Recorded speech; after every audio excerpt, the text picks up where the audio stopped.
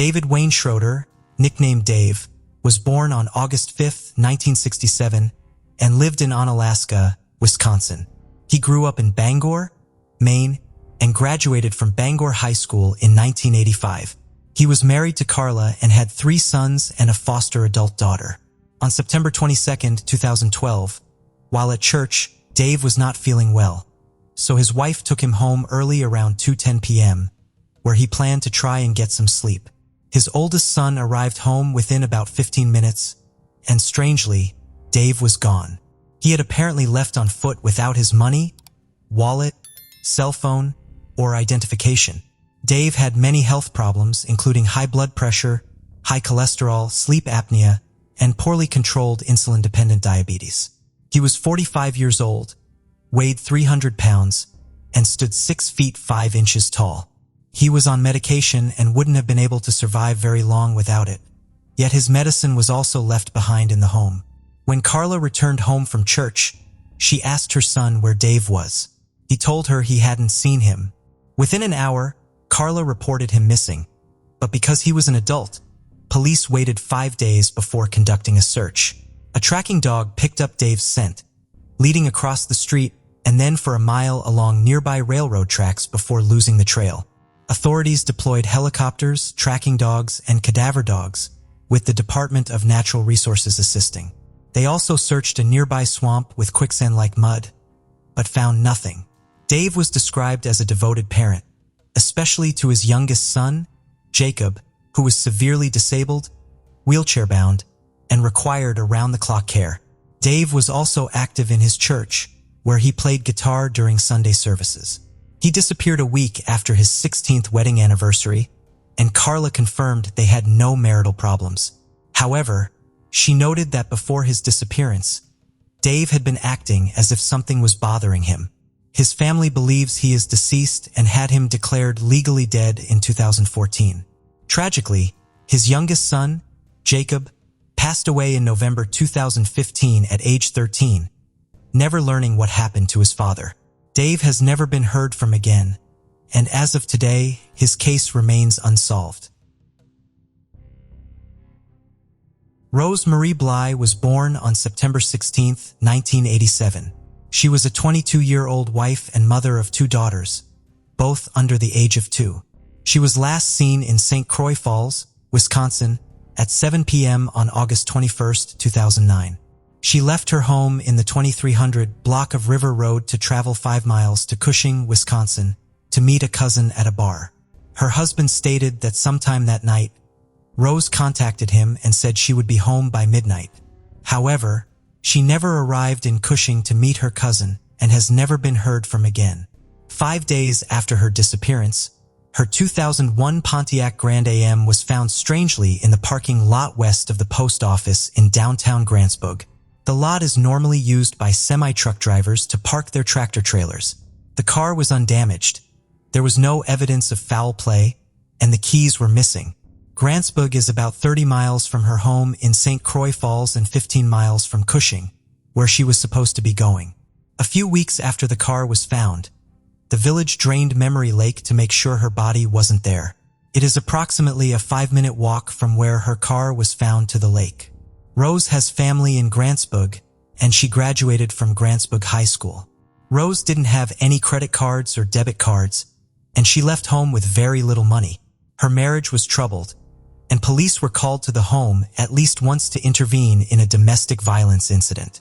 Her husband had previously filed for divorce in June 2009 but withdrew the filing after reconciling. He passed a polygraph test and isn't considered a suspect in her disappearance. His divorce petition was granted in 2010, and he now has sole custody of their daughters.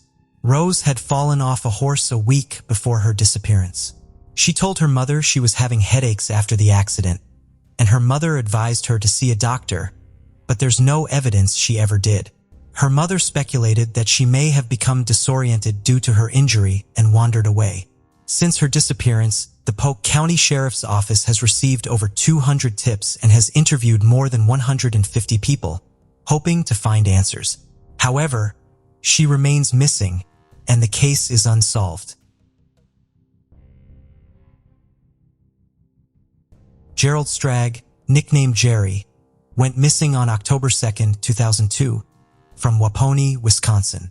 He was last seen at the Dodge Correctional Institution, where he had worked as a prison guard for 25 years. He loved to golf and was scheduled to participate in a golf tournament the weekend of October 5, 2002, and was looking forward to it, but he never showed up. He was reportedly one of Wisconsin's best amateur golfers at the time. He was supposed to return to work on October 8th, but he never showed up and never called in. Jerry's father went to his apartment on October 11th to find out why his son wasn't answering his phone. He found the apartment unlocked with all his son's personal belongings, including his cell phone, wallet, ID, car keys, and golf clubs left behind. The lights were on, and the television was tuned in to the Golf Channel. Not knowing where his son could be, he reported him missing to police. Investigators found no signs of a struggle in the residence. His car and his motorcycle were in the apartment garage, and the only thing missing from the apartment was his gun. Extensive searches of the Waponi area have turned up no clues as to Jerry's whereabouts, and there has been no activity on his bank account since his disappearance. He is described as a quiet, focused man who is divorced and has no children. It is important to note several things regarding Jerry. He was having personal problems at the time of his disappearance because he had been arrested for drunk driving for the 4th time and feared losing his job because of it. Strangely, he disappeared at about the same time inmate Thomas Deering escaped from the prison where Jerry worked. Another guard was disciplined in connection with the incident. However, Deering's escape is not thought to have anything to do with Jerry's disappearance. In 1983, nearly 20 years before Jerry's disappearance, he was held hostage during a prison riot by inmates who tortured him and threatened to set him on fire. His father stated his son was never the same after the prison riot in 1983. Jerry reportedly was traumatized by the incident and was believed to have suffered from PTSD because of it. But it's unclear what, if anything, it had to do with his disappearance nearly 20 years later. Investigators are still not sure what happened to Jerry, and his friends theorize he may have taken his own life. Others have suggested that he went to Harkon Marsh to check his deer stand but became injured and died. There is no evidence to substantiate these or any other theories, and as of today, this case remains unsolved.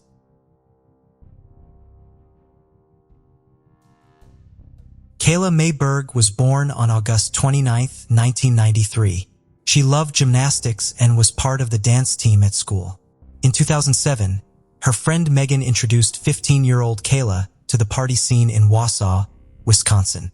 She and her friends had started leaving the small, quiet town of Antigua, Wisconsin, and venturing out further to other parties in Wausau. They were telling their parents they were staying the night at each other's houses, but they were actually staying the weekends at Kayla's 19-year-old boyfriend, Miguel Marrero's party house. They would eventually break up, but she continued to party at his house, and they were reportedly trying to mend their relationship on August 11, 2009. Kayla went to her grandparents' home, where her father, James, was living at the time because he was ill with cancer. She had called her mother, Hope, and told her she might go see some friends later. Her father, who has since passed away, had stated that the last thing he heard from his daughter was her yelling through the house that she was going out, and then she left. She had told him prior to that she was staying the night with her friend, Natasha. It should also be noted that Kayla didn't own a cell phone, and getting in touch with her after she left would have been very difficult. She was picked up that evening by her older brother's friend, 24-year-old Kevin Kilchecki, who drove her around her hometown of Antigua. They stopped at McDonald's, and Kayla went in to speak to her friend, Beth, while Kevin stayed in the car. She told Beth that the two were going to ride around and smoke. That was the last time she was seen, and it would be 6 days before her parents would realize she was definitely missing due to miscommunication between her parents and brother. Also, her mother, Hope, was apprehensive about filing a missing persons report because a day or two before she went missing, she and another girl's mother had filed a missing person report, and while at the police station, found out that Kayla had stayed overnight at an outside party in town and was safe. After finding this information out, Kayla promised her mother that she would try to get her act together. So her mother didn't want another false alarm by filing a missing persons report again if she wasn't sure Kayla was actually missing. The night she went missing, Kevin claimed that he dropped Kayla off at her ex-boyfriend Miguel's home, which was about 40 minutes from Antigua. He stayed at the house, which was located at 1017 East Wausau Avenue, across the street from the Colonial Manor nursing home. The house had all the lights turned off and looked as if no one was home. Kevin also claimed that he never saw Kayla go inside the home. It is very strange that he would claim to drop her off there because a week earlier, her ex-boyfriend Miguel had moved into another home due to that home being condemned and in desperate need of repairs. Also, the house was boarded up, and Kayla had already been to Miguel's new home and knew that he had moved. So why would she ask to be dropped off at an empty house? He stated he dropped her off somewhere around 10:30 p.m. and went straight home to Deerbrook, where his mother gave him an alibi, stating that she saw him in the hallway around midnight. Police would search Miguel's new home and conduct an interview with him, and he would say he did not see Kayla the night she disappeared, and that he hadn't seen her since she was at a party at his house the weekend prior to her disappearance. Kayla had seen her brother earlier that night, and her friend Beth had talked to her friend Natasha, and they all had no knowledge of her having plans to go to Wausau that night. Authorities initially believed Kayla was a runaway, and they stated her friends appeared evasive, as if they were trying to conceal her whereabouts. Police began to reconsider the runaway theory as weeks passed without any contact. They searched Miguel's previous home and noted that it was still boarded and locked up, with no evidence of anyone entering the home. They searched the surrounding woods with dogs and a small lake in the woods with divers. Nothing was found. In October 2009, Kevin was arrested and charged with second-degree reckless child endangerment, a felony related to substance use with Kayla on the night she was last seen. However, the charge was eventually dismissed in July 2011. After the case was dismissed, Kevin stopped cooperating with investigators, citing that he felt harassed by Kayla's family and the police. Investigators received assistance from the larger police department of the neighboring town of Madison in December 2009. They had a team of highly trained dogs that could only locate scents from human decomposition. They had a lineup of 10 vehicles, including Miguel's and Kevin's. The dogs would only alert on Kevin's vehicle. Kevin's cell phone records also indicated that he had called Kayla prior to picking her up that night, and all activity then ceased until 2 p.m. the next day. So either his phone died coincidentally, or he purposely shut it off. While Miguel's records corroborated the story he told police, it was discovered that an old cell phone of his had pinged off a tower in Lincoln County, about 40 miles north of Wausau, on the night of Kayla's disappearance. 2 calls were made, but a search of the area near the cell phone towers uncovered nothing. This prompted police to want to re-interview Miguel, but he denied their request, citing, like Kevin, that he felt harassed by both them and Kayla's family. There were 12 searches done in and around Antigua with hopes of finding Kayla. Cadaver and search dogs alerted on 2 separate locations during these searches, with both areas being connected to Kevin. One was a parcel of land owned by his parents, and the second was at the potato farm that Kevin worked at. However, they were unable to uncover enough evidence to link either scent to Kayla. On October 8, 2016, a YouTube video from October 2009 was sent to the Antigua Police Department, which featured a male subject who had tied up a girl in his basement. It had been anonymously uploaded to YouTube, and the girl strongly resembled Kayla. It hadn't reached the eyes of detectives until it went viral in 2016.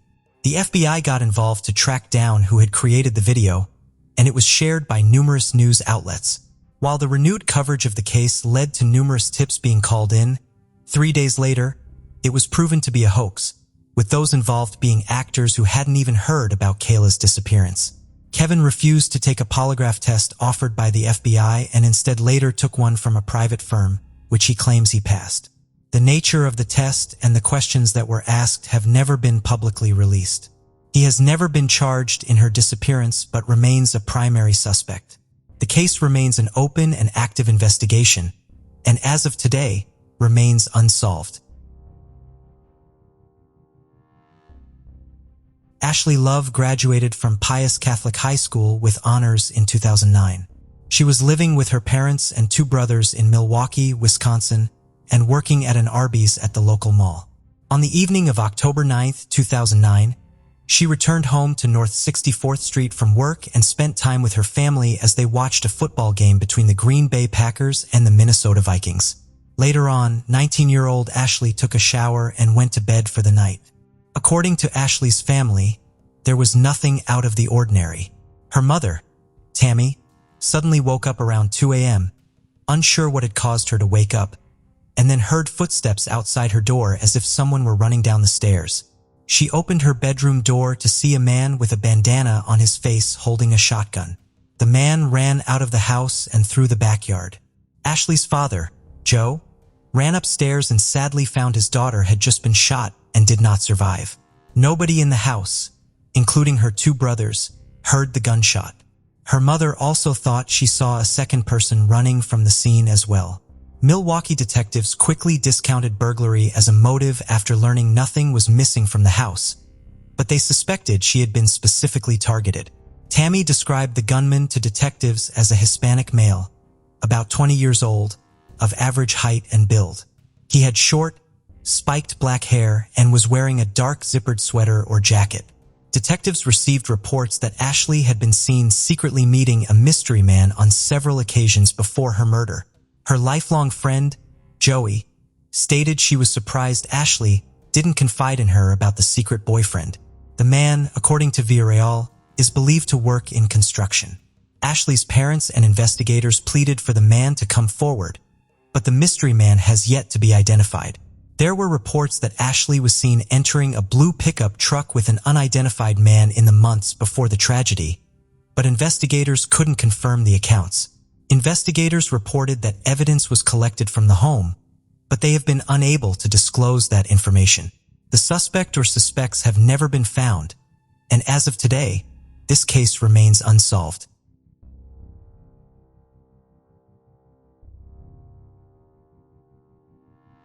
The horrible James Bulger case. On February 12, 1993, a Friday afternoon in Bootle, England, specifically at the New Strand Shopping Centre, Denise was with a friend and her son, James Bulger. James had recently stopped using a stroller, as he was 2 years and 10 months old, so he was walking alongside his mother. At around 3 o'clock in the afternoon, Denise's friend took a different path, leaving Denise alone with her little James. At one point, Denise went to a store with her son, bought what she needed, and when she realized it, she saw that James was not with her.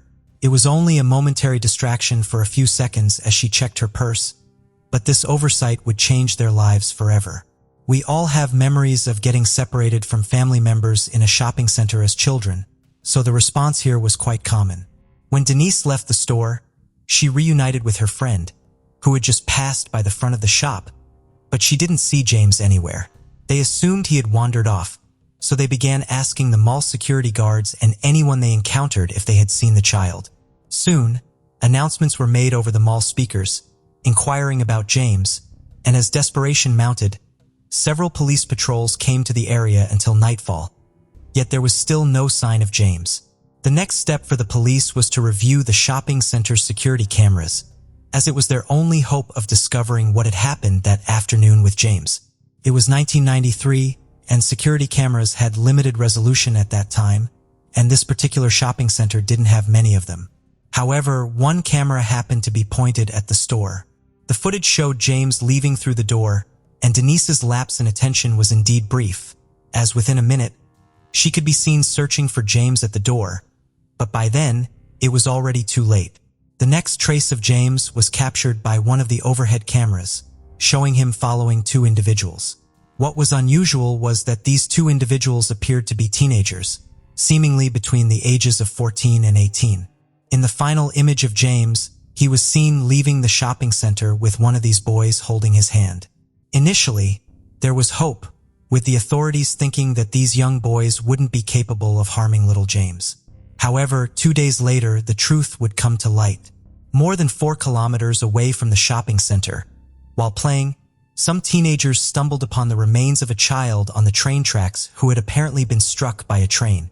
This discovery immediately set off alarms, and they contacted one of James' uncles, who unmistakably identified the child as James Bulger. It was clear that this was no accident. In fact, all evidence suggested that James had died before being struck by the train.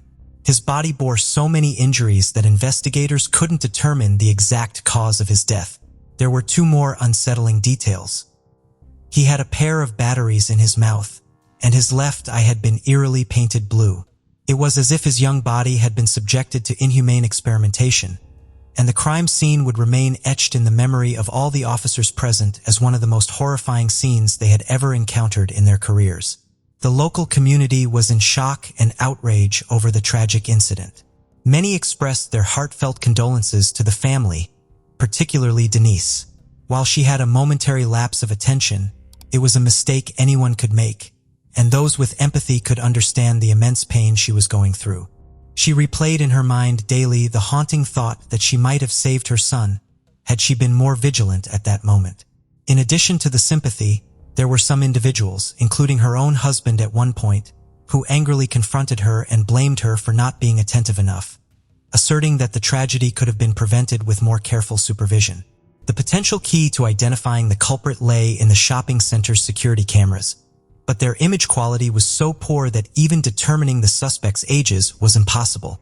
Various media outlets attempted to enhance the images in hopes of identifying the individuals, but their efforts proved fruitless.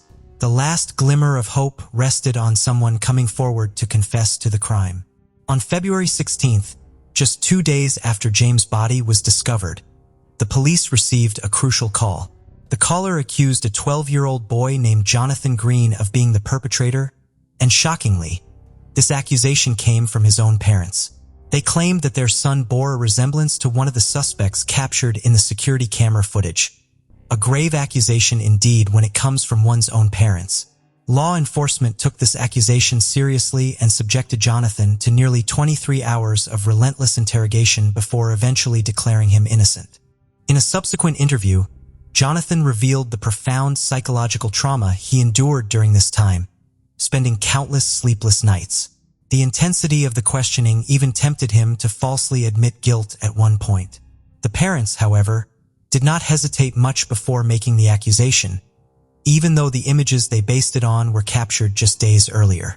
Furthermore, Jonathan was a mere 12 years old, and giving him the benefit of the doubt should have been a priority. The only evidence against him was a vague resemblance, which wasn't particularly strong given the poor image quality, akin to images taken through a blur. The media, driven by the pursuit of attention, without much consideration, broadcasted Jonathan as the prime suspect. This prompted people, fueled by a thirst for justice, to attack the vehicle in which he traveled with his parents and to vandalize their home by pelting it with stones until all the windows were shattered. The harassment was so severe that the Greens had to abandon their home and relocate to another city. Just 6 days after James' disappearance, a television program showed all available information about the case up to that date, hoping that a viewer might provide a clue to apprehend the culprits. The program was immensely popular at the time, and following its broadcast, the police received several calls, with one call standing out as particularly valuable. It came from a woman who firmly believed that the real culprits were Robert Thompson and John Venables. These boys were known for their mischievous behavior, which had escalated into criminal activities such as theft. They had gained a notorious reputation at their schools and were frequent truants. However, a significant conflict arose when the police suspected that the culprits were at least 14 years old, while these potential suspects were just 10 years old. Due to this discrepancy and the fact that there were several other suspects of similar age, the police decided to pay a visit to the homes of these young boys, although their expectations were not high. Initially, they observed some peculiar behavior, but it was challenging to draw definitive conclusions from these observations since the police had very little experience dealing with child offenders of this age. Subsequently, it was confirmed that both boys had skipped school on that particular day. Additionally, there was a noticeable detail. One of John's shoes displayed clear stains of blue paint. This piece of evidence led the authorities to consider them as prime suspects, and they were promptly taken to the police station. Unlike the previous case with Jonathan, this time the authorities handled it discreetly to prevent the young boys from enduring the extensive hours of questioning in a single session. Consequently, the interrogations were spread out over multiple days. The initial day of questioning proved to be challenging, given the boy's age of just 10, and the authorities couldn't subject them to the same scrutiny as adults. As a result, both boys steadfastly denied any involvement in the crime, and their age and emotional state played a significant role in this response. However, as the interrogations continued into the second day, a marked contrast emerged between Robert and John. Robert remained composed, displaying little emotion, not shedding a tear, and maintaining a stoic demeanor. On the other hand, John's emotional resilience began to waver, and he eventually confessed to the crime. John revealed that on that fateful afternoon, he and Robert had decided to skip school as they often did and ventured to the shopping center. Their initial actions upon arrival included stealing various items, among them a pair of batteries and a can of blue paint. Growing weary of their theft spree, a sinister idea took hold in their young minds, the idea of kidnapping a child. They planned to take the child onto the street and push them in front of an oncoming car. To execute this plan, they first signaled to another child to approach them. Fortunately, the child's vigilant mother intervened in time, preventing any harm. Continuing with their disturbing plan, as they passed by a butcher shop, they signaled to James Bulger through the window. Tragically, James responded to their call and left the shop, unbeknownst to his mother. The two boys quickly whisked James away from the shopping center to carry out their dark scheme.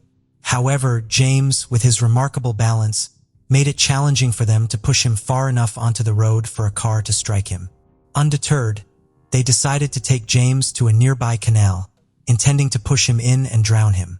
Upon reaching the canal, they pushed him from above, but instead of falling into the water, James tumbled and struck his forehead, resulting in a visible bump.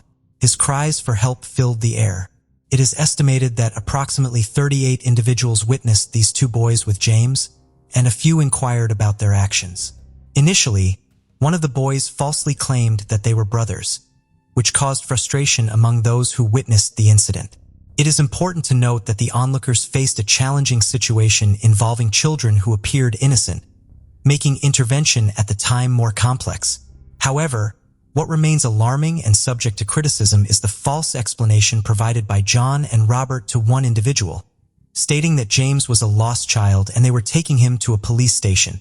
At that point, an adult had to be held accountable because this tragic incident could have been prevented. It's clearly irresponsible to entrust the care of a lost child to two 10-year-olds.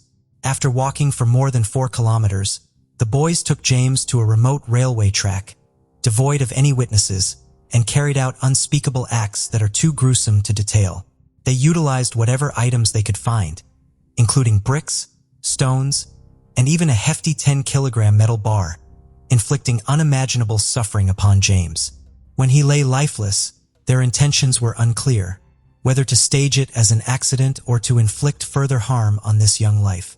They left his lifeless body on the railway track, concealed beneath debris, to remain unnoticed until a passing train. Even the police found it difficult to comprehend such a horrifying reality, and they believed that there must have been prior signs or indicators. Consequently, they decided to delve into the backgrounds of these two young boys. As the police investigation continued, it became evident that both boys had experienced remarkably similar childhoods. Robert Thompson resided in a dysfunctional household where he and his 6 siblings suffered constant abuse from their father. His mother grappled with severe alcohol-related issues and had once attempted suicide while setting their home on fire. Robert had earned a reputation as a thief, displaying violent tendencies and compulsive lying. John Venables, on the other hand, came from a fractured family where his parents were divorced, and he received minimal attention and affection.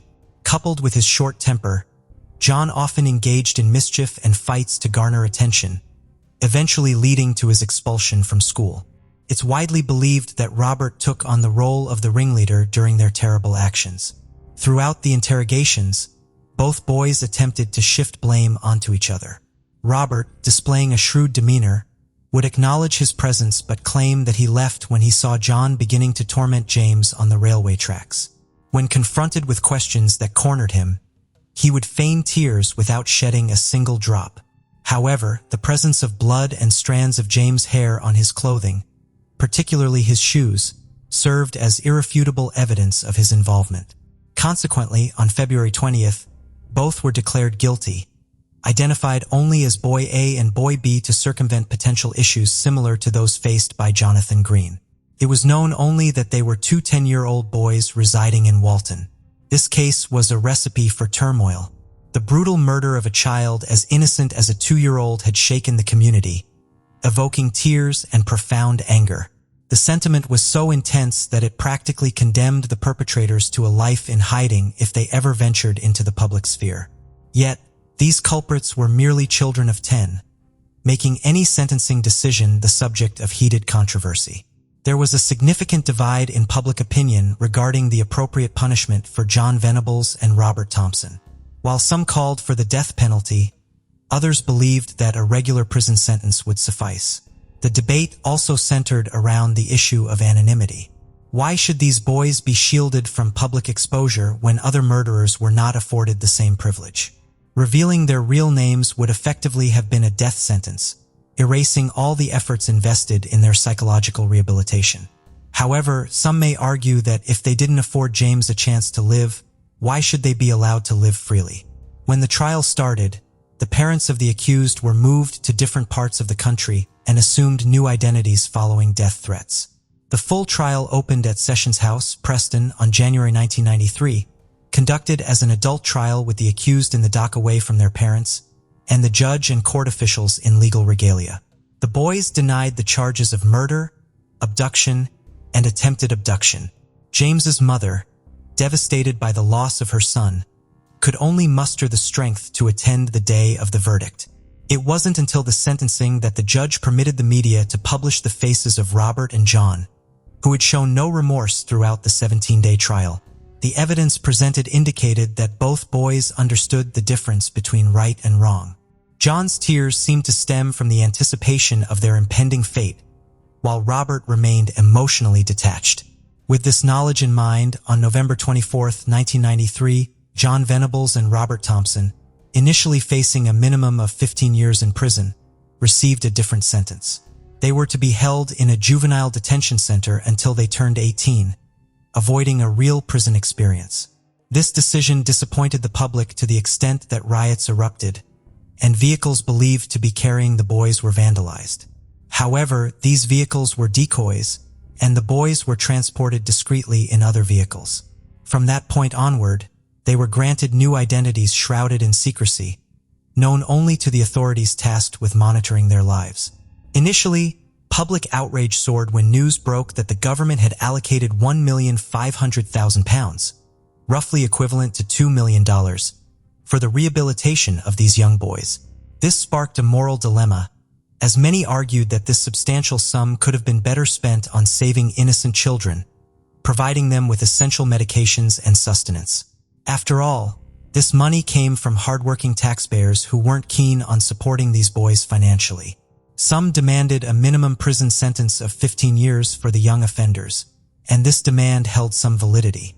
Despite the expertise of psychologists, it's well established that by the age of 18, an individual's brain hasn't fully matured, and latent issues may surface. Allowing potentially dangerous individuals to exit psychological support at this age was seen as a considerable risk. In June 2001, both boys were released, and their anonymity would only be lifted if they committed another crime. Interestingly, Robert, who initially appeared more problematic, managed to stay clear of criminal activity. On the contrary, John's behavior took a different turn, becoming a focal point for those questioning the efficacy of the system and how such individuals could be allowed to reintegrate into society. John's criminal history began with a brief jail sentence in 2008 for instigating a bar brawl and being found in possession of drugs. In 2010, he faced arrest for possessing indecent images related to child abuse. Subsequently, he was convicted and sentenced to 2 years in prison after confessing to downloading and disseminating such content online. Although he was released in 2013, he returned to jail in 2017 on the same charges. This time, he received a 40-month prison term after admitting to possessing over 1,000 explicit images. The exact details of his release and subsequent actions remain unclear, as authorities, seemingly regardless of his actions, continue to shield him from public scrutiny. Even 2 decades after the initial crime, John managed to claim another victim, 36-year-old Scott Bradley. Scott, a family man, fell prey to false rumors that he was, in fact, Robert Thompson. Over several months, he endured relentless harassment, insults, and threats directed at his family, and most importantly, his beloved son. During one phone call, he confided in his mother, expressing his unbearable distress and a desire to end his own life. Regrettably, she didn't take his words seriously, assuming the situation would eventually subside. Tragically, on August 10, 2012, Scott Bradley's mother discovered her son's lifeless body hanging from a noose. When authorities arrived at the scene, they determined it was a case of suicide. The mother of James Bulger, along with countless others, couldn't help but wonder if this tragedy might have been averted had the true identities of the original perpetrators been revealed. In late June 2019, it was reported that British officials had considered, reportedly spent, £65,000 in legal fees to keep Venable's identity a secret. Adele Jensen, who went by the nickname Addie, was a graduate of Dunwoody College of Technology and worked as a radiology technician. She had a beautiful 2-year-old daughter with Joshua Dow. She had lived with Joshua and their daughter, but after breaking up following a violent encounter, she moved in with her parents in Carver County, Minnesota, and had taken her daughter with her. She was saving up money to get her own apartment and enroll her daughter in preschool. On the night of November 17, 2015, she and Joshua, along with his brother, had gone to the downtown cabaret.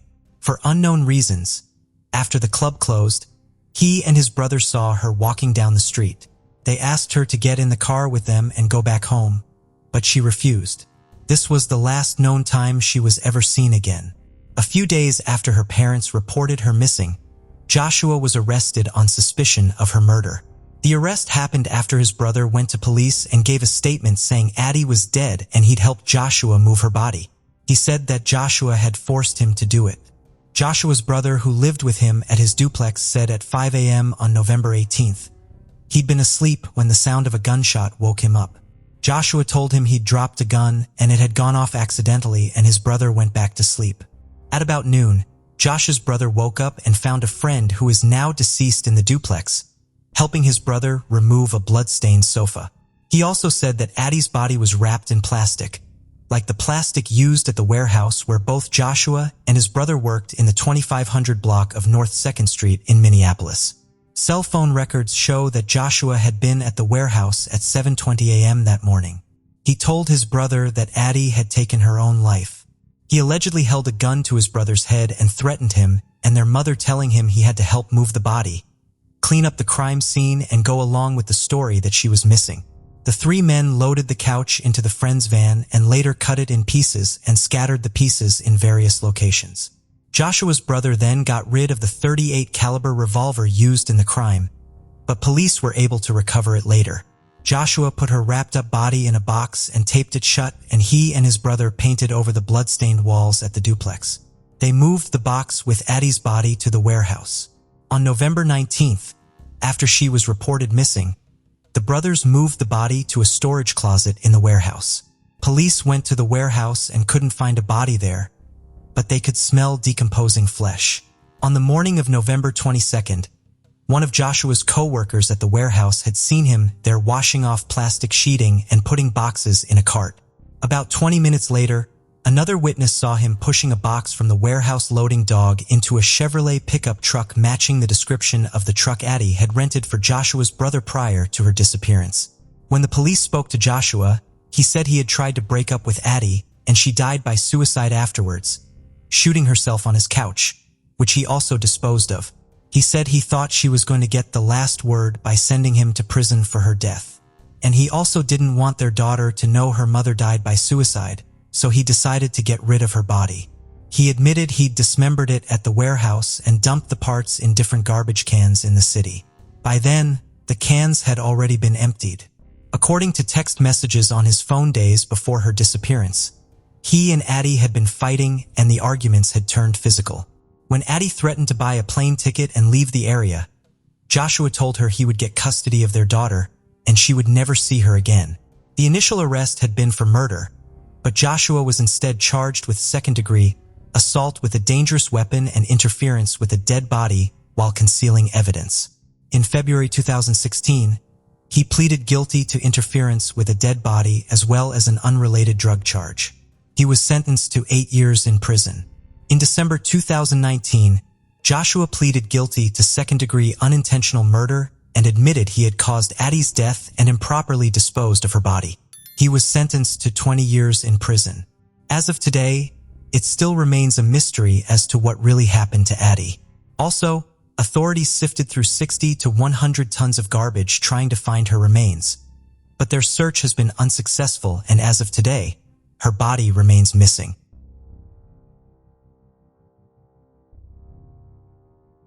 Nathaniel Williams, who goes by Nate, was born in 1983.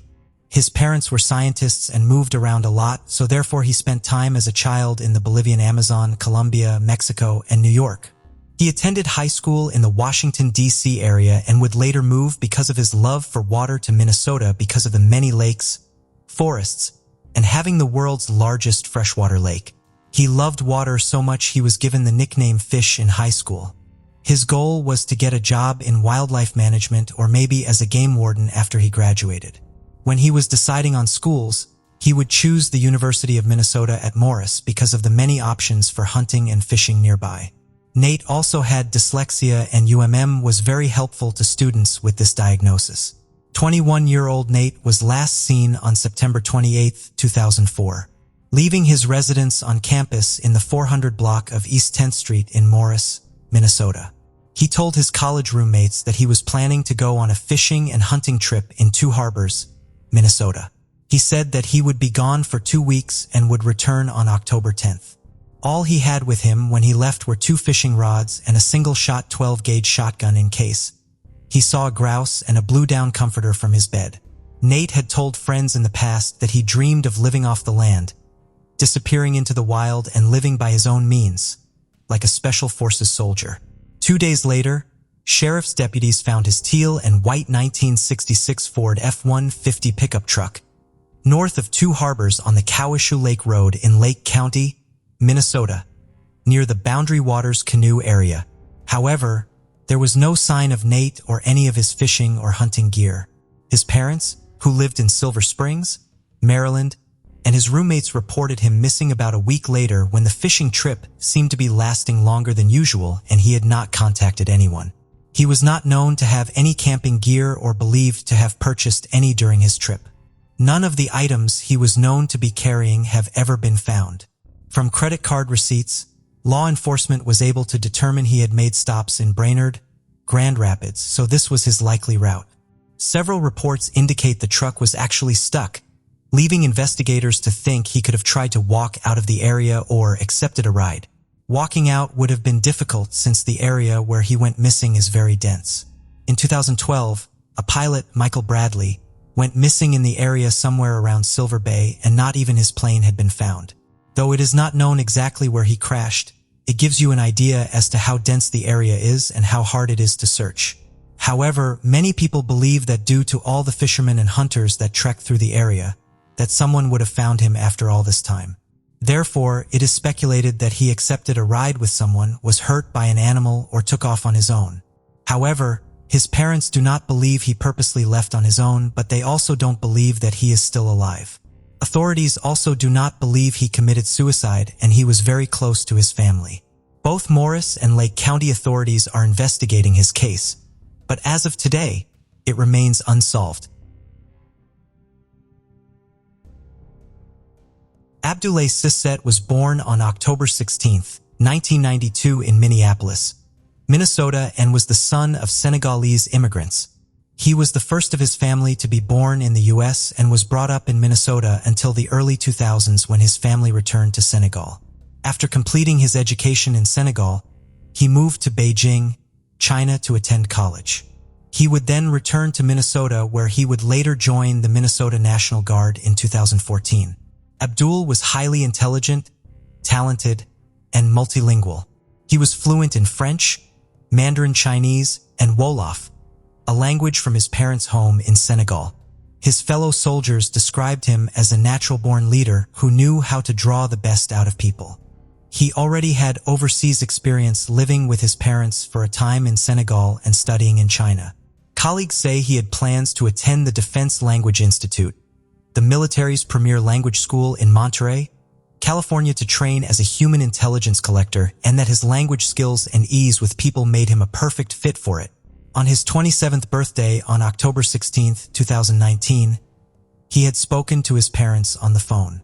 His father would say it was his birthday, so we sang along happy birthday to him. And like a soldier, like a very happy man, he was chanting and chanting with us over the phone. Sadly, tragedy would strike on his birthday and he would succumb to a very senseless act. Police officers would find him lying in the road in the 500 block of 7th Street, near the apartment he shared with his sister. His family believes he was walking home around 4:30 a.m. in the Marcy Homes neighborhood when he saw someone breaking into someone else's car and tried to intervene. That is when he was stabbed to death. He was taken on his birthday to the Hennepin County Medical Center, the same hospital where he was born 27 years earlier, but would not survive. In the days after his death, shocked neighbors and police launched a safe walk. Officers were canvassing door to door for information. It led to no motive or suspects. Minneapolis police say there have been no arrests in the case and that detectives continue to investigate. Abdul's body was flown to his family's home in city of Touba, Senegal, where he was then buried.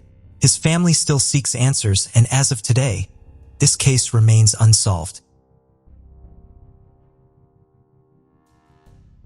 Corinne Leon Erstad was born on February 17, 1987 and lived in Inver Grove Heights, Minnesota.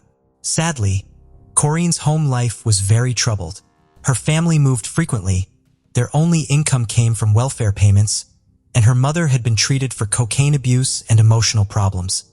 Corinne and her brother had spent several months in foster care in 1987, shortly after Corinne was born.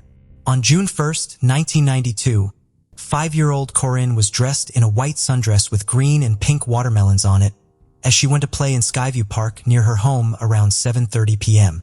Only a few minutes later, her mother and stepfather sent her 2 older brothers to go get her from the park. However, she was nowhere to be found.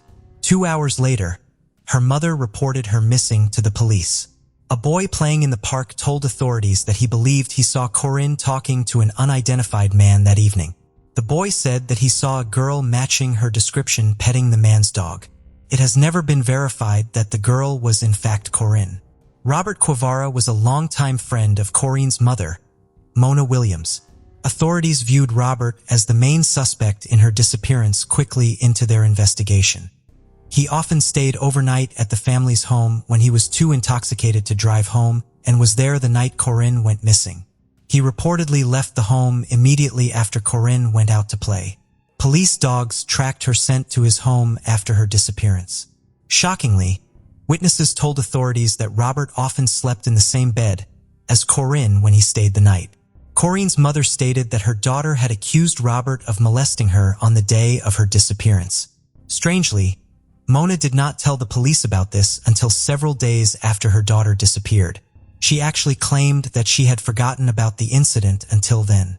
Authorities discovered a dress identical to the one Corinne was last seen wearing in a pair of girls' underpants inside Robert's locker. The items of clothing had been stained with blood and semen. Blood stains were also discovered on a shower curtain inside Robert's trailer.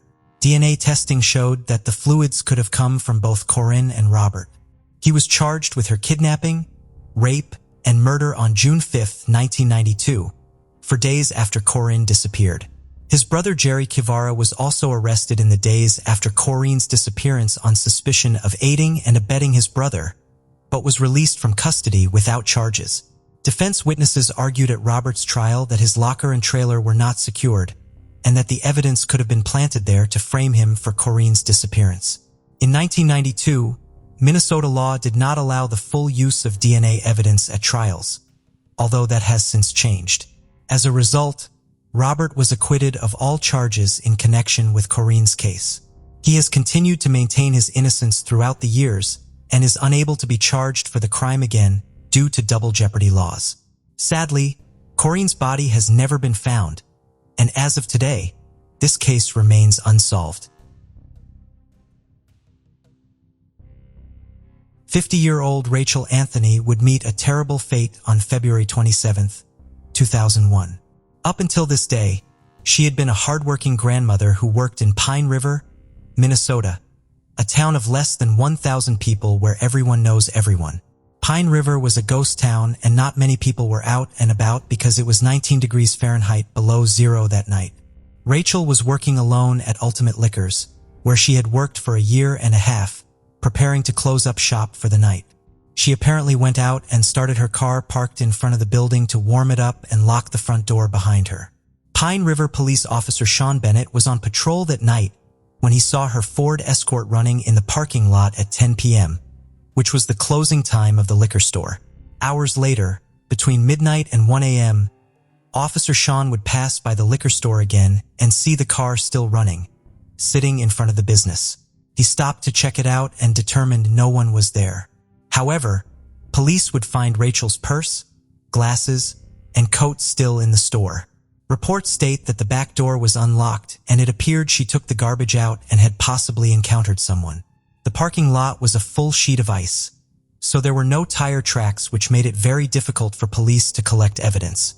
There were also no tracks found in the surrounding thick snow. Robbery was ruled out because no cash or merchandise appeared to be missing. There was also no signs of a struggle inside or outside of the store. The security cameras were unfortunately not recording that night. Investigators would suspect Rachel had been taken from the store against her will. Her daughter Jessica, her son-in-law, and grandchildren lived with her, and Jessica was the first person police notified. Authorities checked out Jessica and her husband's alibis, as well as Rachel's ex-husband, who was living in Princeton. However, their alibis checked out. Investigators looked at who was traveling along Highway 371 that night, looked at receipts made at the liquor store and what type of alcohol was purchased. All the people who made purchases from the liquor store during her shift cooperated and were eliminated as suspects. The last purchase rung up that night was at 9:56 p.m. and the transaction was never completed. This led detectives to believe this partial purchase was that of the suspect. While investigators and agents looked for clues, extensive searches were ongoing in Pine River and the surrounding area by air and land to find Rachel, but there were no signs of her anywhere. 6 weeks after her disappearance on April 13th, 4 teenagers were riding horses on the side of a narrow paved road in Breezy Point. One of the teens looked down in a ditch off Nelson Road and saw a female's body. That body was later determined to be the body of Rachel Anthony, located about 10 miles from where she was taken. The cause of death was determined to be asphyxia. Detectives said it appeared the suspect threw her body over the high-packed snowbank off the road and into the ditch, which was 20 feet down. Detectives stated, "Is just another indication that the person who did this was from this area. No one from out of this area would even know about this road. This is a back road between Pequot Lakes and Breezy Point, and only someone from this area would be able to find this road." Authorities couldn't determine an exact time of death, but believe it was right after her abduction. Many people speculate that the suspect didn't choose Rachel at random. It is in a very secure and rural area where you can go miles without seeing anyone or anything other than trees. The extremely low temperatures that night leads you to believe that no one would be out without purpose. It is believed that the suspect is someone from the area that knew what time she closed the store and is familiar with the rural area in which her body was found. The suspect has never been found, and her family continues to seek justice, but as of today, this case remains unsolved. Juliette LaDramagat, affectionately known as Juju, was born on May 2, 2013. Her parents are Paraguayan Lillian Zapata and Frenchman Stéphane LaDramagat, who gave the little girl both nationalities. Charlotte, the couple's firstborn, completed their family. Eventually, the spouses divorced and Lillian joined Rainer Oberber, a German citizen who had arrived in Paraguay just a year before to settle in the country. It was known that he had worked on projects or campaigns related to human rights in Europe. Juliette had microcephaly, a neurological condition that causes motor disabilities and cognitive developmental delays. The girl was described as a cheerful, affectionate, and lively child who enjoyed playing outdoors. From mid-March 2020, Juliet had been living on a farm in the city of Ambascada with her mother, sister, and stepfather.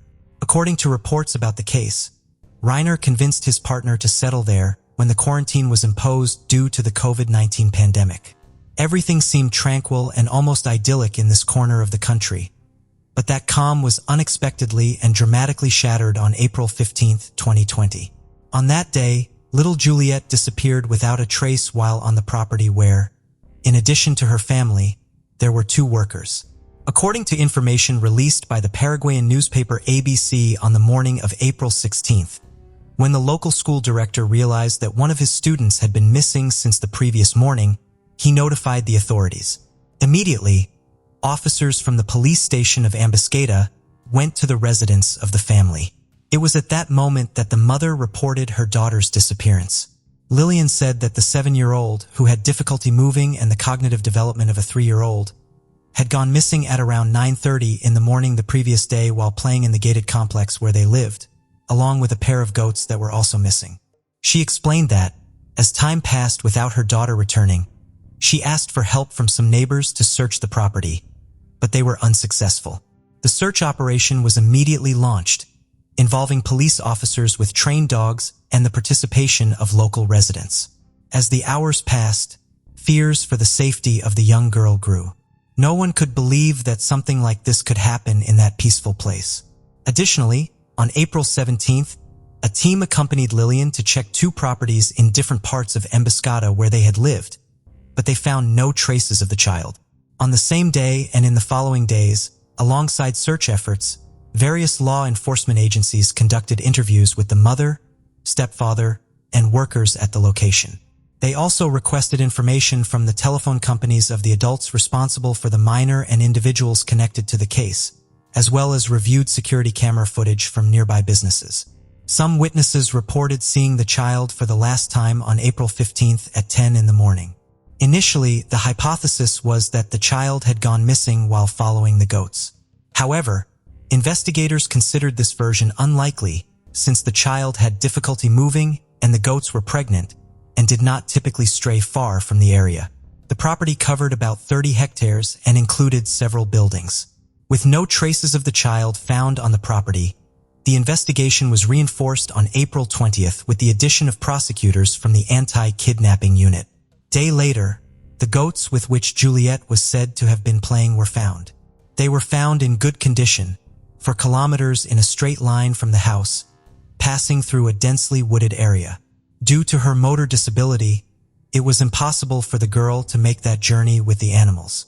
The next day, the police expanded the search nationwide. During the first 2 weeks of the investigation, the prosecution team conducted several searches on the family property. These inspections resulted in the discovery of blood traces in various places, including in a van driven by Reiner. In his initial statements to the prosecution, the German citizen claimed to have left the house twice in the mentioned vehicle on the day Juliet went missing. However, the police investigation would later determine that he had actually left the property a total of 3 times. In addition to the forensic and technical work being done to determine Reiner's possible involvement in the disappearance, officials in charge of the case obtained relevant information during their interviews with various witnesses. Juliet's nanny and one of the workers on the property told detectives that Reiner easily lost his patience when it came to the younger of his daughters.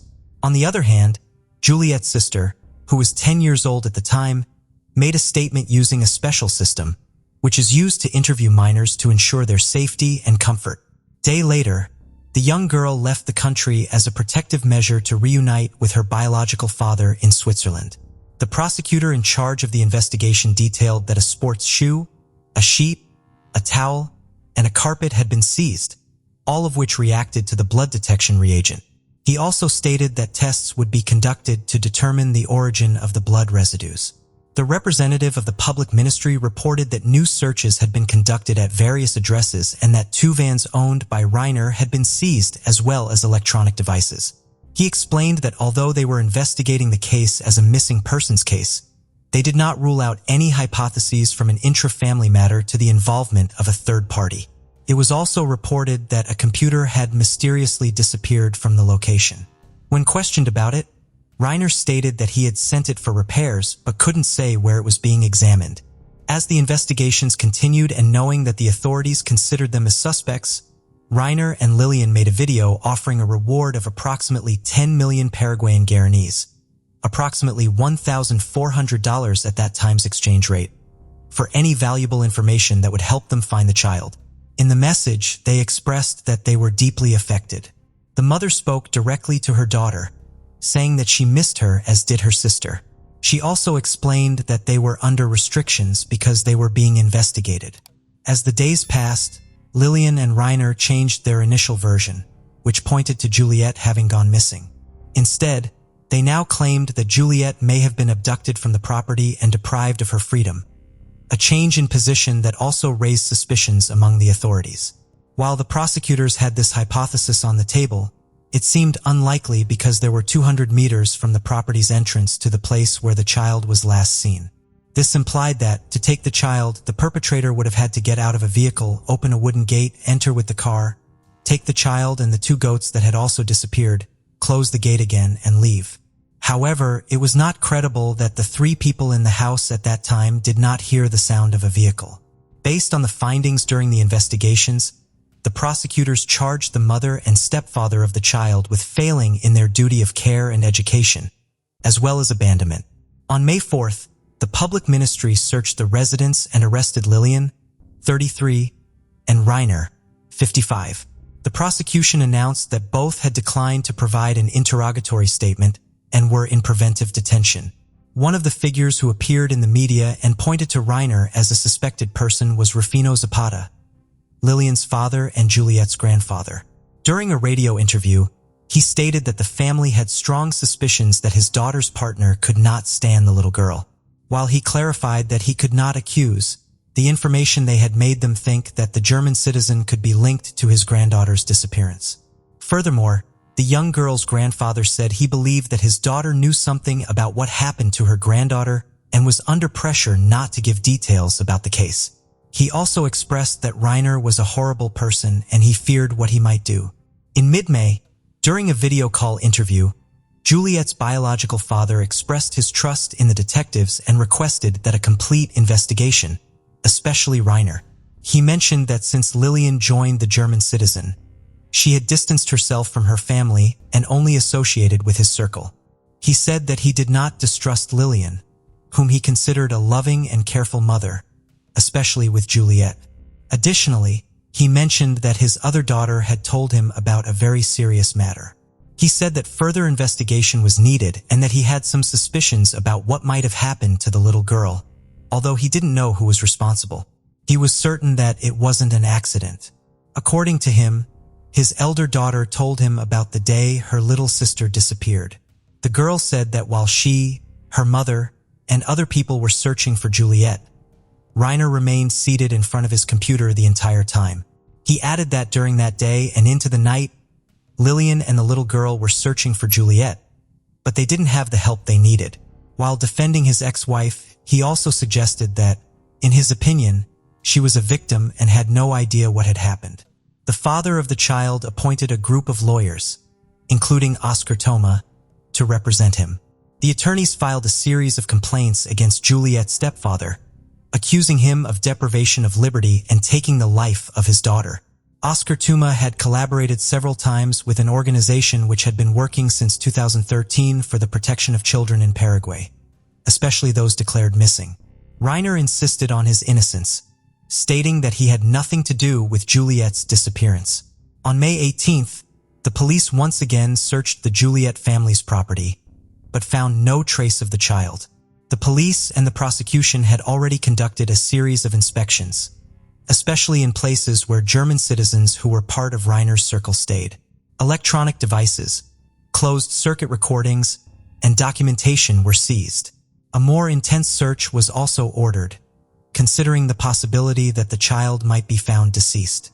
Some buildings were examined and floors were lifted, but none of these efforts yielded results. The media covered the case, especially the differences of opinion between Juliet's father and his lawyer, Oscar, who announced in early June that he was stepping away from the case. According to him, his job was to find the truth, but his client's demands would not allow it. When asked about it, he added that Stefan's decision to side solely against Reiner went against his convictions. The lawyer took the opportunity to explain that, in his opinion, all the pieces of evidence pointed to both of them as responsible for the child's disappearance. Despite intense efforts, the lack of results from the various actions undertaken caused frustration among both the investigators and the child's grandparents. However, as time went on and based on information contained in various seized devices during searches, detectives made discoveries that changed the course of the investigation. On July 23rd, the prosecution expanded the charges against Juliet's stepfather to include possession of child sexual content.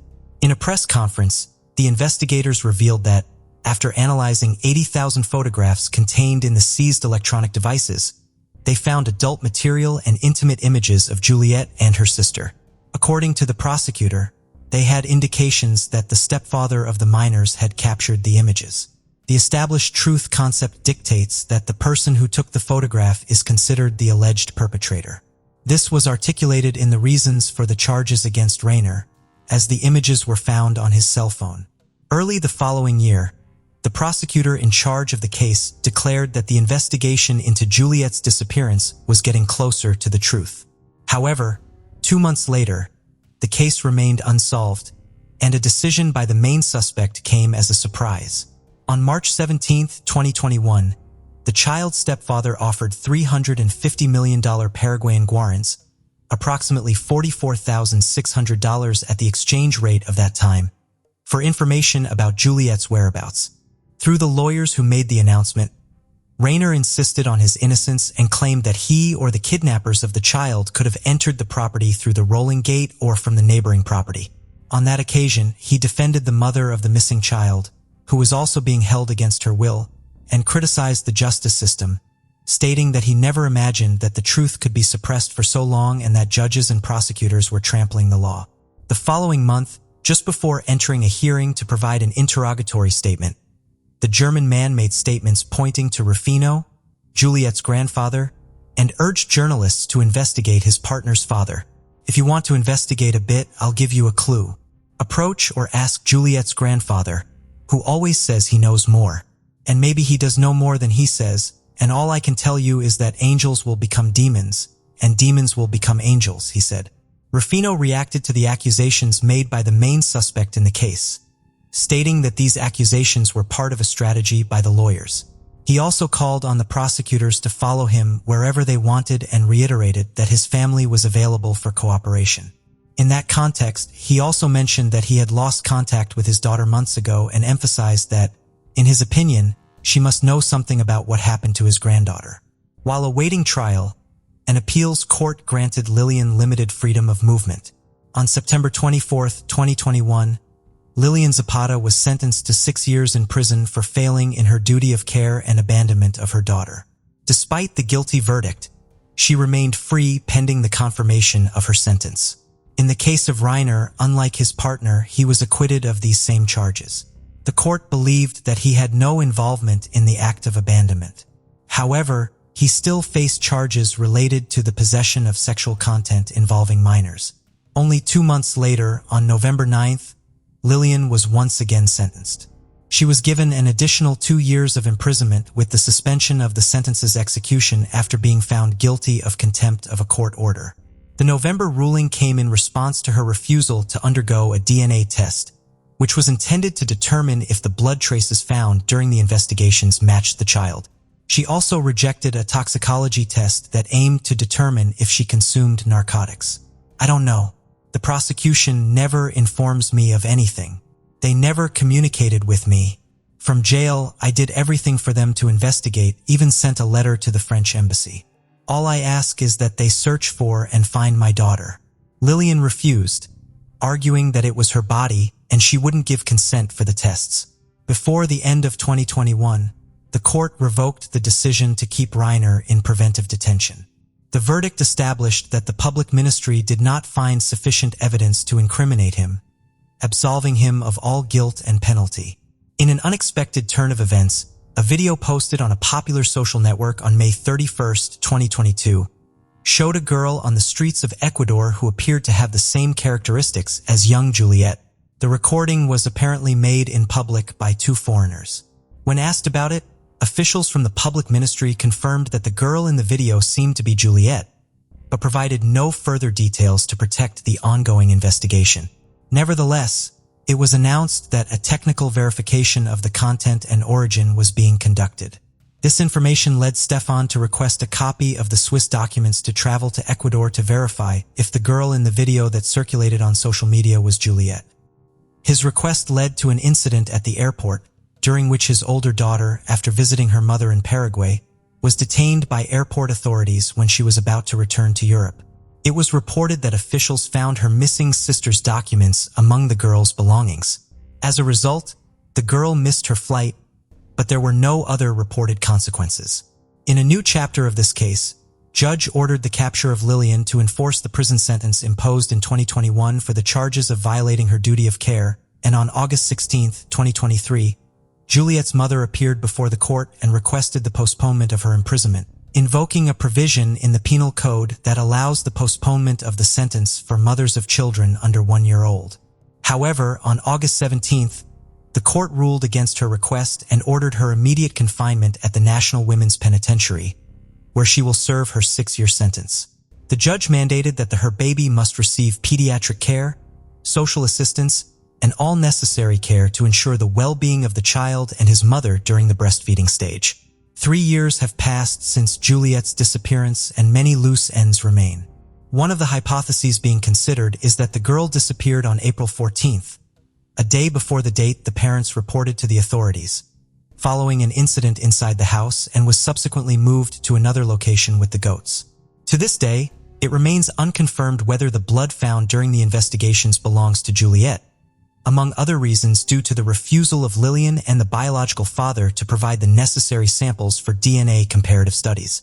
Nevertheless, Stefan remains vigilant for any progress in the investigations and has offered a reward for information leading to Juliet's whereabouts. Juliet's grandfather, Rufino, also refuses to give up. On several occasions, he has expressed his concern about the lack of results in the investigation and has requested the collaboration of the public to report any information or suspicions that could lead to Juliet's discovery. National authorities assure that the investigation is ongoing and the police are following several leads. All that remains is to hope that the responsible party or parties for Juliet's disappearance confess, or that someone provides credible information that leads the authorities to the truth. Megan Renee Fogelsong was born January 20, 1994. Her parents divorced when she was about 6 years old. At 9 years old, she moved to Oneida, Illinois to live with her father and stepmother. Years later, she moved back to Alden, Kansas to live with her mother.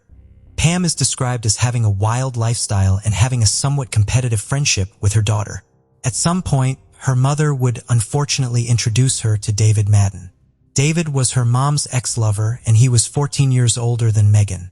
David was a former Marine, but was described as paranoid and violent with hatred towards law enforcement and the government. She began having a tumultuous relationship with David, and the couple were on and off again. David was very physically and mentally abusive and once placed her in a straitjacket at gunpoint and threatened to end her life. Frustrated with the abuse, she briefly moved back to Illinois to be with her dad and stepmom, but she would unfortunately again return to Alden and reconnect with David. In December 2014, David and Megan were at her friend Kelly Starnes' home when Kelly made a frantic 911 call. Even after this, they would make up and continue dating. On November 30th, 2015, Megan would register her last activity on Facebook when she replied to a message from a friend and said she was at David's house.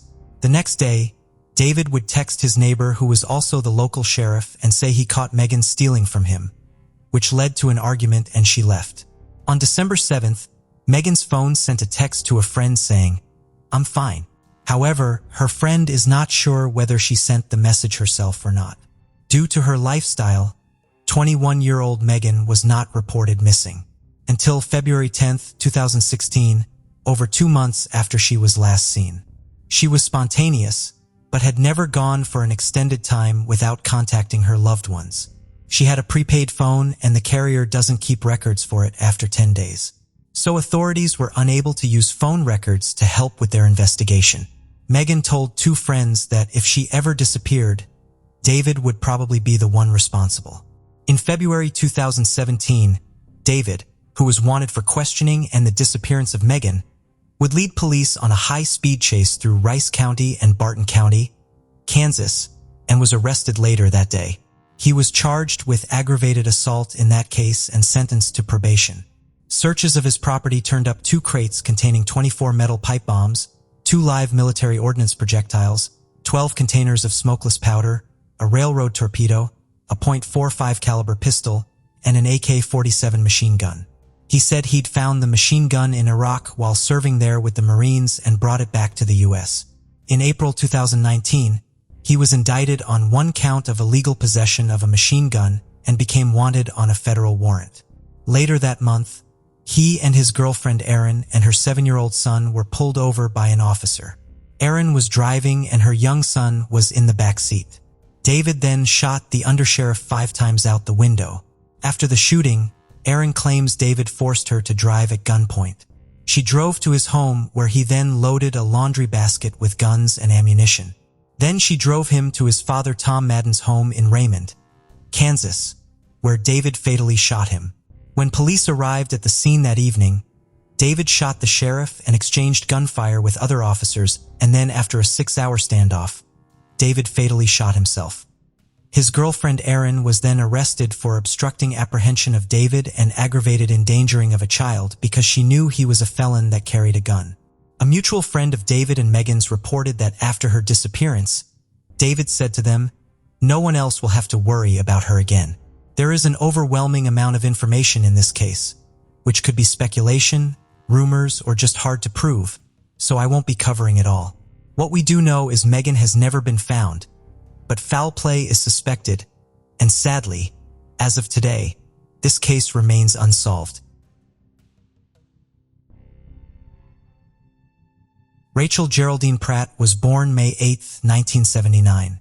She had 7 siblings and grew up in Garden City, Kansas. At the age of 14, she began sneaking around with an 18-year-old boy. When she was 15 years old, she was caught shoplifting a pregnancy test from Walmart. Her mother became very upset, demanding to know who she could be pregnant by, not knowing that she had been seeing the 18-year-old. Rachel eventually admitted to having an older boyfriend and gave her mother his name. Her mother Jan went to the boy's home and spoke to his father. Then the boy's mother called Jan and told her that her son was not involved with Rachel. In the meantime, she took Rachel to the health department to verify her pregnancy. After this, she took Rachel to the police department to file a report because of their age difference. A few weeks later, the boy went to the police department and confirmed that he was indeed Rachel's boyfriend. He was then charged with aggravated and indecent liberties with a child on December 31, 1994. 2 weeks later, Rachel would go missing. She was last seen watching a movie at home with her brother around 1 a.m. on January 16, 1995. Jan came home from work at 2 a.m. and realized Rachel and her coat were gone, and her son had fallen asleep during the movie.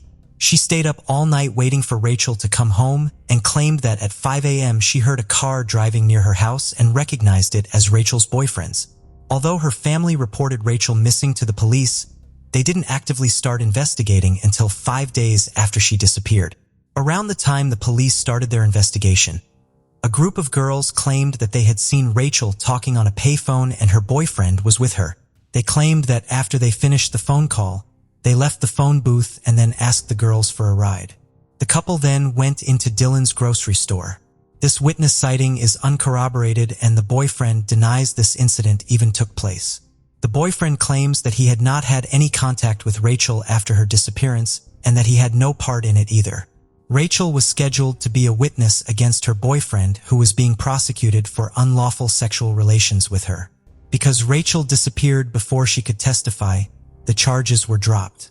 Rachel's father now lives in Illinois, but her mother has stayed in the same house and keeps the same phone number in the hopes that Rachel might someday return. There is no evidence to indicate that Rachel has given birth. There's also no record of her ever receiving a driver's license, a copy of her birth certificate, or a social security card. There have been no sightings of her in many years, but authorities remain hopeful that she is still alive. To this day, the boyfriend has not been ruled out as a suspect, but the police say there isn't much to indicate foul play, and as of today, this case remains unsolved.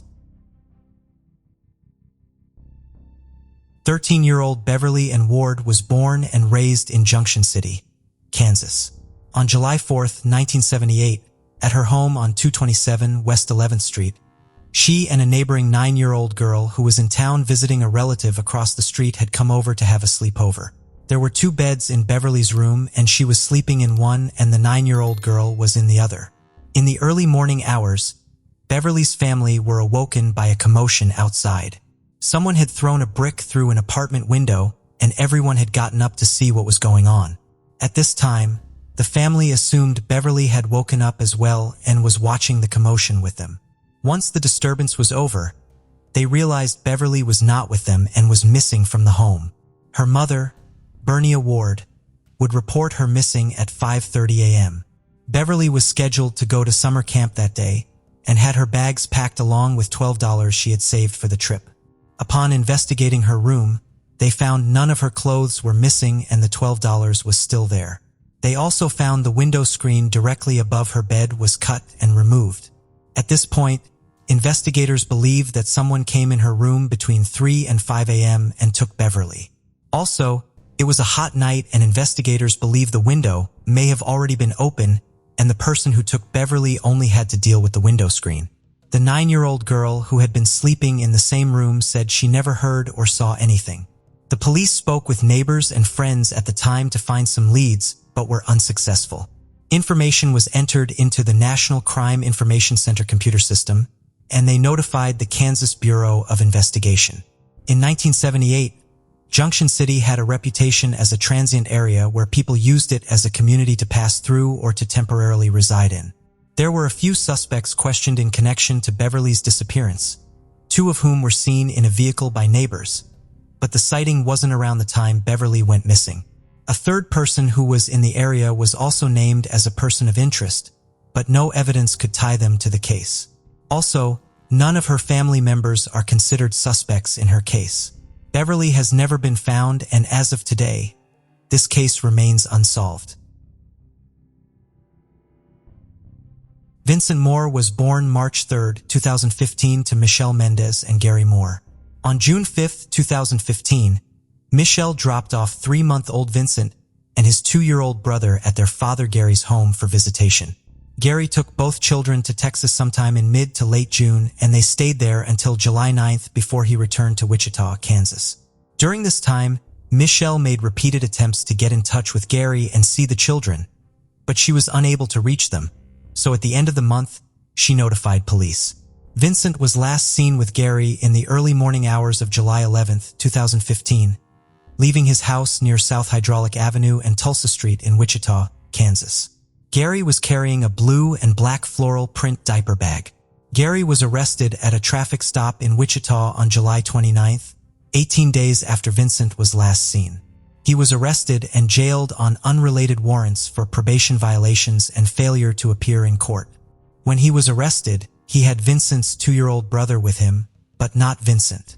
Gary claimed he gave Vincent back to Michelle when he returned from Texas, but she says that is not true and she doesn't know where her son is.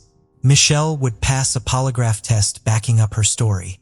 Soon after his disappearance, police searched along railroad tracks in a wooded area near the Wichita suburb of Derby, Kansas, but turned up empty-handed. In 2014, before Vincent was born, Gary was sentenced to probation for misdemeanor battery on Michelle. He was ordered to pay court cost, report to a probation officer, wear a GPS tracking device on his ankle, and have no contact with Michelle. Despite all this, Michelle and him would marry in February 2015. After Vincent went missing, Gary was sentenced to a year in jail for violating his probation by failing to pay his court cost. Also, before he traveled to Texas, he had cut off the GPS tracking device on his ankle, which led to an additional charge. In May 2016, He would plead guilty to this charge for tampering with electronic monitoring equipment and was sentenced to additional time in prison. According to court documents, Michelle was concerned for the safety of their children when they were in Gary's care. She filed for a protective order on June 18th, 2 weeks after she last saw the boys. In her application, she wrote that Gary had never intentionally hurt Vincent and his brother, but stated Gary was rougher than he intends to be, and that he tried to use the children to control her. She said she thought it was only a matter of time before he heard them. In August 2015, Kansas Department of Child Protective Services removed Vincent's brother from Michelle's custody and placed him in foster care. At a hearing held in October, DCF officials said there was clear and convincing evidence that Vincent is deceased. Vincent has since been declared legally dead.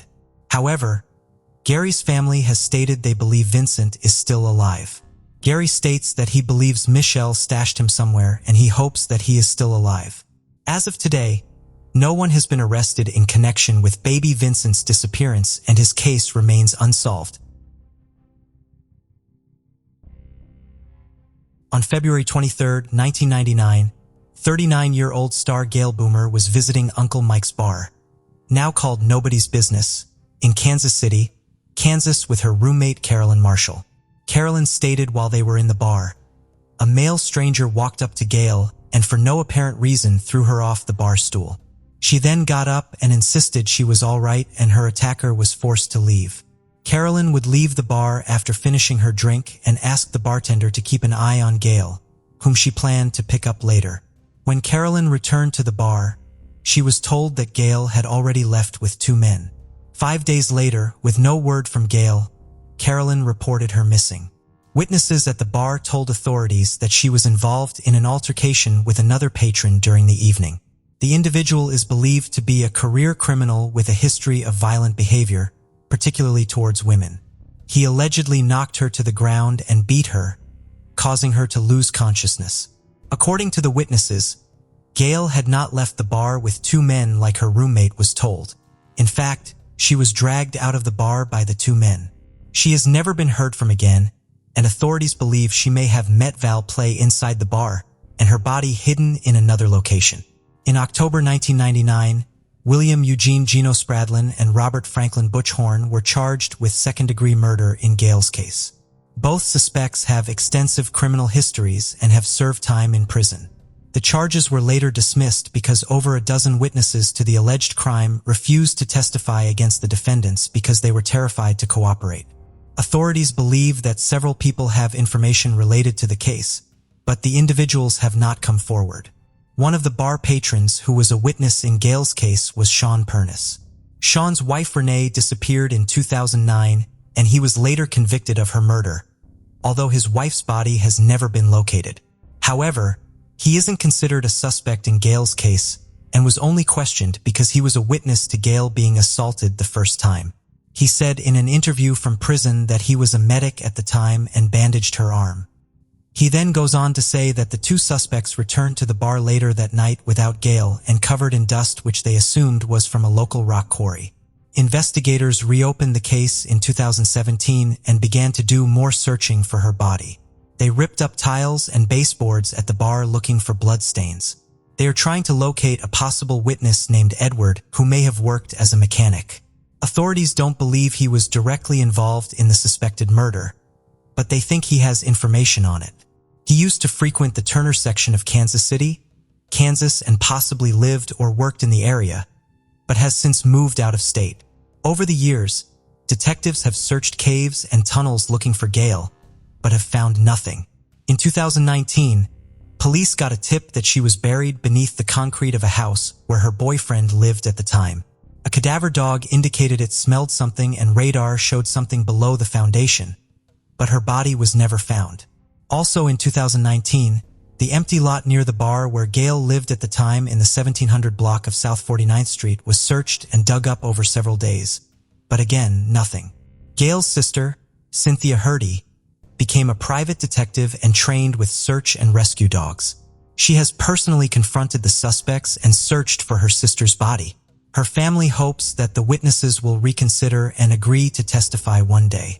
She also states that the police were unable to search a truck owned by one of the suspects. Another vehicle owned by the bartending girlfriend of one of the suspects was found burned either to destroy evidence or to intimidate her. Gail left behind a 3-year-old son who was raised by his grandparents after her disappearance. As of today, this case remains unsolved. The case of the Shelter of Terror. Rosa del Carmen Verduzco was born in 1934 in Zamora, Mexico, into a wealthy and well-positioned family within the community. She and her 4 siblings received a good education due to their status. Money was not a concern for the Verduzcos, but something about this privileged reality troubled Rosa's mind. While she and her family could afford anything they wanted and enjoy a good life, thanks to her father's ability to run commercial businesses, other children faced harsher realities. This seemed unacceptable to her, and from the moment she became aware of it, a compelling need to make a change about the issue that bothered her was born. Even at a young age, she understood that it was up to her to make a difference. However, this task would not be easy, as she came from a strict family and she knew it well. It was rumored among the inhabitants of Zamora that in her pre-teens, Rosa had fallen in love with a laborer, and her parents did everything possible to stop the progression of that relationship. At that time, Rosa had no choice but to accept her parents' order to distance herself from Fatman. Outraged by what she had to endure, she swore she would never marry, but she would have children. One day, while walking through the streets of her city, she met a boy slightly younger than her, who was 13 at the time, living in the open. Rosa felt she could not turn a blind eye and had to remedy the terrible situation the boy was going through, rescuing him from poverty. She took him to live in her house with her family, so he could finally rest under a roof and have a meal on the table. Her parents refused, considering her too young to face such a responsibility, but they eventually agreed to receive him due to her persistence. For time, this activity became a habit for Rosa, or rather, her passion. After a few months, the number of children living under her care had multiplied. Amidst this turmoil in the Verduzco household, her father passed away. Although this terrible event deeply affected Rosa, she saw it as an opportunity to fully pursue her dream. So then, she convinced her mother to buy her a house where she could shelter and help more children. On one hand, Rosa was just as young as her rescued children and also needed adult care, but on the other hand, she would no longer have to occupy her own space. This was how Rosa settled in her first home, but she experienced firsthand what it was like to live without money or food. Far from being an impediment, she went out to walk the streets of the city with the other children to earn their daily food. Her dream was coming true as more and more children arrived at the home under her wing. The shelter began to receive donations from residents and prominent personalities who were moved by Rosa's altruism, allowing her to gather the necessary funds to buy a larger plot of land and build a shelter with much more capacity. The same shelter that years later became known as La Gran Familia. Rosa Verduzco's work was quickly recognized by the population, who were inspired by her commitment and devotion to the care of minors, and consequently, donations soon appeared. Food, school supplies, cleaning products, and money, among other things, made it possible to maintain the place that Rosa and her children built with their own hands. In 1947, La Gran Familia opened its doors, but it was in 1973 that the establishment became a civil association, not only receiving street children but also those whose parents could not maintain them due to various difficulties, or who were affected by substance abuse. Keeping them under a roof was one of the objectives, but the priority of the shelter was to provide them with the necessary education to allow them to be professional and independent individuals in the future. For this reason, they had an educational program including primary, secondary, high school, and even university extension careers recognized and validated by the government. In addition to conventional training, the minors attended physical education classes, sewing workshops, and many more categories. However, one of the most outstanding and proudest for Rosa was musical learning. The children residing in the establishment had to learn to play an instrument or sing. Thanks to this, a large orchestra was formed that did not miss a celebration without presenting their musical number. La Gran Familia gained great popularity, reaching the ears of many politicians who decided to support and get involved in the project. Governors like Vicente Fox and Felipe Calderón, to name a few, became great admirers and allies of Rosa Verdusco. The work carried out there was so recognized that even during a visit by Queen Elizabeth of England to Mexico, she requested to meet Rosa Verdusco in addition to donating a bus for transporting the children and money to build a gymnasium. Rosa agreed to the meeting but added a condition to the Queen's request. She was willing to receive her if the children could be present at the venue and share a meal with her and the prince consort, as well as offer them a musical number. Rosa Verdusco made it happen. It was known that, with her undeniable determination, she could achieve everything she wanted, and she had already proven it over decades. Thanks to that defining character, over the years, hundreds of children were welcomed into that home. All were received. However, as often happens in such cases, not everyone was very happy with her way of being. Rosa Verdusco faced controversies from the beginning of her project. One of the first reasons she was criticized concerned the location of the shelter, as it was located in an affluent area of the city. Her neighbors were not willing to share space with an establishment that, at first glance, looked deplorable, as it had been built by inexperienced hands, and occasionally some walls would crumble and had to be rebuilt. However, there were more terrifying reasons to judge what happened at La Gran Familia. Amid so much kindness and generosity seemed to hide a secret that only those behind those doors seemed to know, or at least someone that no one dared to tell, for fear of Rosa's reprisals. It was very common among the neighbors of the city to see her in the streets with a group of children. Some were sent to beg for money or sell newspapers to collect money. Meanwhile, others, the more privileged or at least chosen by her, accompanied her to have a chocolate she invited them to, but it was on these occasions that Rosa's authoritarian character became visible to those outside the shelter.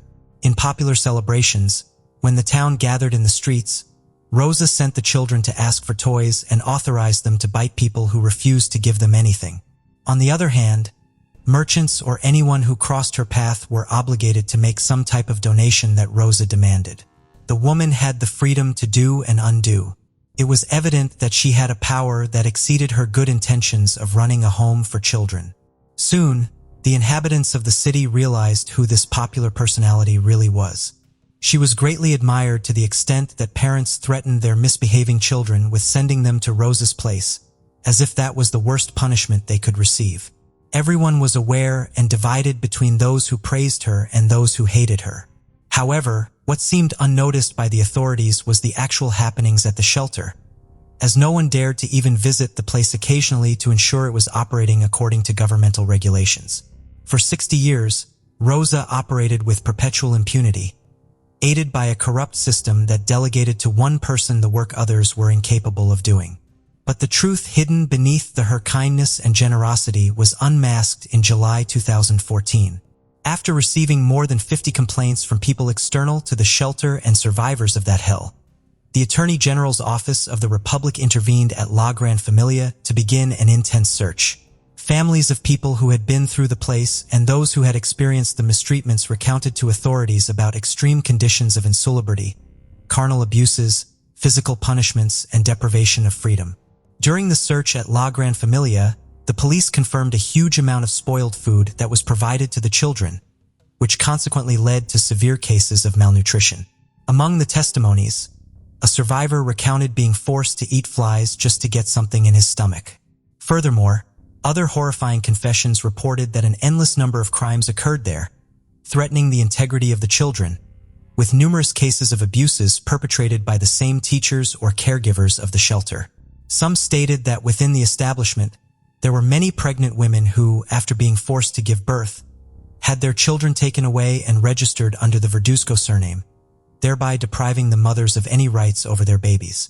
Thousands of children were adopted by Rosa Verdusco, despite its illegality, and worse yet, nobody stopped her from committing the crime. On the contrary, it was allowed. What Rosa did next with those children is even more heinous. Having legal custody of the adopted people allowed her to keep them away from their families until they reached adulthood.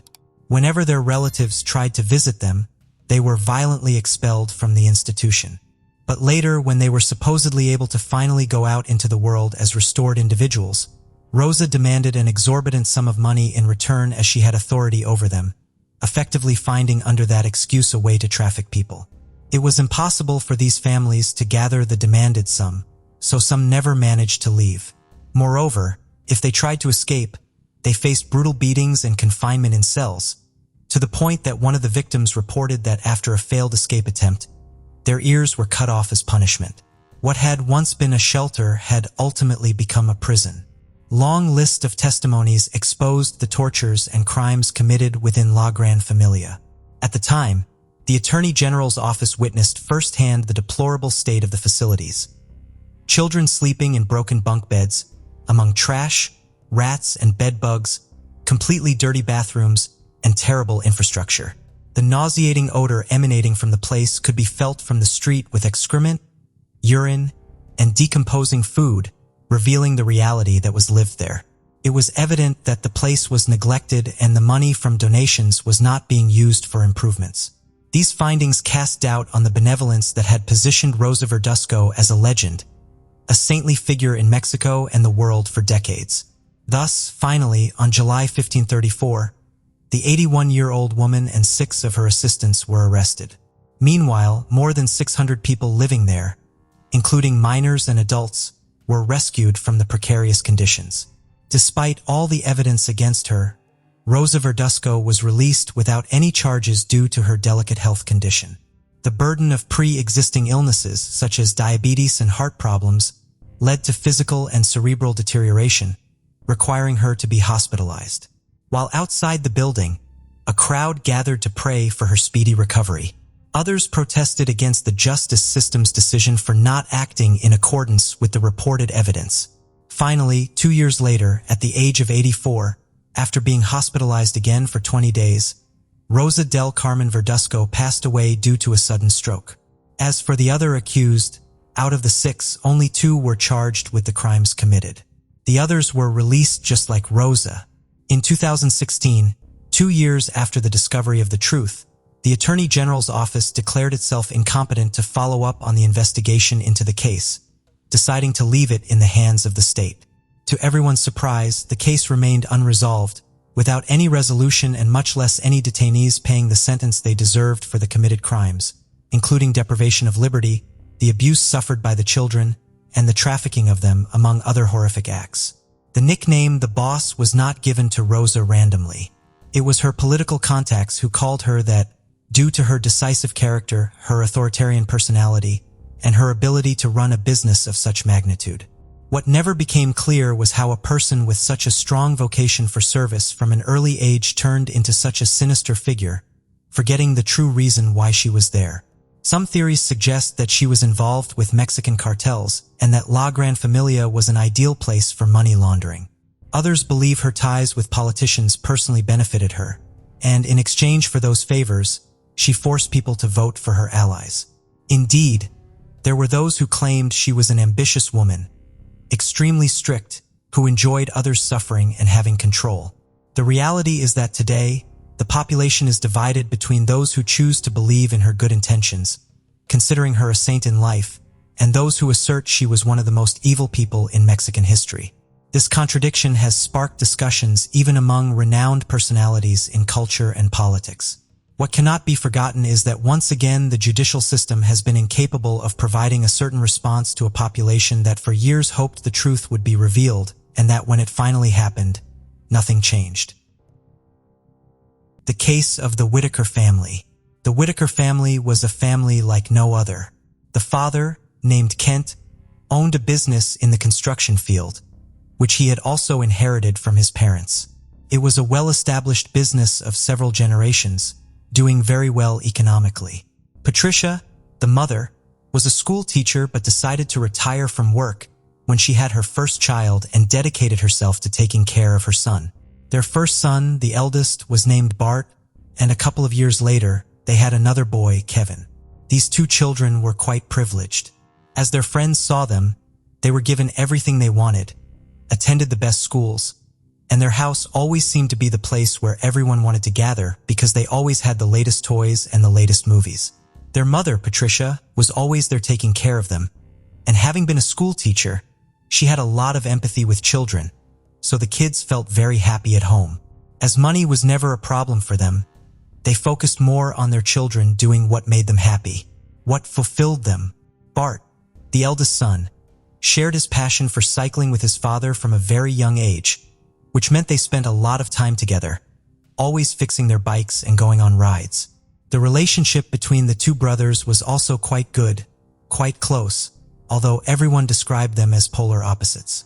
The older brother, Bart, was more extroverted, more of a joker, somewhat more rebellious. Kevin, on the other hand, was much calmer. Everyone said he seemed more attached, more thoughtful, sensitive, and generally more considerate. This difference, instead of separating them, seemed to bring them closer together, complementing each other. Since both were quite popular with their respective groups of friends, there didn't appear to be any competition between them. Life for them seemed almost perfect. Their parents never fought, at least not in front of them. They had no major problems. Both children were well-educated, well-fed, and didn't suffer any violence or abuse at home. Their neighbors said they were the kind of family you set as an example for your own, the kind of family you aspire to have one day. In February 2003, Bart, the eldest son of the Whitaker family, was 23, and his younger brother, Kevin, was 19. Both were university students. On December 10th, Bart excitedly called his parents. He had aced his final exams and was graduating with honors. Overjoyed, the family decided to dine out for a special dinner. They gathered at their home first, where Bart received a coveted Rolex watch as a graduation gift. The family then piled into the father's SUV and headed to Bart's favorite restaurant. The evening was filled with joy, captured in photographs taken by Bart's father, but the cheerful atmosphere was short-lived. Upon returning home, Kevin, the youngest, was the first to step out of the SUV and head towards the house. Just as he reached the stairs inside, he was shockingly shot in the chest. Patricia, standing in the doorway, was also shot in the chest. Kent, following behind, was hit in the arm, causing him to fall outside the house. Meanwhile, Bart, who had returned to the SUV for his cell phone, heard the gunshots. He hurried into the house and encountered an assailant in a balaclava, whom he believed to be African American, fleeing through the kitchen's back door.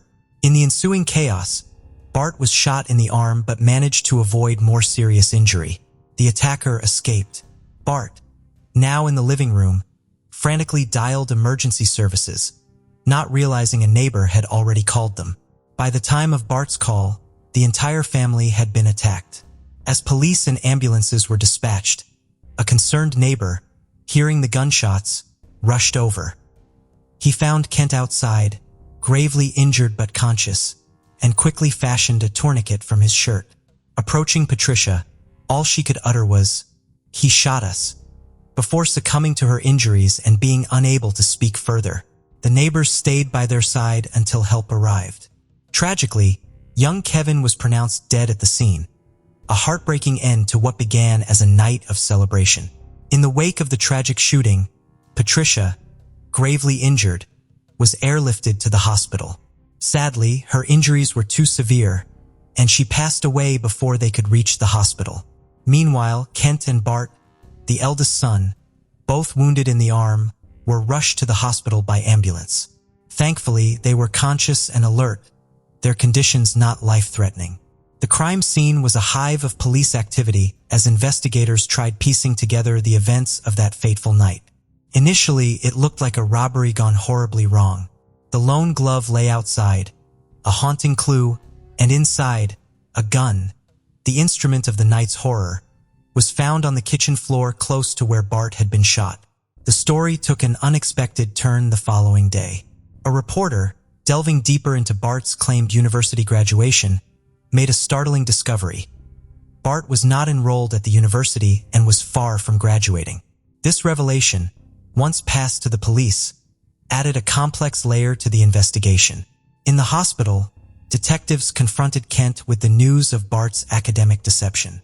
Surprisingly, Kent's reaction was one of calm acceptance rather than shock or grief, despite the tragedy that had struck his family. The police then turned to Bart, seeking an explanation for his lies.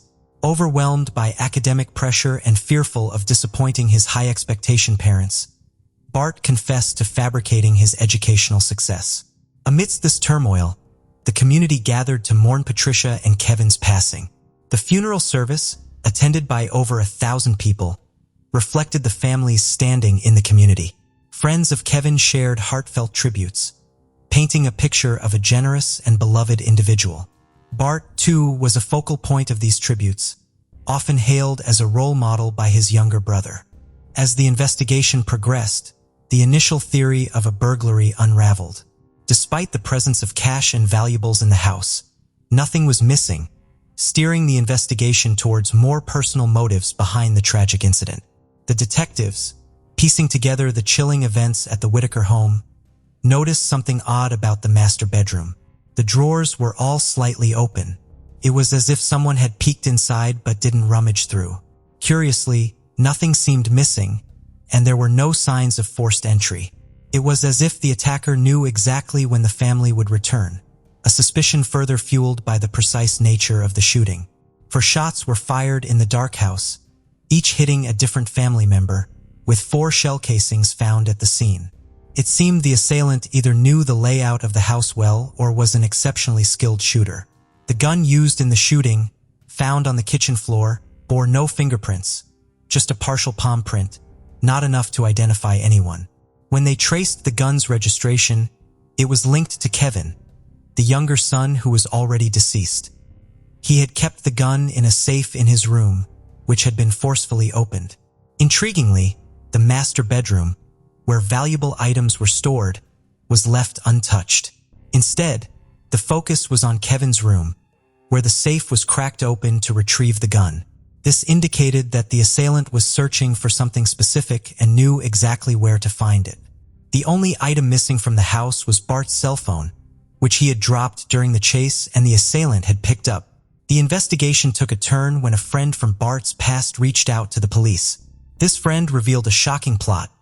2 years earlier, in February 2001, Bart had solicited him to murder his family in exchange for payment. The plan detailed by the friend mirrored the actual events that unfolded. Although the friend, Adam, had an alibi for the night of the murders, the police were intrigued by the striking similarities between the planned and executed crimes. Adding to the complexity, Jennifer, another friend of Bart's, had overheard him and his roommate discussing a similar plot. Alarmed, she confronted Bart, who ambiguously brushed off her concerns. Despite Jennifer's subsequent report to the police and their conversation with Bart's parents, the matter was not pursued further, partly due to the parents' trust in their son. Following their discharge from the hospital, Bart and his father, Kent, returned to live in their house. Despite the police's concerns for Kent's safety, he remained steadfast in his belief in Bart's innocence, noting Bart's exemplary behavior and newfound religious devotion since leaving the hospital. The mystery deepened around Bart's involvement in the crime. Detectives couldn't shake off their suspicions, especially recalling his previous attempt to plot a similar crime with his friend Adam. They started digging into Bart's current circle, zeroing in on 2 names: Chris, his roommate, and Steven, a neighbor. Both young men were known for their carefree lifestyles, lacking stable jobs and clear future plans. When the police questioned them, both Chris and Steven staunchly denied any involvement in the crime. In an unconventional move, the detectives asked for DNA and sent samples from the duo. They used a sterilized gauze soaked in distilled water to capture their scents. These samples were then lined up alongside others, including the suspected ones. A scent detection dog was employed, first introduced to the scent of the gun, drawers, and glove from the crime scene, and then to the lineup of scent samples. Remarkably, in all 3 tests, the dog matched the scent on the crime scene items to Chris's scent. However, this type of evidence wasn't enough to hold up in court, and detectives knew they needed more to build a solid case. As they delved deeper, detectives found that the robbery scene didn't add up, and Bart's lie about attending university only cast more doubt on him. They even tapped the phone lines of Chris and Steven, hoping to catch something incriminating. Bart, for his part, seemed cooperative during police interrogations and even participated in a reenactment at the crime scene, but his accounts were vague and unconvincing. In a twist, the police got Adam, the friend who had revealed Bart's 2001 murder plan, to call and blackmail Bart. In that call, Bart neither confirmed nor denied his involvement but agreed to pay Adam $20,000 to keep silent. Later, Adam received $250 in cash from Bart, and the police found Bart's fingerprints on the envelope, further linking him to the crime. 7 months after the murders, in July 2004, Bart told his father, Kent, he was going out with friends. The next morning, with Bart nowhere to be found, a worried Kent contacted the police. They discovered Bart's truck abandoned outside some apartments, far from his home, with the engine still running. This strange occurrence, coupled with the fact that Bart had stolen $7,000 from Kent, started to turn Kent's belief in his son's innocence. The police, not letting up, increased pressure on Chris and Stephen. They conducted extensive interviews with their families and acquaintances, keeping the investigation active. Their persistence paid off a year later. Unable to live with the guilt, Stephen came clean to the police, confirming their suspicions. He confessed that Bart had orchestrated the murder of his family, motivated by the prospect of inheriting everything if his younger brother was also eliminated. Bart had promised a share of the inheritance to both Chris and Stephen, though he never specified an amount. Stephen revealed that while he didn't enter the house and only acted as the getaway driver, Chris was the one who went inside and executed the shootings. Stephen also admitted that he was initially reluctant but was coerced into the plan. The final piece of evidence surfaced when the police, 18 months after the crime, discovered a backpack thrown into a lake by Stephen and Chris. Inside the backpack were items linking them to the murders: a chisel with blue paint matching the forced-open safe, bullets identical to those used in the crime, a matching glove to the one found at the crime scene, a partially empty water bottle with Chris's DNA, 2 cell phones registered in Bart's name, used for communication during the crime. After the shocking confession from Stephen, the police quickly arrested Chris and Stephen. But the saga took another twist 8 days later, on September 15, 2005. A Mexican man named Rudy Rios, lured by a $10,000 police reward, made a call that would crack the case wide open. Rios confessed he had sold his identity to Bart for $3,000 and had even helped him escape to a small town on the Mexican border. There, Bart, funded by the stolen money from his father, blended into the local life. He rented a room, became a regular at the local church, made new friends, and even found a girlfriend. Her family, owning a furniture business, unsuspectingly welcomed him, believing his fabricated tale of being an injured military deserter from Afghanistan. Rios, eyeing the reward money, gave the police detailed information on Bart's location, leading to his arrest by Mexican authorities for illegal residency. He was then handed over to the U.S. police to face trial for the grim events of December 10th. On that fateful night, Bart had orchestrated a dinner outing under the pretense of celebrating his false university graduation. He needed his family to leave and return home together, setting the stage for the planned attack. At the house, Bart casually took photos with his family, even making an obscene gesture in one, a haunting detail given the impending doom he knew was coming. Bart maintained a calm face at the restaurant, later describing himself as feeling numb. Meanwhile, Chris, waiting in Bart's truck, accidentally dropped a glove, a critical piece of evidence later found by the police. Using the key and alarm code given by Bart, Chris entered the house, avoiding any signs of forced entry. He retrieved the gun from Kevin's safe and lay in wait. As the family left the restaurant, Stephen, stationed outside, gave Chris the signal. Stephen discreetly followed the family home, parking a block away to await the aftermath. Chris, following the plan, shot the 3 family members inside the house and then Bart in the arm to disguise him as another victim. Bart's subsequent call to emergency services included a misleading description of the attacker, further complicating the initial investigation. After the horrendous act, the 2 drove to a lake, their mission to dispose of a bag containing the damning evidence of their crime. Back at their homes, Chris and Stephen waited anxiously for Bart's call, expecting to discuss their payment for the grim deed. Yet, the call never came, and Bart failed to deliver any form of compensation for their involvement. March 2007 marked the beginning of Bart's trial, where a series of startling admissions came to light. Bart confessed to plotting the murder of his family, not once but 3 times. His first attempt dated back to December 2000 with a couple of friends. Their plan failed when an attempted break-in triggered the house alarm, sending them fleeing. A few months later, Bart designed another plan with his friend Adam, which never materialized beyond mere talk, thanks to their friend Jennifer overhearing and reporting them. The third attempt, tragically successful, was executed with Chris and Steven, even after his parents uncovered the second plot.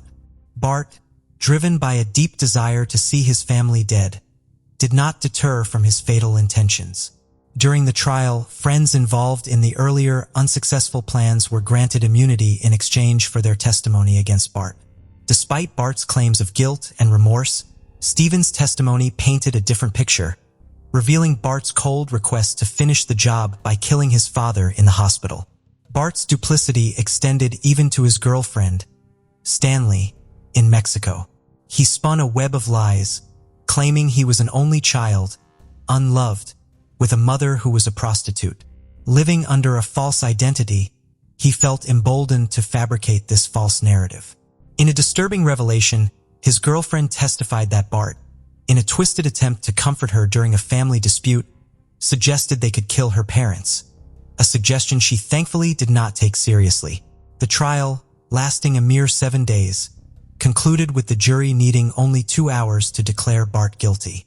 With the death penalty looming over him in Texas, Bart took the stand in his defense, pleading for his life and arguing against capital punishment. The prosecution grilled Bart on the potential danger he posed to society. His defense: he claimed to have harbored hatred only towards his family. After 10 hours of deliberation, the jury sentenced him to death. Bart's case was peculiar. There was no history of abuse from his parents. They were loving, supportive, and provided him with every opportunity, including luxury cars and a house for university. Despite receiving everything materially, Bart testified he felt unloved and blamed his family for the person he had become, seeking revenge for a life he resented. Bart's journey through the justice system was a tumultuous one, marked by repeated attempts by his lawyers to overturn his death sentence. Yet, each appeal hit a dead end as the courts consistently denied them. Throughout this ordeal, Kent, Bart's father, remained a steadfast pillar of support. Despite the gravity of his son's crimes, Kent publicly forgave Bart, professing belief in his son's remorse and vowing to stand by him until the very end. As the years in prison passed, the inevitable drew closer for Bart. 11 years after his sentencing, his execution was scheduled for February 22, 2018. With the clock ticking down, Kent ramped up his efforts to save his son. He appeared on television programs and passionately pleaded with the Texas Board of Pardons and Paroles, hoping for a miracle. In a dramatic turn of events just 2 days before the execution, the board, moved by Kent's unwavering advocacy, unanimously recommended clemency for Bart. However, the final word was in the hands of the Texas governor. On the day destined for Bart's execution, as the grim procedures commenced, a glimmer of hope emerged. Bart had his last meal and precious moments with his father, perhaps for the last time. But fate had a twist in store. 45 minutes before the execution, the governor granted Bart clemency, sparing his life on the condition that he would never challenge his new sentence: life imprisonment without the possibility of parole. Meanwhile, Chris, the triggerman in the tragic saga, received a life sentence with the possibility of parole after 30 years behind bars. Steven, the getaway driver who aided the prosecution, faced a relatively lighter sentence of 15 years due to his cooperation and has since been released from prison. The case of Robin Doan. This story takes place on a remote farm in a small town called Pampa in Texas, USA. 10-year-old Robin Doan was the daughter of Michelle Conrad. She lived with Michelle, her stepfather, Brian Conrad, and her older brother, Zach. The family owned a farmhouse in the area where Brian successfully managed a farming business.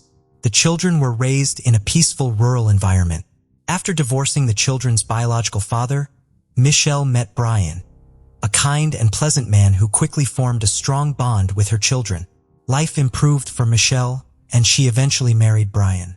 The family had been living happily together for several years. By September 2005, Michelle was 6 months pregnant, and the whole family was eagerly anticipating the arrival of the baby. Brian, in particular, was thrilled at the thought of becoming a father. Meanwhile, Robin, a determined and resourceful 10-year-old, was living the typical life of a schoolgirl. She shared close relationships with her mother, brother, stepfather, and even her biological father, who occasionally visited her. Robin also spent some summers with her biological dad. On the evening of September 30th, 2005, Robin went to bed as usual but was suddenly awakened in the middle of the night. At first, she thought she was trapped in a nightmare when she heard her mother screaming and the explosions. Quickly became clear that this was no dream. Something terrible was happening downstairs. Overcome with fear but driven by curiosity, Robin got out of bed and moved to her bedroom door to listen. The sound of heavy footsteps echoed down the hallway, stopping right outside her room. The door creaked open, and Robin quickly leaped back into her bed, her heart racing. She lay perfectly still, trying to suppress her rising fear. Suddenly, the explosions shattered the silence. 2 bullets narrowly missed her, one passing just inches from her left leg and another near her left arm. The 3rd bullet hit a nearby piece of furniture. In the darkness, the attacker didn't realize they had missed her. They then moved to the next room, where Robin's brother, Zach, was asleep. Moments later, more explosions echoed through the house, followed by a faint, heartbreaking cry from Zach. Then, everything fell eerily silent as the attacker left. Robin was frozen with fear, her body paralyzed. She pretended to be dead, using every ounce of willpower to stay perfectly still, too terrified even to breathe deeply. Terrified that the attacker might return and notice she was alive, she remained in that state of panic for 2.5 hours, unable to process what had just happened. When she finally managed to summon the courage to move, there were no signs of the intruder. Summoning her strength, Robin cautiously got up. She grabbed her phone and called 911, though every step and movement was filled with dread that the assailant might still be nearby. Her voice trembling, Robin identified herself as a scared 10-year-old girl seeking help. Through tears, she told the operator she was cold and frightened. Between sobs, she explained that she had heard her mother screaming and explosions, but had been too afraid to leave her room to check on her family. She feared the worst, knowing hours had passed without any sound or sign of life from her loved ones. Robin eventually went to the kitchen and gazed out the window, anxiously waiting for the police to arrive.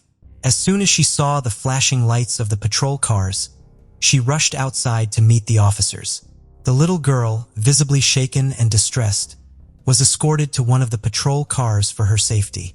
Meanwhile, several officers prepared to investigate the house, anticipating the possibility that the attacker might still be inside and ready to confront them. Inside the house, the police discovered a horrifying crime scene. The entire family had been brutally murdered. Brian had been shot 3 times, Michelle and even the family dog had been shot twice. Robin's brother, Zach, was killed in his sleep, and one of the bullets struck him directly in the head. Michelle, who was just 2 months away from giving birth, was also tragically killed, and her unborn baby did not survive. Shell casings found at the scene matched a rifle, which was typically purchased through special orders or produced in limited quantities. Throughout this time, Robin remained in the patrol car, waiting for news about her family. She held onto a thin hope that someone had survived. When an officer returned and confirmed that the perpetrator had fled the scene, Robin felt a brief moment of relief. However, the devastating truth about her family's fate was soon revealed to her. Robin began crying again as she fully grasped that her loved ones had been killed. The police informed her that she needed to go to the station to speak with detectives. However, before leaving, Robin asked the officers to help her feed the animals so she could try to calm herself. During this time, she appeared detached from reality. While feeding her goats in the barn, she spoke as though nothing had happened, reminiscing about how she and her brother had won prizes in a competition. But then, she suddenly broke down again, crying as she grabbed one of the officers by the shoulder and desperately asked when her loved ones would come out of the house. The officer had to gently remind her once more that she was the only survivor of the tragedy. Robin was first taken to a nearby medical center for care. Psychologists were assigned to work with her, but this would take time. Doctors examined Robin and confirmed that she was physically unharmed. As a result, the police brought her to the station both to speak with her and to ensure her safety. Meanwhile, detectives understood they were dealing with a dangerous criminal and needed to act quickly to prevent another attack. Robin cooperated with the detectives and provided information to the best of her ability. However, Robin did not witness the events firsthand. Detectives initially suspected that her stepfather or mother might have had a serious conflict with someone shortly before the incident, but this theory was ruled out. Robin denied any such conflicts. Another possibility emerged that someone in her family might have been involved with dangerous individuals or illegal substances, but Robin dismissed this as well. She couldn't think of anyone who might hate her family enough to attack them with a weapon. Although she described what she heard in great detail, she couldn't identify the attacker. She hadn't gotten a clear look, only catching a glimpse of a dark silhouette. As a result, she was unable to provide any useful description. The only thing she was certain of was that the attacker had light skin. One critical piece of information did stand out. Robin distinctly remembered hearing 15 gunshots and confidently reported this number. She later revised her statement slightly, noting that there were clearly more than 10 gunshots. When the crime scene was examined, investigators found shell casings confirming that exactly 15 shots had been fired. It seemed surprising that a 10-year-old girl, especially under such terrifying circumstances, could recall this detail so accurately. The situation remained unclear. No motive for the attack had been established, nor had the perpetrator's intentions. It was possible the attacker wanted to eliminate everyone in the household and leave no loose ends. There was even a risk that they might return to target Robin, the sole witness, to complete their plan. For Robin's safety, she was placed in a specialized center for victims of violence. There, Robin was under the care of her biological father, stepmother, and stepsister, with police officers also stationed at the facility. Now, her father was the only person able to support and help her. He arrived in the middle of the night to pick Robin up, and after her interrogation was completed, they were immediately escorted to the center. Robin was informed that these precautions were necessary for her protection, and she was not allowed to leave the facility. She understood this as she herself feared another attack. Despite the restriction on leaving, Robin had to attend her family's funeral.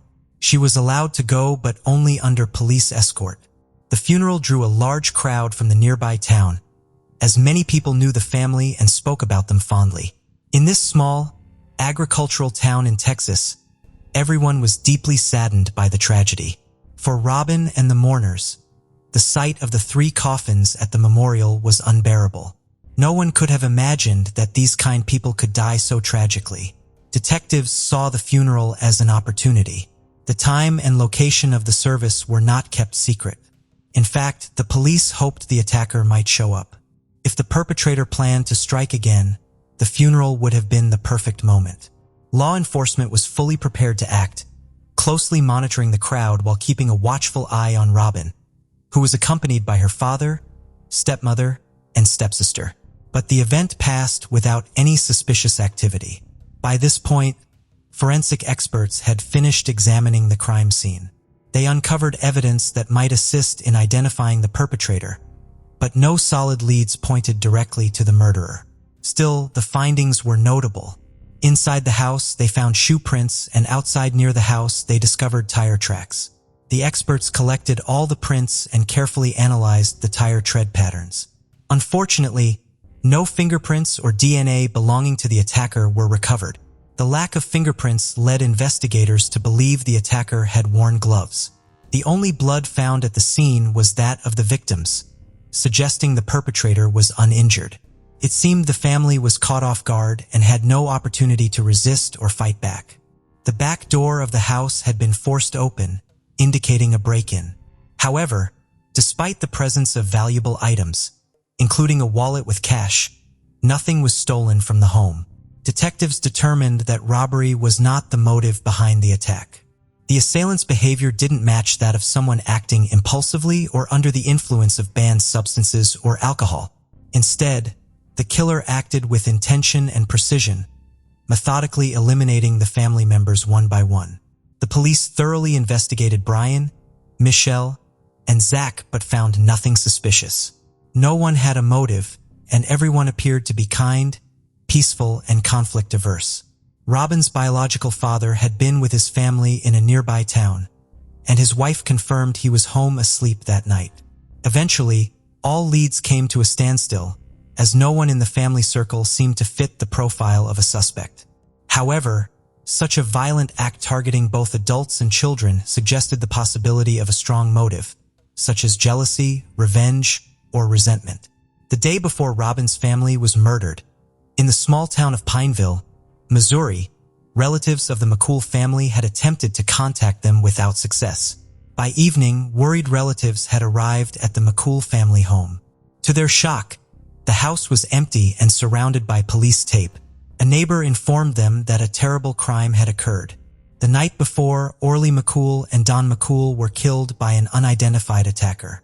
At that time, forensic investigators were still processing the scene. They also questioned the relatives who arrived, but no one could provide any helpful information about a possible suspect. Inside the house, investigators found some unusual shell casings of an uncommon caliber, rare and difficult to obtain in the U.S.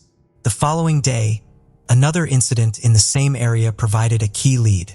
A local resident, Mr. King, returned to his home after being away for several days on a work trip. He discovered that his house had been broken into. His weapon safes had been forced open and emptied.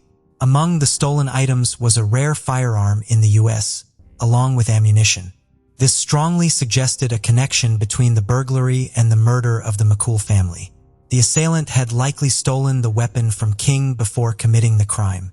Mr. King was thoroughly investigated, but he had a solid alibi. He was out of town at the time of the attack. However, several members of his family could have had access to the weapon. Among them, one person stood out: Levi King, the son of Mr. King. Levi was on the run, and family members suspected he was connected to the McCool murders. Thanks to Mr. King's report, detectives had a photo of the suspected killer.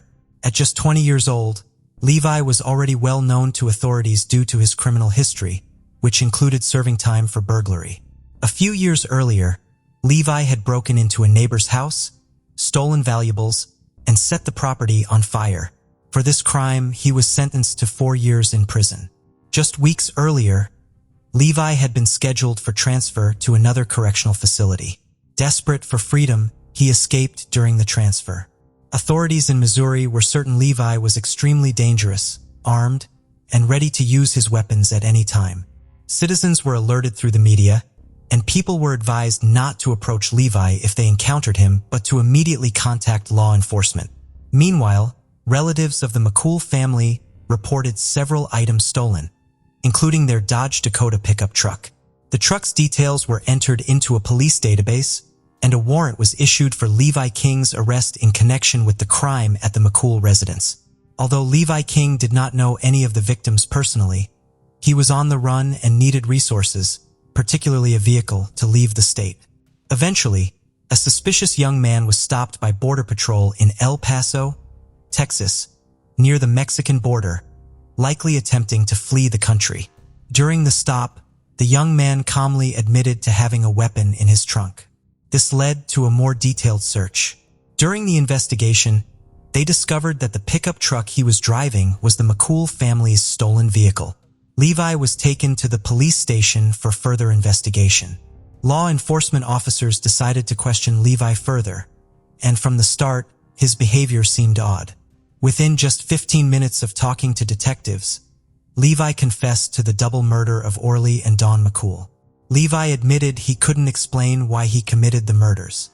He said he broke into a random house on the outskirts of town to steal a car, driven only by an overwhelming and uncontrollable desire to kill. When Levi entered the house, he was unexpectedly noticed. A door opened, and a woman appeared, politely asking what he wanted. Levi claimed he was startled and panicked, so he grabbed his weapon and attacked her. Hearing the noise, a man came to investigate, and Levi, paralyzed by fear, also attacked him. After the killings, Levi fled in the pickup truck. Levi was soon extradited to Missouri, where local law enforcement questioned him further. During the interrogation, Levi once again confessed to the murders. Levi made an even more shocking confession. He admitted to murdering the Robin family in Texas. His confession matched evidence from the crime scene of the Robin family's triple murder, including matching shell casings found at both crime scenes. Levi described how he had attacked defenseless members of the Robin family and, upon hearing noises upstairs, discovered others in the house. Among them was Robin, who awoke to the explosions. Driven by uncontrollable bloodlust, the killer showed no regard for the victims' ages. Levi went upstairs, entered the bedrooms, and attacked the occupants in their beds to eliminate any witnesses. After committing these horrific acts, Levi fled the scene. After Levi confessed to the crimes, the police quickly contacted their colleagues in Texas to verify the details he had provided. Once again, his account aligned with the evidence. With this confirmation, Robin was finally able to feel some relief. She had been under immense stress for days, unable to sleep. The next day, investigators from Texas arrived to take Levi into custody. During the transfer, showing no remorse, Levi openly described his emotional state before, during, and after the murders. He admitted that the feelings he experienced during the murders were more intense and pleasurable than any banned substance. Even hours after committing the killings, he claimed he could still smell gunpowder, which gave him a sense of euphoria. In a formal video-recorded statement, he detailed his actions, starting with the murder of the McCool family. Levi explained that his urge to kill coincided with his need for a vehicle to escape toward the Mexican border. Along the way, he felt another uncontrollable desire to kill and randomly chose the isolated home of the Robin family as his next target. Levi admitted that he did not know any of his victims, including the McCools or the Robins. Realizing the severity of his crimes, he understood he was now facing the death penalty. In an attempt to avoid this, he fled toward Mexico, hoping to disappear. In Missouri, Levi was charged with the double murder of the McCool family. Following his lawyer's advice, he accepted a plea deal to avoid the death penalty and was sentenced to 2 consecutive life terms without the possibility of parole. At the same time, hearings for the triple murder and attempted murder in Texas began. Unlike in Missouri, Texas prosecutors took a firmer stance, refusing to rule out the death penalty or consider any plea agreements from the defense. The prosecutor was confident in securing a conviction that would ensure Levi could no longer pose a threat to society. However, death penalty cases often involve lengthy trials and require extensive preparation. Levi spent several years in jail without bail while awaiting trial in Texas. By the time the trial began, Robin, the sole survivor of the Texas attack, was over 14 years old. The hearings took place just before her birthday. On the eve of her 15th birthday, Robin was furious as she realized how senseless and brutal Levi's attack on her family had been. He had no motive and acted purely out of a desire to kill. Understandably, she strongly advocated for him to receive the death penalty. However, Levi's lawyer fought to save his client from execution. Opinions were divided. Some believed Levi did not deserve to live, while others argued that life imprisonment without parole was a harsher and more fitting punishment for his crimes. The defense attorney sought to present Levi King as a more sympathetic figure to influence the jury's decision. He emphasized that Levi had struggled with bipolar disorder since adolescence. Over the years, he had also been diagnosed with depression, psychosis, and schizophrenia. Levi was one of 7 children in a family where he reportedly received little to no love or care. His antisocial behavior was linked to an abusive, alcoholic father and a neglectful, indifferent mother. From as early as elementary school, Levi engaged in troubling acts, including arson, substance abuse, and killing animals for amusement. These behaviors seemed to reflect the dysfunctional environment he grew up in. Levi's abusive father was the first to frequently harm him and expose him to alcohol and banned substances. When police visited Levi's home, they were shocked by what they found. One wall was covered with ceremonial knives, swords, and weapons. Strangely, despite often struggling to afford food, Levi always managed to buy ammunition and weapons. Levi's obsession with violence contradicted the defense's claim that he was a good person shaped by an adverse childhood and environment. The prosecution painted a different picture, portraying Levi King as a predator waiting for his chance to strike. They described him as someone who took pleasure in the smell of blood and gunpowder. The prosecution's main witness was Robin, the sole survivor of Levi's attack. The trial was a deeply traumatic experience for her. She was determined to confront the man who had destroyed her family. Up until that moment, she had been filled with anger and wished for his death. Later, Robin shared her story with journalists. She explained that when she first looked into Levi's eyes in court, she was struck by how empty and cold he seemed. As she saw his lifeless eyes, she forgave him. Robin realized it was pointless to waste energy on someone so devoid of humanity. She understood that Levi could not have become any other kind of person. After about 8 hours of deliberation, the jury decided that the death penalty was too harsh for someone as mentally unstable as he was. They sentenced Levi to life in prison without the possibility of parole. Levi was eventually extradited to Missouri to serve his life sentence there. For a long time after the attack on her family, Robin struggled with severe psychological trauma. She frequently had nightmares, couldn't sleep well, and was unable to go outside alone. Even years later, the effects of her trauma would resurface. However, thanks to the support of her loved ones, she was able to overcome them. The case of Robin Doan raises many questions about the influence of psychology and deviant behavior. Gaming addiction and the use of high doses of antidepressants may be closely related to a number of factors that cause the psychology of people facing stress or psychological disorders to become unstable, leading to violent behavior.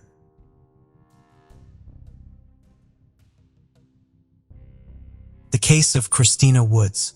Christina was born on August 19, 1989 in South Bend, Indiana, USA.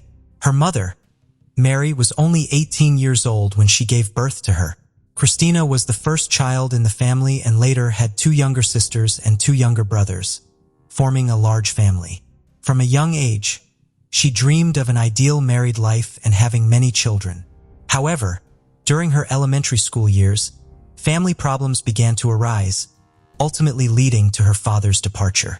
Christina wanted to avoid the mistakes of her parents and build a complete family, but during her school years, she realized the difficulties and realities of adult life.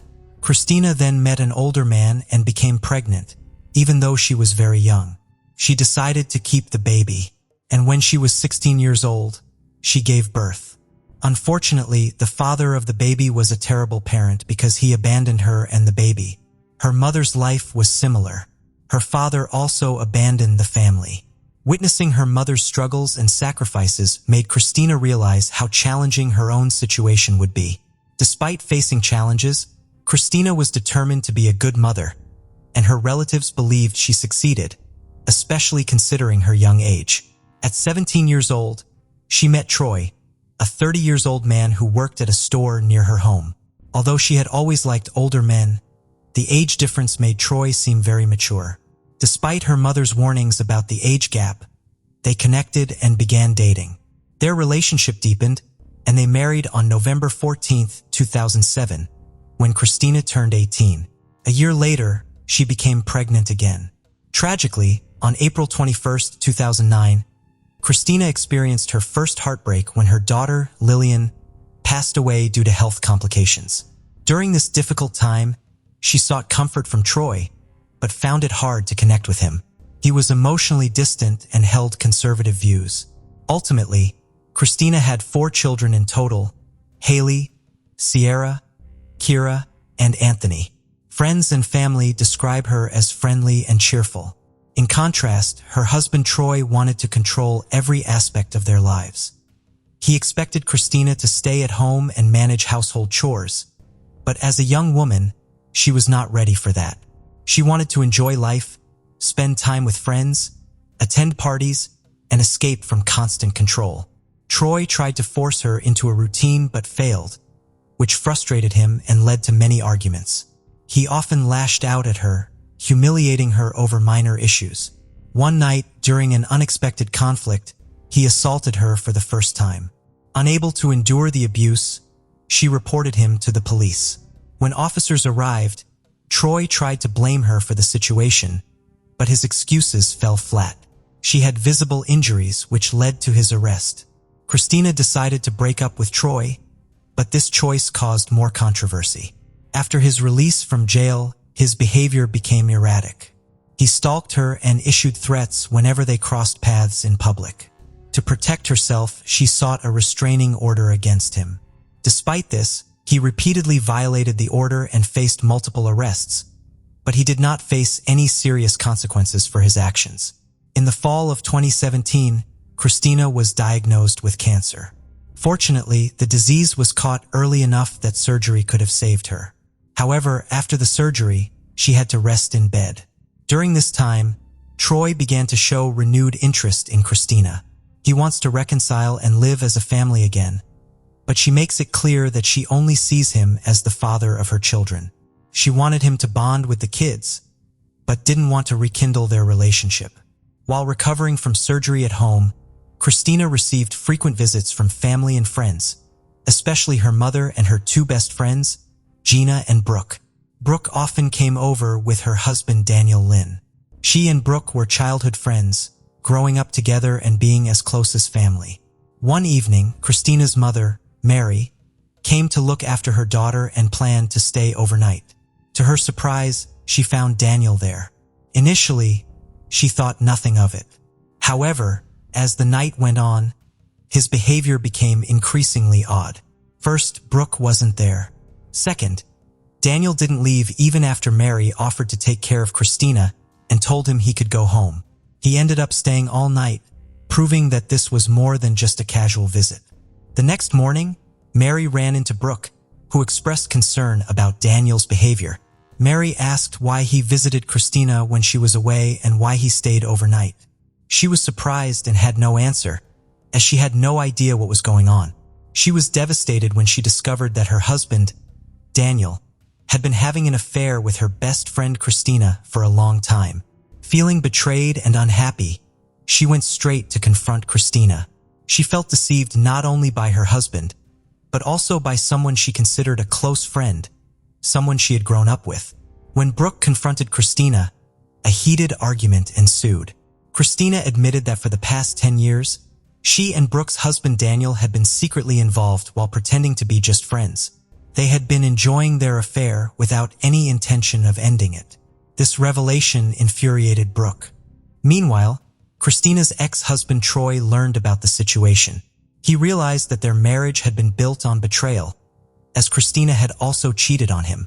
Seizing the opportunity, he decided to fight for full custody of their children, claiming he was concerned for their well-being due to Christina's irresponsible behavior. However, her family and friends believed that Troy's real purpose in seeking custody was to hurt her as much as possible. Despite this, Daniel's relationships with both Brooke and Christina continued, creating a complicated love triangle. Daniel alternated between living with Brooke and Christina, often choosing one woman while arguing with the other. Both women were aware of this situation but chose to tolerate it, and neither was willing to end the cycle. This led to tensions between them, resulting in constant arguments and even physical fights. In May 2018, Daniel spent time with Christina again. She urged him to leave Brooke for her, but this discussion was starting to frustrate him.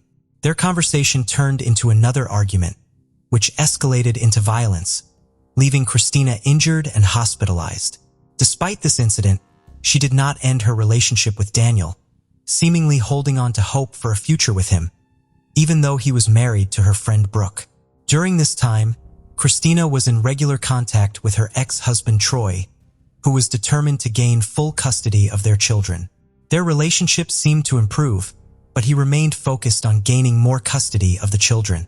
She felt relieved to have the chance to take her mind off the complications of her love life and spend quality time with her children. On June 9, 2018, Christina attended a job interview in hopes of finding a job and improving her financial situation. Although she still relied on Troy and her family for support, she understood that this reliance couldn't last forever. It was crucial for her to regain her independence and achieve career success to ensure a stable future for herself and her children.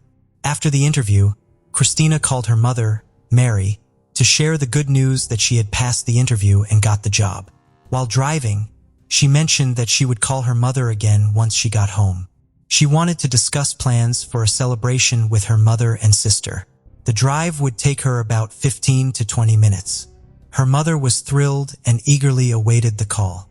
However, an hour passed, and Christina still hadn't called, which made her mother anxious. She tried to distract herself with work, but she felt uneasy. As this was unlike Christina, Mary decided to call Christina, but she didn't answer. Mary then sent text messages and tried to contact her daughter through various messaging apps, but she did not respond. Throughout the day, she tried to contact her daughter.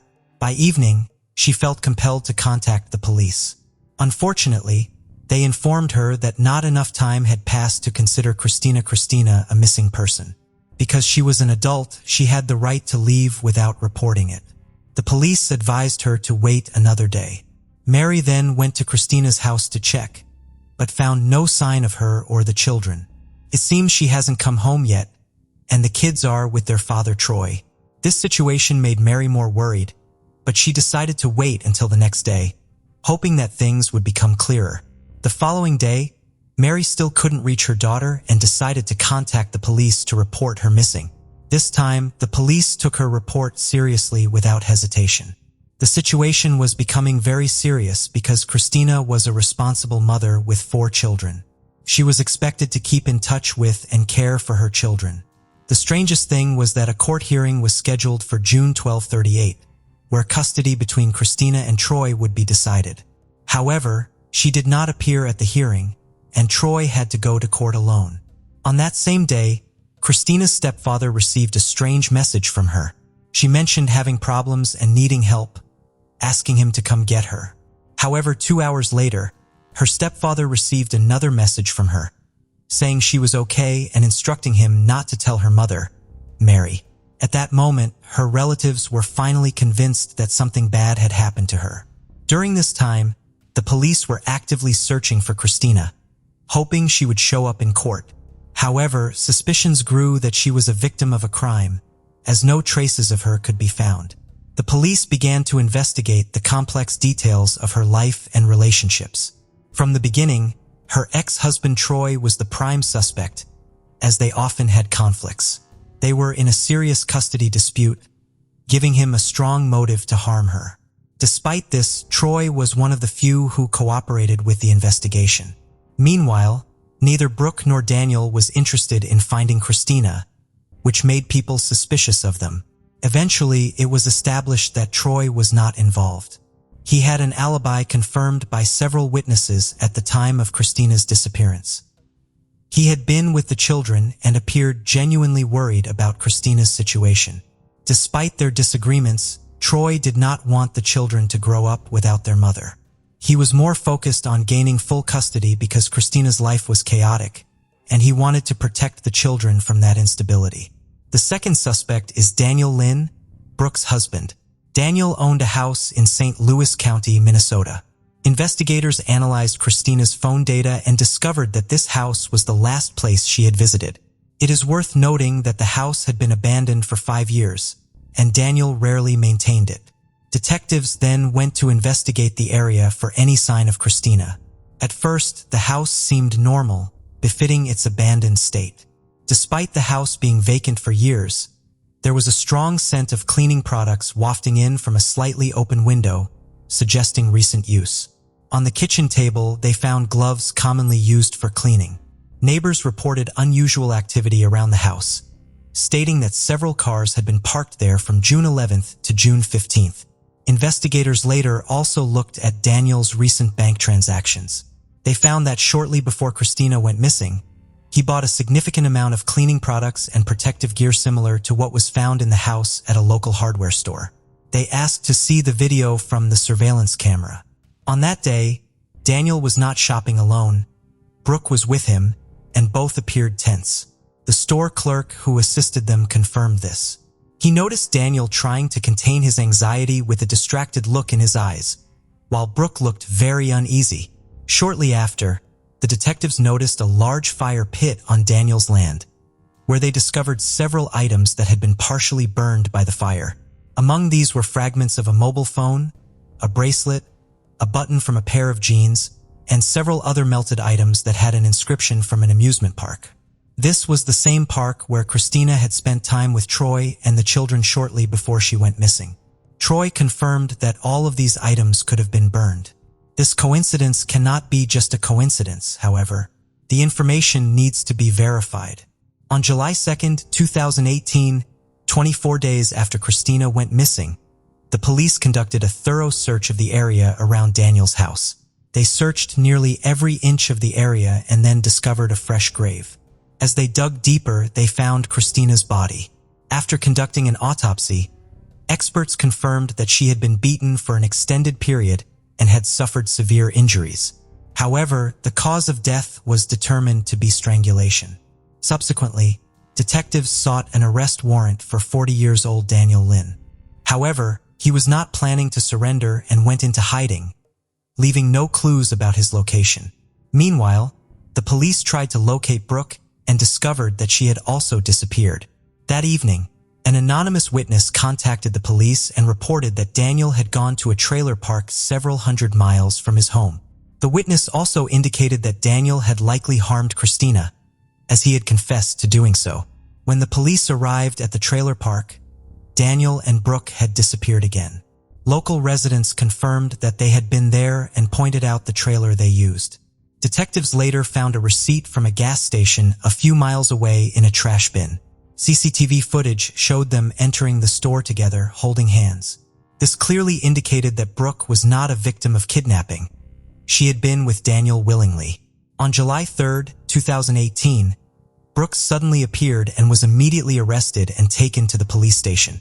She reported that Daniel had called her earlier that day, the day Christina went missing. He asked her to bring tools and some items from their home, saying that their family farm was flooded and needed repairs. When Brooke brought the items to him, she found Christina there. Brooke admitted that Christina and Daniel had argued, which led to a fight. She said that she just stood by and watched without trying to intervene. In a fit of rage, he hit Christina so hard that she fell and lost consciousness.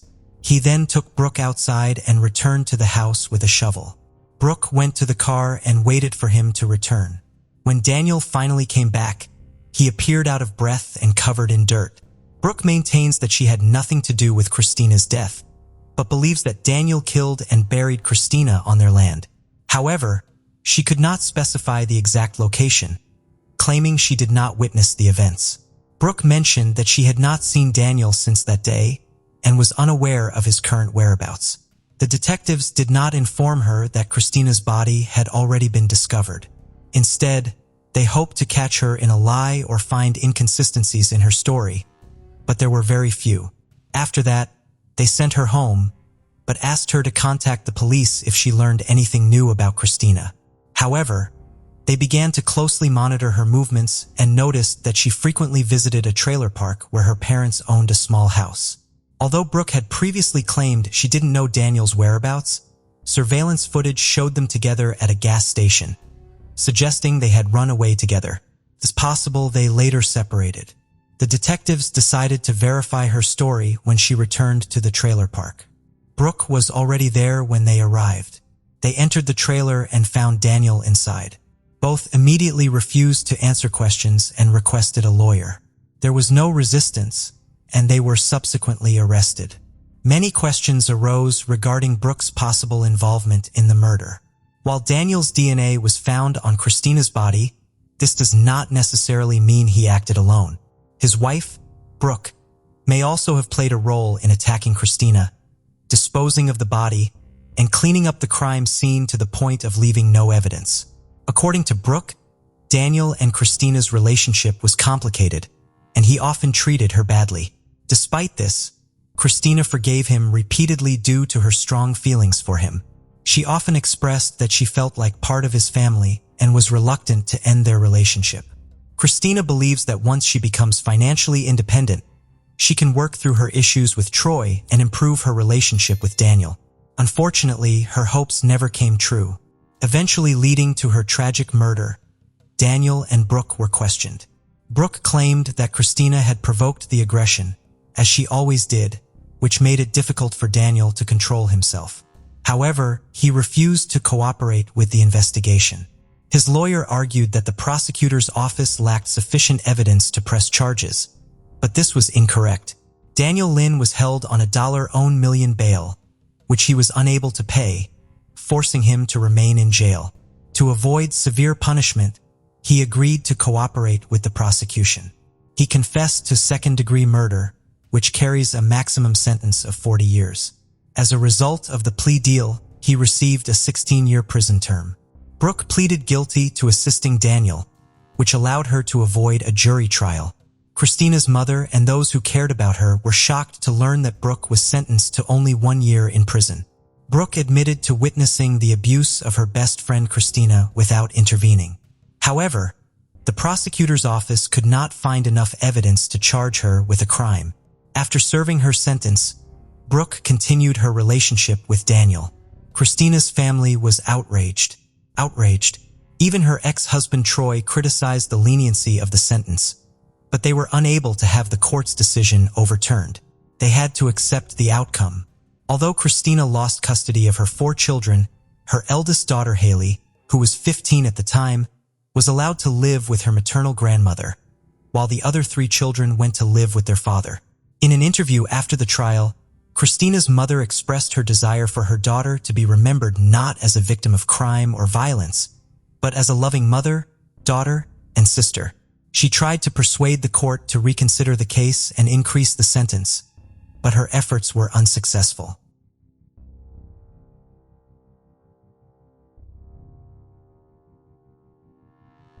Sarah Foxwell was born on May 18, 1998 in Salisbury, Maryland. She grew up in a big family with 2 sisters and 4 brothers. Her mother also had 3 more kids from a previous marriage. Eventually, Sarah's parents divorced and her mom faced tough times, having to take care of all of the kids on her own. She had to work a lot, so the kids often stayed with relatives. Sarah was the middle child, always trying to keep the peace among her siblings when they were arguing and fighting. She always radiated positivity and usually succeeded in bringing her family together. In December 2009, when Sarah was 11, she temporarily moved in with her aunt and grandparents. Christmas was coming, and her mom was working extra shifts to buy gifts for every kid. Her aunt lived on the outskirts of Salisbury in a large farmhouse. The kids loved it there because of the vast space to play around. On December 22nd, everything seemed normal. With just 3 days until Christmas, the kids were in high spirits, running around the house, playing and just having fun.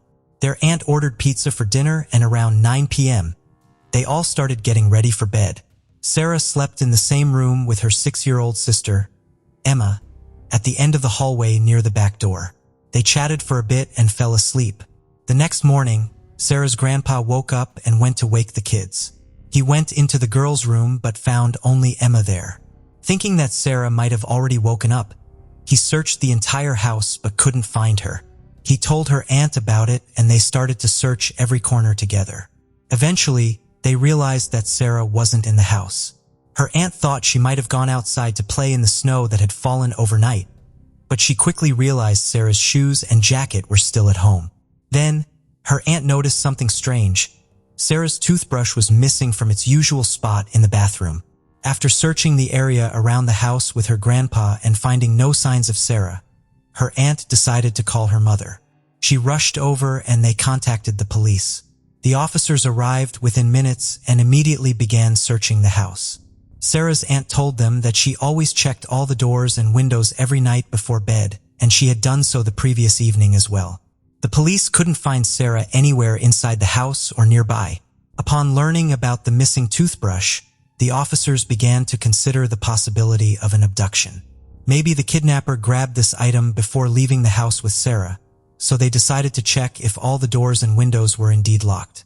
As they approached the back door next to Sarah's room and tried the handle, it opened right away. Sarah's aunt swore the door was locked the night before and hadn't been opened since.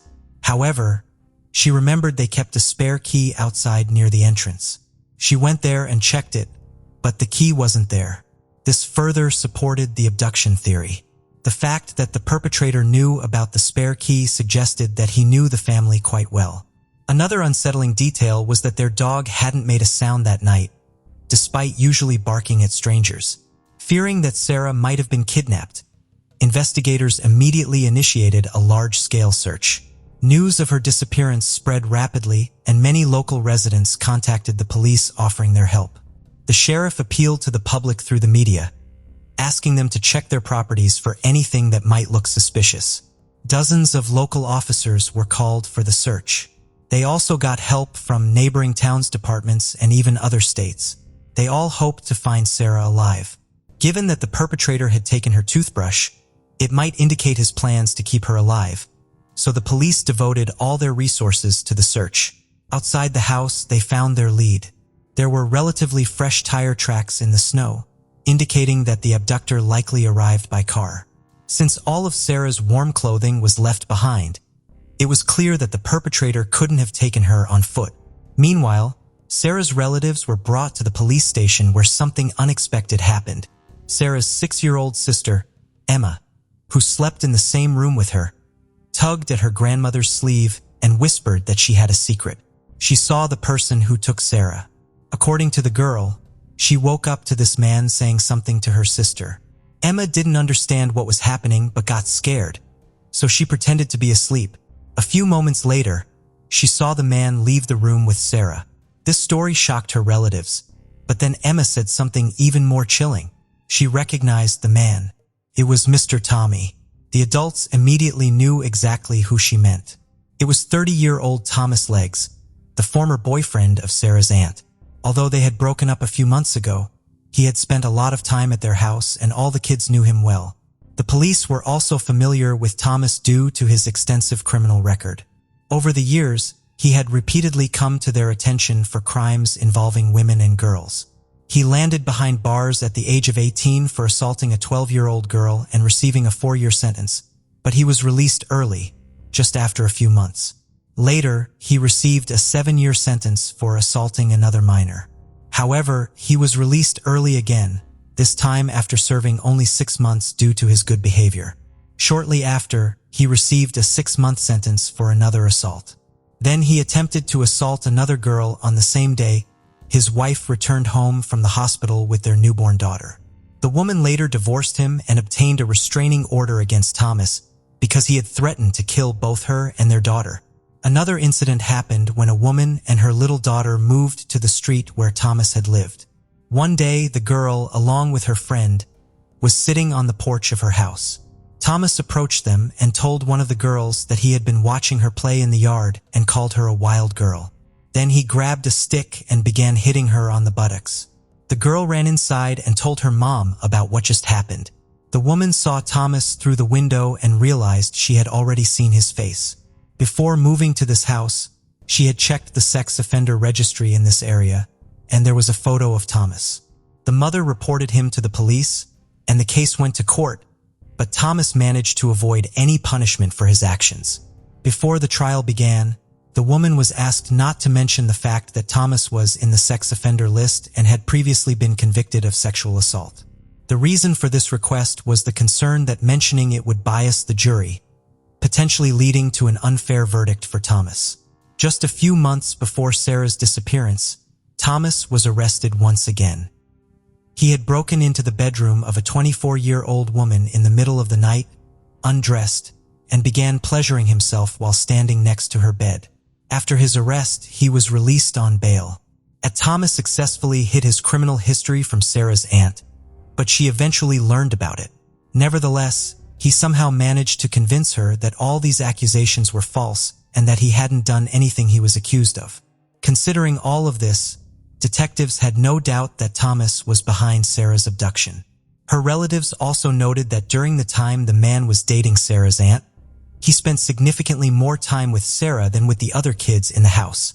Back then, no one thought much of it, but after her disappearance, this fact seemed very disturbing. The police wanted to speak with Thomas, so they headed to his place. The man lived just a few miles away, in a shed on his parents' property. Investigators took him in for questioning and also obtained a warrant to search the shed. Inside, There was a mess and horrible living conditions, but no evidence linking him to Sarah's disappearance was found. However, the police discovered a large collection of magazines and DVD discs containing adult materials. The shed was literally filled with them. During the interrogation, Thomas repeatedly denied his involvement in Sarah's disappearance. He claimed that he was trying to deal with his problems, referring to his propensity for committing crimes against underage girls.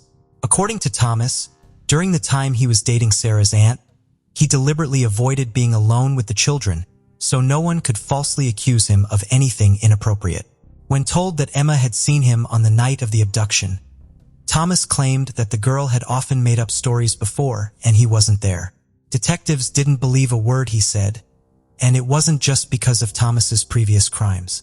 While they were speaking about the disappearance of 11-year-old Sarah, he repeatedly smiled and mocked. The sheriff even thought that Thomas considered his crime absolutely perfect and that the police wouldn't be able to prove his guilt. Thomas also claimed to have a strong alibi. He said he was at the bar with his friend until late into the night. Investigators immediately checked this story, and to their surprise, the alibi was confirmed. Thomas was indeed seen in the bar, but there was a catch. He left around 1 a.m., and since then, no one, including his parents, had seen him until around 7 a.m. During the examination of his phone, they also found that on that night, Thomas had sent messages to several women offering to meet up, but all of them declined. Despite all of this, detectives still couldn't crack Thomas. They hoped that the girl was still alive, so they put all their efforts into finding her. When they seized his pickup truck, the police immediately discovered several significant clues. Inside the vehicle lay Sarah's green toothbrush and a large lollipop. Investigators thought that Thomas could have used the candy to lure her into his car. The tire tracks also matched with the tracks left in the snow in front of the house on the night of Sarah's disappearance. The man himself told detectives that he hadn't been to that house in over a month, and now they had proof that he had lied. Despite the fact that Thomas continued to deny everything, the police still hoped to find Sarah. Hundreds of officers and volunteers continued searching the area, scouring the territory for many miles around her house. They checked abandoned buildings, forests, ravines, and bodies of water. Canine units with search dogs tried to pick up the girl's scent, while helicopters scoured the area from above. The police also received enormous support from the local community. People came to the police station and signed up as volunteers, despite the bad weather and the approaching holidays. Unfortunately, on that day, the search once again yielded no results. But no one even thought about giving up, and early the next morning, they went out to search for her again. Throughout this time, the stream of volunteers not only didn't dwindle, but grew even larger. In total, 3,000 people joined the search efforts. The sheriff even had to relocate the coordination center to the large baseball stadium because the police station simply couldn't fit such a huge number of people. Notably, among the volunteers were not only adults, but also their children. They handed out water, hot tea, and food. Everyone tried to do their best, hoping that eventually, it would help them find Sarah alive. Meanwhile, investigators obtained another piece of evidence linking Thomas to the abduction. As soon as the man was brought to the station, he was given a new set of clothes, and his own clothes were sent to the lab. Experts found foreign DNA on the suspect's underwear and compared it to a sample from Sarah obtained from her belongings. It was a complete match. Considering the fact that DNA was found on his underwear, detectives came to a grim conclusion. Apparently, after the abduction, Thomas sexually assaulted her. The day of the search also yielded no results, and on the morning of December 25th, Christmas Day, thousands of people once again went to look for Sarah. Despite the holiday, none of them even considered giving up. On that same day, investigators received GPS data from Thomas's phone. Unfortunately, there weren't exact locations, but rather just information about his phone connecting to specific cell towers. Police found out that on the night of Sarah's disappearance, his phone had connected to 3 towers, allowing them to determine the approximate triangular area where he must have been. Investigators focused all their efforts in this area, which was located practically on the state border, about 8 miles from Sarah's aunt's house. This area was mostly covered with trees. Hundreds of people combed through every inch of this territory, hoping for a Christmas miracle that Sarah would be found alive. Unfortunately, reality turned out to be much more tragic. Around 4 p.m., police noticed Sarah's body on the ground, almost at the state border. She lay on her back, with her arms raised upwards, pointing towards the sky. When medical experts began examining the body, even they were shocked. They confirmed the victim had been sexually assaulted. They found signs of strangulation but determined that the perpetrator had failed to kill her that way. In Sarah's lungs, experts found dirt, leading them to believe that the killer had attempted to drown her in a puddle. During this torture, the victim lost consciousness. After that, she suffered severe burns. According to the experts, the perpetrator may have left her lying in the forest for some time, went to get gasoline, came back, and set Sarah on fire. Traces of smoke were also found in her lungs, indicating that she was still alive at that moment. This also explained why her hands were raised and pointing to the sky. This sometimes happens when a person is exposed to fire. Such unimaginable cruelty shocked everyone involved in the case.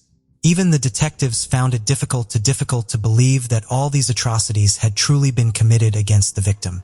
But now, when they knew what had happened to Sarah, all they wanted was one thing: to secure the death penalty for Thomas. Despite the fact that he continued to deny everything, there was an impressive amount of evidence against him. After the discovery of the body, forensic experts found several hairs belonging to Sarah and particles of fabric from her pajamas on the front seat of Thomas's pickup truck, further proving his involvement in the abduction. With all the other evidence, this practically ruled out any possibility of him avoiding punishment. The wait for the trial stretched for more than a year, but it never began. In early 2011, the prosecution decided to offer Thomas a plea deal. Under its conditions, he would admit his guilt and receive a life sentence instead of the death penalty. Considering what he had done to Sarah, this deal might seem unfair, but there were a few serious reasons in favor of such a decision. The main one was that Sarah's younger sister would have to testify repeatedly in court in the presence of the murderer. The abduction and death of her sister became a serious challenge for her, and the trial could have affected her even more. Another reason for offering the deal was that the prosecution could not be 100% sure of securing a death sentence. If Thomas's lawyers had achieved a different verdict, he could have the opportunity to be released someday, which was not part of the terms of the deal under any circumstances. There was another problem. The state governor opposed the death penalty at that time, further reducing the chances of obtaining this sentence. In the end, Thomas agreed and told detectives everything they already knew without him. He admitted that he tricked Sarah into leaving her house with him. Then he took her away, sexually assaulted, and killed her. He received 2 life sentences without the possibility of parole and was transferred to a maximum security prison. In the few days, another inmate attacked him with a makeshift weapon during lunch, inflicting several serious cuts. Thomas survived, and prison staff took additional measures to protect him from other inmates who wanted to harm him. Sarah's case sparked outrage because the system repeatedly gave Thomas the opportunities to be released and continue committing crimes. Eventually, the state of Maryland passed Sarah's law, which mandates that anyone convicted of child abuse must serve at least 15 years in prison before being eligible for parole. Rowan Ford was born on April 11, 1998, in San Diego, California. Her parents divorced when she was young, and her mother, Colleen, moved with her to a small town called Stella in Missouri. Later, her mom met a man named David, and they got married. Colleen had several children from a previous marriage, and soon after their wedding, she and David had a daughter together. Altogether, Rowan had 2 sisters and 2 brothers, and they shared a very close bond. She spent a lot of time outdoors riding her bike around town, enjoying swimming, and indulging in her passion for drawing. She also liked going to Sunday school at the local church, where she always volunteered to help other kids who had some issues with their tasks. In November 2007, when Rowan was 9 years old, she was in the 4th grade at the local elementary school. Her mom worked the night shift at a store while her stepdad spent most of the day on the farm.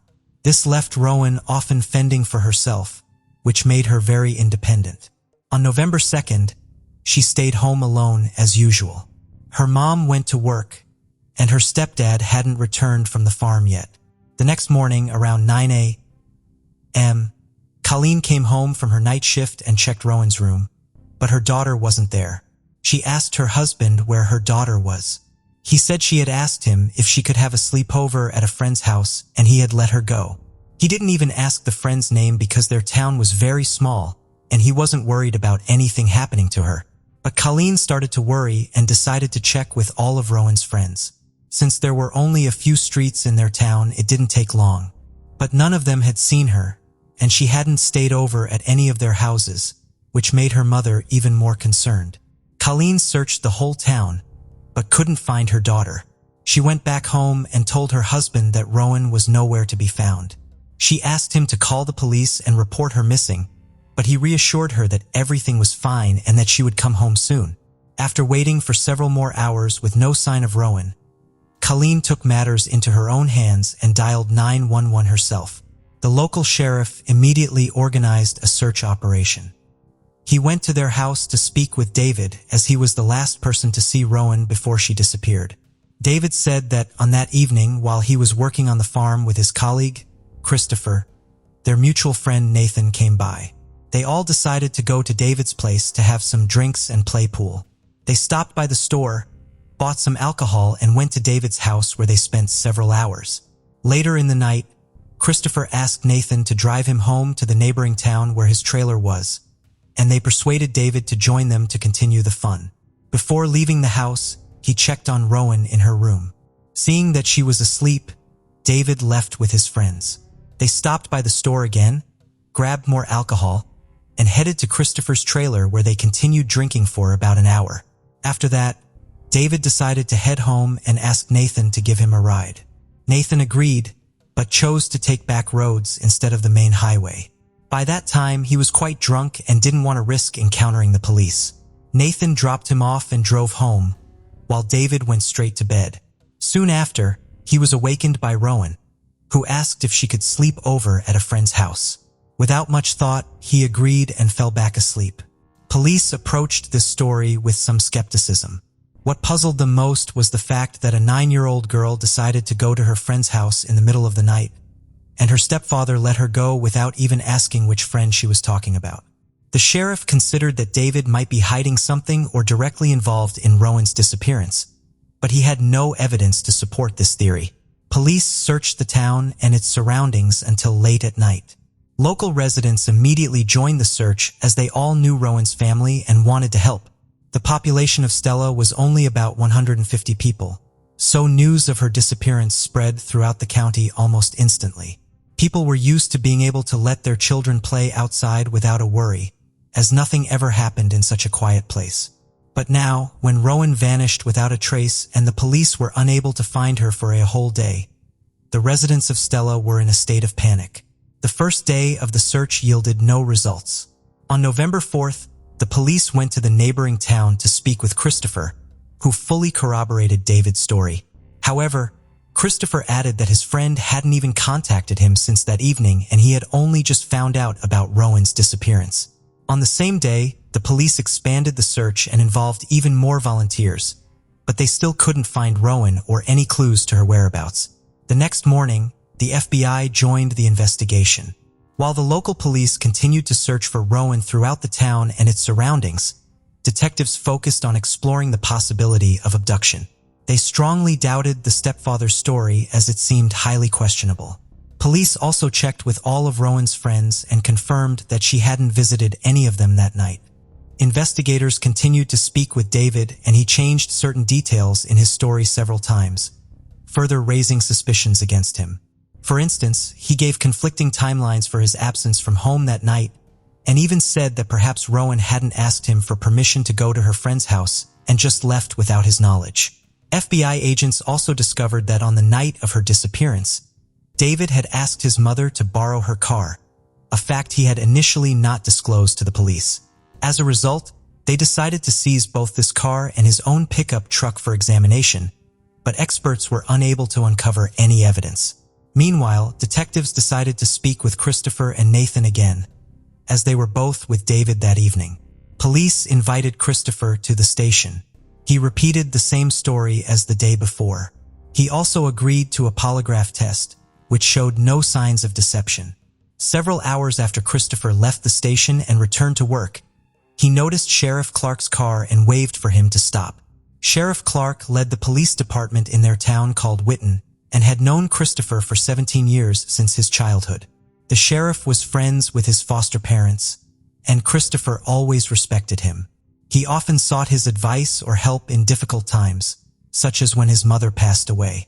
Sheriff Clark approached Christopher and they discussed Rowan's disappearance. The sheriff was aware of the case but had not been involved in it as the search was being handled by the Stella department. During their conversation, the sheriff felt that Christopher's behavior was quite weird, and he suspected that Christopher might be withholding some information from him. Considering that Rowan's life was at stake and her fate remained unknown, Clark decided to share his suspicions with the FBI. He contacted the agents and told them about his concerns. Investigators assumed that Christopher might be withholding some significant information that could implicate Rowan's stepfather in her disappearance. Perhaps he had asked Christopher to lie and change certain details in the story of that evening. And now Christopher feared being implicated as an accomplice if he told the truth. Sheriff Clark informed the FBI agents that he had a close and trusting relationship with Christopher, so he offered to help persuade him to talk. That same evening, Christopher went to Colleen's house to ask her if there was any progress in the search. About the same time, FBI agents also arrived to speak with Rowan's mother again. When they saw Christopher there, they also asked him some questions, and he once again repeated that the events of that evening unfolded exactly as he had previously said. But then he mentioned for the first time that he did not rule out the possibility of David's involvement in her disappearance, and said that he wanted to help them uncover the truth no matter how terrible it might be. He even suggested wearing a wire and going to talk to David to try to coax him into confessing, but at that point, the detectives decided not to resort to such tactics. Instead, they asked Christopher if he had any locations in mind where his friend could have hidden Rowan's body, and he named it several places. The next morning, police set out to search these locations, as well as continuing their search in the surrounding areas of Stella. FBI agents once again brought David for questioning, Sheriff's office to speak with Clark and told him about his encounter with the FBI. During their conversation, the sheriff had a strong feeling that Christopher was still withholding something. After their meeting, he contacted the detectives again and told them that Christopher might be keeping some information that could likely help them prove David's involvement. FBI agents asked the sheriff to continue trying to persuade him to talk. Based on the fact that Christopher had repeatedly contacted Clark to discuss the case with him, they believed he wanted to share important information, but for some reason, he was afraid to do so. The next day, on November 7th, the police called Christopher back to the station. They needed his consent to search his safe located in David's house. Christopher had been living with him for several months when he temporarily didn't have a place of his own, and some of his belongings were still there. Christopher gave them his permission and also agreed to allow the police to search his trailer and his car. He also voluntarily provided them with a DNA sample, and he agreed to answer the detectives' questions again. They began questioning him about that evening and once again asked him to confirm David's story. But this time, Christopher suddenly admitted that his friend's story wasn't entirely true, and the investigators began pressing him to tell them what really happened. But this pressure only caused Christopher to become agitated. He said that if the police were going to treat him like a criminal and attempt to accuse him of involvement in Rowan's disappearance, he would not continue this conversation. After that, detectives had to end the interrogation, and Christopher left the station. That same evening, he went to Sheriff Clark and told him about it. He complained that Sheriff replied that it was his right, but asked him to understand that the police were just doing everything possible to find Rowan. In response, Christopher stated that he would no longer speak with them and that if he wanted to share anything else, he would only speak with Clark. The sheriff continued to persuade Christopher to tell him everything he knew, and at some point, Christopher began to cry. He said that he always loved Rowan and would never harm her. During the time when he lived in David's house, he developed a close bond with Rowan and the other children. They began to treat him like a family member and even called him Uncle Christopher. The sheriff understood that Christopher was on the brink of revealing everything he knew. However, Just as Christopher was about to speak, someone arrived at the police station, distracting Sheriff Clark for some time. Christopher left the office without sharing what he had intended to. Sheriff Clark reached out to the FBI again and told them about this conversation. He explained that Christopher was almost ready to disclose everything he knew, but cautioned that pushing him too hard might cause him to stop talking and get an attorney. Clark suggested to give Christopher some time to think it over, and the detectives agreed. The search for Rowan continued the next day, again with no luck. But everything changed on November 9th, a week after her disappearance.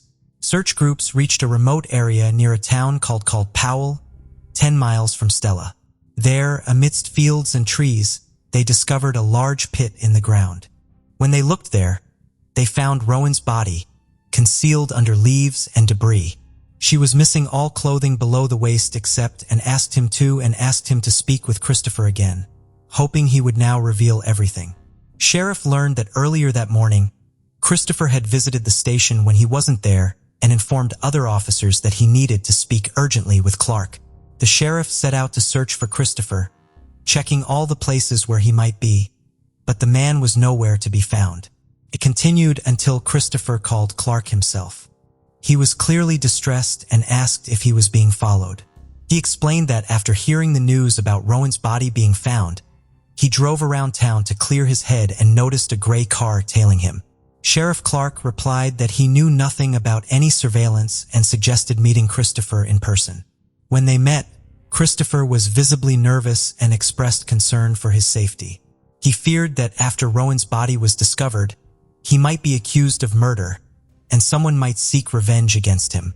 Clark took him to the station and said that now, when the case had been classified as a homicide, it was time to reveal everything he knew. Christopher began crying again, and the sheriff asked him to tell what David had done to Rowan. In response, Christopher stated that there were too many people at the police station, and he didn't want to discuss it here. He suggested going to a quieter place and mentioned a small bridge located a few miles from their town. Clark agreed and they drove there together. As they got out of the car, Christopher unexpectedly raised his hands and said that he should handcuff him. The sheriff was surprised and replied that it wasn't necessary, but Christopher said, "After what I tell you, you'll have to do it." After this, he began talking. Christopher repeated the first part of the story he had told the police many times. He, along with Nathan and David, went to his trailer where they continued drinking. Sometime later, his friends decided to head home, and David asked Nathan for a ride. They said they would take back roads to avoid the police and left. But then Christopher started telling something that shocked the sheriff to the core. He claimed that he wanted to sexually assault Rowan and quickly came up with a plan. Knowing his friends would take quite some time on the road through the fields, he got into his car and drove straight to David's house, taking the main highway. He entered Rowan's room, picked her up and carried her to his car, doing it all so that she wouldn't wake up. After that, he took her to his trailer where he assaulted her. According to him, she only woke up at that moment and tried to resist, but she couldn't break free. Christopher didn't turn on the lights or speak to her because he didn't want Rowan to recognize him. After the crime, he planned to take her back home and leave, but things didn't go as planned. When he carried Rowan out of the trailer, the moon was shining brightly, and she saw his face. Christopher panicked, grabbed a rope, and strangled her. When she passed away, he loaded her body into the car and started thinking about what to do next. At first, he wanted to dump her from the bridge, the same one where he stood with Sheriff Clark. But Christopher realized that her body would be found too quickly, so he got behind the wheel and began driving around the county, considering other options. Soon, he remembered the large pit near the neighboring town and headed there. He dumped the body into the pit and tried to cover it with branches, but the pit was too large, so everything fell down. When he returned to the trailer, he found traces of Rowan's blood on his clothes and mattress. Christopher also realized he needed to get rid of her pants, underwear, and the rope he used to kill her. He collected all these items and placed them in a large barrel, intending to burn them. However, Christopher quickly realized that such a fire would definitely attract attention. So he dragged the barrel into the shed, closed the door, and started the fire there. Sheriff Clark was completely taken back by this story. All this time, he thought David had committed the crime, and Christopher was just withholding some information. It was hard for him to believe that the man he had known for almost 20 years was capable of such brutality. Christopher himself had 3 young children, although he didn't live with them after divorcing his wife. He always seemed like a decent man to him, but reality turned out to be way more chilling. After Christopher finished his story, he agreed to voluntarily go to the station, and the sheriff didn't handcuff him. Only after they arrived and the man repeated his confession to the FBI agents, he was arrested on charges of murder. Christopher also signed a voluntary consent to search his trailer and car. Ending his confession, he added that he regretted his actions and said that he cried like a baby all the next day. The detectives immediately went to speak with David and informed him that Christopher had confessed to the murder. Considering David's strange behavior and inconsistent statements, they suspected that he might have been covering for his friend. However, they were met with an even more shocking twist. When David was brought in for questioning, he suddenly changed his version of events. According to him, the night he returned home and found Rowan missing from her room, he realized that Christopher might have taken her, so he took his mother's car and drove to his trailer. Upon entering, he saw the girl on the bed with Christopher, leaning over her. Instead of rescuing Rowan, David decided to join in. He also sexually assaulted her. Then, he helped his friend kill her and dispose of the body. David added that during the ordeal, his brain simply shut off and he remembered nothing about the night for several days. The detectives, who were not expecting such a twist, went back to Christopher to confirm David's words. However, Christopher stated that his friend was not involved and that everything happened as he had told them. This further baffled the detectives, but Christopher's story matched the facts. Medical experts confirmed that the victim had been strangled with a thin rope, a detail only the killer would know. During a search of the trailer, the police found a barrel with ashes. In his car, they also discovered hair comparable to Rowan's. Despite investigators still being unable to confidently determine whose version of events was truthful, both men provided incriminating statements, so David was also arrested, and their cases were sent to court. During the trial, Christopher filed a motion to exclude all his statements from the case materials, claiming he was unaware they could be used against him and that the police violated his rights. But the judge denied this motion since all his conversations with investigators were entirely voluntary. Christopher also attempted to plead mitigating circumstances, pointing out his difficult childhood. From an early age, he was constantly shuffled between biological and foster parents, which greatly impacted him. Christopher also invited an expert who claimed he had signs of developmental issues, but none of this helped him avoid punishment. In 2012, 5 years after the murder, he was sentenced to death. He tried to appeal this sentence, but to no avail. As for David, the situation was much more. He admitted to assaulting and killing Rowan. But there was one serious problem. His version contradicted Christopher's statements. If the prosecution decided to charge David with murder, it could potentially lead to Christopher's sentence being overturned, and David might also avoid responsibility. Considering there was no solid evidence against David, such as DNA, the prosecution could not take such a risk. In fact, they still weren't sure if he was involved at all. The prosecution did not rule out the possibility that David might have indeed committed the crime together with Christopher, but there was no evidence to support this theory. In the end, a difficult decision was made.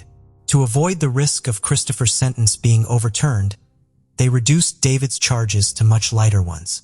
He pleaded guilty to 2 charges, child endangerment and obstruction of justice. He was sentenced to 11 years in prison with a minimum of 5 years to be served behind bars. This sentence was met with outrage. If David was indeed involved in the murder, his punishment was deemed incomparable to the severity of the crime. However, there's nothing that can be done about it now, and it's unlikely that he will ever be tried again for this case. As for Christopher, he remains in prison awaiting execution. Considering that decades often pass between sentencing and execution, there are no guarantees that the death penalty will ever be carried out. It's quite possible that he will simply spend the rest of his life in prison.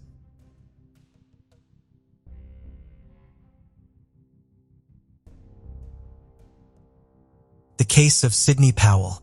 Brenda Powell was born in 1969 in Saline, Agua, USA. She graduated from high school and then attended Akron University. After completing her studies, she began working as a pediatrician in the oncology department of her local children's hospital. For over 28 years, she has dedicated herself to helping sick children. Brenda oversees inpatient care and is known to her peers and hospital. They were introduced through a mutual friend who worked with her at the hospital. The couple enjoyed a happy life together for 23 years and welcomed 2 children, a daughter named Sydney and a son named Andrew. Since childhood, Sydney has been passionate about sports, especially football. Her family watched football together every Sunday, which helped strengthen their relationship. They also regularly visited the beach and Disneyland. As Sydney grew older, she and her mother, Brenda, began to spend more time together. While her father and brother watched football, they enjoyed shopping, which further strengthened their relationship. Sydney did well in high school, which helped her pass her exams and gain admission to Mount Union University, where she also received a scholarship. In college, she became friends with Lauren and a group of female students while living on campus. She participated in school events and was introduced to many different activities. Friends described Sydney as friendly and easygoing. Sydney's academic journey took an unexpected turn after her first year. Initially, everything seemed fine. She excelled in her classes and was praised by her teachers, ranking among the top students. Sydney began working part-time during the summer holidays to earn extra money. However, during her second year, Sydney faced significant challenges and decided to move off campus. Her friends were initially confused by this sudden decision but later learned that Sydney was struggling academically. Her grades were dropping. Additionally, Sydney began sleeping excessively, often around 16 hours a day. Sydney's friends thought she could handle it all because she was a smart and hardworking student who had previously done well in school. Unfortunately, Sydney struggled and ended up failing 3 out of 4 exams. Due to strict regulations, she received a notice of expulsion from the university, which shocked everyone. Sydney was worried and shared her concerns with her friends. Fortunately, they informed her that she could reapply for admission. At the beginning of 2020, Sydney resumed her studies, attending classes and sorority meetings. She happily told her friends that she had been readmitted to the university and was doing well. In early February, Sydney was notified that she had to leave the school permanently and that her expulsion would remain in effect. She was offered assistance with moving and packing, and the school planned to notify her parents of her situation to help cover her expenses. However, Sydney told the school administration that her family already knew and did not need to be contacted. This was not true, and she was afraid that her parents would find out about her expulsion. During this time, she told her parents that she was doing well in school and had good grades, and that she had even won a scholarship. Her parents trusted her and had no reason to doubt her. After being evicted from campus, Sydney left but did not return home before the February. Instead, she stayed with friends in various hotels, paying in cash to avoid being tracked and to keep her situation at the university a secret. Although she worked part-time to support herself, her earnings were insufficient. Sydney constantly searched for online opportunities to make money but could not find a full-time job that would provide adequate support. She continued to live in hotels or with friends, afraid to go home. She cut back on everything and often did not eat enough. Eventually, she decided to return home, claiming that the campus was closed for renovations. She told her parents that she would stay with them while she went to college and still work. Her parents believed her and thought everything was fine. Sydney has been lying to her mother by saying that she is fine. Recently, Brenda has noticed some strange changes in her daughter's behavior. She discovers that Sydney is spending more time at home and not going to school, which raises concerns. This information later comes to light because Sydney's entire family uses the Life 360 app, a mobile phone location tracking app on a map for safety, allowing family members to know where each other are. On February 25, 2020, Brenda received a notification from the app that Sydney had stayed home all day instead of coming to college as scheduled. This worried Brenda, who was concerned that something was wrong. She contacted her daughter to find out what was going on.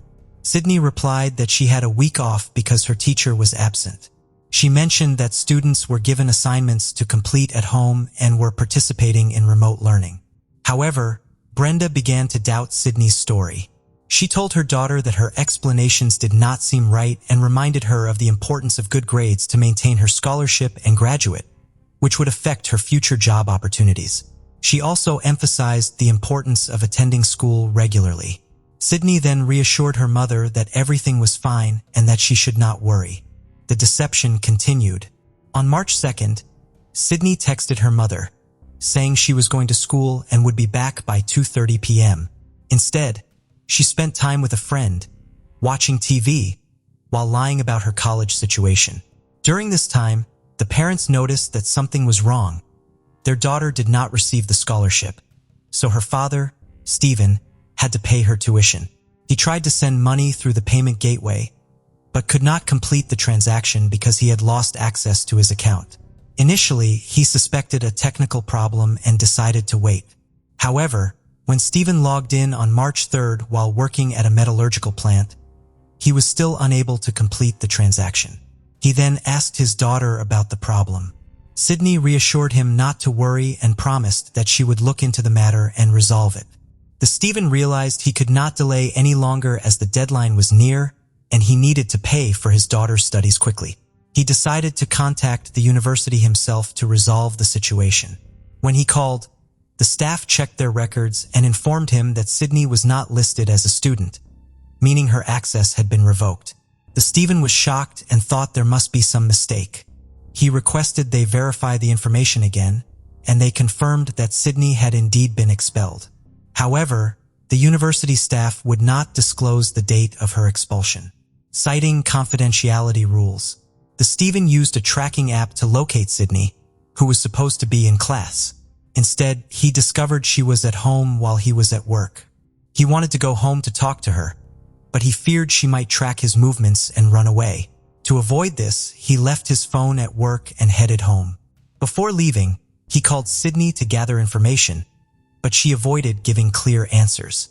During the conversation, she admitted that she was struggling at university and didn't like it there. However, she continued to lie, not confessing that she had been expelled a long time ago. Instead, she claimed she had just not been attending classes. Stephen was troubled by his daughter's situation. He believed she was capable and had a bright future ahead, but he worried that her lack of commitment to attending classes could hinder her progress. He wanted to talk to her about the issue so they could find a solution together. On his way to work, Stephen called Brenda to inform her about their daughter's learning difficulties. Although Brenda suspected something was wrong, she hoped it was not true.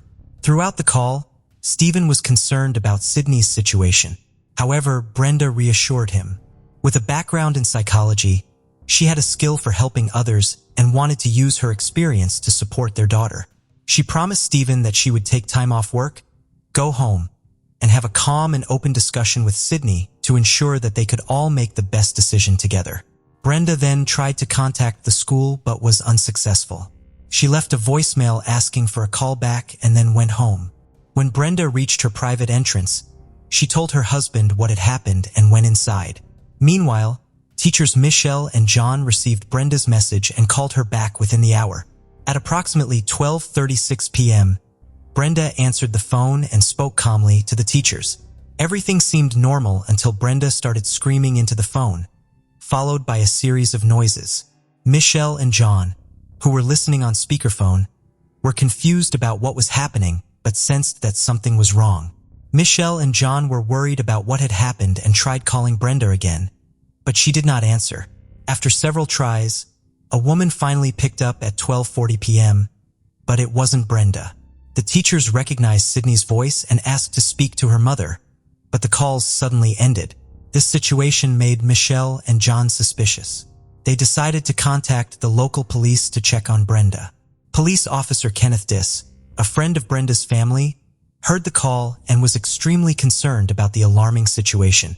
He personally called Stephen to ask what was going on at their house, but Stephen could not provide any information because he was not home. After thinking for a moment, The Stephen recalled that Sydney and Brenda were supposed to be at home discussing their study problems. He suspected there might have been a conflict between his wife and daughter, but he couldn't imagine the reality of the situation.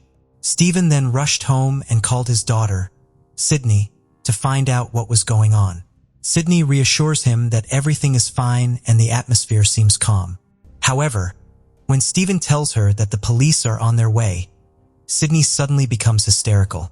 She begins to cry and reveals that a robber has broken into the house and attacked them. The call then ends abruptly. The police had already arrived at the house when Sydney dashed out, covered in blood and screaming. She told the officers a shocking story about a robber who had broken in and attacked her mother. She said she heard glass breaking and that her mother told her to run, so she did. Sydney then hid in the courtyard, anxiously listening.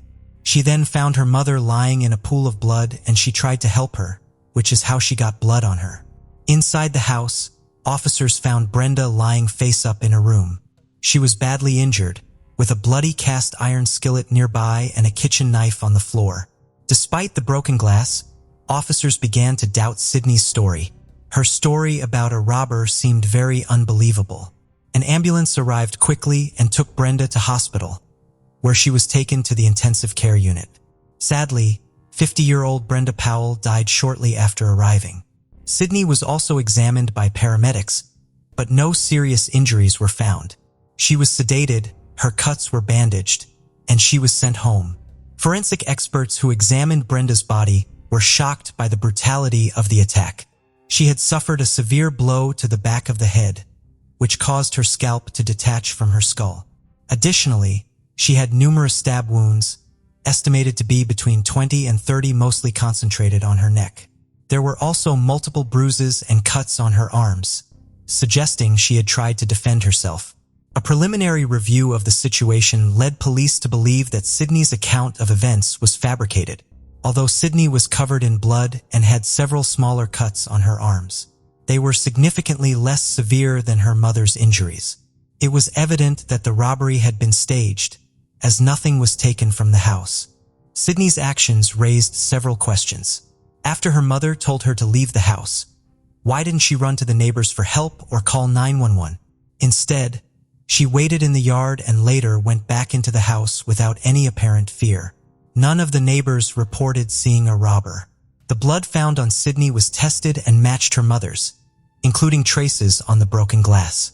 Police sent the knife, believed to be the murder weapon, and the frying pan for analysis. Brenda's blood was found on these items, and no fingerprints or other DNA were found at the scene. It appears that Sydney injured herself when she stabbed her mother. Sydney Powell was then taken to the police station for questioning. After the initial panic subsided, she refused to answer any questions. By this time, police investigating the attack had learned about recent events in Sydney's university life. They discovered that she had been expelled a month earlier and had lied to her family about her situation, staying with friends in hotels instead. She was so afraid of disappointing those around her that she had lied not only to her parents but also to her classmates and others. Police believe that Sydney was so afraid of telling the truth that she decided to kill her mother when her mother started to suspect something was wrong. Despite this, Sydney chose to remain silent. 19-year-old Sydney Powell was arrested and charged with murdering Brenda. She also faced charges for causing serious injury and for tampering with evidence to mislead the investigation. Due to her mental health issues, she was unable to admit or deny her guilt. Her lawyer argued that she was insane, stating that Sydney had struggled with serious mental health problems since childhood. At the time of the offense, Sydney may have been experiencing a mental health crisis that affected her perception of her actions. Sydney faced several mental health issues that may have contributed to the violent incident, which led police to request a psychiatric evaluation. During the examination, Sydney spoke about her memories of that day but could only recall bits and pieces. She remembered sitting in the basement, anxious about her parents coming home after her father found out about her struggles. She also remembers her mother coming home and their conversation starting, when her mother comforted her and asked what happened at school. She wished her mother would leave her alone. Then she heard the sound of glass breaking, and then she couldn't remember anything else about what happened. Sydney informed her doctor that she had been experiencing hallucinations since she was 11 years old. She had always been very anxious, responsible, and self-critical, setting extremely high academic standards for herself. At times, her anxiety became so intense that it affected her ability to concentrate on tests, leading to multiple psychological evaluations. After extensive evaluation and discussion with Sydney, the psychiatrist diagnosed her with acute post-traumatic stress disorder, schizoaffective disorder, and depression. Sydney reported that she had recurring nightmares of her mother covered in blood. The lack of a clear motive for the murder led the psychiatrist to determine that Sydney was insane at the time of the incident. Another doctor who worked with Sydney for at least 3 to 6 months before the crime noted that her mental health had deteriorated significantly.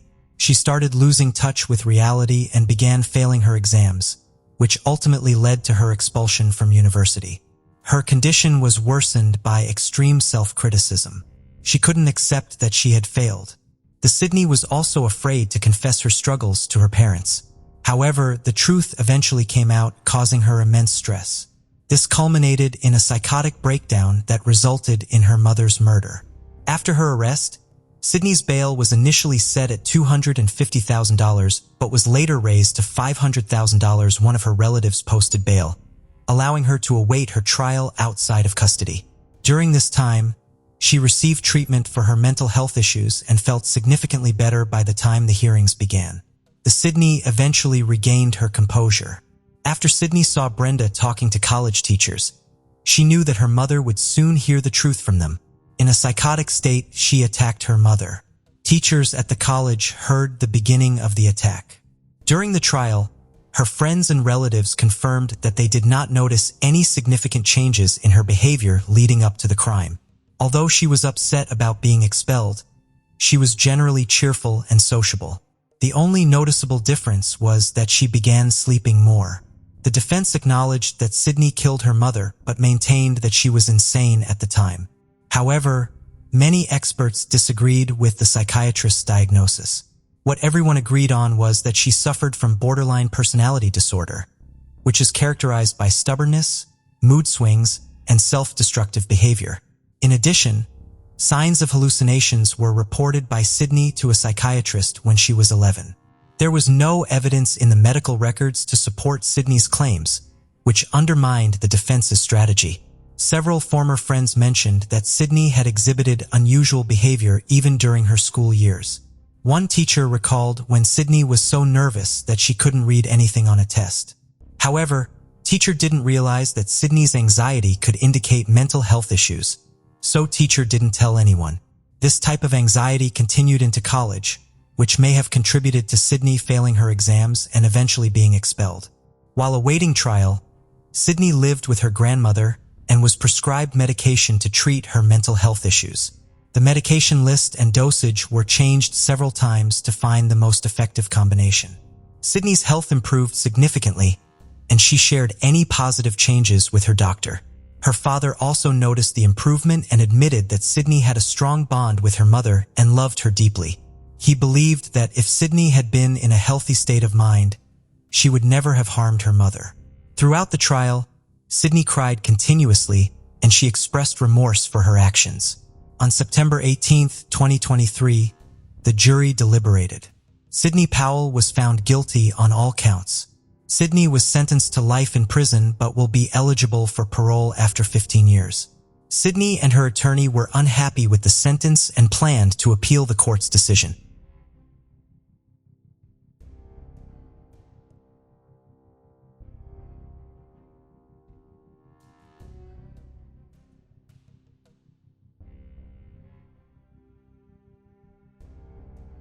Mitzi Sanchez was born on August 10, 1992 in Vallejo, California.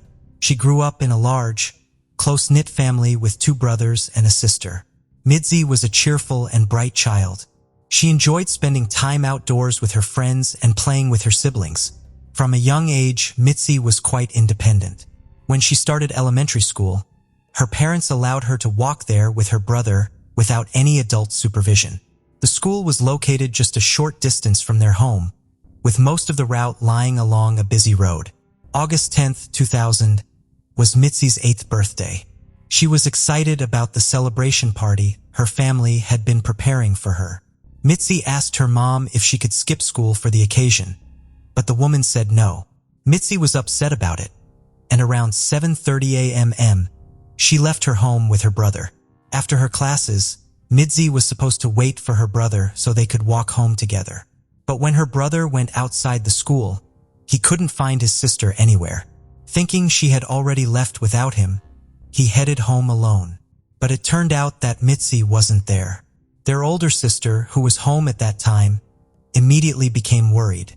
Since Mitzi was eagerly anticipating her birthday party, her absence seemed odd. She waited for some time, hoping that Mitzi would eventually show up, and around 4 p.m., the sister decided to call their mom and tell her about it. Their mom immediately called Mitzi's school and learned that her daughter had attended all her classes. The mother then reached out to family members and Mitzi's friends, but no one had seen her after school. Mitzi's relatives became worried and started searching for her. Many people, from family friends to neighbors, also joined in. Together, they quickly organized a massive search. While some of them walked the streets, others knocked on every door along the route, from the house to school, asking if anyone had seen her. They even started printing and distributing flyers with information about Mitzi. Despite all their efforts, they couldn't find her, so Mitzi's parents decided to call 911.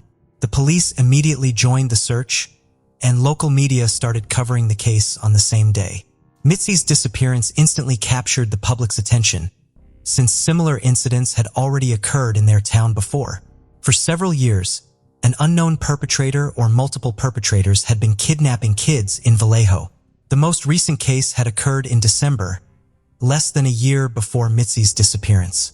7-year-old Ziana Fairchild, who lived just a few miles from Mitzi's house, disappeared on her way to school. Despite all the efforts by the police and the FBI, she was never found.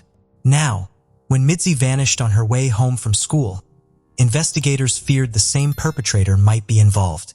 Despite the lack of leads at that point, the striking similarities between those cases were already obvious.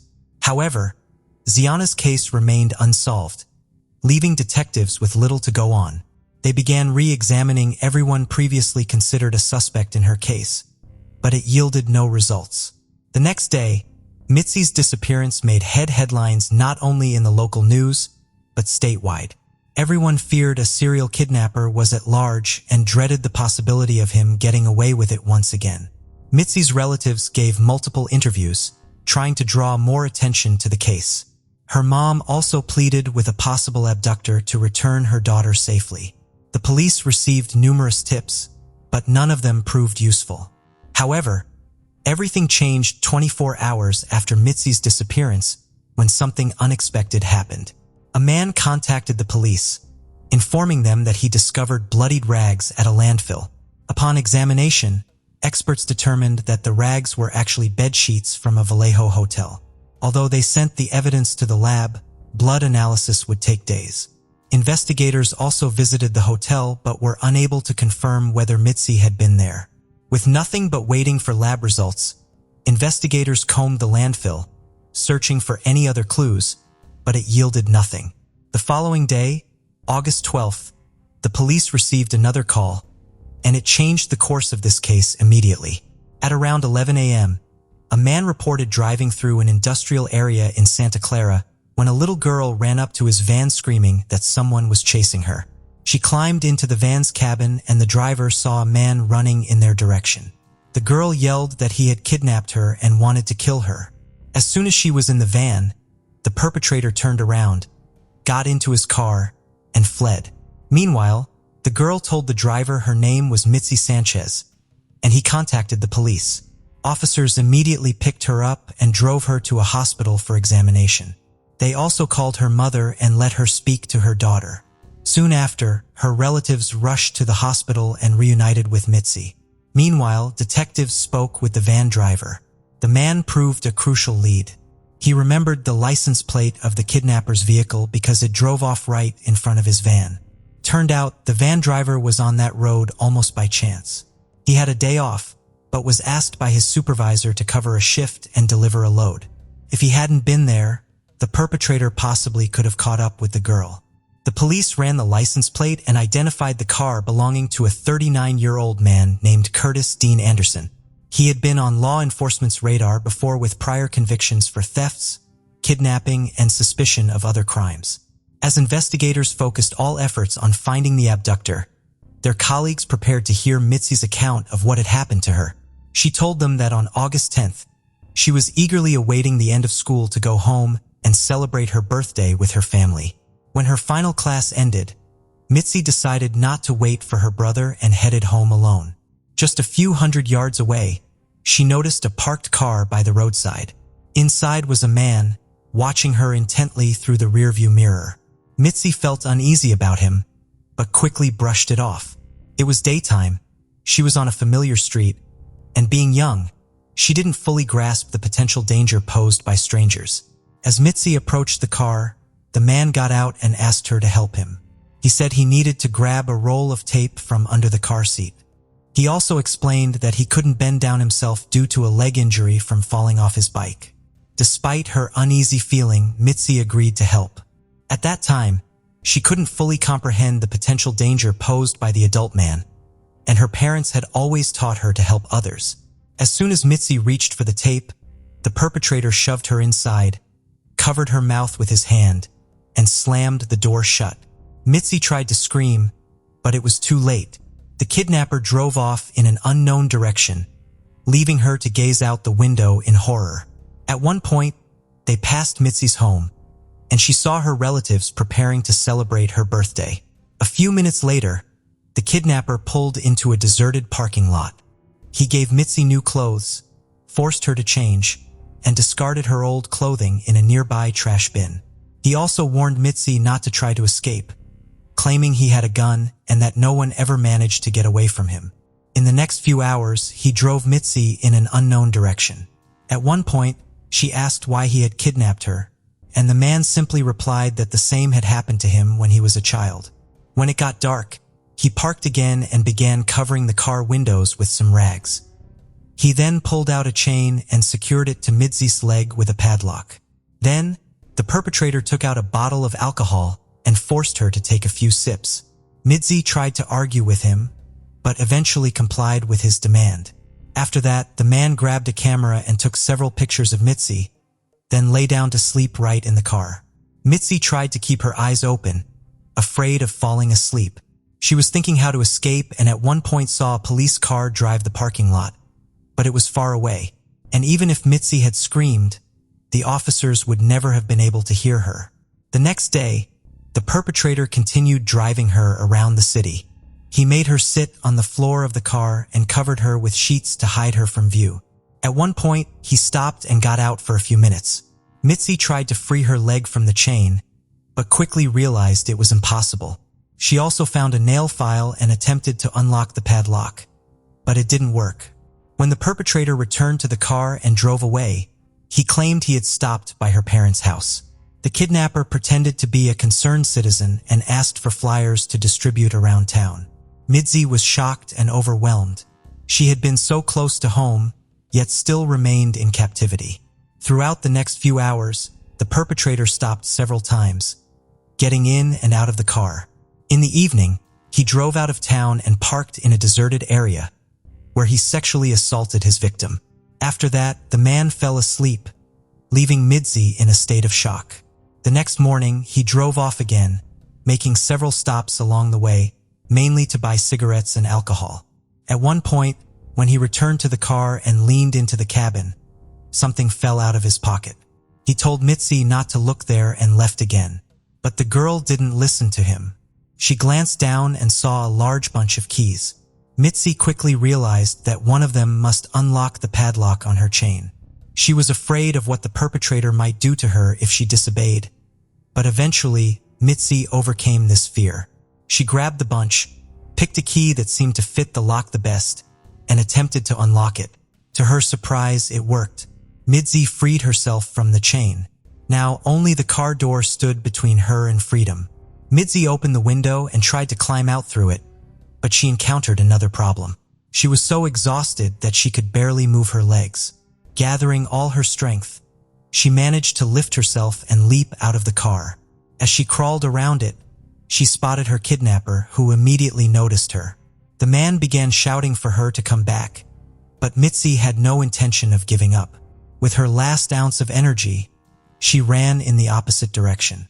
The perpetrator chased after her while Mitzi tried to flag down passing cars for help. She waved and screamed, but they all drove past. Despite this, Mitzi kept moving toward her freedom. She had no doubt that if she stopped for even a second, the perpetrator would catch up and harm her.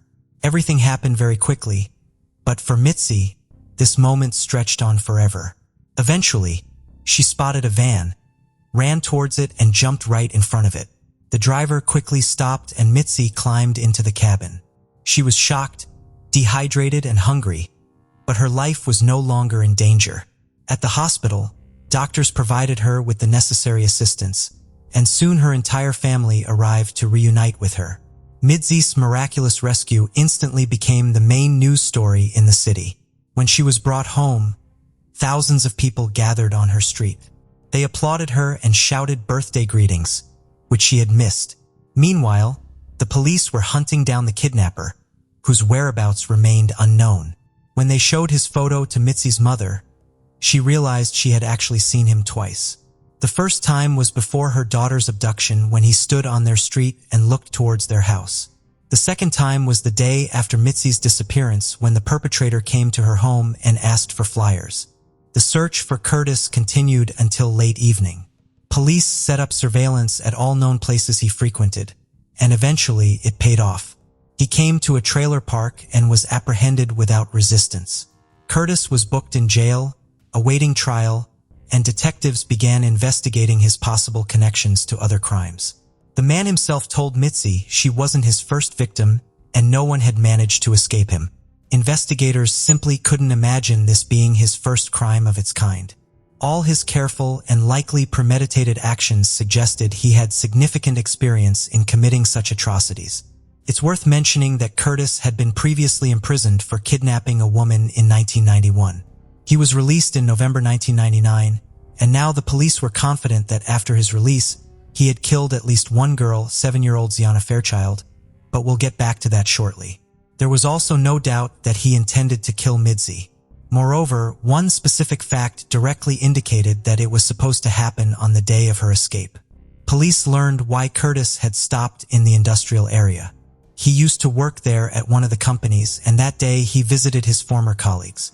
He had asked them for a large bag, and detectives immediately realized he planned to dispose of a body in it. After Curtis's arrest, Mitzi struggled to recover for a long time. However, she soon learned that the police were suspecting him of kidnapping Ziana, which made her even more uneasy. While Mitzi was glad she managed to escape, she also worried about the fate of this 7-year-old girl. More than 8 months have passed since her disappearance, and there was no news about Ziana's fate. Mitzi wanted to help find her, so just days after her own rescue, she participated in a search operation along with other volunteers. Unfortunately, they couldn't find any new leads on Ziana's possible whereabouts. This continued until January 2001, when a human skull was found in the mountains near the city of Santa Cruz. Forensic analysis showed it belonged to Ziana, and she was officially declared dead. Mitzi took this news very hard, but ahead of her was another challenge: the trial. It began in April of the same year. Mitzi had to testify before the full courtroom and recount in every detail what Curtis had done to her. He was also present there, but despite all of this, Mitzi managed to fulfill her task. In the end, Curtis was sentenced to 251 years in prison, but that wasn't the end of his story. Detectives repeatedly visited him in jail and asked him questions about his possible involvement in other crimes. At one point, they learned that Curtis had confessed to a fellow inmate about kidnapping and killing 8 other girls. The inmate agreed to cooperate with the police and repeated Curtis' words in detail. But Curtis himself wasn't ready to reveal all his secrets. He didn't deny anything, but tried to negotiate various privileges for himself, speaking with detectives in riddles. Eventually, the man hinted that he had indeed murdered Ziana Fairchild and that he had killed at least 13 other girls and women. It wasn't until 2005 that he gave full confession in Ziana's murder, and for that, He received an additional 50-year sentence. As for Mitzi, her challenges didn't end with Curtis' trial. Just a few weeks after her rescue, she returned to school, where she faced bullying from other children. They called her the kidnapped girl, said she should have died instead of being saved, and generally behaved extremely inappropriately. As a result, her school years became a heavy burden for her, and along with the tragedy she had experienced, it didn't help in her recovery process. Mitzi also repeatedly joined the searches for other missing children, but more often than not, it ended with the discovery of their bodies. Each time, she felt this tragedy as if it were her own, and ultimately, she couldn't cope with this pressure anymore. Alcohol became her only way to cope with the stress, and with each passing day, Mitzi turned to it more and more frequently. Eventually, she stopped seeing even the slightest chance of returning to a normal life. But one day, everything changed. Mitzi was involved in a serious car accident after a party with friends. She broke her neck, arm, and spent 2 weeks in a coma. When she woke up, doctors informed her that she is pregnant and would have a daughter. This news turned her life upside down, and Mitzi found the strength to change it for the better once again. She decided to dedicate all her time, not only to her daughter, but also to other children who became victims of various crimes. She founded a non-profit organization that continues to provide assistance to those in need to this day. As for Curtis, he died of illness in February 2007, just 6 years after being sentenced. The only reason the detectives regretted it was the fact that they had not managed to obtain full confessions from him regarding other cases he was suspected of. Although they still haven't been solved, the police continue to consider his involvement highly probable. It is worth mentioning that Curtis had a son who followed in his father's footsteps. He was convicted of murder, and in 2019, his own life ended in prison. Vincent Moore was born March 3, 2015 to Michelle Mendez and Gary Moore. On June 5, 2015, Michelle dropped off 3-month-old Vincent and his 2-year-old brother at their father Gary's home for visitation. Gary took both children to Texas sometime in mid to late June, and they stayed there until July 9th before he returned to Wichita, Kansas. During this time, Michelle made repeated attempts to get in touch with Gary and see the children, but she was unable to reach them. So at the end of the month, she notified police. Vincent was last seen with Gary in the early morning hours of July 11, 2015, leaving his house near South Hydraulic Avenue and Tulsa Street in Wichita, Kansas. Gary was carrying a blue and black floral print diaper bag. Gary was arrested at a traffic stop in Wichita on July 29th, 18 days after Vincent was last seen. He was arrested and jailed on unrelated warrants for probation violations and failure to appear in court. When he was arrested, he had Vincent's 2-year-old brother with him, but not Vincent.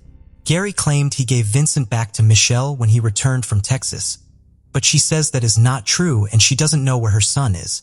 Michelle would pass a polygraph test backing up her story.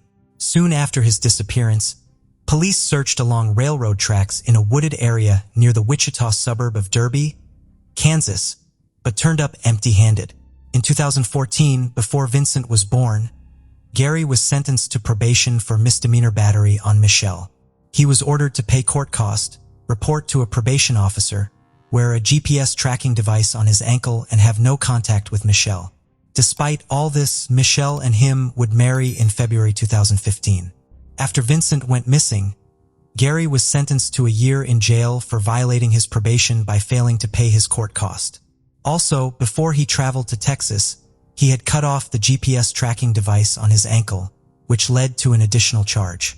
In May 2016, he would plead guilty to this charge for tampering with electronic monitoring equipment and was sentenced to additional time in prison.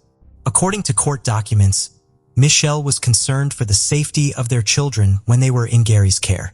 She filed for a protective order on June 18th, 2 weeks after she last saw the boys. In her application, she wrote that Gary had never intentionally hurt Vincent and his brother, but stated Gary was rougher than he intends to be, and that he tried to use the children to control her. She said she thought it was only a matter of time before he heard them. In August 2015, Kansas Department of Child Protective Services removed Vincent's brother from Michelle's custody and placed him in foster care. At a hearing held in October, DCF officials said there was clear and convincing evidence that Vincent is deceased. Vincent has since been declared legally dead. However, Gary's family has stated they believe Vincent is still alive. Gary states that he believes Michelle stashed him somewhere and he hopes that he is still alive. As of today, no one has been arrested in connection with baby Vincent's disappearance and his case remains unsolved. The case of the Lisi family. This story takes place in Modo Visconti, a small town between Milan and Pavia, Italy, with a population of just 6,000. It is a classic, picturesque village where many seek a peaceful life away from the chaos of larger cities, making it a popular place to safely raise children. Typically, crime rates are low in such areas. However, even this peaceful Italian village can harbor horrors. On June 14, 2014, a horrific event unfolded here. Around 2 a.m., a local man ran into the street, screaming for help. He managed to reach a neighbor who had been awakened by the noise. In shock, he explained that his family had been attacked. He told the neighbor that their home had been robbed and everyone inside had been killed, while he had miraculously managed to escape. Appearing to be in a state of shock, he was unable to call emergency services himself, so the neighbors took it upon themselves to make the call and handed him the phone. When neighbors understood what had happened, they realized that the attackers had killed Lisi's wife, his 5-year-old daughter, and 1.5-year-old son. Lisi, 31 at the time of the tragedy, had been watching a football match between Italy and England with friends. When Lisi left his home, everything seemed peaceful. However, when he returned after the match, he was horrified to find his house covered in blood.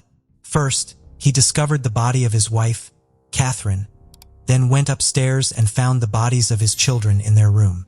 Despite his best efforts to save them, he was unable to. The dispatcher instructed Lisi to check on the victims and assist them, but Lisi outright refused to touch the bodies. The rescue service operator didn't find anything unusual in Lisi's behavior. He was panicking, shocked, crying, screaming, and speaking nonsensically, but his reactions were generally typical for someone in such a situation. Emergency services were dispatched to the scene before the police arrived. Meanwhile, Lisi called his father to talk about the incident. When the police arrived, he and his father were already meeting on the porch of the house. Doctors confirmed the deaths of 38-year-old Catherine and her 2 children. Police arrived at the scene around 4 a.m., where forensic experts were already examining the house for evidence. Initially, it was thought that a gang of robbers had broken in, especially since they had attacked another family a year earlier with knives and had not been caught. However, police quickly ruled out the robbery theory because there were no signs of forced entry or theft. Even a wallet containing money, which was left in plain sight, had not been disturbed. It seemed unlikely that the intruders could have entered and exited the house without leaving a trace unless they were familiar with the victims. The house was unusually clean, with hardly any bloodstains that should have been there after an attack. It raised concerns that the criminal had cleaned the entire house. With suspicion naturally falling on Lisi, statistics show that the people closest to a victim are often the ones who commit the crime. Lisi had fresh, deep cuts on his hands that he couldn't explain. He also discovered the lifeless bodies of his family members, which were already cold, suggesting they had been murdered hours before he went to see his friends. The police observed that he was acting oddly. Lisi struggled to show emotions. He couldn't cry, no matter how hard he tried. He seemed very anxious, glancing around nervously. Since he couldn't produce tears, he stood there in silence, doing nothing, even though his entire family had been brutally killed. It appeared as if he didn't care at all. This behavior aroused suspicion, and as police began questioning him, Lisi's fears became clear. He began pacing the room, scratching his hands, and banging on furniture. While this could have been a sign of stress and distress, police suspected something much darker. Doctors recommended treatment for Lisi's arm wound. Later, he was asked to strip down for examination. When he removed his shirt, police discovered drops of blood on his lower back, but his clothes were clean. The police spoke to the neighbors, who reported strange noises and a woman's screams at around 11 p.m., just before Lisi left the house. However, the noises quickly disappeared, and the neighbors did not think to call the police. Had they acted sooner, it could have saved the children's lives, as they did not die immediately but bled out over a long period of time. The police observed that the mess in Lizzie's house was unusual for a typical robbery. Usually, thieves leave items scattered and broken, but in Lizzie's case, many things were untouched and arranged neatly, as if someone had staged it. This raised suspicions about Lizzie's involvement in the triple murder. Experienced police pieced together the evidence like a puzzle and brought Lizzie in for questioning. During the interrogation, Lizzie acted unusually. Instead of responding to questions, he requested pizza, sweets, and soda. He denied any connection to the crime and stuck to his version of events. After his arrest, Lizzie was locked in a cell, where he promptly fell asleep. The next day, he remained calm and even carefree, which was evident in his demeanor. The police decided to investigate Lizzie's colleagues, who revealed that he had recently developed strong feelings for an attractive girl named Maria. Lizzie became increasingly focused on Maria and made the firm decision to end his relationship with Catherine. During his interrogation, Lizzie tried to create an illusion of love and devotion for Catherine. The police were concerned about his mental health. They decided to manipulate his emotions. The police informed Lizzie that his new colleagues despised him even more after the deaths of his wife and child, and this tactic worked. It threw Lizzie off balance. He lost his temper and exploded in anger. 20 minutes later, he began confessing, after which Lizzie was formally charged with murder. The police began gathering information about his family in preparation for the trial. Lizzie was born in Kazara as the first child in the family and later had a younger brother. Their father was a strict and demanding man, clearly favoring his youngest son over Lizzie, who was often scolded. Lizzie felt deeply hurt by this treatment and never found the courage to confront his father. He followed his orders without question, and if he was in a bad mood, Lizzie would immediately retreat, knowing that it could lead to more trouble. During his teenage years, Lizzie grew fed up with what he had been through as a young man. By the age of 20, he began to show his true character and no longer wanted to hide his feelings or follow his father's orders. At school, he faced bullying and was influenced by his family's expectations, but he persisted in trying to make people happy. This desire to please became a painful struggle, as Lizzie often put the needs of others before his own. Lizzie faced psychological issues but avoided addressing them, instead choosing to let events unfold naturally. Occasionally, Lizzie would engage in arguments, but he was easily overpowered by others. To prevent worsening the situation, he believed he was making the right choice by avoiding any conflict. He felt certain that he would lose in any confrontation, so he chose to remain silent and endure everything. He had been conditioned to value others' opinions over his own. He would laugh when others laughed and felt sad when they were sad. Lizzie always tried to present himself well to avoid criticism about his appearance. He started going to the gym to fit in more socially. He was terrified of social rejection, but he hid his insecurities by portraying himself as altruistic and helpful to others. Lizzie's father forced him to study economics at university, leaving him with no other choice. He pursued this path and graduated at 21, securing a consulting job at a large firm in Milan. However, he did not enjoy the job. Despite his dissatisfaction, he stayed in the job due to the high salary and good working conditions. He spent all his free time focused on his career, and while it seemed he was successful, he still did not find fulfillment in it. Feeling the pressure from those around him, including friends who constantly asked when he would find a girlfriend and get married, Lizzie began searching for a wife. After 2 years of unsuccessful dating, he finally met his future wife, Catherine. Lizzie, 23, and Catherine, 30. Their age difference didn't seem to pose any problems. She was more mature and experienced, often guiding him through their relationship. Catherine saw their relationship as the perfect foundation for starting a family. Catherine was determined and possessed a strong personality that made her difficult to manipulate. She had been independent since she was a child. By the age of 20, Catherine supported herself. Although she seemed uncertain about her direction, she was still full of energy. She aspired to pursue acting and further her education. Catherine devoted all her free time to her passion. In contrast to Lizzie, the difference between her and Lizzie was clear. Catherine shared a relationship with her father based on mutual understanding and respect, while Lizzie shared very little with his father. While Catherine was socially active, Lizzie was rather introverted. She became an insurance agent at a company in Modo Visconti. She had a successful career and was highly regarded at work. Catherine chose to stay in this small town because it made her feel comfortable. Her family and friends lived nearby, and she found everything she needed in life without any problems.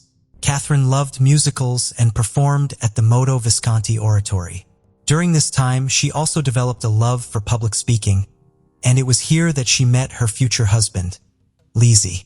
Catherine was attracted to him immediately, but their initial meeting did not work out because he was too shy. They met again in February 2014. At the time, Catherine was performing on stage, and Lizzie seemed to come alive when he looked at her. His friends noticed a change in him. His usually indifferent expression lit up with excitement. It was love.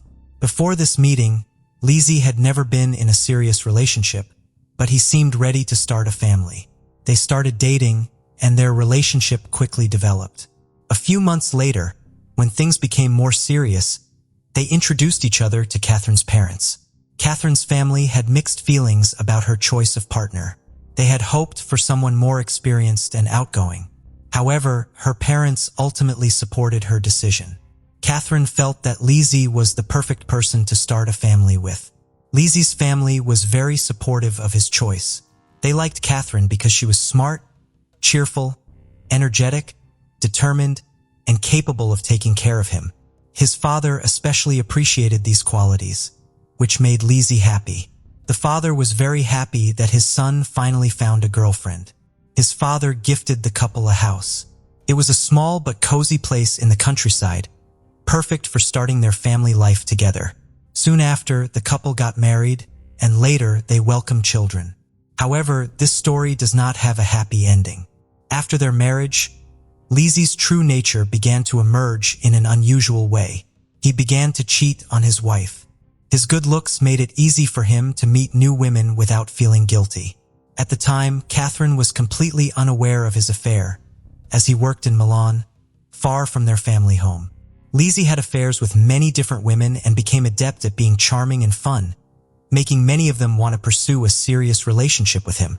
And as soon as the idea of a serious relationship was mentioned, he would end things with his mistress and quickly start seeing someone new. He never revealed to any of them that he was married and had children. He pursued attractive women, often initiating relationships with female colleagues at work. He showed little regard for privacy during his extramarital activities in Milan. His reckless lifestyle was well known to many of his friends and acquaintances. After 7 years of marriage, Catherine welcomed her second child. However, in February 2009, she discovered that Lizzie had been unfaithful and had been acting recklessly in town.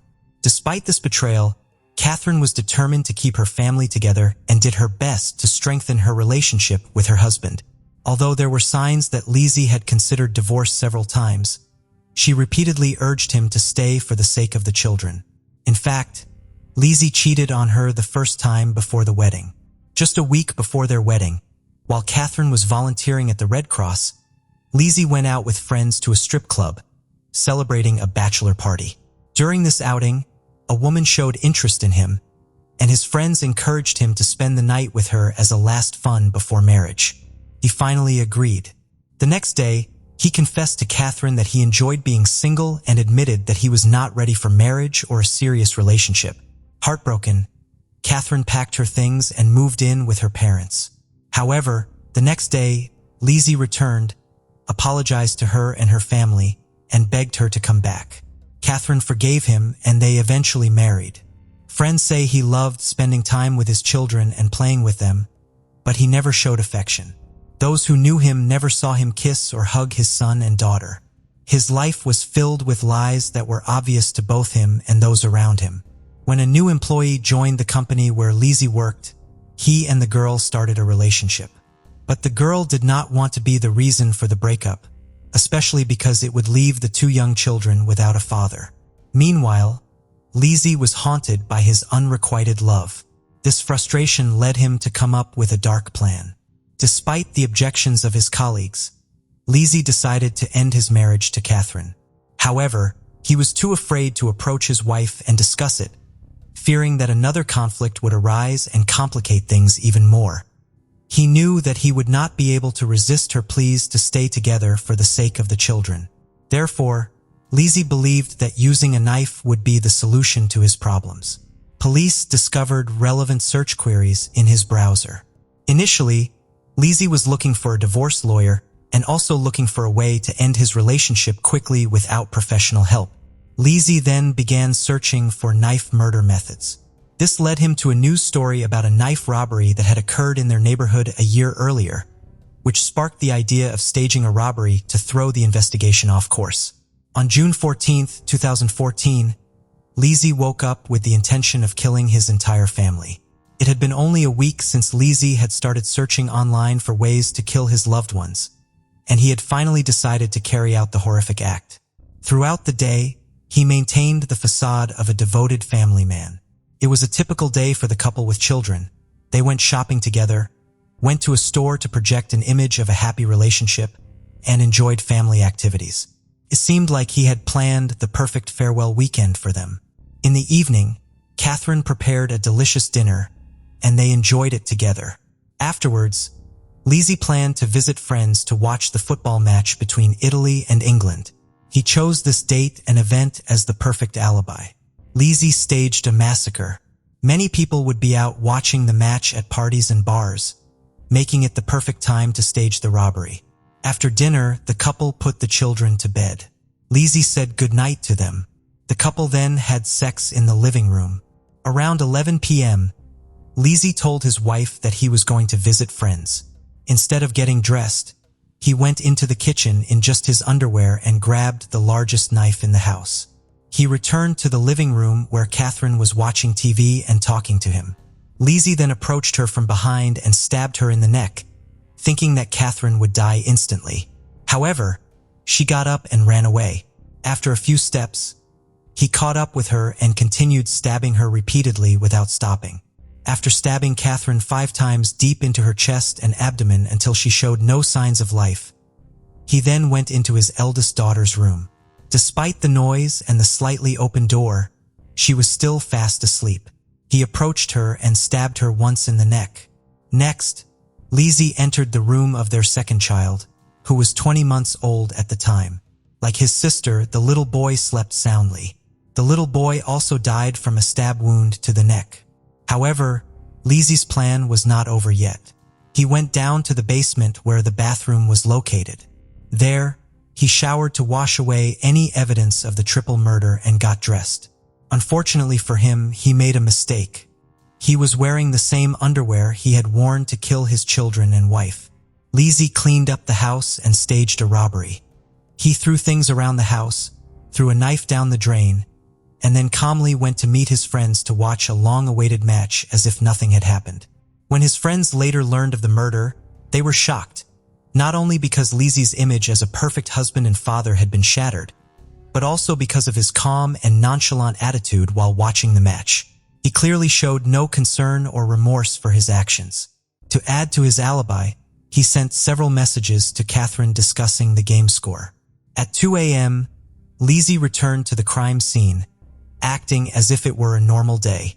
He parked his car in the garage, changed into his indoor shoes, and went into the kitchen. There, he saw the chaos he had created and even recorded a short video. In the video, he claimed that he had come home to find a robbery had taken place. In the video, he enters the living room and finds his wife lying in a pool of blood. In shock, he screams and runs outside to get help. However, he does not go upstairs to check on the children. Normally, an innocent person would try to help a loved one, check their pulse, or make sure the children are okay. Instead, Lizzie avoids approaching his wife and children, which raises suspicions against him in court. Lizzie calmly explained his reasons for his actions. When asked why he did not divorce his wife to protect her and the children, he said that after the divorce, he would have to pay child support. He believed that his new partner, Maria, would not accept them, creating more complications. He felt that having his daughter and son around would be a burden. In addition, he did not want to deal with the division of their joint assets. Therefore, he decided to completely free himself from these responsibilities. The investigation into Lizzy's family murders was straightforward. He had confessed, his motive was clear, and the evidence was solid. The main issue in the trial was to determine whether his actions were intentional. His online search history suggested they were. A week later, while awaiting trial, Lizzy was taken for a psychological evaluation. It was possible that he may not have been fully aware of his actions. Experts determined that Lizzy was sane and fit to stand trial. During the trial, he chose not to have a lawyer, believing that fighting for his freedom was unnecessary. Lizzy was sentenced to life imprisonment, which he initially accepted. However, after starting his sentence, his feelings may have shifted. He declined legal representation and filed an appeal, but soon after, he sent another letter withdrawing the appeal and stating that he believed the sentence was fair. Although it may seem odd, Lizzy's refusal was not surprising. Throughout his life, he had never been one to fight for anything. Now, in prison, he found himself in an environment where he didn't have to make decisions or strive for anything. He could simply be passive and quiet. Prisoners followed a daily routine and adhered to specific rules, which seemed to suit Lizzy well. In Lizzy's trial, the judge found Lizzy guilty of triple murder. He was sentenced to life in prison with the possibility of parole after 30 years. He has been in prison for over 4 years now. Lizzy is considered a model prisoner. His cellmates and guards say that he seems genuinely remorseful for his actions.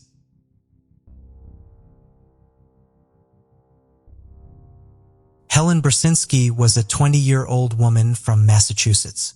She was studying at Wheaton College, also in Massachusetts. In January 1980, she went to Colorado and started working as an intern for a Denver radio station. She was really just starting her life. Helen was living with her friend at her aunt's house in Englewood. On January 16, 1980, Helen went to work. After work, she took the bus as usual. She was not seen again after leaving the bus station. Helen's aunt got worried when she did not arrive home and reported her missing. It did not take long for the police to find her. Her body was found the next day in a field. She had been stabbed. Investigators believed that she was abducted right after she left the bus station. DNA from a male was found at the crime scene. Unfortunately, in 1980, DNA technology was not very advanced and they could not identify the man. They did, however, store the DNA so they could one day use it again when DNA technology advanced. Helen did not know many people in the area, since she had only lived there for 2 weeks and did not have any known enemies. Investigators did not receive many leads, and the case went cold. In 1998, the DNA was uploaded to a database after a DNA profile could be created, but it did not match anyone. In 2017, her case was reopened, and investigators tried again to solve it. They uploaded the DNA to GEDmatch.com and found a couple of potential family members of the suspect. One of the family members they came across was Rob Deal. Rob was very eager to help. He explained his entire family tree as best he could and gave them a sample of his DNA. The investigators then used the help of CC Moore and Parabon Nanolabs to find a family member who would give them an exact match. In December 2019, they had narrowed it down to James Curtis Clanton. He was a very distant cousin of Rob. James was a truck driver living in Lake Butler. Investigators saw that he had a criminal history and found that he was on parole for an assault in Arkansas after serving 4 years in prison in the 1980s. He was released to live in a Denver home of a former counselor who offered to help him. This meant that he was in the area when Helen was killed and that he had a violent history. Investigators followed James for a few weeks. They retrieved a beer mug he was drinking from at a bar. The DNA was tested and it was an exact match. Early in 2020, James was arrested, but investigators are now also looking into other possible crimes he could be responsible for. Helen's sister, Janet Johnson, is really the only living close relative, and she was ecstatic to hear the news of the arrest. Janet, now 70 years old, said, "I want people to know what a special person Helen was. She was my best friend, and she had a bright future ahead of her."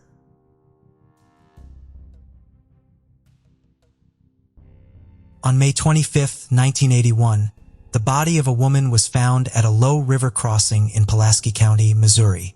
An autopsy revealed that the woman had been strangled. It was determined that she was Caucasian and had dark hair. It was estimated that she was anywhere from 25 to 40 years old.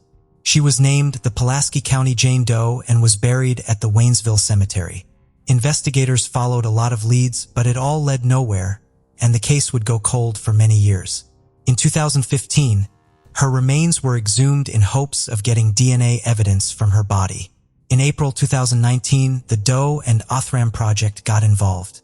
They then tried to find relatives of the victim using her DNA.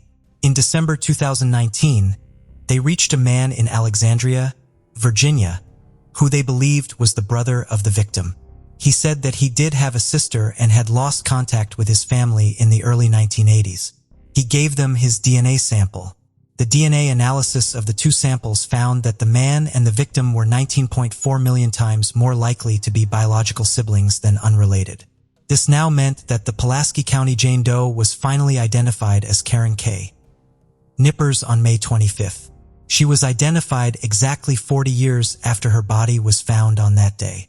An investigation to find the person who took Karen's life is still ongoing. Anyone with information is asked to call Pulaski County Sheriff's Detective DJ Reno at his number. It is known that Karen was 32 years old when her life was taken and that she was reported missing from St. Louis, Missouri.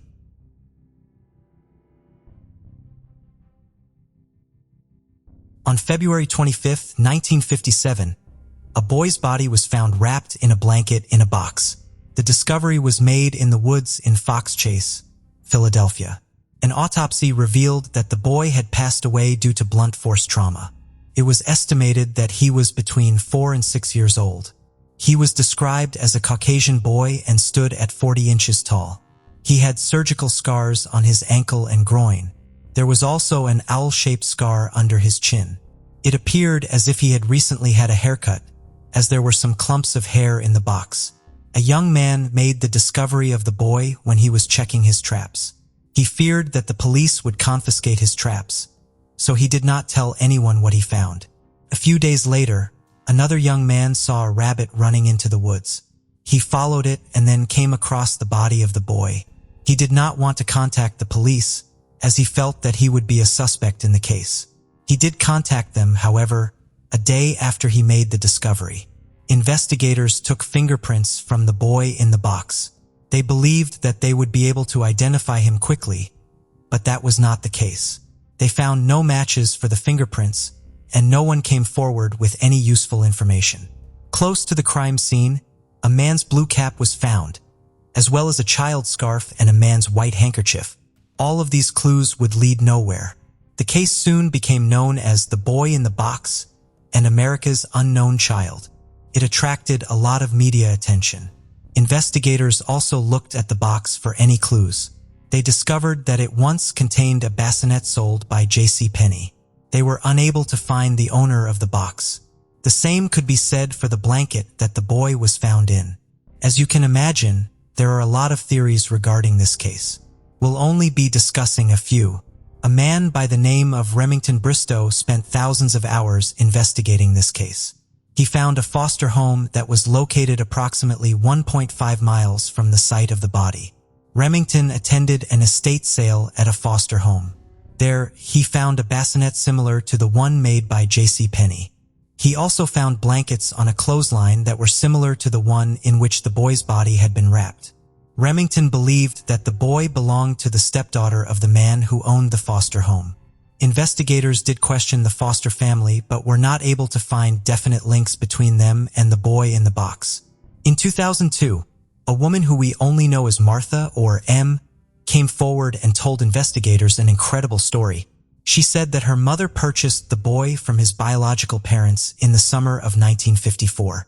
The boy was subjected to extreme physical abuse for 2.5 years. One evening at dinner, the boy vomited up his meal of baked beans and was given a severe beating. His head was slammed against the floor. The boy wasn't given a bath, and during it, he passed away. Martha's mother then cut the boy's long hair to conceal his identity. The two women then dumped his body in the Fox Chase area. The details Martha gave matched information known only to investigators. There were baked beans in the boy's stomach, and his fingers were water-wrinkled. Investigators were unable to verify her story. The boy in the box was buried at Ivy Hill Cemetery in Cedar Brook, Philadelphia. His headstone has the words "America's Unknown Child" on it. People often decorate it with flowers and stuffed animals. The case has been featured on a lot of different shows, such as America's Most Wanted, Cold Case, CSI, Crime Scene Investigation, and Law and Order, Special Victims Unit. The Ghoul Boys also featured it on Season 2 of BuzzFeed Unsolved in 2017. All Hail the Watcher. In 2016, the National Center for Missing and Exploited Children released a forensic facial reconstruction of the boy. In 2019, the boy's remains were exhumed. They were able to retrieve DNA, which was sent to a lab in Europe. In 2021, it allowed them to create a DNA profile. A lot of DNA companies are now working to find family members of the boy using genetic genealogy so they can identify him.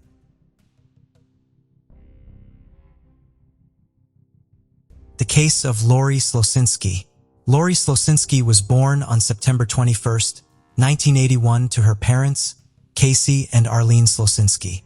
With her blue eyes and blonde hair, Lori was cherished by her family, including her older brother, Paul. The Slosinski family originally hailed from New York State but moved to the rural Alabama farmland near Auburn when Lori was 13 years old. Growing up in the countryside, Lori developed a strong love for animals. Her friends described her as beautiful, and she enjoyed spending time with them, watching movies, riding her bicycle, and playing video games. Alongside her enjoyment of life, she was quite dedicated to her studies, and her family did their best to support her. After graduating from high school, Lori decided to attend Auburn University, where she chose to major in psychology and minor in criminology. To help her transition to college life, her parents purchased a mobile home for her to live in off-campus, situated in a well-kept trailer park popular among students. She lived there with her cherished dog, Peanut, a Yorkshire Terrier. Lori maintained a strong relationship with her family, with her mother calling her every day to see how she was doing. In February 2005, she graduated with honors from Auburn University. Shortly after, she started working at the East Alabama Mental Health Center while continuing to live in the trailer park. She also planned to pursue a master's degree in psychology in the near future. Lori's family was proud of her accomplishments, unaware of the trouble that was on the horizon. On June 10, 2006, 24-year-old Lori planned a girls' night at her best friend Lindsey Braun's house. They intended to have drinks and watch a movie. Lori met Lindsey in their junior year at Auburn University, and they quickly became friends due to Lori's sweet and outgoing personality. Their friendship strengthened further when they both started working at the same mental health facility after graduation. Around 6:30 p.m. on June 10th, Lori called Lindsey to say she was stopping at the store before heading to her house for movie night. Unfortunately, she never arrived. Lindsey became concerned when she didn't hear from Lori that night or the next day. She called Lori multiple times and left messages on her answering machine but received no response. When Lori failed to show up for work on Monday, June 12th, Lindsey became very worried. It was unusual for Lori to miss work without notifying anyone. After Lori missed work again on Tuesday, June 13th, Lindsey and another coworker decided to check on her at home. When they arrived at Lori's trailer, Lindsey noticed that Lori was not there. The door was unlocked, and the air conditioning was running, which was unexpected. Inside, Lindsey saw that Lori's dog, Peanut, was in his crate. He appeared healthy and content, suggesting that someone had been taking care of him.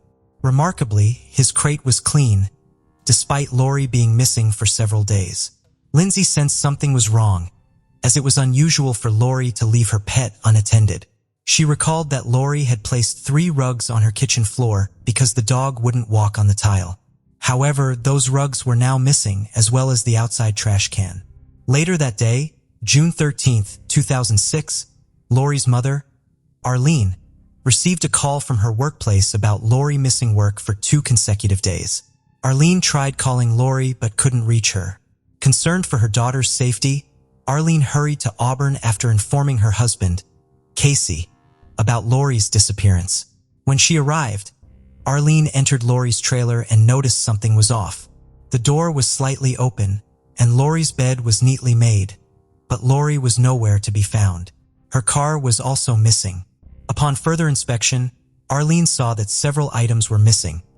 Lori's kitchen rugs, a pillow from her couch, a Galileo thermometer, a green trash can that Lori used for her rake and shovel, and the phone cord for her landline. A sense of alarm started to rise in Arlene as she understood that something terrible had happened. She officially reported her daughter missing but still held out hope that she would return. The police began their investigation and searched Lori's trailer home. While they didn't find any clear evidence pointing to a suspect, they did see signs of a struggle and scuff marks on the wall. On the bedsheet, they discovered semen and found traces of blood on the doorknob. A coat hanger and a single golden hoop earring were also collected from the scene. On June 10, 2006, police obtained surveillance footage showing Lori at an Alabama Walmart, marking the last confirmed sighting of her. After this, no one knew what had happened to her. Later that afternoon, Arlene received a phone call from one of Lori's friends, a 25-year-old named Daryl Richard Ennis, commonly known as Rick. He claimed he had seen Lori on the day she went missing and suggested that she might have gone off to make a drug deal. Lori had met Daryl at the bowling alley where he worked and often spent time there while she was a student. Arlene recognized Daryl because Lori had invited him to celebrate Christmas with their family in February 2005, feeling sorry for him since he had no family of his own. However, Arlene found it hard to believe Daryl's story. Despite Lori's friendship with him, she was convinced her daughter would never be involved in drug dealing. Arlene suspected that Daryl was lying but had no idea why he would make such a claim.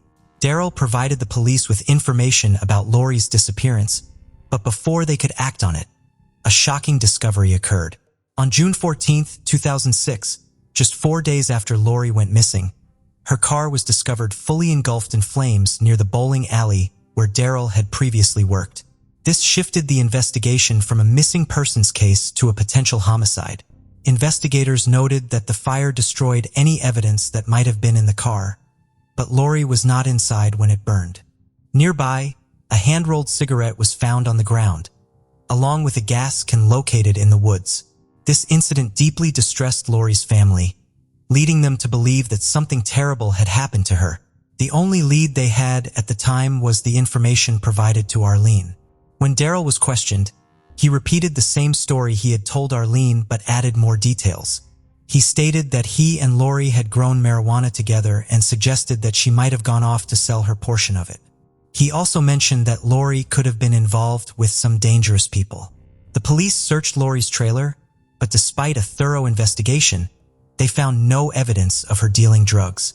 During the interview, investigators noticed several scratches on Daryl's hands and arms, which he said were from his dog.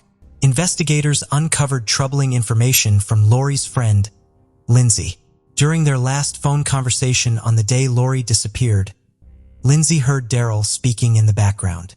Since Daryl was a friend of Lori's, Lindsay didn't think much of it at the time. When Lindsay texted him to ask about Lori's whereabouts, he replied that Lori was fine when he left her. Lindsay also told investigators that before Lori went missing, she had mentioned that he had written her a love letter, but she did not feel the same way. Lori had expressed to Lindsay that she was not romantically interested in Daryl and intended to discuss this with him. Investigators later learned that Daryl had informed his friends about his letter and Lori's rejection. When police re-interviewed him to confront him with new information from Lindsay, he admitted to meeting her just hours before Lori disappeared. He maintained that Lori was in good spirits and was getting ready to go to the store when he left her house. However, detectives identified several inconsistencies in his story, which led them to consider Daryl their main suspect. Their suspicion intensified after searching his car, where they found several significant items, including a knife, cleaning supplies, and handcuffs. Investigators started digging into Daryl's past to find more evidence, but they were unprepared for the shocking discoveries. They uncovered that Daryl, at just 12 years old, had murdered his mother and stepfather. On March 3, 1993, only 10 months after their marriage, Daryl killed his mother, a well-liked churchgoer, by first shooting her in the face and then beating her to death with a baseball bat in their trailer in North Montgomery, Alabama. His stepfather, Eddie Joe Flowers, suffered the same fate when Daryl shot him in the face with a shotgun upon his return from work. After the murders, Daryl drove the family car and crashed it into a fence along the highway. Alabama State Trooper John Clark found Daryl walking on the road. When asked about his parents, Daryl admitted that he had killed them. During a search of the backpack he was carrying, Detective Clark discovered a kitchen knife and ammunition for both a 12-gauge shotgun and a .22 caliber firearm. When questioned about his motives, the emotionless 12-year-old stated that he was angry because his parents planned to move and he didn't want to leave his school. Investigators believe that Daryl lived with his parents' bodies while still attending school. He also confessed that he intended to kill his 3 stepsisters, which shocked the investigators. Although his murders were horrific, he was too young to be tried as an adult. As a minor, he received a 9-year prison sentence for the double murder. After his release, he moved to Auburn, where he met Lori Slosinski. When Lori went missing, Daryl became the main suspect. However, despite his criminal history and the abundance of circumstantial evidence, authorities could not charge him with Lori's murder without her body or any direct evidence linking him to the crime. A few weeks after being interviewed by detectives, he left Auburn and eventually settled in Huntsville, Alabama, in February 2007. By that time, Lori's case had grown cold. After moving to Huntsville, Daryl quickly moved in with a roommate named Abram. Abram noticed that Daryl had brought kitchen rugs with him, which he said were a gift from someone. Daryl also mentioned to Abram that he was in love with a woman from Auburn who had mysteriously disappeared, but he did not reveal her name. Abram thought these conversations were normal until he discovered his troubling past. This prompted him to ask Daryl to leave immediately. When Abram returned to his apartment, he found it in complete disarray. The police later recovered the rugs, and one of them tested positive for Daryl's blood. Abram also recalled seeing a Galileo thermometer in Daryl's room before he moved in, which was the same type that was missing from Lori's home. Unfortunately, the police were still unable to connect Daryl to Lori's murder, as the main suspect remained unidentified. The case stayed unresolved, leaving Lori's heartbroken family searching for answers for years. For many years, there were no developments in the case. Then, in 2016, Mark Whitaker, a special agent with the Alabama State Bureau of Investigation, established a cold case unit to re-examine Lori's disappearance. He worked with his longtime partner, Agent J.W. Barnes. Lori's case was their first focus. They revisited the evidence, sent some items to forensic labs for testing, and conducted multiple interviews. As they reviewed the evidence, Daryl became their primary suspect. Agent Mark was aware of Daryl's past and felt strongly that he had harmed Lori, but he struggled to find enough evidence or a body to prove his guilt. In an unexpected turn of events, Agent J.W. Barnes, who is Agent Mark's partner, discovered a crucial piece of evidence while reviewing old files. He found an unopened report in an envelope that had been untouched for 10 years.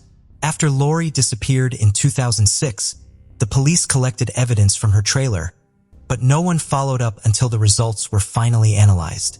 The analysis revealed that semen found on Lori's bedsheet and blood on the inside of the front door matched the DNA of Daryl Ennis. With this evidence, investigators were able to build a strong case against him, leading to an indictment in 2018. At that time, Daryl was happily engaged to a school librarian named Elena Atkinson and was living in Pilot, Virginia, where he worked for a company that designed and built portable living structures called yurts. On August 6, 2018, which was his 38th birthday, not 30, based on his birth year implied by his age in 2006, Daryl Ennis was arrested by a U.S. Marshals task force 12 years after Lori Slosinski disappeared from Auburn. While Lori's family felt relieved, Daryl's fiancée and co-workers were taken aback by the news. He faced 2 counts of capital murder. The trial finally started on April 1, 2022. The prosecution presented evidence suggesting Daryl's involvement in the crime, including a cigarette but found in Lori's bedsheet that contained his DNA. In response, the defense claimed that police might have taken the cigarette from Daryl's home and planted it at the scene. They also attempted to undermine Lori's character, suggesting she was a drug dealer to account for his DNA being on the bedsheet. Daryl claimed he had consensual sex with Lori before she disappeared, implying that they were still intimate despite her rejecting him. However, his account lacked credibility, especially after two witnesses provided shocking information.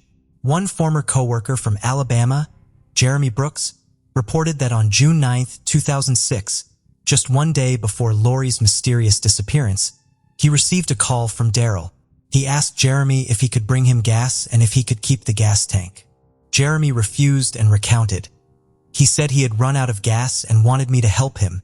Later, after police discovered Lori's burned car, they found a gas can that matched the description of a can missing from the bowling alley where Daryl worked. Terry Booth, a former coworker from South Carolina, shared a disturbing experience she had with Daryl years earlier.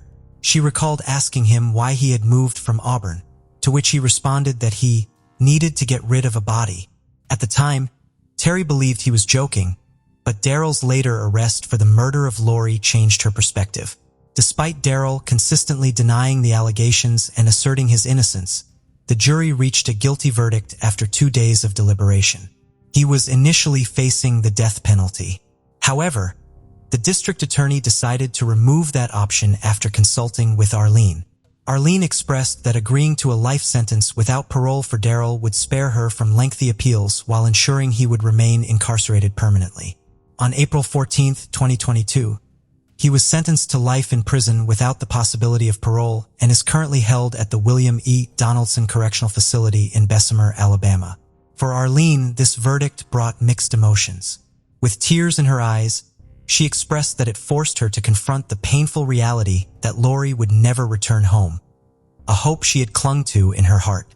In reflecting on Lori Slosinski's tragic story, it's impossible to ignore the heart-wrenching details that unfolded throughout her case. From her vibrant personality and promising future to the chilling revelations of Daryl Ennis's past, every twist and turn serves as a reminder of the fragility of life. The love between Lori and her family, especially her mother Arlene, paints a poignant picture of loss and longing for closure. The perseverance of investigators and the eventual breakthrough in the cold case remind us that justice, though sometimes delayed, can still prevail. As we honor Lori's memory, we recognize the profound impact her life and disappearance have had on all who knew her, as well as the vital importance of safeguarding our communities from those with dark histories. Tracy Lynn Hammerberg was born on March 7, 1966 in Milwaukee, Wisconsin. During her childhood, her family moved to Saukville, Wisconsin. She attended Port Washington High School. On December 15, 1984, 18-year-old Tracy was babysitting at a house in Saukville. Thereafter, she walked to a grocery store to meet her friends. Tracy and her friends then drove to Quate's Tavern in Port Washington. Then she and her friends went to party in Grafton, Wisconsin. They played a beer drinking game and smoked weed. After midnight, Tracy left to walk home. The walk was about 4 miles. Tracy never made it home. Her body was found dumped on a snowy driveway on Maple Road in Grafton.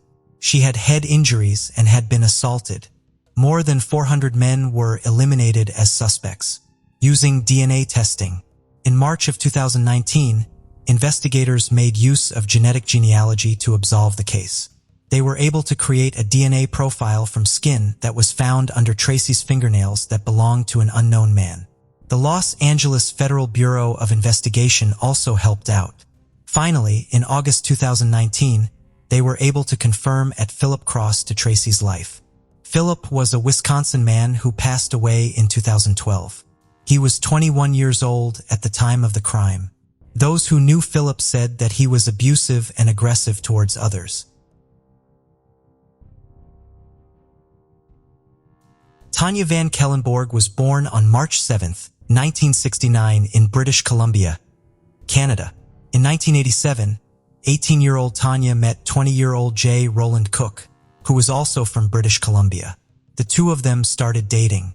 By November, the two of them had been in relationship for about 6 months. On November 18th, Jay and Tanya lived in his father's bronze 1977 Ford Club van. They left for an overnight trip to Seattle, Washington. Their plan was to buy parts for Jay's father's business. It was their first trip together, and they planned a romantic weekend. They took a 4 p.m. car ferry to Port Angeles, Washington. After disembarking from the ferry, they drove south into Hoodsport around 8 p.m. After that, they drove past Allen, most likely on their way to Bremerton, Washington. It is believed that they then boarded another car ferry that went from Bremerton to downtown Seattle. And Tanya were supposed to make it back home on November 19th, but they did not. On November 20th, they were reported missing. 4 days later, on November 24th, Tanya's body was found on a side of a road near Algar in Skagit County, Washington. She had been assaulted, bound with plastic ties, and shot. Jay was nowhere to be seen, so investigators believed that he could be responsible for what happened to Tanya. The day after Tanya was found on November 25th, her wallet and keys were found discarded near the Graham station in Bellingham, Washington. A few blocks away, the van was found. Inside were plastic ties of the same type used to bind Tanya, plastic gloves, and Bremerton Seattle tickets. Tanya's camera was missing and has never been recovered. On November 26th, Jay's body was found nearly 60 miles away from where Tanya's body had been found 2 days earlier. He had been beaten with rocks and strangled. After some more investigating, DNA could be collected from an unknown man inside a van. Investigators were unable to find a match in any of the criminal databases. It was also believed that the attacker was familiar with the prison system. The lack of a match despite a potential prison background could be explained by the suspect having been incarcerated before DNA collection from criminals became commonplace or technologically possible. Jay and Tanya's family members received a series of greeting cards written by someone who claimed to be the attacker. The cards had postmarks from Seattle, Los Angeles, and New York. It was all written by the same person. In 2010, investigators announced that a writer of the cards had been found. He was a 78-year-old Canadian transient who had mental health issues. It was confirmed that he had no connection to the crimes. On April 11, 2018, investigators asked Parabon Nanolabs if they could help solve the case. They were able to create a composite sketch of the attacker, using his DNA that was found on Tanya's body and inside the van. Parabon also made use of genetic genealogy. They submitted the DNA of the suspect to the public website jetmatch.com. They were able to create a family tree of the suspect. This led investigators to 55-year-old William Tabbitt. He worked as a truck driver. Investigators followed him around and found a paper cup that he had used. DNA was taken from it and matched the DNA found on Tanya's body. On May 18, 2018, the Snohomish County Sheriff announced that William had been arrested. His parents lived just 7 miles away from where Jay's body was found. In June 2019, William was found guilty of taking the lives of Tanya and Jay. He was given 2 sentences of life in prison as he is currently serving in Washington State Penitentiary.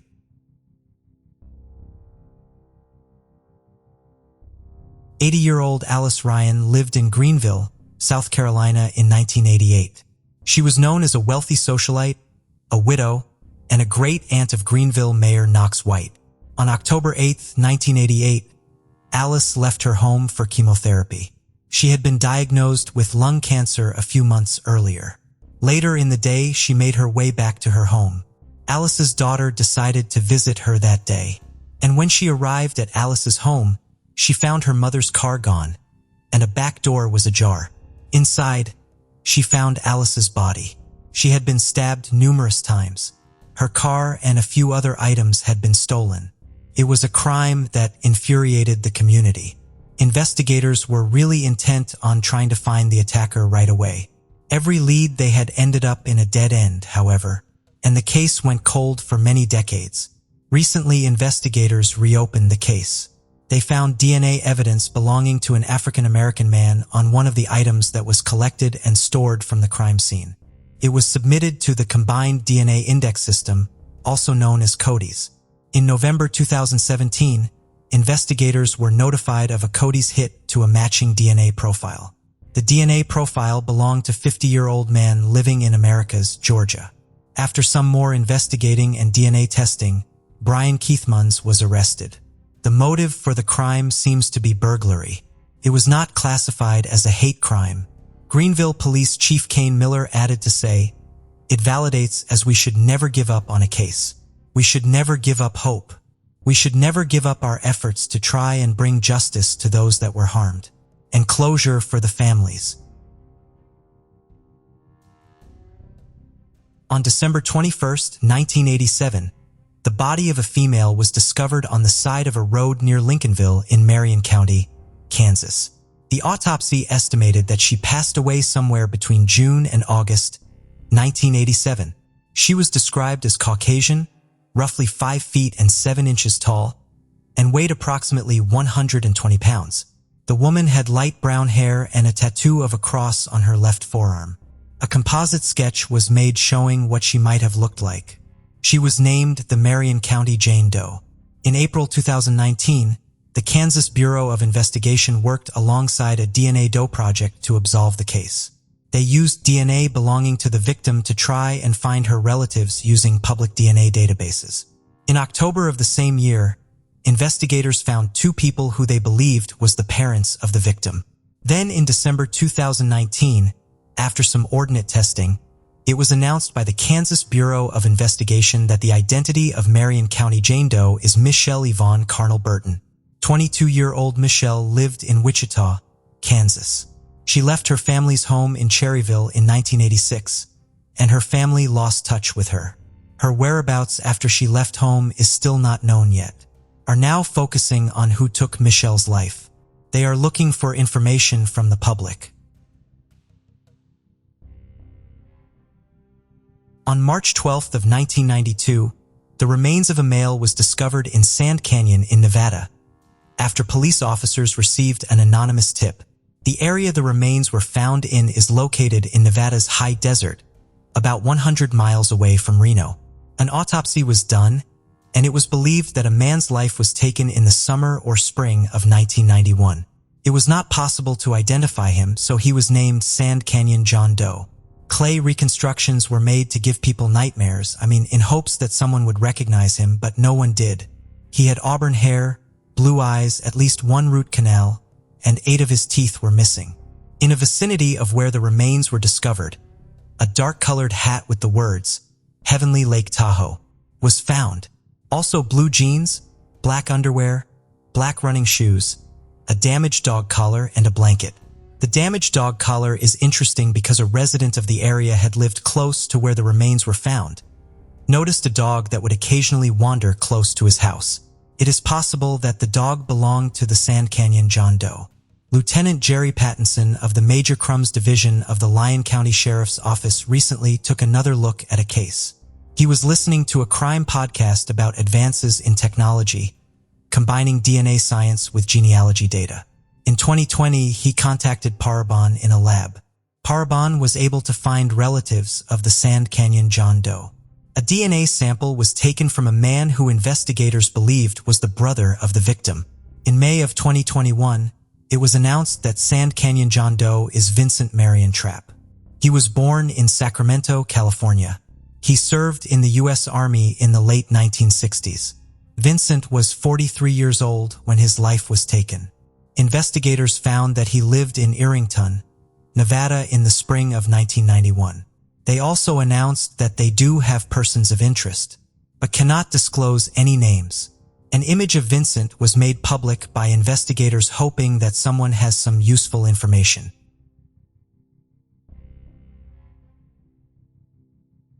On May 8, 1992, the body of a male was found by irrigation workers in Hidalgo County, Texas. The autopsy revealed that he passed away a week before he was found and he had been stabbed. Investigators were unable to identify the man, and he was called John Doe. He was laid to rest in Hillcrest Cemetery in Edinburgh, Texas. A composite sketch was made of the man, hoping someone would recognize him, but no one did, and the case went cold. Melinda Chavez works for the Hidalgo County Major Crimes Unit, and she recently took her never look at a case. They used the DNA sample they had of the John Doe and submitted it to the National Missing and Unidentified Person System to look for any matches. There they found a woman who they believed was the mother of the John Doe. The woman said that she had a son who went missing in 1992. After DNA test, it was confirmed that her son Benjamin was indeed the John Doe. 19-year-old Benjamin Benetti lived in Zion, Illinois. He met a 17-year-old girl from McAllen, Texas in Illinois when her parents worked there. In March of 1992, he went to McAllen and got engaged to the girl. A week after Benjamin's body was found, his mom received a call from a mechanic in a Rio Grande Valley. The mechanic said had Benjamin left his car in the shop to get fixed, but never picked it up. Benjamin's mother then reported him missing to a few local police departments. Sadly, the connection between a missing Benjamin and a John Doe I was found was not made until now. Investigators also talked to Benjamin's fiancée. She said had he received the phone call and had he told her he needed to go to Mexico, and had she never saw him again. She never reported missing because her family made fun of her, saying Benjamin left and used her. Benjamin's mom saved all the documents and letters that she sent to all local law enforcement agencies in hopes to find her son. She never gave up. She was determined to find him. It was because she submitted her DNA to the National Missing and Unidentified Person System that her son could be identified. Benjamin's remains were given to her so that she can give him a proper funeral. He was buried in Maple Park Cemetery. On the headstone is described as kind and caring, a fine young man who his family will always love and never forget. If you have any information regarding this case and might be useful, you are asked to call this number.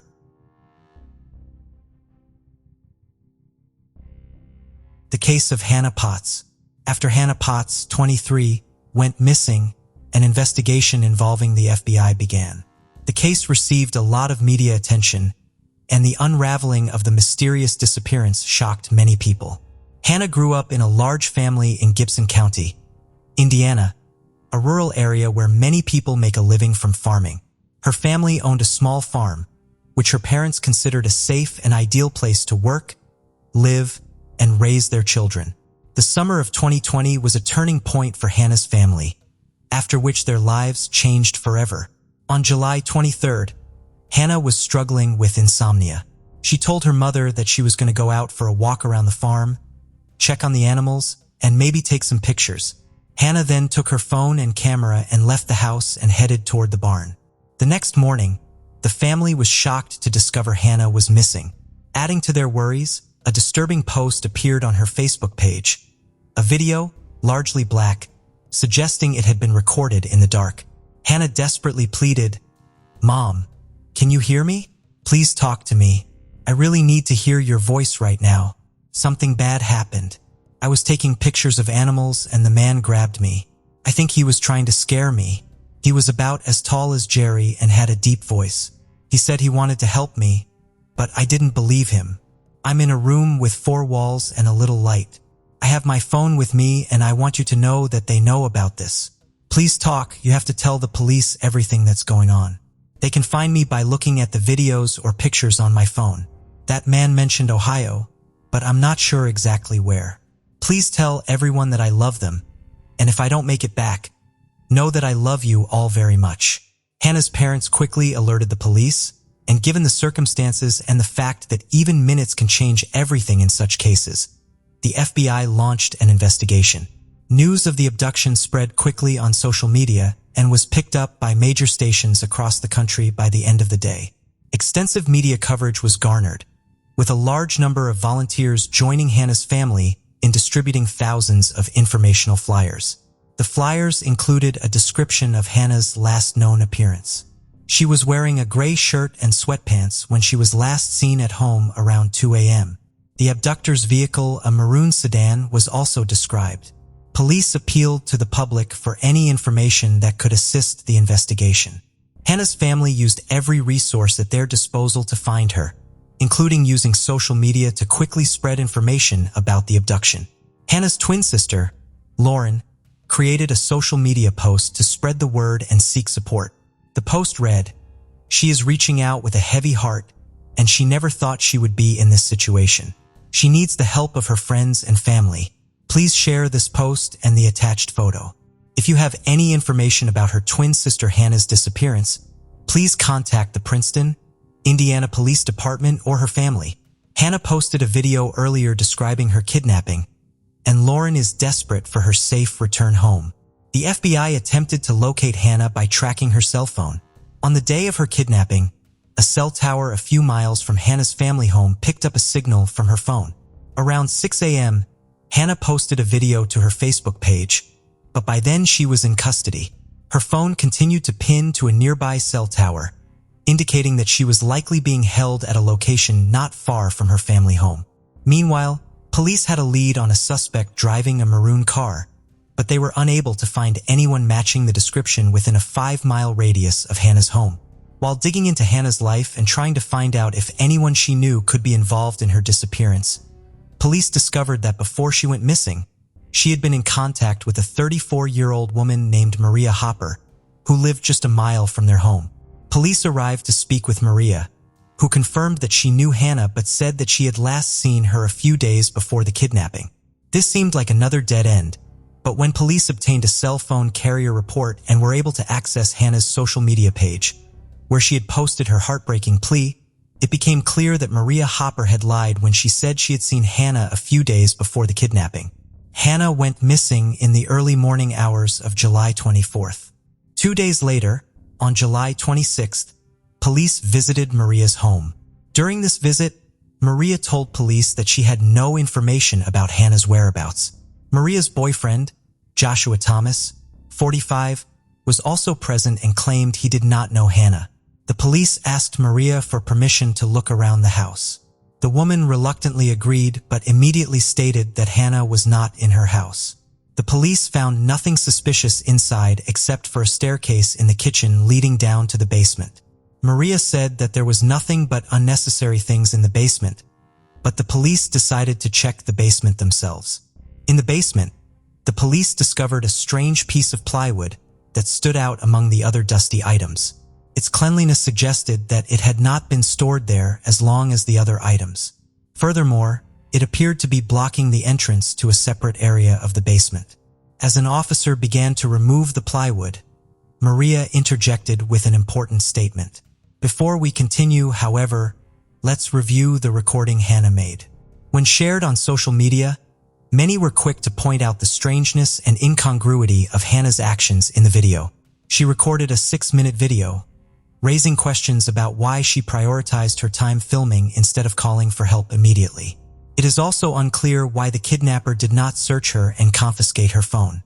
The purpose of the video is also puzzling, especially since it was filmed at 2 a.m. on a farm. Additionally, her initial claim of being kidnapped by a man was later contradicted when she mentioned they referring to multiple kidnappers. Despite having internet access and the ability to post on social media, she did not use this opportunity to identify her location and potentially seek help. Police have noted unusual behavior surrounding Hannah's disappearance. However, since people react differently to stress, they initially treated her disappearance as a kidnapping. The investigation was ongoing until police obtained records of communications between Hannah and Maria, which led to a breakthrough. At Maria's home, when an officer asked about a piece of plywood in the basement, Maria confessed that Hannah had been hiding behind it. The officer then pushed the plywood aside and ordered her to come toward him. When Hannah emerged, the officer found her right handcuffed and her legs still working. The woman immediately admitted to the police that no one had kidnapped her and that she was sitting in the basement of her own free will. It turned out that Hannah had planned her own kidnapping with the assistance of Maria Hopper and Joshua Thomas. This became clear through their social media exchanges. The tone, content, and context of the messages read like fiction. The three were taken to the police station for further investigation after their arrest. As the police tried to understand the motive behind the incident, Hannah explained that she was an aspiring author writing a book. In an effort to gain inspiration and gain a deeper understanding of the experiences of kidnapping victims, Hannah decided to stage her own fake kidnapping. To achieve this, she enlisted the help of her friends Maria and Joshua, who became characters in her story. According to Hannah, her friends helped her plan and carry out the fake kidnapping by hiding her in their basement, providing her with food and drinks, and deliberately destroying her cell phone to avoid detection by the police. Hannah filmed a video of the alleged kidnapping and posted it on her Facebook page, causing great concern and distress to her family and others. Hannah rehearsed the video for about a week before making it without telling her family members about her plans.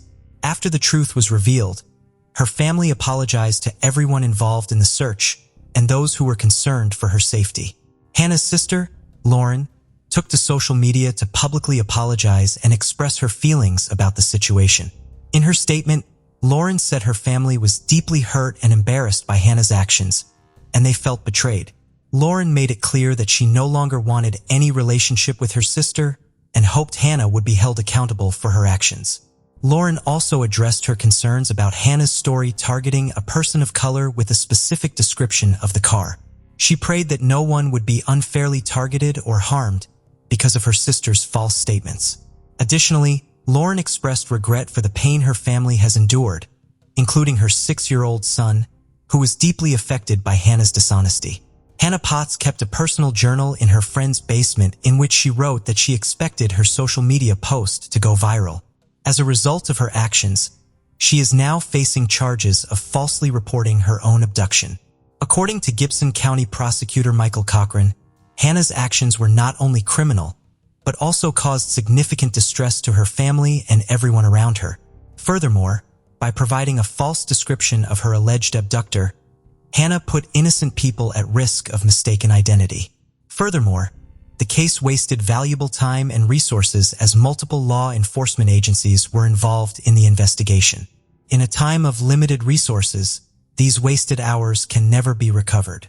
Prosecutor Cochran stressed that such a callous disregard for others will not be tolerated.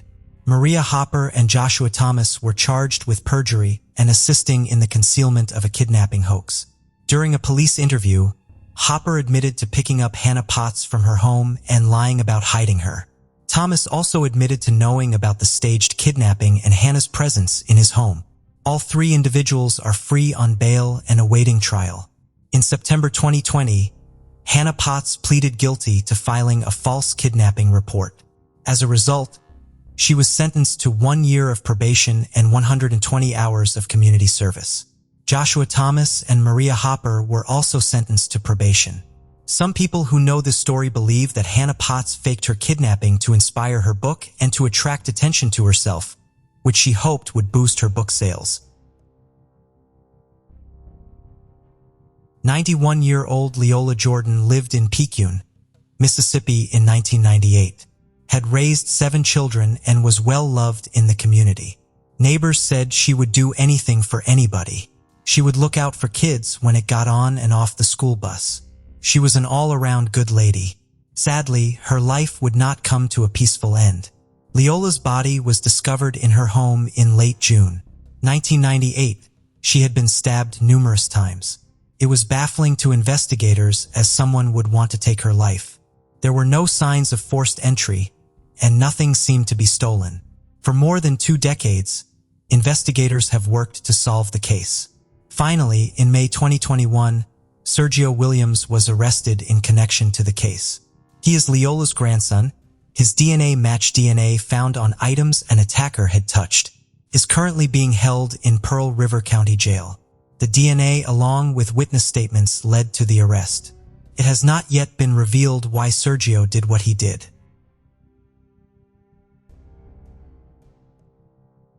In January of 2021, 20-year-old Henry Williams was arrested in Jacksonville, Florida. In August 2015, when he was 14 years old, he assaulted an 8-year-old girl. The little girl was looking for a cat when she encountered this monster. She was not able to identify her attacker. She only said that he was a black male. In October 2020, Henry was imprisoned for a fatal 2017 carjacking. His DNA was taken and it was realized in January 2021, and he was involved in an attack back in 2015. He is currently incarcerated at Lake City Correctional Facility.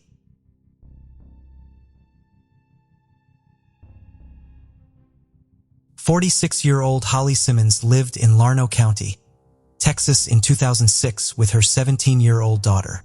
On November 27th, Holly dropped off her daughter at a school bus stop. It would be the last time anyone saw or heard from her. The next day, her daughter reported her missing because Holly never made it home. Her house was examined for evidence, and neighbors, co-workers, and associates were interviewed by investigators. The Llano County Sheriff's Office and the Texas Rangers worked this case for years, but she was not found.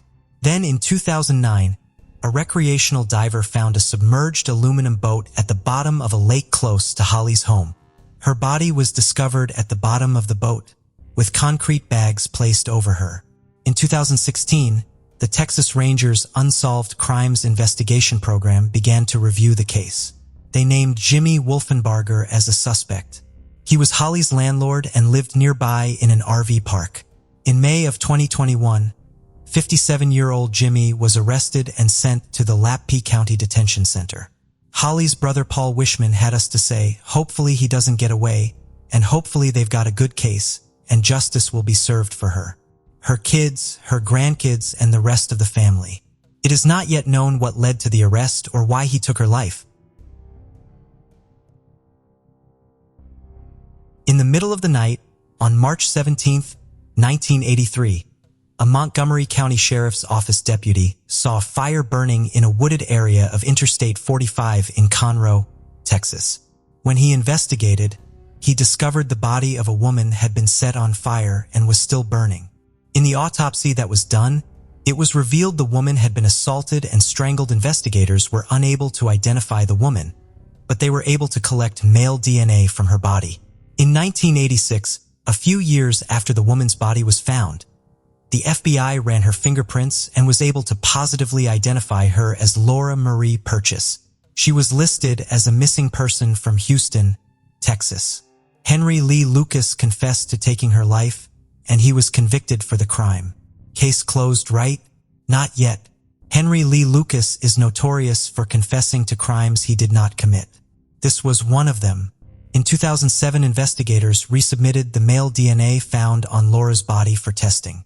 It was discovered that the DNA did not belong to Henry Lee Lucas. It also did not match Otis Stull's DNA. Otis and Henry committed a lot of crimes together. The two of them enjoyed confessing to crimes, so they would gain more notoriety. In October 2019, investigators submitted the DNA evidence for genealogy testing. This led investigators to Thomas Alvin Darnell. On March 17, 2021, Montgomery County cold case detectives traveled to Kansas City to collect a DNA sample from Thomas. His DNA matched the DNA found on Laura's body. On May 11, 2021, was arrested at his home and taken to Montgomery County. He is currently being held in the Montgomery County Sheriff's Office jail without bond. He has not yet entered a plea. It is unclear if he has an attorney who can speak on his behalf.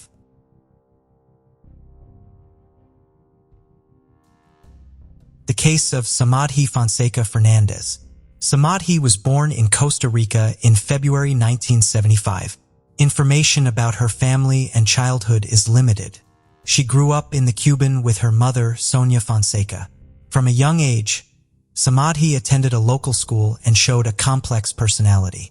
Samadhi stood out for her beauty and knew how to take advantage of her appearance.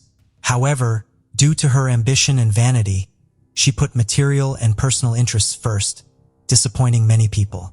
She was also very jealous and aggressive when she was young. Thanks to her doll-like appearance, Samadhi Fonseca worked for many years as a Barbie in a large bookstore of the Universal Company. The nickname Barbie stuck with her ever since. After graduating from high school, Samadhi began a relationship with Osvaldo Fernando Belair, a successful journalist working for a local television station. Osvaldo was 16 older than Samadhi. This was Samadhi's longest and most serious relationship, but Osvaldo never proposed to her. In 1996, they had a son, Christopher, and a year later, a daughter, Christina, was born. Due to scandals and jealousy, Samadhi and Osvaldo divorced in February 2012.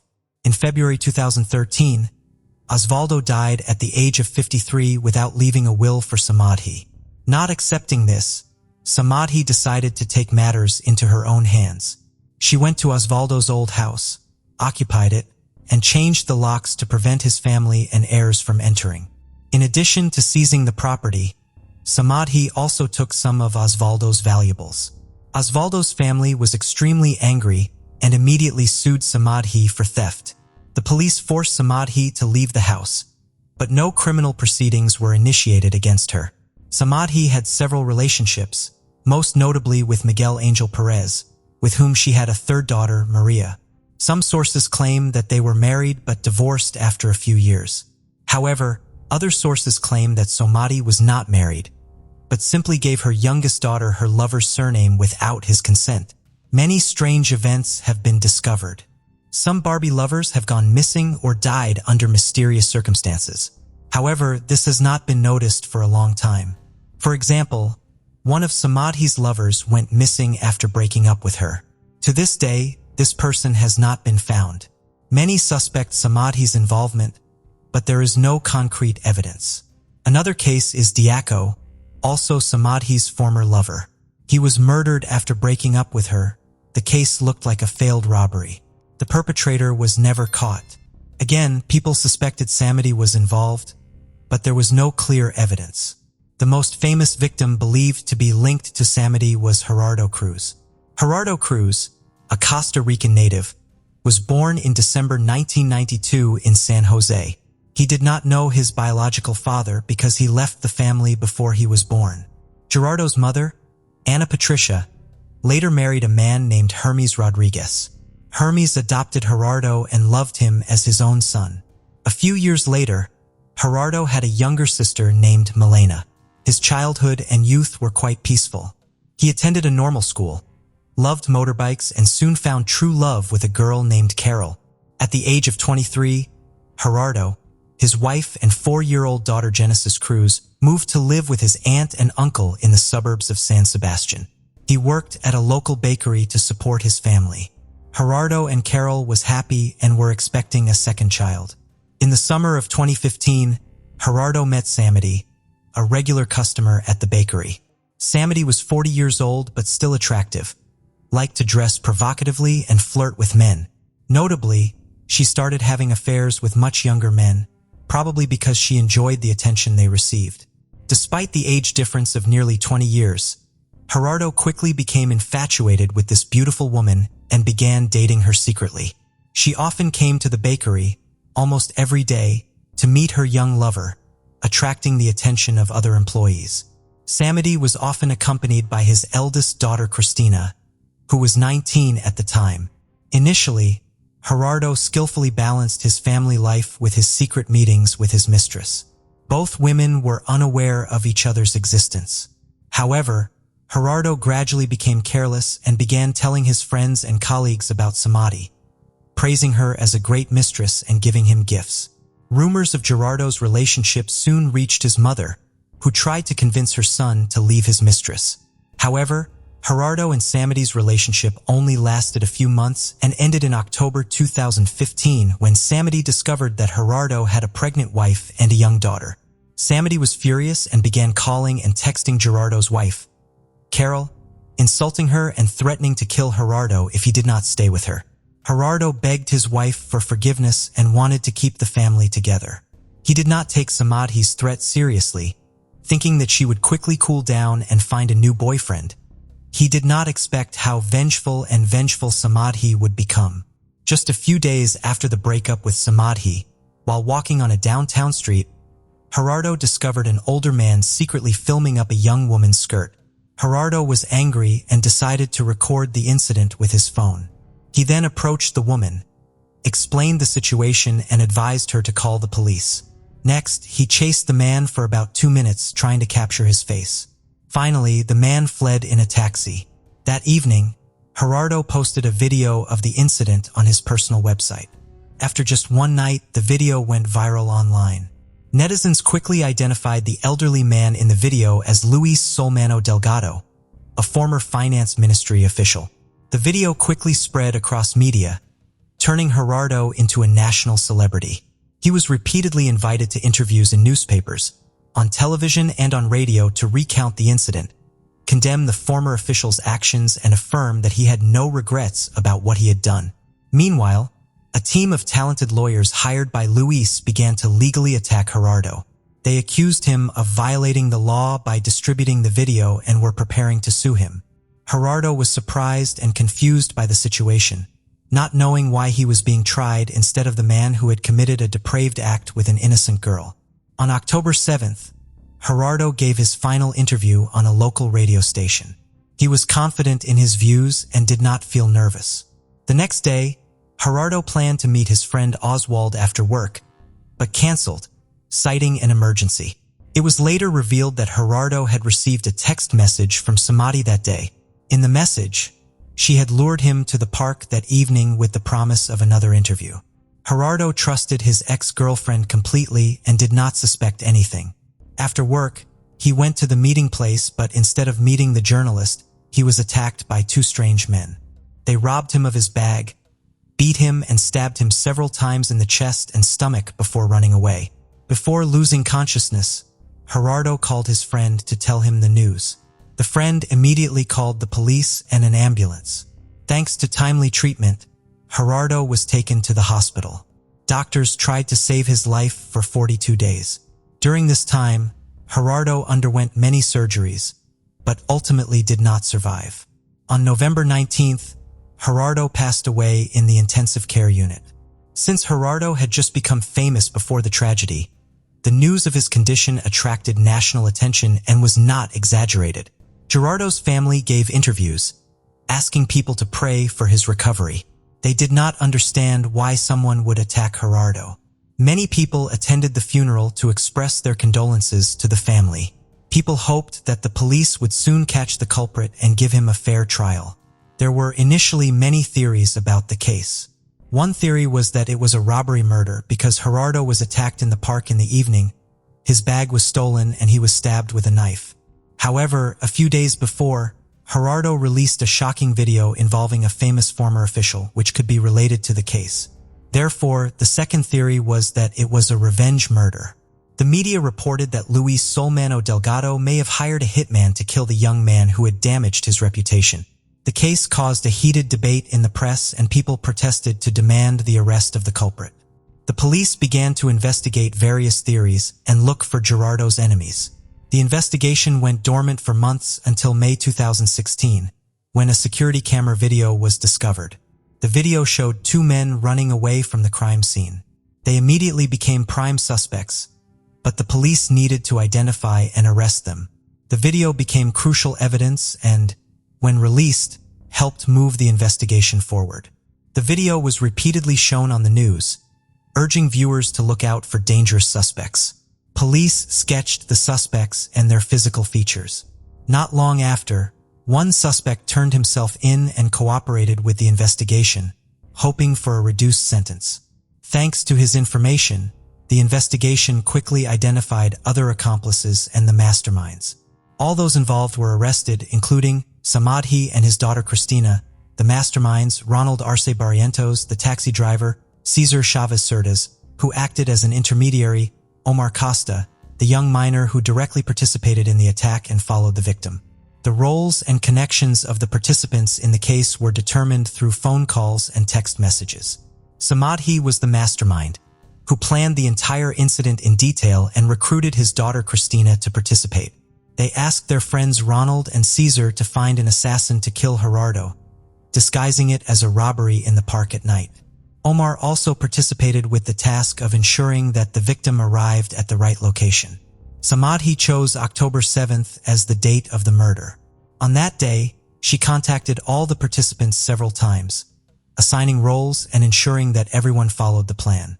The young woman also asked them to bring her some of her ex-lover's belongings as evidence after the crime. Gerardo, after finishing his shift, went straight to the park. He thought he was going to an interview, so he tried to arrive on time. However, at the meeting place, he was attacked and stabbed multiple times. The attacker took Gerardo's handbag and jacket, then gave these to the Samadhi as evidence. The most important evidence against Samadhi were text messages detailing the murder plan and the roles of each participant. She was so confident that she did not delete these messages. The motive for this serious crime was jealousy. She did not want to share her lover with his wife and decided that if she could not have him, no one could. She carefully planned and executed the criminal conspiracy with the help of her daughter. They were immediately arrested and denied bail due to concerns that they might flee the country.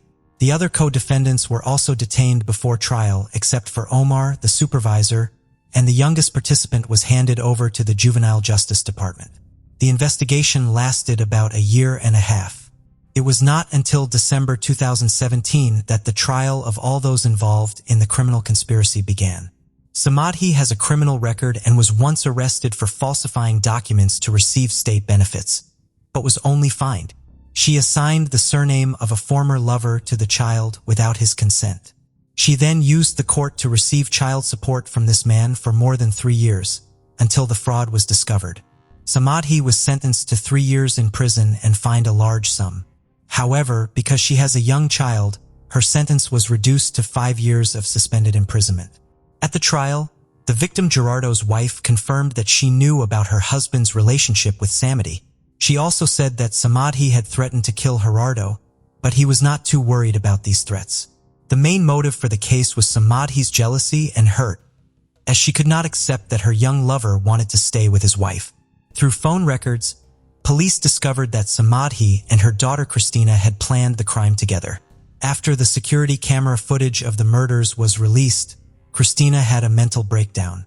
She called her mother in tears and wanted to turn herself in, but Samadhi reassured her that the investigation would never lead to them. The verdict was announced on January 23, 2018. The court sentenced Samadhi to 30 years in prison, Christina to 25 years, Ronald to 25 years, and Caesar to 25 years. Of the killers, one was sent to a juvenile detention center, while another was still at large at the time. Omar, who had been stalking the victim, was acquitted. The victim's family received $140,000 in moral compensation. After the trial, they expressed their gratitude to the court for giving Gerardo's killers a fair sentence. Samadhi and Christina's lawyers appealed to the Court of Appeals for a reduced sentence. The appeal hearing took place in November 2019. At the same time, according to the testimony, Ronald participated in the massacre but did not know the details of the plan. Ronald and Caesar also appealed in hopes of having their sentences reduced. As a result, each participant in the crime had their sentence reduced by 5 years. Samadhi is currently serving a 25-year sentence in a women's prison in Costa, currently serving a 25-year sentence in a women's prison in Costa Rica. In the summer of 2020, she registered her marriage to a woman named Lindsay Diaz Lopez, whom she met in prison. At the time of the registration, Lindsay had been pardoned and released from prison, while Samadhi still had to continue serving nearly 2 more decades of her sentence. In 1996, Janet March lived in Nashville, Tennessee, along with her husband Perry, their 5-year-old son Samson, and a 2-year-old daughter, Zipporah. The family lived in a large house on a 5-acre lot in Forest Hills, which is an affluent suburb in Nashville. Janet's parents bought the house for Janet and Perry. Her parents, Lawrence and Carolyn Levine, were extremely wealthy. Lawrence was one of the most prominent lawyers in Nashville, which made him socially prominent in the city's Jewish community. Janet and Perry met while they were studying at the University of Michigan in the early 1980s. Lawrence paid Perry's tuition so that he could study at the Vanderbilt University Law School. Janet and Perry got married in 1987. The year after that, Perry graduated and took a job at Bass and Sims. Their son Samson was born in 1990, and Zipporah was born in 1994. Perry did not last long at his work. He sent a lot of notes to one of his co-workers. Perry praised their body and said it captivated him. The co-worker then let management know about all the notes that she had received.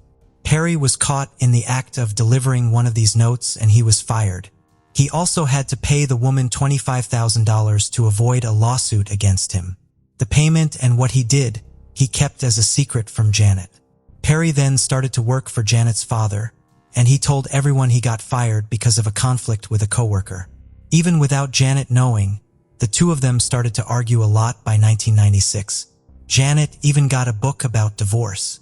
On August 14th, the children's nanny, remember, had Janet was not her usual self, and had she spent the whole day on her computer. The next day, Friends of Janet who saw or talked to her also noticed had she seemed distracted and afraid of Perry. On August 15th, 2 cabinet workers installed 2 countertops in Janet and Perry's home. They would be the last people outside of Janet's family to see her alive. That evening, according to Perry, the 2 of them argued again, then announced that she was leaving for a 2-week vacation. She packed a couple of things, gave him a list of things to do while she was away, and left the house just after 8 p.m. Janet's parents believed what Perry had told them, even if it was unlike their daughter. On August 25th, it was Samson's birthday party. When Janet did not appear, it raised some red flags. On August 29th, Janet's parents finally notified the Metropolitan Nashville Police Department that Janet was missing. This was now 2 weeks after she was last seen. Detectives looked at local hospital admissions and Janet's credit card and bank accounts, but found no trace of her. The first break in the case came a little over a week later, on September 7th, when Janet's Volvo was found packed into a parking space at an apartment complex roughly 5 miles from the house. Inside was Janet's handbag, a suitcase with clothing and a small bag. It appeared as if the items inside the car was carefully positioned by someone. Investigators who interviewed Perry also noticed had he talked about Janet in the past tense, indicating had he knew she was not alive anymore. He also did not allow anyone to search the house. On September 16th, investigators got a search warrant, however, and made their way inside. They found that a computer's hard drive had been forcibly removed and could not be found. Investigators also found that a week after Janet was last seen, went to local tire store to get new tires for his Jeep. The owner of the store told him that his existing tires were in excellent condition, but Perry said that he wanted a different brand. After the search, Perry took his children and went to live in Chicago. He made a very incriminating remark to one of Janet's friends.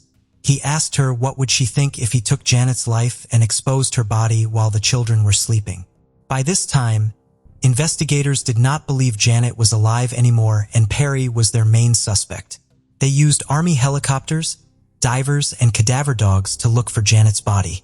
In November, also denied to Janet's memorial service, and he did not allow the 2 children to go. The next few years were just filled with lawsuits between Perry and Janet's parents. They now believed that Perry took her daughter's life. They wanted custody of the 2 children, and they also wanted to make sure that Perry did have a right to any of Janet's possessions. Carolyn Levin found an envelope in a Forrest Deal's house.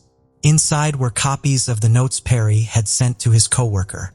Investigators and Janet's parents believed that Janet had discovered these notes and demanded a divorce, and that Perry then took her life. In 1999, Janet's parents were given visitation rights.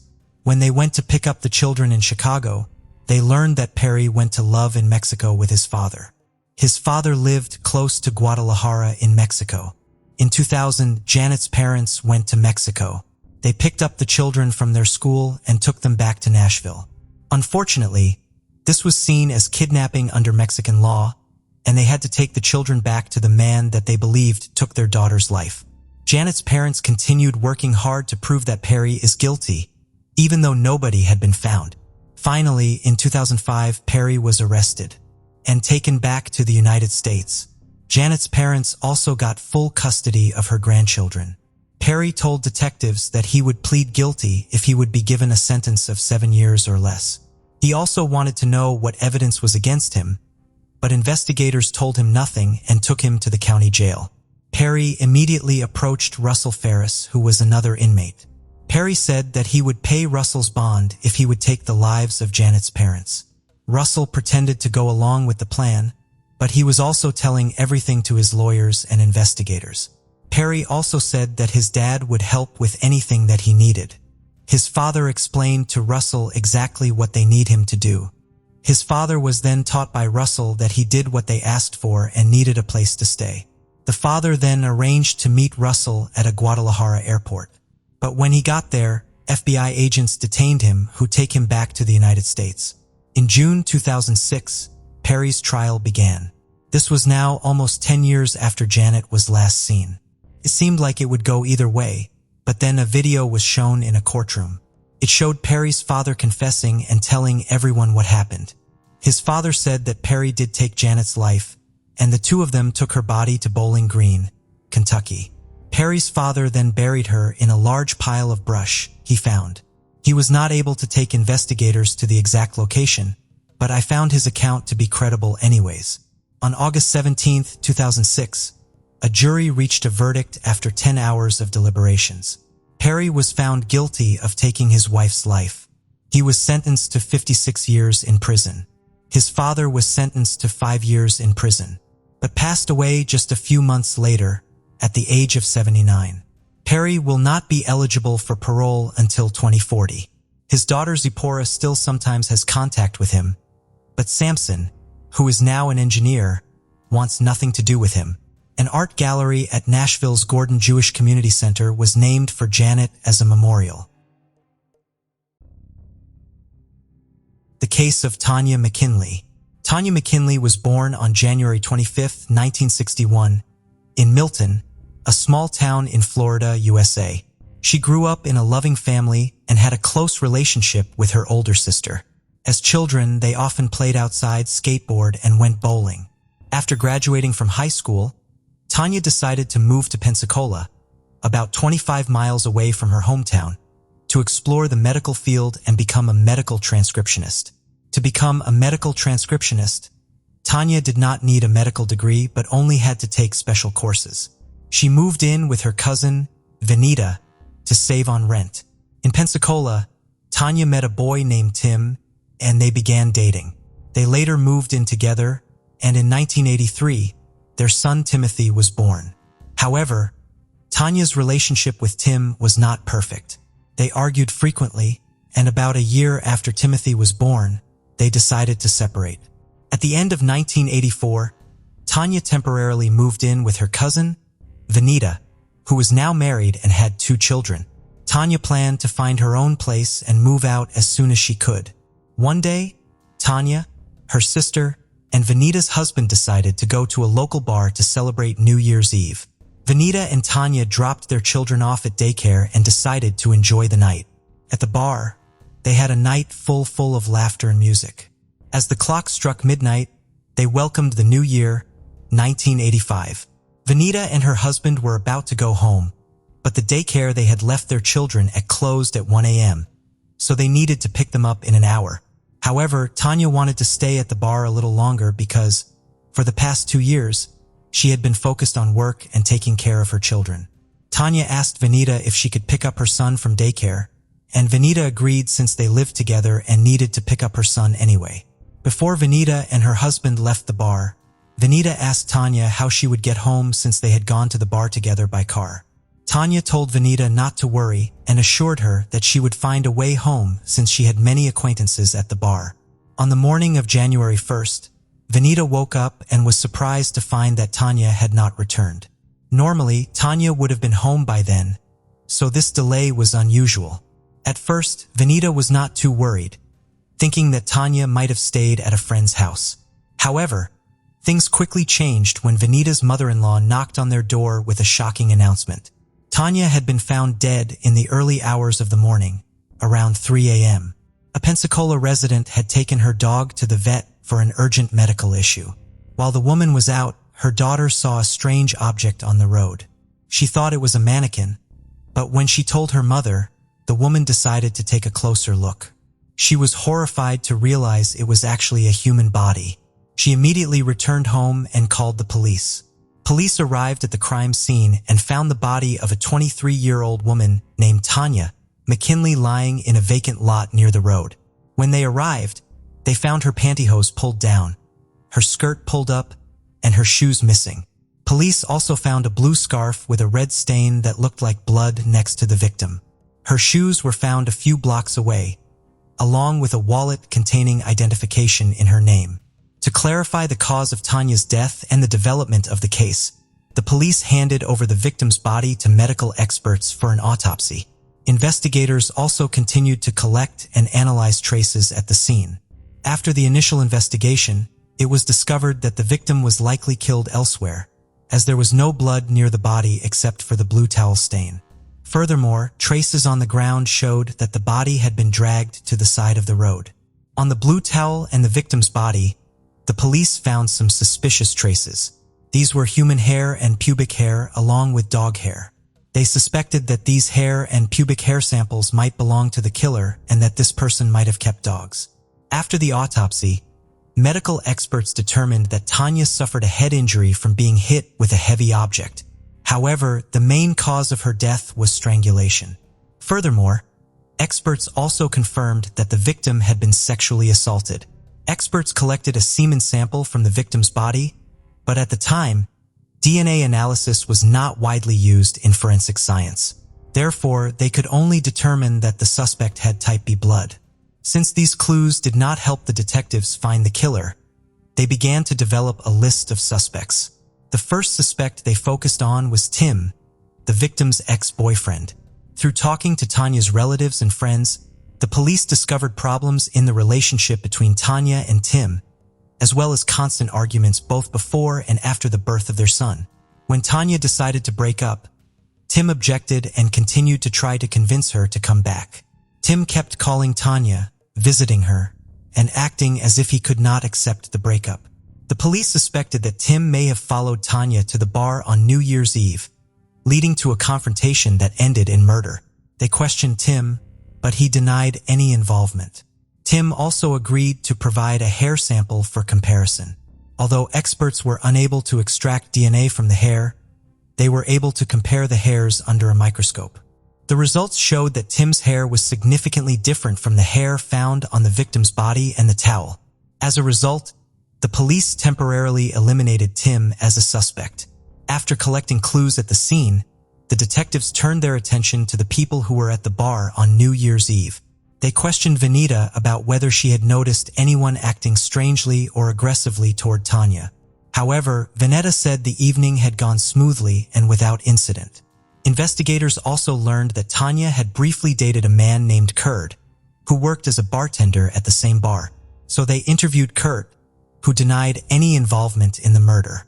Kurt claimed that after finishing his shift, he attended a New Year's Eve party with friends. However, after questioning Kurt's friends, investigators discovered something interesting. Kurt's friends confirmed that he was at the party, but not immediately after finishing his shift at the bar. Based on this testimony, police believed that Kurt had enough time to theoretically commit the murder. Through interviews with many people who were at the bar, detectives determined that Tanya was last seen alive at 1:15 a.m., but no one witnessed her leaving the bar. Investigators also interviewed residents in the area near where the body was found. One family said they drove by around 2 a.m. and they were certain that no body was visible at that time. Investigators determined that Tanya was killed within an hour and a half of her last known sighting. During this time, Kurt had no solid alibi. He agreed to take a polygraph test, but the results were inconclusive as he gave several false answers. However, blood tests eliminated Kurt as a suspect because his blood type did not match the killer's blood type, which was determined from a semen sample. The police continued to search for other potential suspects, but their efforts were hampered. The killer's semen could not be analyzed, and the lack of significant evidence or witnesses left the case at a standstill. However, investigators were almost certain that the killer must have lived in the area near where the body was found. The area was on the edge of a large residential area and was isolated from major roads. Police suspected that a stranger would not have come there with the body without knowing anything about the area. To this day, the case remains unsolved. Sadly, Timothy lost his mother when he was 18 old and was taken care of by his father and Tanya's family. They decided to keep the death of Timothy's mother a secret. As he grew older, relatives told him that his mother had died in a car accident. This truth was kept secret until Timothy turned 14. At Christmas, he was curious about the gift his father had prepared. While rummaging through the house, Timothy stumbled upon a letter written by his father, addressed to famous TV host Montel Williams. Tim mentioned Tanya's murder in the letter, hoping that public attention would help expedite the investigation. Through the letter, Timothy discovered the true fate of his mother because it contained specific details about the case. In February, the police department reopened Tanya's case, hoping that advances in DNA analysis would help identify the killer. To investigate, they sent all available evidence to a lab for analysis. After testing, experts concluded that the blood on the blue towel found near the body belonged to an unknown man, not Tanya. They took a sample of the man's DNA and uploaded it to the FBI database, but found no match. The case went cold again and wasn't reopened until February 2015, exactly 30 years after the murder. Detectives had to try a different approach when the killer's DNA had not yet appeared in the FBI database. With modern technology, they could search not only for exact matches but also for partial matches. They believed the database might contain information about the killer's relatives, which could lead them closer to solving the case. After searching, they focused on one specific person in the FBI database. His DNA had some similarities to the DNA sample of Tanya's killer, although the similarity was not strong. The police investigated his family extensively and even contacted his relatives. They agreed to assist and provide their DNA samples for comparison. After analyzing the samples, experts discovered that the family had no connection to the suspect, leaving detectives without any significant new clues. In February 2018, journalist Tony Adam took an interest in the case. Although he was not a criminal expert, his personal interest in the subject drew him to Tanya's unsolved murder. He wanted to help and contacted the investigators working on the case. The detectives initially viewed his willingness to help with some skepticism. Although an experienced journalist, Tony had no background in criminal investigations. However, as the case dragged on without any progress, the police accepted his help. During the investigation, Tony established a relationship with Tanya's family. They could see his genuine interest in solving the case and the considerable effort he was putting in. He worked to get media coverage of the case, bringing additional attention to it. This also contributed a new perspective to an investigation that had lasted for more than 3 decades. Detectives decided to renew their efforts to find the suspect's relatives. This time, they partnered with Parabon, a company specializing in genetic genealogy. In the previous effort, investigators had only searched for killers' relatives through the FBI's database. However, Parabon expanded the search to include public genetic databases where anyone can upload their DNA samples. Experts worked diligently to find the killer's relatives, carefully examining family trees to identify someone matching the suspect's characteristics. They were looking for a man who was of age at the time of the crime in 1985 and lived in the area. The process took nearly a year, but in February 2020, experts finally identified a man who could be a suspect, Daniel Wells, 57, who lived in the same city where the murder occurred. As detectives learned more about Daniel, they discovered he had previous run-ins with the law, having been arrested for assault and for indecent exposure in the late 1980s. As of 2020, Daniel continued to live and work in Pensacola with his family. However, to establish a connection between him and the case, investigators needed to collect a DNA sample from Daniel due to a lack of concrete evidence. The police had been monitoring Daniel closely, concerned that he might flee once he learned he was a suspect. The opportunity presented itself when Daniel discarded a cigarette but near his workplace. Investigators collected it and quickly sent it to the lab. There, experts isolated DNA from the saliva on the butt and compared it to the DNA sample from the crime scene. The results showed that the 2 samples were a perfect match. 35 years after the murder, the police finally identified the culprit through DNA evidence. Daniel was arrested that same day. Despite the DNA test results, the investigators wanted to hear Daniel's confession. They planned to conduct the interrogation carefully, not revealing all the evidence at once. The investigators deliberately withheld information to encourage honesty during Daniel's interrogation. They gradually shifted the conversation to Tanya's murder and asked about Daniel's whereabouts on the night of the crime. At first, he denied ever knowing Tanya. The detectives then revealed that they had found his DNA at the crime scene. Although Daniel continued to deny everything, he appeared to become more nervous with each question. The detectives emphasized the importance of the DNA test results, making it impossible for him to avoid the questions. They told him that the only way to alleviate the situation was to confess. And it worked. Daniel began to tell his story. Initially, he tried to justify the presence of his DNA by suggesting that he might have had sex with Tanya that night. But the detectives didn't believe him and continued pressing for the truth. Daniel eventually confessed to killing Tanya on that New Year's Eve. Daniel's story raised serious questions. He admitted that he met Tanya at a bar and offered to take her home. They then went to Daniel's house, drank, and had consensual sex. However, an argument broke out, and Daniel couldn't remember what it was about. In a fit of rage, Daniel picked up a heavy wooden cutting board and hit Tanya over the head. When he realized she was dead, he panicked and took her body to another location to dispose of it. On the way back, he discarded her belongings and returned home. However, Daniel's story had many inconsistencies. When asked about the dog hairs on Tanya's clothes and towels, he explained that his roommate had a black Labrador. But this did not explain why Tanya would willingly have sex with him only to have a violent argument that led to her death. Furthermore, Daniel claimed that Tanya died from a blow to the head, but medical experts determined that the actual cause of death was strangulation. This made Daniel's story unreliable and suggested he was trying to minimize his responsibility. A more plausible scenario is that Daniel attacked Tanya, but she fought back. When this failed, Daniel struck Tanya's head, but then realized she was still alive, so he strangled her. Although Daniel's confession did not completely match the facts, detectives had enough evidence to arrest him. Daniel was arrested for murder and taken into custody.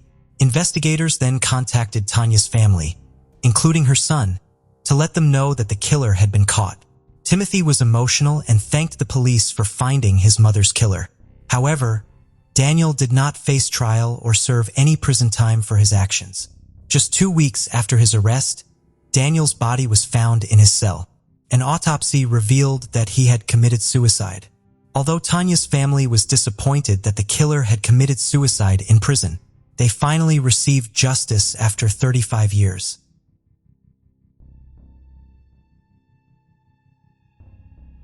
18-year-old Natalie and Holloway lived in Mountain Brook, Alabama. In May of 2005, she graduated from Mountain Brook High School. Natalie was a member of the National Honor Society and a school dance squad. The next year, she was scheduled to attend the University of Alabama on a full scholarship. On May 26, 2005, Natalie and 124 of her fellow graduates of Mountain Brook arrived in Urangrestad, Aruba for a 5-day unofficial graduation trip.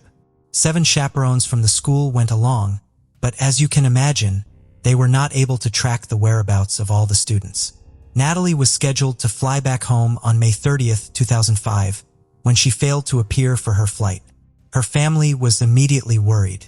Her mother and her stepfather flew to Aruba by private jet to find out what was going on. In Natalie's hotel room, her bag and her passport were found, but no sign of her.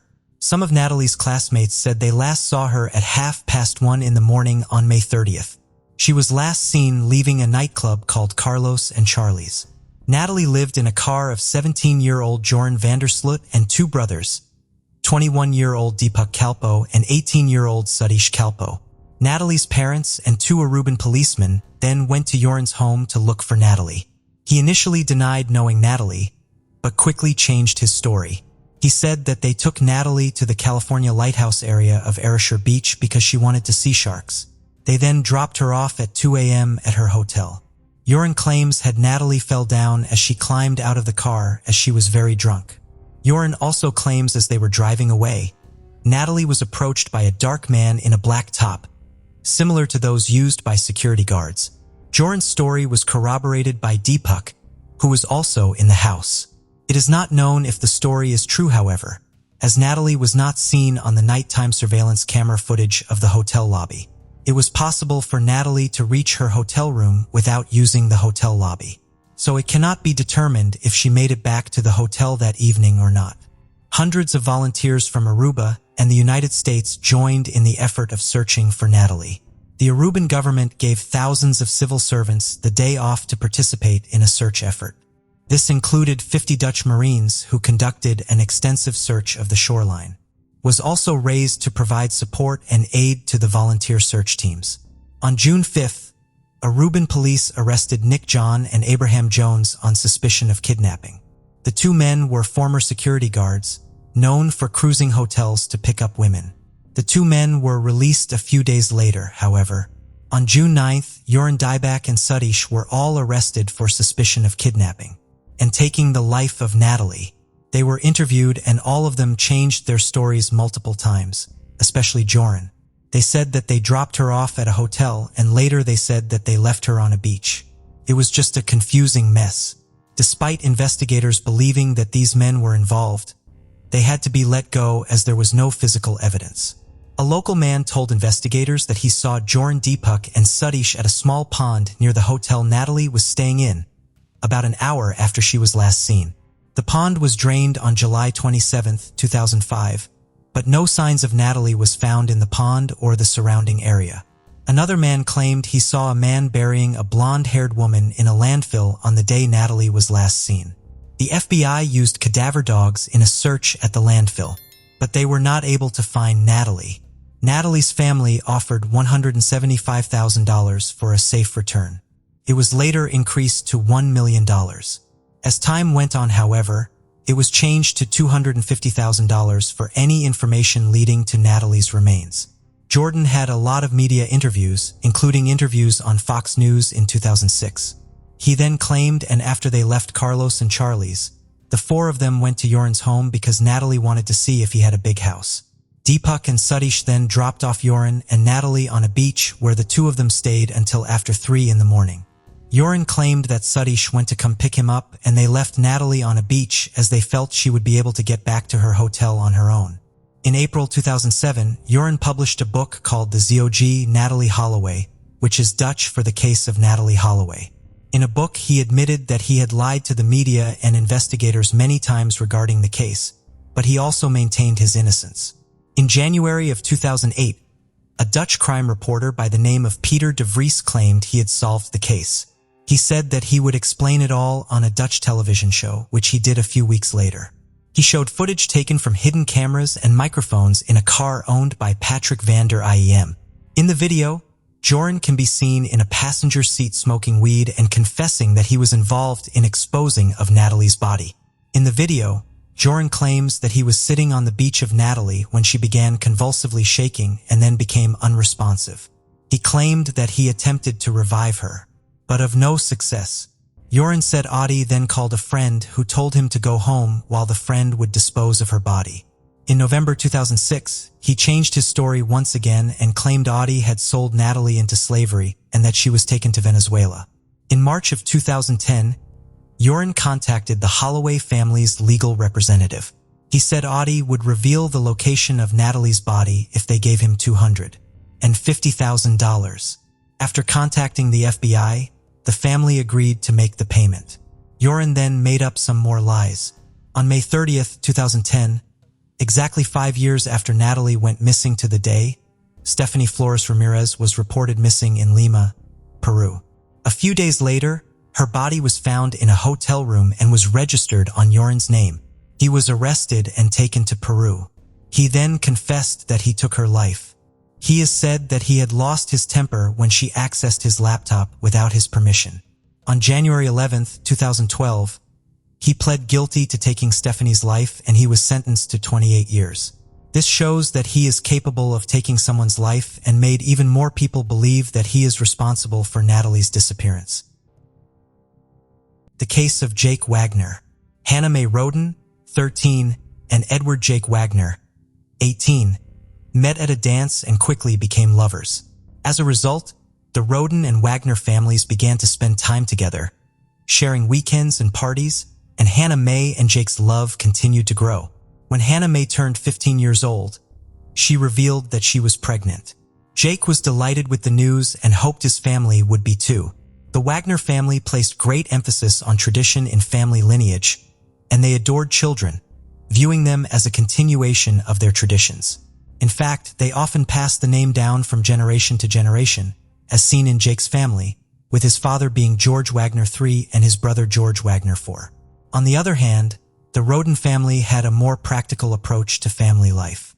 Even though they were divorced, Christopher Roden Sr. and Dana Roden remained close and devoted to their 3 children, prioritizing their happiness above all else. Unlike the Wagner family, the Rodens lived modestly, with Christopher working odd jobs and Dana as a nurse's assistant. Despite economic limitations, the Roden family instilled strong traditional values in their children, including Christopher Jr., Hannah Mae, and Clarence, Frankie. The family was overjoyed when Hannah Mae gave birth to a daughter named Sophie, and they threw a big party.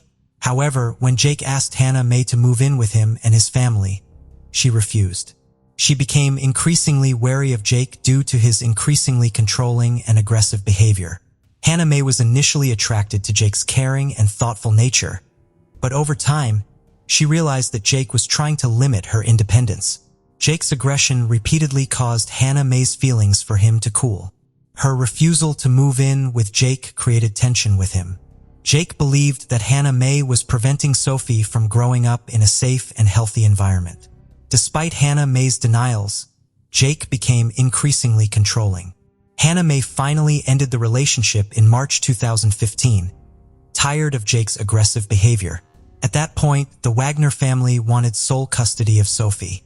Jake had to put in a lot of effort to convince Hannah Mae to sign over custody of the child to him and his brother. However, Hannah Mae refused. In a heated exchange, Jake angrily sent a text message saying that if necessary, he would use force to gain custody of Sophie. This revelation confirmed the Wagner family's willingness to use coercion and intimidation to achieve their goals. To protect herself and her daughter from this unscrupulous family, Hannah decided to distance herself and raise her child alone. She chose to work as a nursing assistant, continued her studies, and took care of Sophie herself. The situation escalated when Hannah became pregnant again. Although Hannah confirmed that the child was not Jake's, he still had doubts and tried to discover the truth.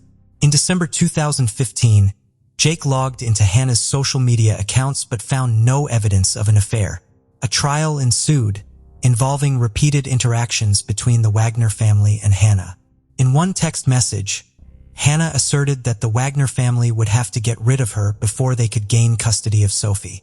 Jake shared this message with his family, angering them. His grandmother, Rita Newcomb, 65, retaliated by forging an important custody-related document.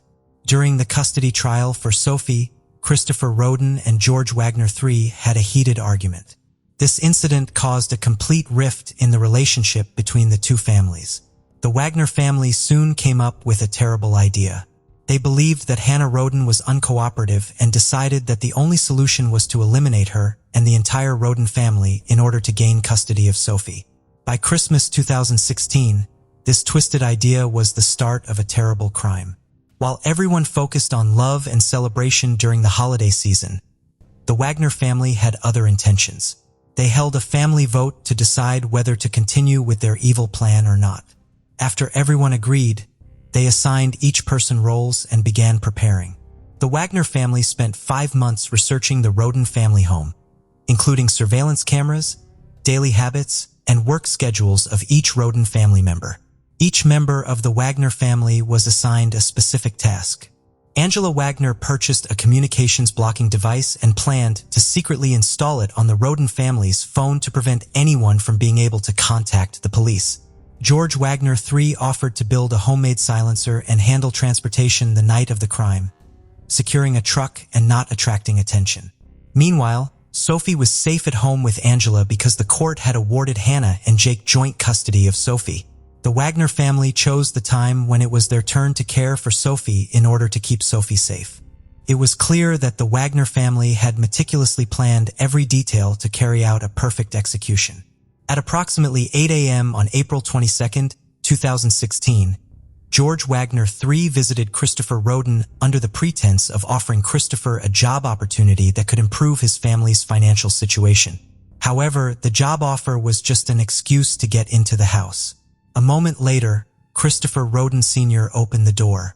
A while later, as usual, Bobby Jo Manley arrived at Christopher's house to take care of the Roden family's animals. While outside the house, she noticed someone was inside, which was unusual for that time of day. Every member of the Roden family usually went about their work and was not at home.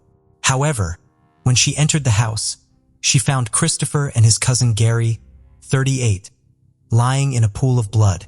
Horrified, Bobby grabbed the phone and called emergency services, reporting what she had seen and asking for assistance. Still shaking, Bobby went to other relatives' houses and knocked loudly on one of their doors.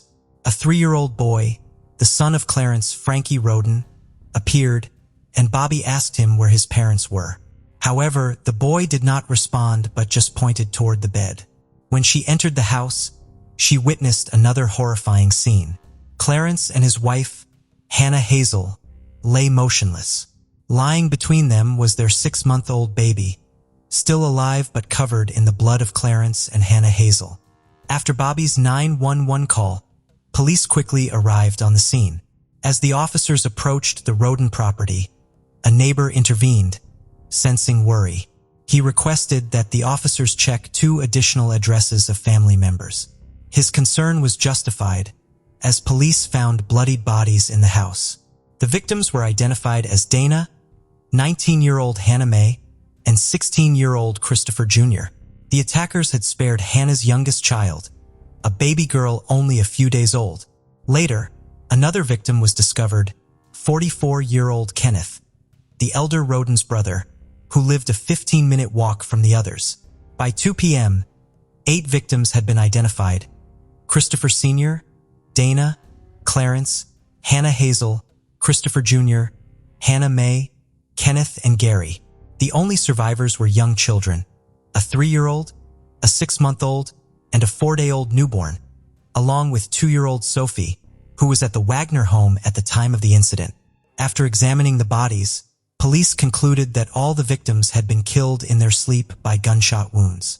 Detectives later reconstructed the events of that day. Christopher Sr. was awake when the attackers burst into the house, as evidenced by a wound on his right arm. Christopher Sr. attempted to defend himself but was hit with 9 shots to the head, torso, and limbs. In addition, 5 bullets were removed from Dana Roden's neck and head. The rest of the family died from gunshot wounds to the head. Gary was shot 5 times, Christopher Jr. 4 times, Clarence and his wife Hannah Hazel 3 times each, and Hannah Mae twice. Kenneth was the only one shot once. In total, the assailant fired 32 shots, with some shots fired after the victims were already dead. Some bodies also showed signs of physical abuse. Since no one in the area heard anything, investigators believe the perpetrators used silencers, indicating a carefully planned and executed act. It was clear that the victims were targeted, and someone wanted revenge on the entire Roden family. During the search, police found 5 Remington shell casings of different types and an unused bullet from a different gun model. The scale of the case shows that this was a case with multiple murderers. Leonard Manley, Dana's father, claimed that the criminals must have known the family well, or the dogs would have been barking loudly. The question of who committed this act kept police officers busy. The Attorney General's office provided over $20,000 for the Roden family's funeral. The Roden family were buried in several stages. On April 28, 2016, Gary was the first to be laid to rest in South Shore, Kentucky. Hannah Hazel's funeral followed on May 1st in the village of Atway, Coteau County, Ohio. The remaining members were buried on May 3rd in West Portsmouth, in the same county. Many local residents attended to pay their respects to the family. The surviving children were placed in the care of relatives. The neighborhood was gripped by fear. Police advised relatives of the victims to take precautions and warned all residents of Pike to stay in their homes at night. The brutal mass murder outraged residents across the state, who demanded that the investigation's findings be made public and the perpetrators be caught as soon as possible. As part of the investigation, the murdered family's 3 homes had been searched, followed by several more vehicles the following day. Forensic experts had participated in the investigation and had meticulously examined the homes, but no DNA evidence of the suspects had been found in any of the homes. Cameras had been installed in the houses, but they had not provided any useful information because they had been disabled. It seemed the culprit had planned every detail carefully, leaving no clues behind. However, detectives eventually discovered a key piece of evidence that had helped solve the case. An important detail was that marijuana plants were discovered at 3 crime scenes. At one location, around 200 plants were found. The police believed the cannabis was grown for sale, rather than personal use. This led to speculation about the involvement of Mexican drug traffickers. However, the amount of cannabis found was too small to suggest an attack by an entire cartel. In January 2017, a close relative of the Roden family was arrested for drug trafficking. This was considered a coincidental circumstance. Leonard Manley stated that his daughter, Dana, had no involvement with the cannabis operations. Some family members confirmed that the older brothers, Christopher and Kenneth Roden, grew marijuana, but they were unaware of any large-scale cultivation. Specialized equipment for breeding chickens for fighting, as well as cages with roosters, were found at the Roden's house. However, it soon became clear that illegal cockfighting was not the cause of the homicides either. Months went by without uncovering the true motive behind the crime. On April 13, 2017, local authorities announced they lacked sufficient evidence to make any arrests. Nevertheless, prosecutor Rob Yum stated the investigation was ongoing, suggesting they had some leads they were not yet ready to disclose. Another year had passed since the mass crime occurred, and its memorial service went largely unnoticed. There was no coverage in the local press, and neither the sheriff nor the prosecutor attended the memorial service. This led the community to believe that the investigation had stalled. However, on May 12, 2017, a special weapons and tactics team unexpectedly raided a home in Pike County, about 10 miles from the crime scene. Initially, they were searching for suspects, but it was later revealed that they were gathering evidence. Detectives also searched a house in Adams County that had once been owned by Jake Wagner, although he had sold it by then. The investigation took a dramatic turn on June 20, 2017, when the focus shifted to the Wagner family. The investigation included 26-year-old Jake, 27-year-old George IV, 47-year-old George III, and 48-year-old Angela, who lived approximately 15 miles from the victim. The Wagner family moved to Kenai, Alaska, claiming they were struggling to stay in the area. The Wagner family expressed their love for the Roden family, saying their deaths had devastated the Wagner family. The investigation indeed had a breakthrough. Authorities were seeking information from the public about the Wagner family's dealings in guns, ammunition, vehicles, and other related topics. According to the investigation, every family member was involved in the crime. That changed on November 13, 2018, when the Attorney General announced that the Wagners and their sons had been arrested and charged with planning and carrying out the murder. Rita Newcomb, the 65-year-old mother of Angela, and Frederica Wagner, the mother of George Wagner III, had also been arrested for perjury and obstruction of justice. In February 2019, Rita Newcomb had undergone handwriting analysis to confirm her role in forging guardianship documents for Sophie. To avoid going to jail, she had entered a plea deal. As a result, the charges against Frederica Wagner were dropped in June 2019.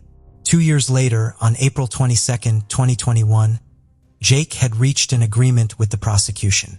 In exchange for revealing details of the crime, all family members would receive life sentences instead of the death penalty. Jake had admitted to killing 5 of the 8 individuals and had received 23 criminal charges, including 8 felonies. The remaining charges had included theft, conspiracy, illegal possession of ammunition, forgery, interception of messages, unlawful use of property, obstruction of justice, corrupt activities, and unlawful intimate conduct with a young woman. Jake had explained that he saw eliminating Hannah May as the only way to ensure custody of his daughter. He believed that if he did not kill the entire Roden family, they would seek revenge and refuse to give custody of Sophie to him. Angela was next to face trial on September 10th. She pleaded guilty to conspiracy, aggravated robbery, and tampering with evidence. In exchange for her testimony against the other defendants, the murder charge was dropped. Angela received a sentence of 30 years in prison. The trial of George Wagner IV had begun on August 28, 2022. Although he denied any involvement in the crime, the prosecution presented evidence of his participation in the planning, execution, and cover-up. Ultimately, George IV was found guilty on 22 counts and was sentenced to life in prison without the possibility of parole. George III's trial was scheduled for February 2024. Despite the convictions of his family members, he maintained his innocence. The once harmonious family's descent into madness was baffling, and their actions were unforgivable. The actions of the Wagner family left 3 children orphaned, depriving them of the love of their parents, relatives, and a peaceful life. One couldn't help but wonder what Sophie would be like when she grew up and realized what had happened.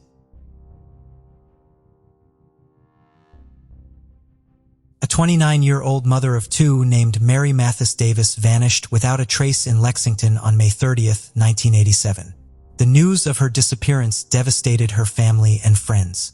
The following day, her body was discovered behind a nearby supermarket, and the discovery shocked the neighborhood. Despite the police department's best efforts, the case remained unsolved for more than 30 years before a breakthrough in 2023. This case takes us to the city of Lexington in North Carolina.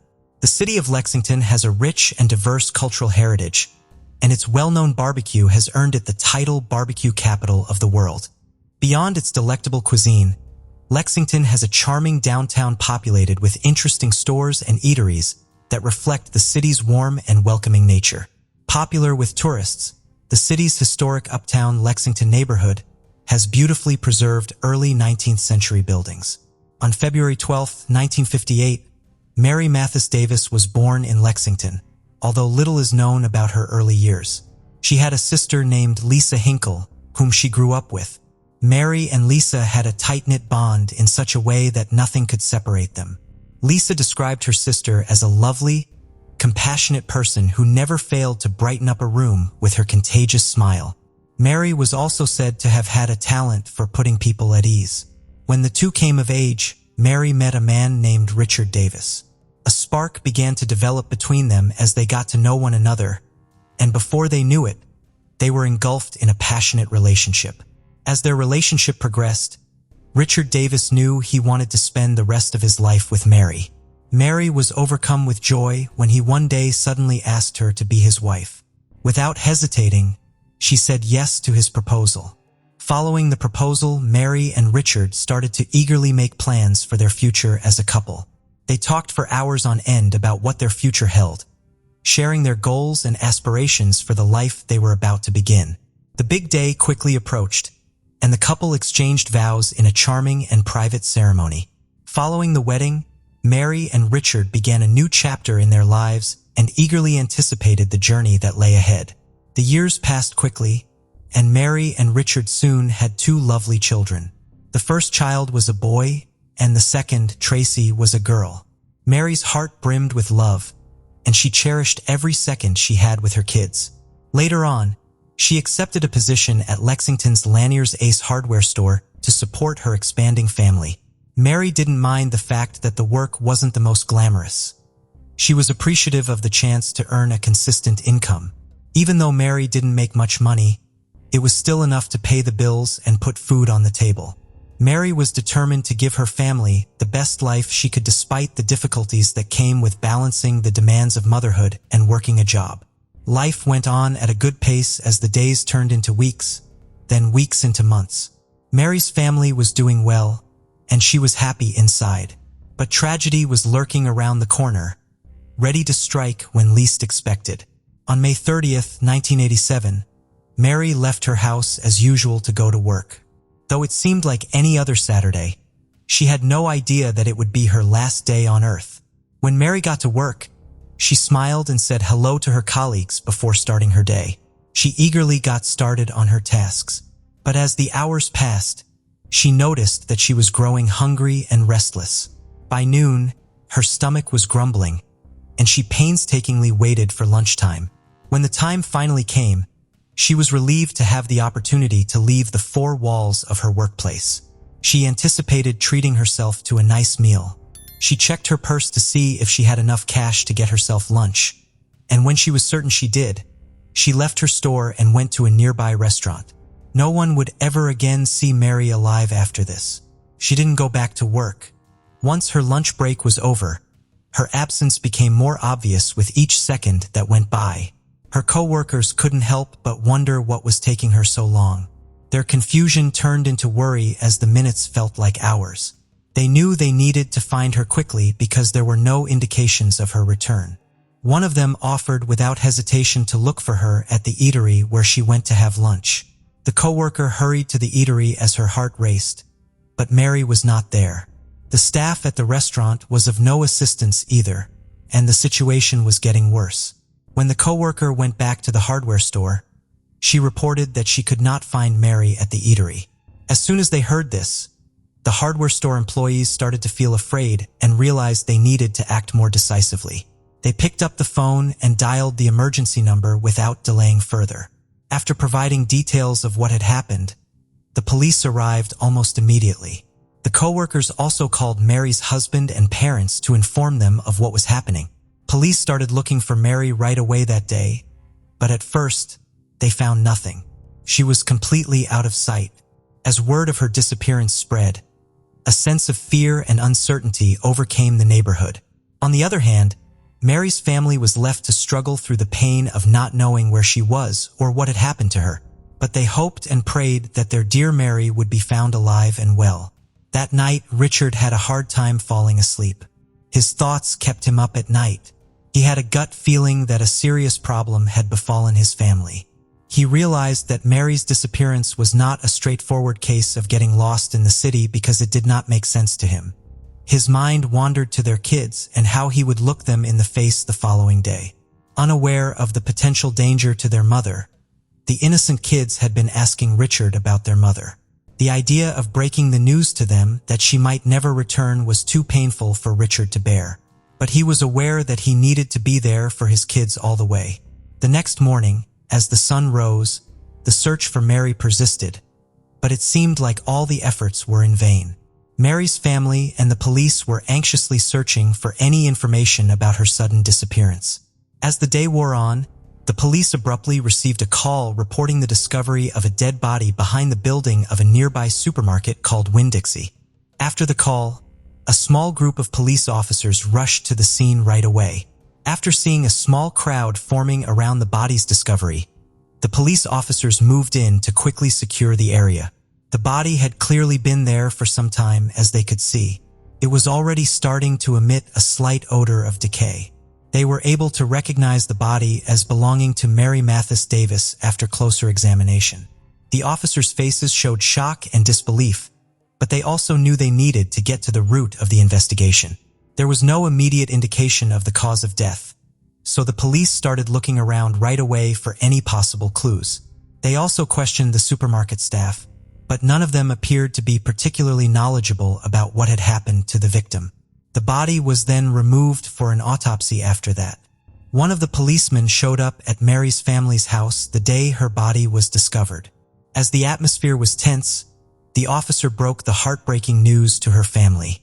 He offered his condolences and shared what little information they had about Mary's case. The news was indeed tragic, as Mary's family was left broken and inconsolable. After a few days, Mary's autopsy results came out, and it was discovered that she was strangled to death.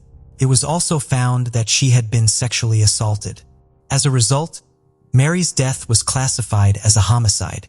The authorities started investigating Mary's death as her family was left to mourn and stay strong. The investigators were determined to find the answers to the many unanswered questions they had. Investigators had DNA samples that had been gathered from the crime scene as pieces of evidence. Though there wasn't much that could be done with this due to the lack of advanced DNA technology at the time. Regardless of the shortcomings, detectives diligently pursued every lead and tip that came their way, working day and night. At one point, they appealed to the general public for assistance, hoping that someone would come forward with information that would help solve the mystery behind the case. But all efforts proved futile. The detectives felt defeated because it appeared as though the murderer had vanished from the face of the earth. As the days dragged on, becoming weeks and then months, the murderer seemed to have eluded capture. However, Mary's family never lost hope and held on to the belief that justice would eventually be served no matter how long it took. They made an effort to move on with their lives, but the scars from their loss never completely healed. Nearly 25 years after Mary's murder, Lisa, her sister, spoke to the media about the tragedy and pain that she and her family members had to go through when Mary was snatched from them. She spoke candidly to the press about the pain they had experienced and how difficult life had been without her cherished sister by her side. The family had never given up hope that they would one day find the closure they so desperately sought.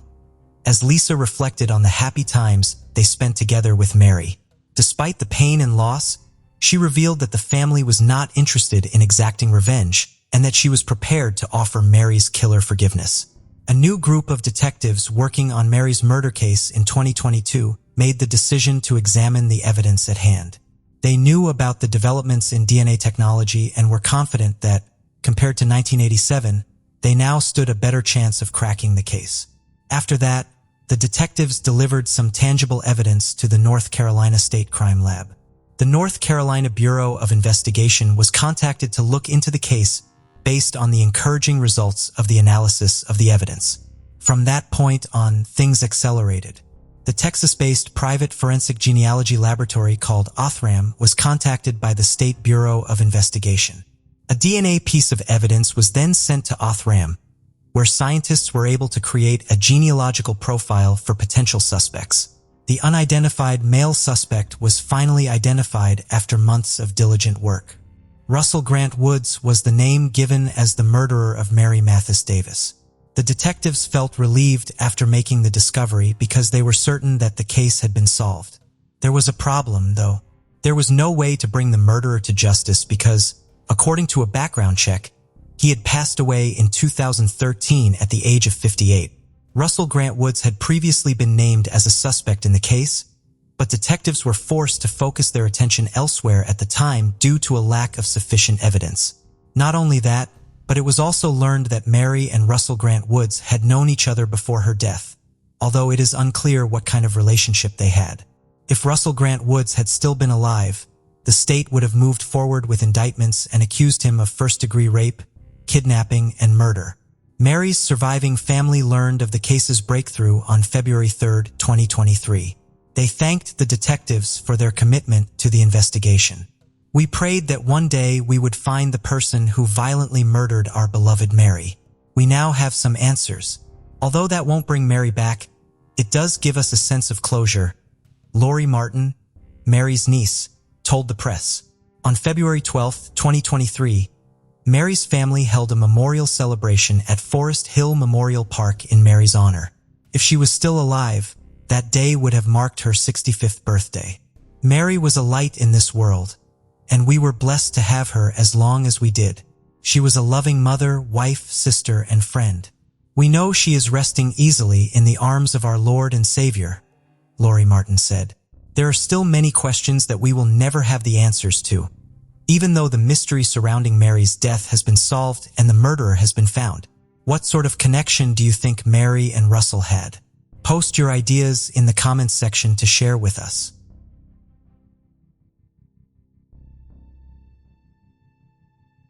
Laura Ann Huizar was born on the 10th of May, 1972 to Judy Marie Huizar and Jose Luis Huizar.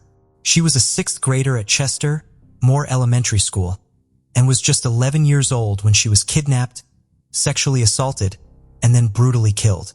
Laura vanished on a Sunday afternoon at around 1:30 p.m. on November 6, 1983, as she was making her way home from a friend's house in St. Lucie County, Central Florida. She was last seen at 2G's Market. She had been sleeping over at a friend's house and was walking home with an armful of clothes. When her parents realized that she hadn't returned home, they contacted the friend she had been with and were told that she had left hours ago. Her parents feared the worst. It was unlike Laura to stay on the streets for long. They searched the area, and when they could not find her, they made their way to the St. Lucie County Sheriff's Office to report their daughter missing. At the time, officers did not take the little girl's disappearance seriously because to them, adolescents who do not return home on time are often playing with their friends and have simply lost track of time. Back then, authorities generally did not take reports of missing adolescents seriously until they had been missing for a longer period of time. A massive search was never carried out for Laura, but authorities put up a bolo sheet. Not long, James Howard Harrison, a deputy from the St. Lucie County Sheriff's Office, came forward and claimed to have seen the little girl walking close to a gas station. It appeared that on the day Laura disappeared, James Howard Harrison was out on patrol. He stated the approximate time he last saw her before claiming to have carried on with his patrol. Although Laura Ann who had a small stature for her age. She was feisty and outspoken. Her family claimed she was very street smart and would never have gotten into a car with a stranger.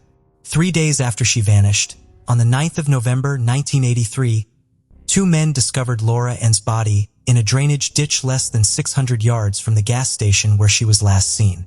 Her body was sent for an autopsy right away, and asphyxiation was determined to be the cause of her death. She had been raped before being strangled to death. The authorities opened an investigation into the murder case, but they were unable to assemble any tangible proof from the crime scene. After the perpetrator murdered Laura Ann, he then changed the crime scene by putting the body in a drainage ditch to get rid of all the physical evidence.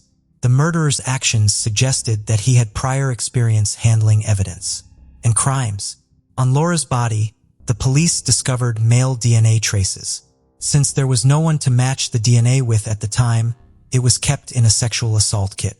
The criminal database and DNA technology weren't developed enough back then to give the police any leads about the murderer. The St. Lucie County Police Department's files on Laura Ann's murder case eventually became cold.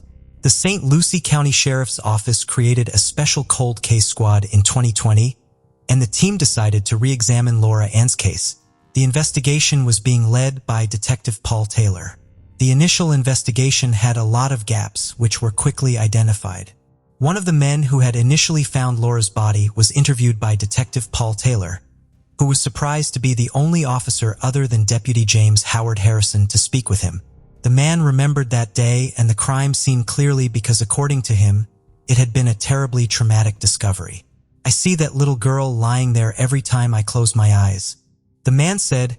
He went on to give Detective Paul Taylor a detailed account of what he had seen that day, but the detective was shocked to learn that his account didn't match the information in Laura Ann's file. "I had already been through the crime scene photos, the case file, and what they're telling me does not match what I'm seeing," said Detective Paul Taylor. He discovered through questioning the witnesses that one of their own deputies had turned the witnesses away and then moved Laura's body away from the initial crime scene. According to the witness, when they called the police to report the discovery of Laura Ann's body, Detective James Howard Harrison was the first officer to arrive at the crime scene. The man claimed that after taking his short statements from them, Harrison sent them away. Since then, they were never contacted by anyone from the St. Lucie County Sheriff's Office regarding the case. It was discovered that, before other officers arrived, spent 20 minutes by himself at the crime scene. The investigation was quick, no suspects were ever named, and the case was promptly filed away for almost 40 years. After hearing this testimony, Detective Paul Taylor decided to take a closer look at Deputy Harrison's background for the first time, and what he discovered was heartbreaking. In February 2022, James Howard Harrison, a former deputy sheriff for the Lucie County Sheriff's Office, was identified by Detective Paul Taylor as the primary and sole suspect in the murder of 11-year-old Laura Ann Weezer. Since the 1960s, Harrison has served as a pastor and worked in 10 different law enforcement organizations. He was the last person to see Laura alive. He kidnapped her when she was walking home, sexually assaulted her, then killed her and dumped her body in a drainage ditch. It was discovered that Harrison was fired from the sheriff's office 5 months after Laura was murdered. At the time, he had been accused of sexually assaulting several young girls in his church. Co-workers at the sheriff's office had also complained about Harrison because they believed he had behaved inappropriately around young girls while performing his duties as a deputy. "I'm actually standing there in front of this victim's family, and I'm telling them that one of our deputies is the one who did it. It's rough," a shocked detective, Taylor said. Unfortunately, Harrison passed away before the police could arrest him for the rape and murder of Laura Ann. He had died of cancer in 2008, but in the year 2020, the investigators obtained a warrant to exhume his body from the cemetery so that a DNA sample could be taken. However, by that time, the DNA from Laura's crime scene had deteriorated too much to match the sample taken from Harrison's body. However, they are certain that Laura Ann Weezer's murder was committed by former Deputy James Howard Harrison. The St. Lucie County Sheriff's Office has stated that they are certain that Harrison killed Laura Ann based on witnesses' accounts, evidence tampering, and a history of sexual assaults on young girls. Due to his inappropriate behavior with young adults, Detective Taylor claimed that Harrison was forced to resign from both his church and the St. Lucie County Sheriff's Office 5 months after the murder of Laura and Weezer. Investigators entered Harrison's DNA into national and state databases. In order to ascertain how many more victims he had, his DNA is currently being tested in a number of Florida cold cases. After the Laura N. Weezer cold case was formally closed, her older brother Joe was in total disbelief that his sister's killer could finally be revealed. It naturally was like a disbelief, a dream, after all this time. "You're telling me you're able to tell us who murdered our little sister?" Joe said. The Weezer family expressed their gratitude for Detective Paul Taylor's tireless efforts in solving this case. But they expressed their disappointment with what they perceived to be a poor quality investigation at the time Laura was killed. They also expressed their desire to question all the detectives who were on the case in 1983. "From our perspective, things were purposefully overlooked and not done. There were such humongous gaps in the investigation," said the Huasar family. "What do you think, guys? Did the former deputy abuse children throughout his entire life while serving as a deputy sheriff and holding a position of authority in the community as a preacher? How can we protect our women from these powerful men who take advantage of the systems and laws to further their own evil goals?" Please share your opinions in the comments section below.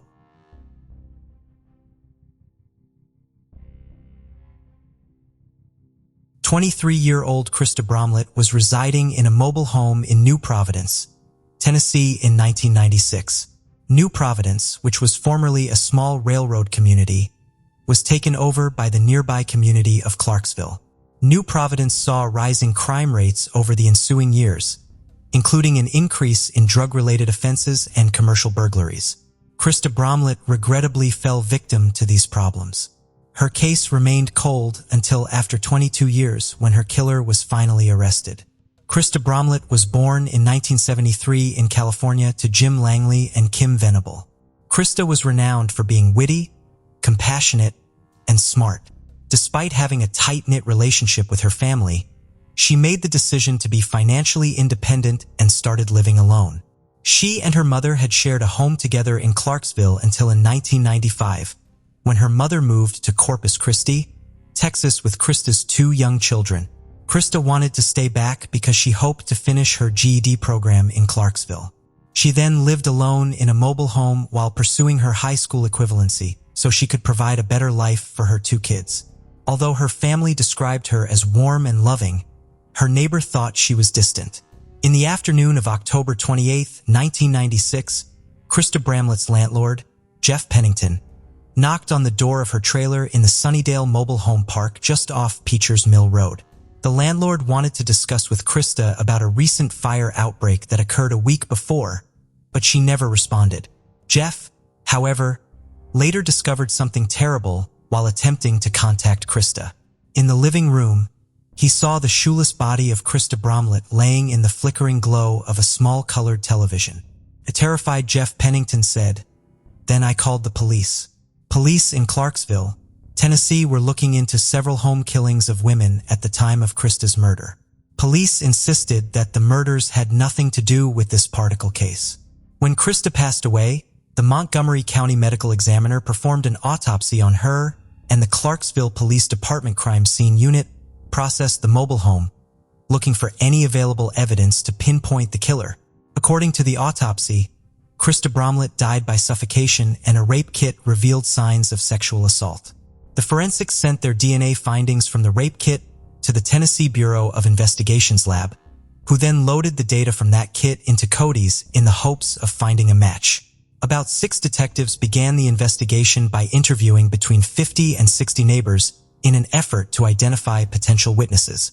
A neighbor claimed to have seen Krista on the 27th of October, 1996, sitting on her porch as she always did. But Krista had a distant demeanor, and people typically left her alone.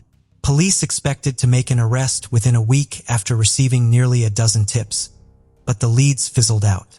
No potential suspects were located, and the years passed without an arrest. Detective Michael Ure of the Clarksville Police Department did not receive the news he so wanted until after 22 years in February 13, 2019. It happened that the DNA of the suspect from Krista's rape kit had eventually matched a suspect who was located in Phoenix, Arizona. The DNA on Cody's matched to a 48-year-old man named Kenneth Hudspeth. Detective Michael Ulrey stated that Hudspeth hadn't been mentioned in the investigation up to this point, and no one had noticed him. When Detective Ulrey spoke with the suspect in April, he learned that Hudspeth had indeed lived in the Clarksville at the time of Krista's murder and had left the city in December 1997. Hudspeth didn't deny all the facts presented to him. He claimed to be a friend of Krista, and he allegedly acknowledged being the last person to see her alive. Hudspeth was taken into custody and charged with homicide as a result of the DNA evidence and this interview. He was transferred to Tennessee to await trial after waiving extradition. Investigators learned from Hudspeth's arrest records that he had been detained on multiple occasions for offenses like domestic assault and felony assault. He has served time in jails in Texas and Arizona. His DNA should have been in Cody's years ago, but investigators think the evidence chain of custody may have resulted in lost or ruined swabs. Hudspeth asserted that he had previously done drugs with Krista Bromlett while residing in Clarksville's Sunnydale Mobile Home Park. These allegations were refuted by Krista Bromlett's toxicology report, which revealed a low blood alcohol content.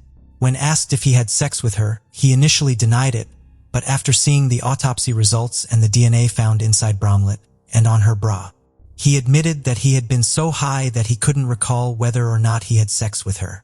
"I was on bad dope. Know her. Did I have sex with her? I don't remember that," Hudspeth said in the courtroom. "I just don't see myself raping and killing this woman. I hope I didn't," he said again. As soon as there was a break in the case, Krista Bromlett's family members were informed. "I knew all along that it was just a matter of time.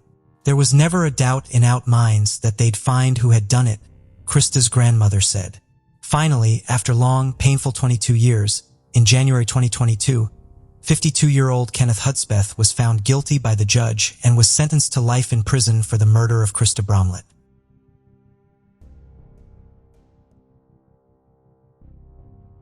The terrifying thing about this case was that an innocent man almost received a false execution. The mysterious death of Daryl Johnson was thought to be resolved for the majority of 2 decades before heartbreakingly resurfacing as a cold case in 2001. 8 a.m. on February 24th, 1982 was a typical day for all school children in Nampa, Idaho. That morning, 9-year-old Daryl Johnson was seen walking 6 blocks from her house to the Lincoln Elementary School. But she unfortunately never made it there. Her disappearance sparked reaction from concerned neighbors and friends who, alongside with her family, came out en masse to search for her in the whole of Nampa. However, the massive search for Darlin ended 3 days later when a couple of fishermen found her body near the Snake River in rural Canyon County. According to an autopsy, Darlin had been sexually assaulted and had blunt force trauma to her torso and head. Male DNA and hair were also taken by the police from the crime scene. Almost immediately, 34-year-old Charles Fain was arrested in September on suspicion of raping and killing Darylund.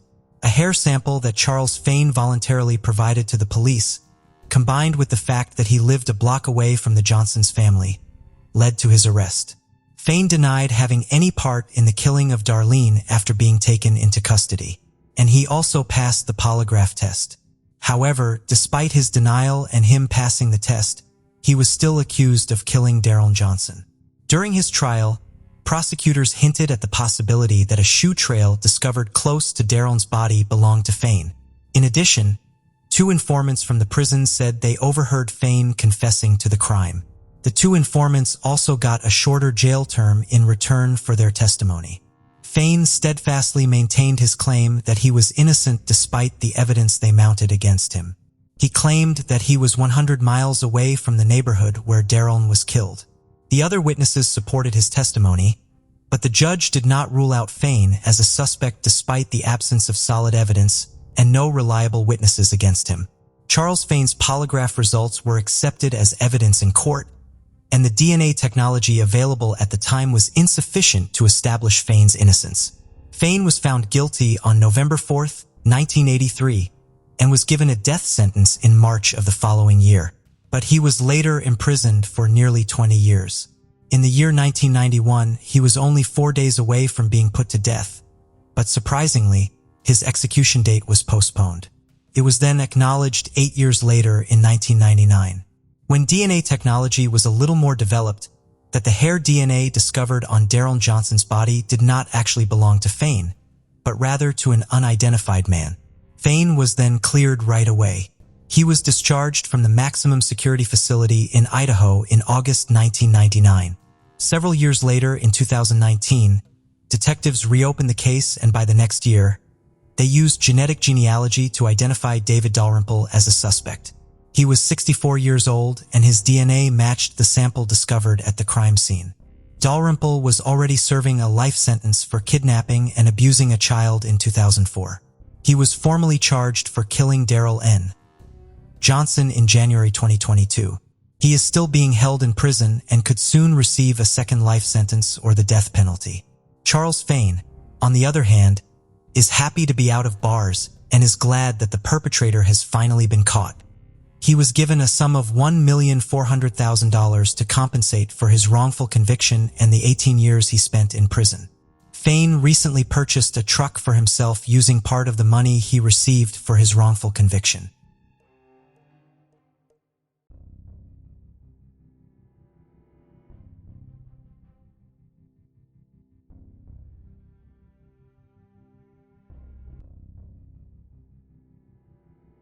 The case of Summer Baldwin.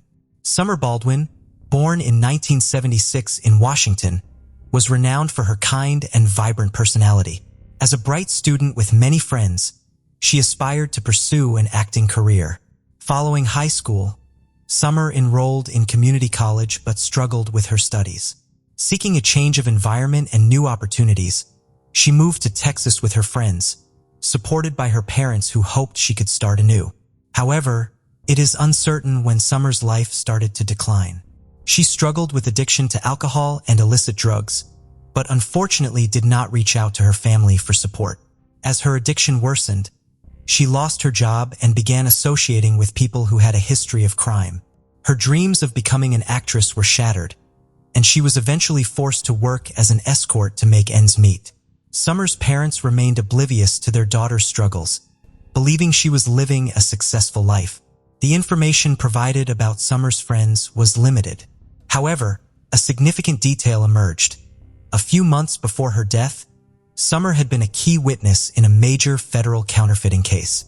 This revelation suggested that her murder might have been a contract killing by a criminal gang, drawing the attention of the FBI and putting the investigation under intense scrutiny. The investigation led to the first suspects. Rebecca, Summer's best friend, was called in for questioning by the police. She provided insight into Summer's occupation and mentioned several of her boyfriends, one of whom had a history of aggressive behavior, including physical abuse and persistent stalking after their breakup. This man became the initial suspect in the case. Summer's ex-boyfriend was detained and brought to the station on the same day. However, he vehemently denied any involvement in the case and appeared genuinely surprised and distraught upon learning of Summer's death. Furthermore, he had a solid alibi for the night before the tragedy, having been involved in a drunken brawl at a bar and spending the night in a cell with another individual. As a result, the police were forced to release the first and, at the time, only suspect. Another friend and colleague of Summer named Marguerite provided crucial information to the investigation. Marguerite reported that she saw Summer on the evening of September 11th at a convenience store parking lot. They had a brief conversation. Marguerite recalled that a red van pulled into the parking lot, and a young, physically fit Latino man got out to enter the store, likely to make a purchase.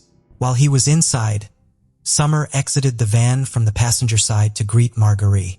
Summer mentioned that the man was a client she had met for the second time in recent days. After the man returned to the van, he got behind the wheel and Summer quickly re-entered the vehicle. Marjorie didn't notice which direction the van took when it left, nor did she know where Summer and the man were headed. She noted that she had never seen the man before and thought he was not from the area. Her description of him was limited due to the darkness, but she remembered that he had very short hair, similar to a military style. On September 13, 2005, a sanitation worker discovered a suspicious suitcase in a landfill in Lubbock City, Texas, USA. When he opened the suitcase, he was startled to see the body of a woman with red hair. The victim's body had many bruises. The victim's leg was tattooed with the word summer.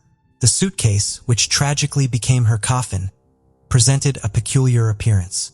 Externally, it was covered in garbage and waste, yet surprisingly, it showed no signs of wear and tear, and its wheels appeared brand new.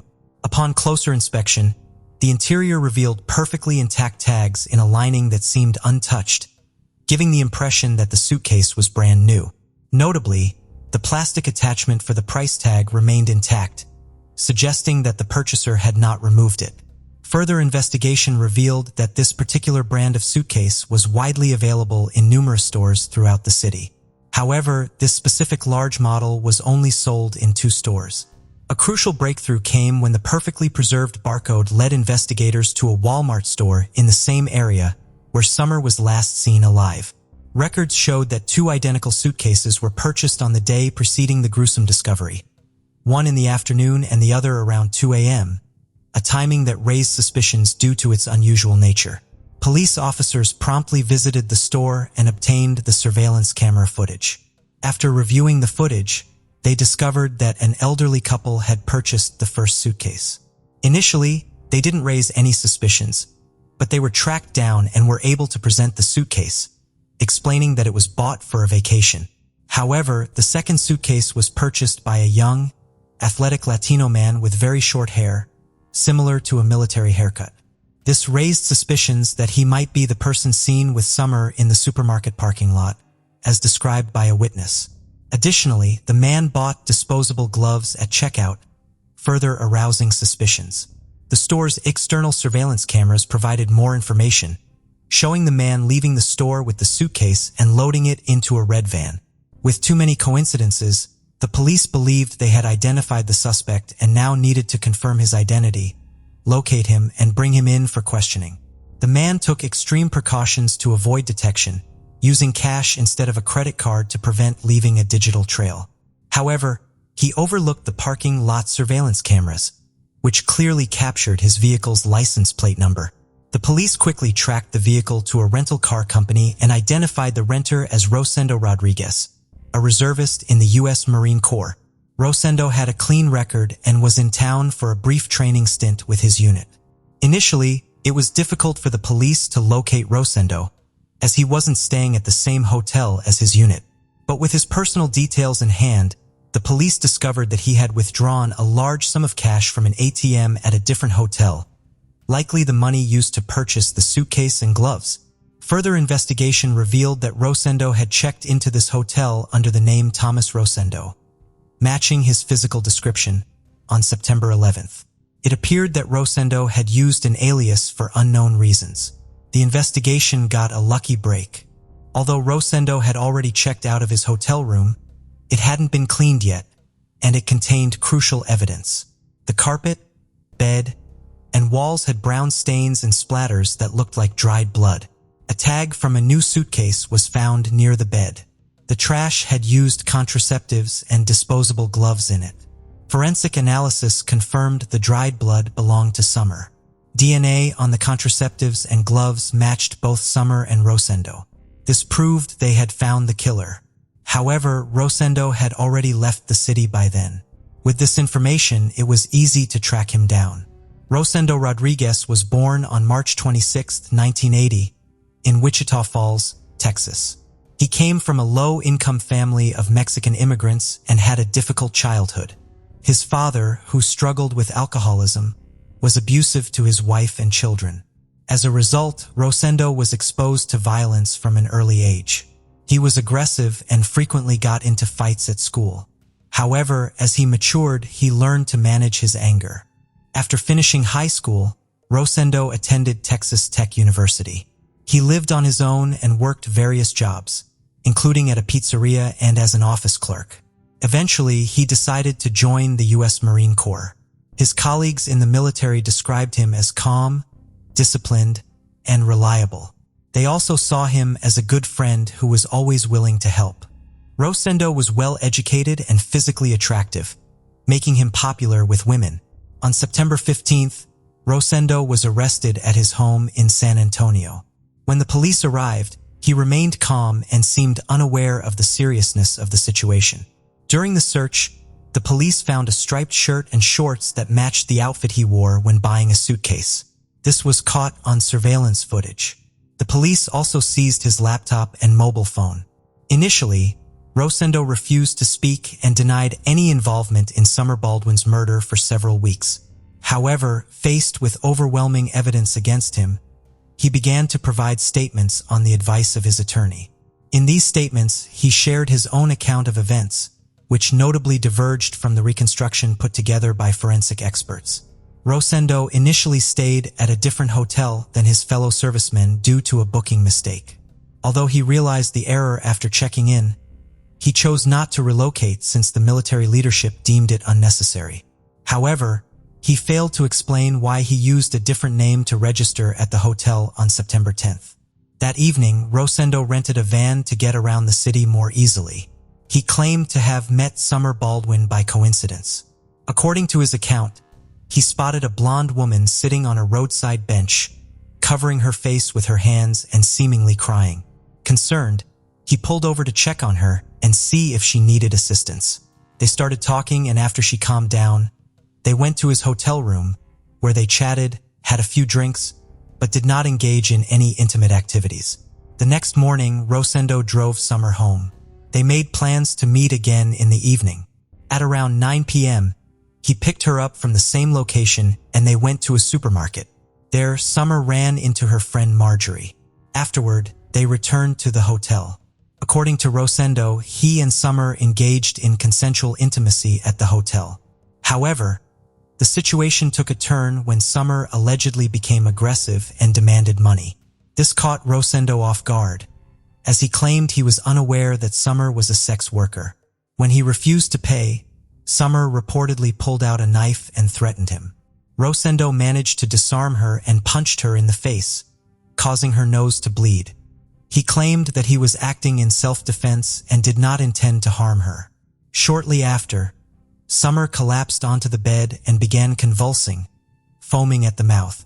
Rosendo stated that he attempted to help her but was hesitant to perform mouth-to-mouth resuscitation due to the blood and foam on her face. After a minute, Summer stopped breathing. Realizing Summer was dead, Rosendo panicked. He went to a nearby store, purchased a suitcase and gloves, and returned to the hotel. He then placed Summer's body in the suitcase and disposed of it in a dumpster, knowing it would be taken to the landfill the next morning. Afterward, he checked out of the hotel, returned the rental car, and drove back to San Antonio, pretending as though nothing had happened. Inconsistencies in the suspect's story raised suspicions among investigators. Rosendo Rodriguez's lies were evident due to numerous discrepancies in his account. One inconsistency arose when Marguerite, who met Summer in the parking lot on the night of the crime, stated that Summer mentioned the man was a client she had previously met for a paid encounter. However, Rosendo claimed their interaction was consensual, which contradicts evidence on Summer's body indicating she was taken advantage of. It is possible their initial encounter was consensual, leading Summer to agree to meet him again. Rosendo also claimed he only hit Summer once to calm her down, and she died from a seizure. But the autopsy revealed around 30 fresh bruises on Baldwin's head and body, as well as several stab wounds. Furthermore, evidence indicates she was alive when he packed her into the suitcase, which contradicts his claim that she was already dead. A search of Rosendo's laptop revealed a disturbing information in the days leading up to his arrest. He had been actively searching for information about Summer, including whether she was being searched for and if her body had been found in a landfill. Rosendo also frequently searched for information on Joanna Catherine Rogers, a 16-year-old girl from Lubbock who had gone missing a year and a half prior. Rosendo agreed to a plea deal that included a reduced sentence and no death penalty in exchange for explaining what happened to Joanna. He said he met Joanna, a high school student, in late April 2004. After a few meetings, they went to his hotel room on May 4th, where they got into an argument over money and potential rape allegations. The argument escalated, and Rosendo panicked, covering Joanna's mouth to quiet her, which unintentionally led to her death. In a desperate attempt to dispose of the body, Rosendo put it in his suitcase and threw it into a dumpster. This was the same method he used a year and a half later to dispose of Summer's body. Initially, Rosendo admitted to these events but later claimed his confession was false and that he had been coerced into making it. The police realized they needed to find Joanna's body to build a stronger case, so they launched a massive search of the city dump. Over a year later, they made a miraculous discovery: a suitcase containing Joanna's remains, despite severe decomposition. DNA testing confirmed the identity of the remains. This new evidence allowed authorities to charge Rosendo as a serial offender with a consistent modus operandi, committing similar heinous crimes. During the trial, the verdict was clear. Rosendo was guilty of first-degree murder. The court decided on the death penalty, largely due to the fact that Summer Baldwin was 3 months pregnant when she was murdered. This aggravating factor was a key consideration in the sentencing. Rosendo was sentenced to death by lethal injection. Despite the overwhelming evidence, Rosendo and his lawyers filed multiple appeals, claiming errors in misconduct by investigators. However, all appeals were rejected. While on death row, Rosendo maintained a blog on criminal justice and policy issues. On March 27, 1938, Rosendo Rodriguez was executed for his crimes at Huntsville Prison in Texas, 1 day after his 30th birthday. This marked the 4th execution in Texas and the 7th in the United States that year, nearly a decade after his conviction.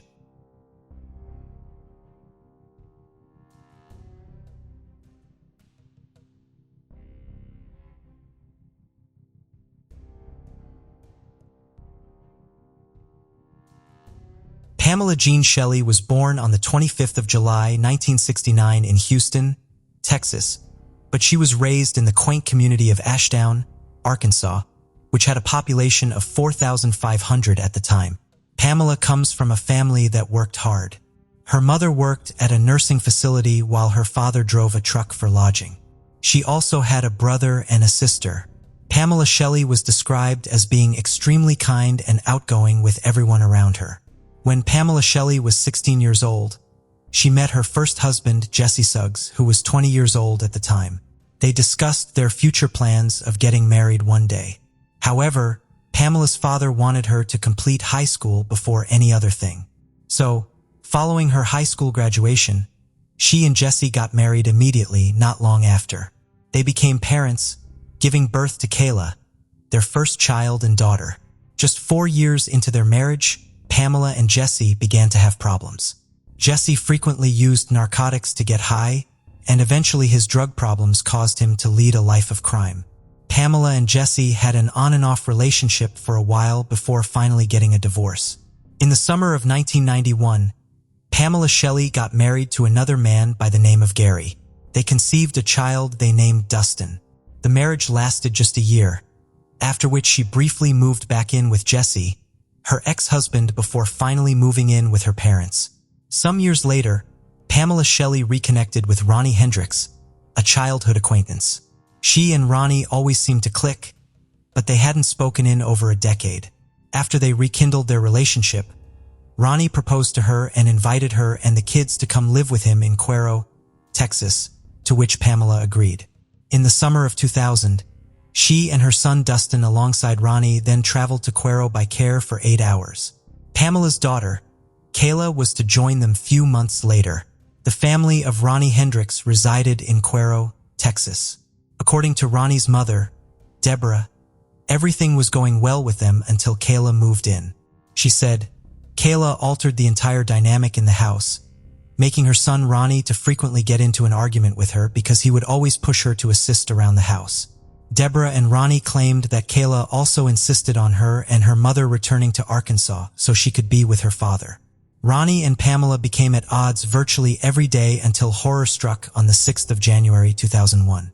Ronnie Hendrick claimed he was on the porch of their home on the 6th of January 2001 when he heard a gunshot from inside. At exactly 5 o'clock, he dialed 911 and not long, the DeWitt County Police arrived the scene. On getting inside, the police and the EMTs found Pamela Shelley unresponsive on the bathroom floor. Her right temple had been shot, the gun was on the counter, and there was blood all over. Ronnie Hendrick was informed by the EMTs that it would take them an hour to reach the closest hospital. Ronnie promised to accompany them and said he knew how to get there more quickly by taking the back roads. Pamela wasn't in a good state, but she was still alive. However, she was declared brain dead in the hospital on January 7th after being put on life support. Arrived at the hospital and picked up the kids to take them back to Arkansas. The medical examiner determined that Pamela's death was a suicide on January 8, 2001. Given that the gunshot wound made very close contact with the skin, it was established that it was self-inflicted. However, Sheriff Carl Bowen, who was placed in charge of the case, rejected the suicide theory. Sheriff Bowen had a conversation with Jesse Suggs, who confessed that he and Pamela's relationship was quite rough because he couldn't get his act right. When asked when he last saw Pamela, Jesse said they had both shared a bed the night before she went for Texas. He further explained that Pamela had intended to return with his children on January 6th, and that he had traveled to Texas to bring them back to Arkansas. Jesse was aware of Ronnie, Pamela, and Kayla's constant issues. As part of the investigation, Jesse agreed to take a polygraph, which he successfully passed. Since Pamela Shelley was shot when Jesse was 800 miles away in Arkansas at his mother's house, he was ruled out as a suspect. The next person the investigators had a chat with was Ronnie Hendrick. He told the police that he had been outside on the porch when he heard what appeared to be a gunshot. He then rushed inside and discovered Pamela lying on the floor, bleeding from a head wound. He claimed to have protected 12-year-old Kayla and 9-year-old Dustin from the gruesome scene. Ronnie further acknowledged that Pamela and the kids had packed up their belongings that morning, preparing to return to Arkansas. According to him, Pamela Shelley had been depressed over going back to Arkansas. However, the relocation was compelled by family matters, particularly because of the discord between him and Kayla. Ronnie told the police that Pamela didn't want to return, but had to since she was afraid of losing her children. Despite the autopsy results, the investigators were bothered with the case contradictions. They wondered why Pamela Shelley packed her whole belongings into a car if she wanted to kill herself. Additionally, Ronnie Hendrick's portrayal of a young woman intent on suicide didn't line up with what authorities knew about Pamela Shelley. According to Sheriff Carl Bowen, a former deputy with the DeWitt County Sheriff's Office, Pamela Shelley's death may have been the result of an accident or homicide. In order to find answers, officials requested that Ronnie Hendrick undergo a polygraph test, to which he agreed, but failed to show up for 3 different appointments. He either postponed or simply failed to show up before completely disappearing. The investigation was concluded and the case went cold after the medical examiner determined that suicide was the cause of death. However, 7 years after Pamela Shelley's passing, Sheriff Carl Bowen decided to re-examine the case because he had never believed it was a suicide. The medical examiner nevertheless was still certain that Pamela's autopsy result was correct. Regardless, Sheriff Carl Bowen retrieved Pamela's medical records for a proper and thorough examination. It was discovered that Pamela Shelley often suffered from stress-induced seizures and she was taking a low-grade antidepressants for it. Sheriff Bowen had a conversation with Kyla, who confessed that Ronnie allegedly attacked her on January 4th, 2 days before her mother was found dead. According to Kyla, Ronnie then attacked her mother and blackened her eyes so bad when she defended her from him. They later visited a hospital. Pamela and the children decided that they would inform the medical professionals that Pamela had fallen into a coffee table. After the incident, Pamela made the decision to take the children back to Arkansas on January 6th, since that was what they genuinely wanted. After this revelation, in 2008, Sheriff Carl Bowen tracked down Ronnie Hendrick at the county jail.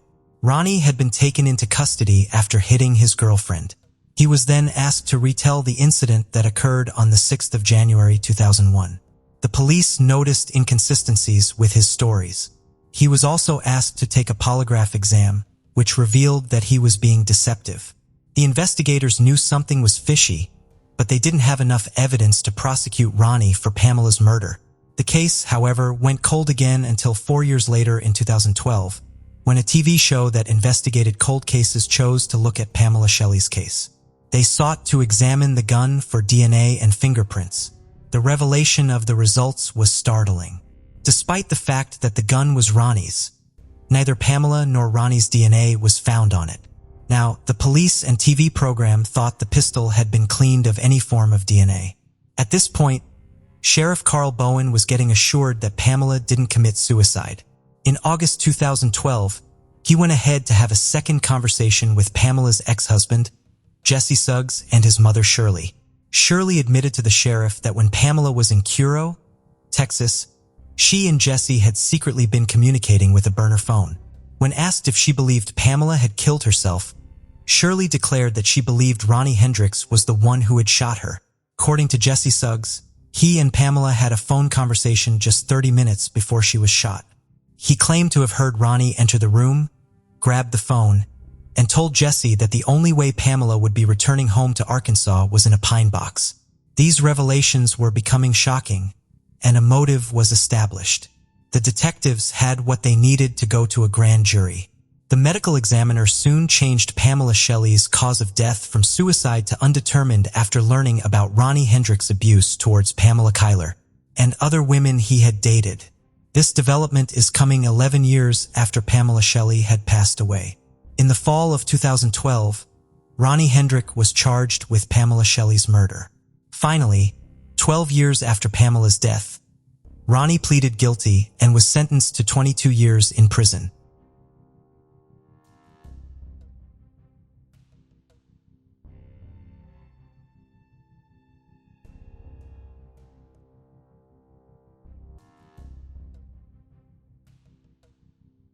The case of Adam Strong. Adam Strong was born in 1972 in Cornwall, Ontario, Canada. Very little is known about his family and upbringing. He never got married and didn't have any children. Strong worked at a local gas station and also as a security guard on a movie set. People who knew him described him as eccentric and arrogant, believing he was smarter than others. He enjoyed arguing and trying to prove his point until others agreed, but he wasn't typically aggressive. On September 11, 2017, a fisherman in Oshawa, Ontario made a disturbing discovery in the city harbor. He found a badly disfigured and decomposed human torso floating in the water. The fisherman immediately reported his finding to the police, who retrieved the remains and sent them to forensics for analysis. Due to the body's severe decomposition, experts had a hard time identifying it. The torso was missing limbs and a head, and its internal organs were gone.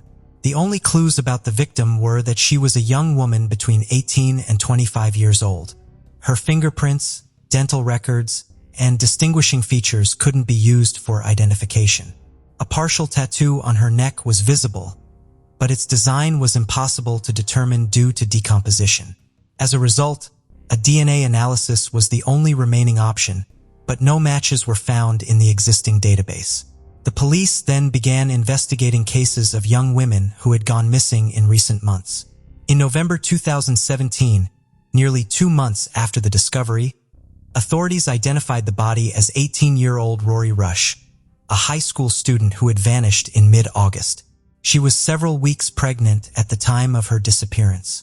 Divers searched the harbor and nearby Lake Ontario shoreline, but no other body parts were found. The time and cause of death remained unknown.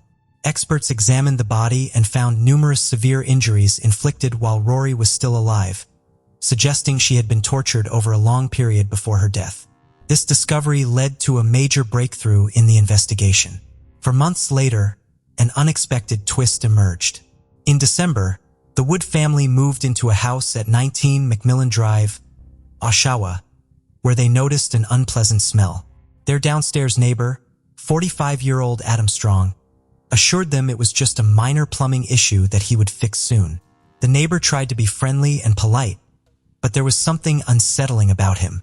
When David's wife tried to welcome him with homemade cookies, he refused to let her enter his apartment, instead stepping out into the hallway and quickly closing the door behind him.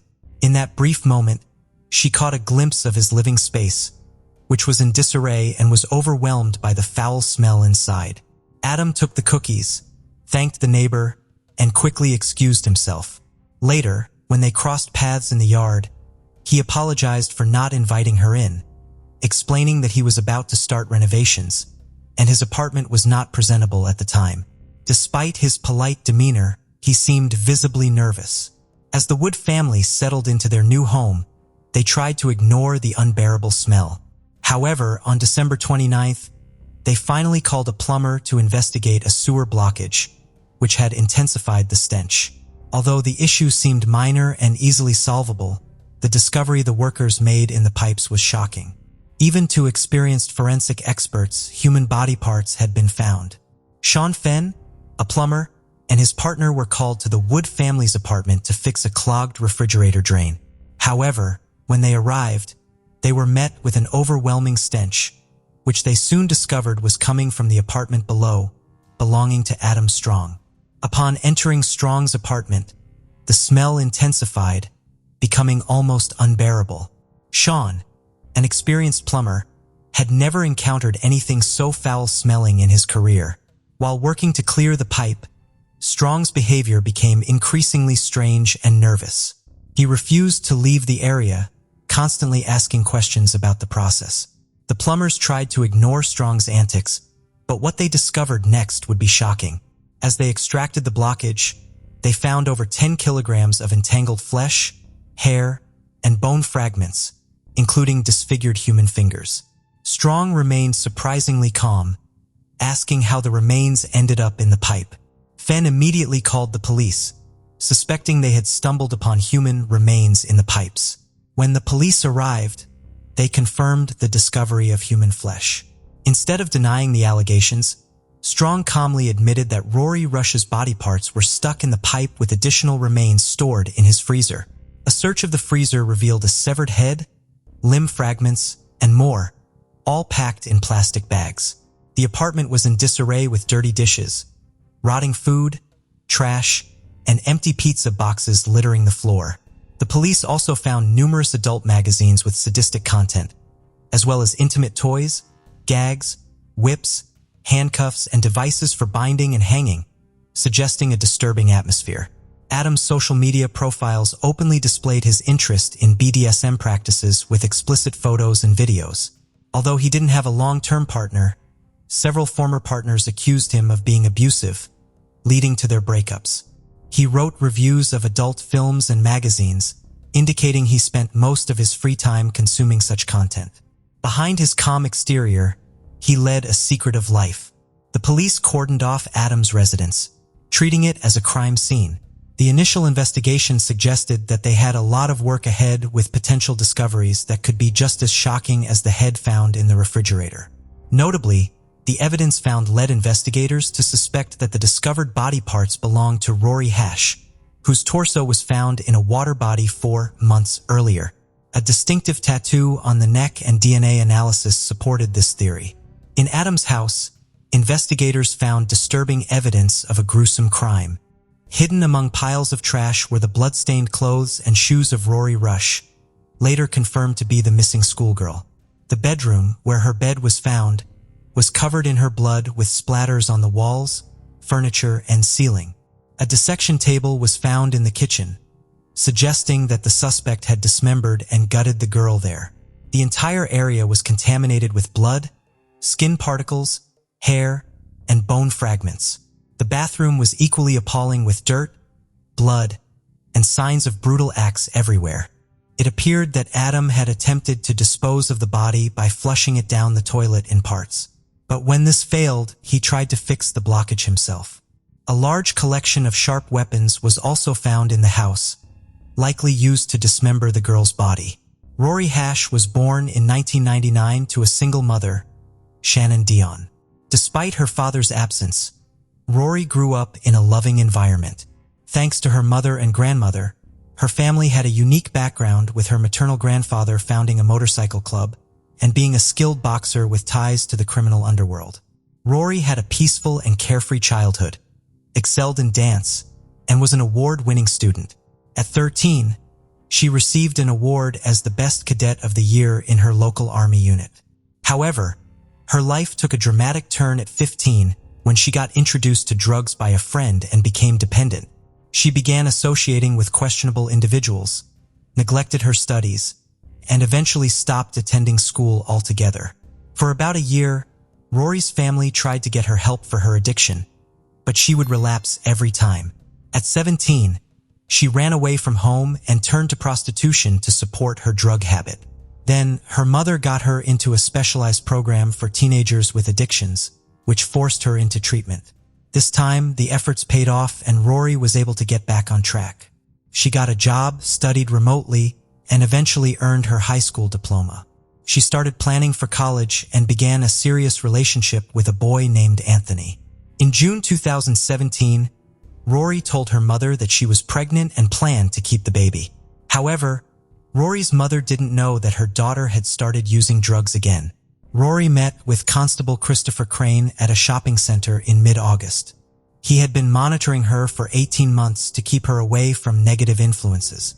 During their meeting, Rory confessed that she had started using drugs again and lost her job a month prior, often exchanging sexual favors for money or drugs. Constable Crane was deeply disturbed by her revelation and promised to help. He stepped away to make an urgent call to arrange for her hospitalization. However, when he returned, Rory was gone, and the constable was unable to find her. The next day, Rory's mother and uncle took her to the hospital after finding her incoherent due to substance use. They left her in the emergency room queue and stepped out for about an hour. When they returned, they were shocked to discover that Rory had vanished.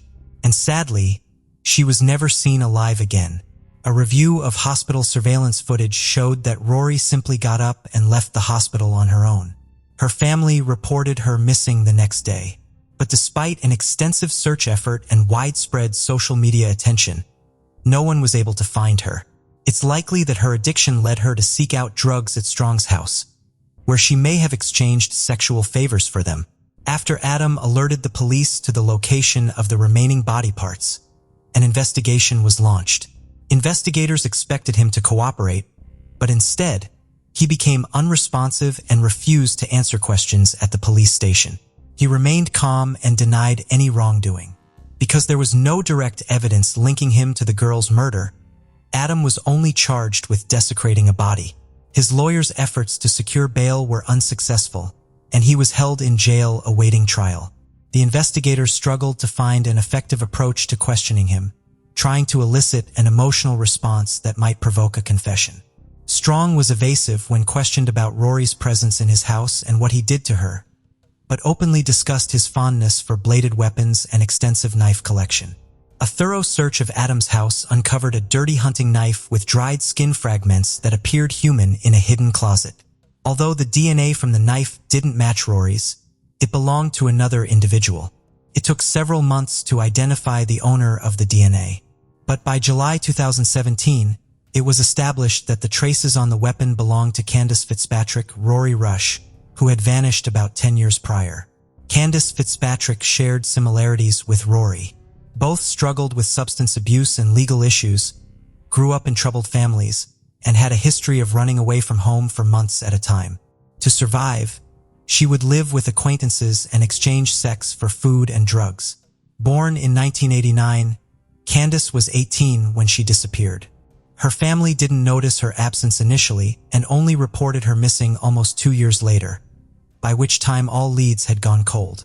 Candace's life and social circle led many to believe she could have ended up anywhere. Her parents thought she had run away and held on to the hope that she would return.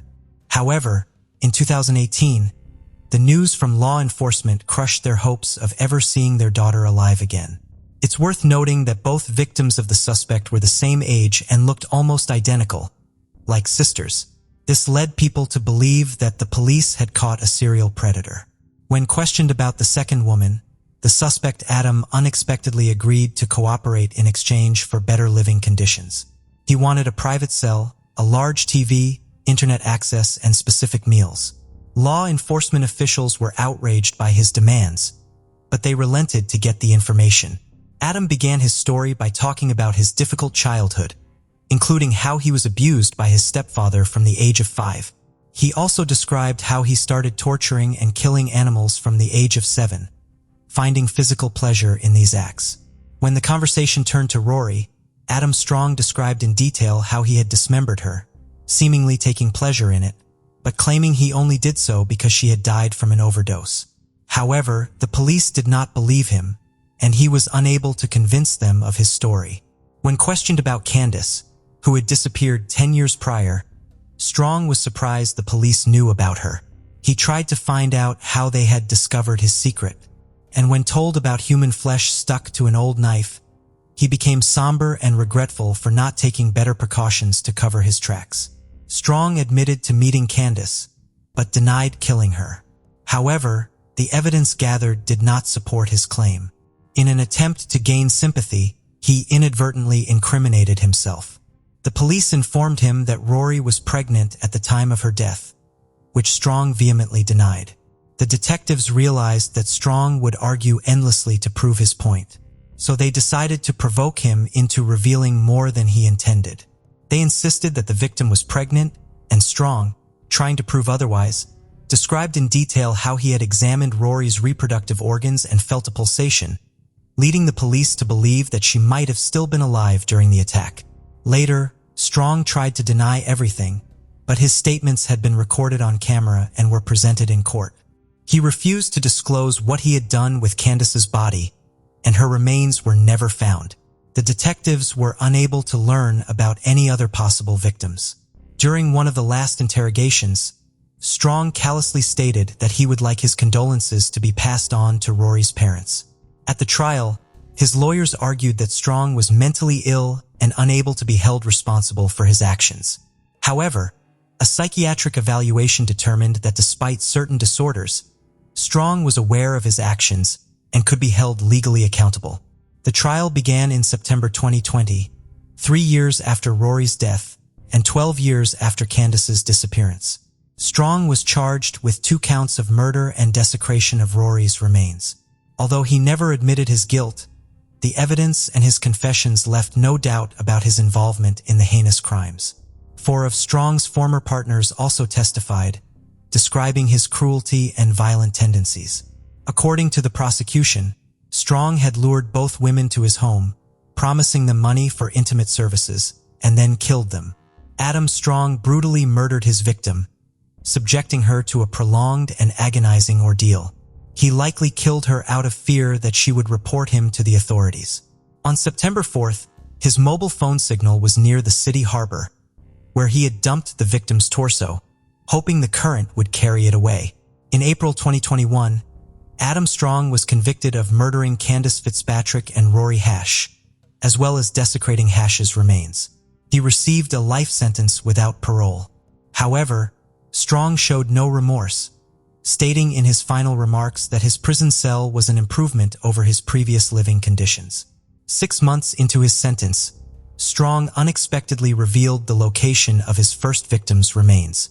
The police followed his directions, and after several months of searching, they discovered human bones. DNA testing confirmed that the skeleton belonged to Candace Fitzpatrick, which was officially announced. Investigators believe that there may be additional victims in the Adam Strong case, possibly including at least one more woman. Notably, when Strong was initially arrested, his personal belongings were confiscated, including a chain with 3 rings.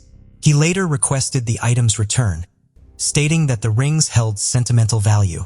Relatives of Rory and Candace later identified 2 of the rings as belonging to their daughters.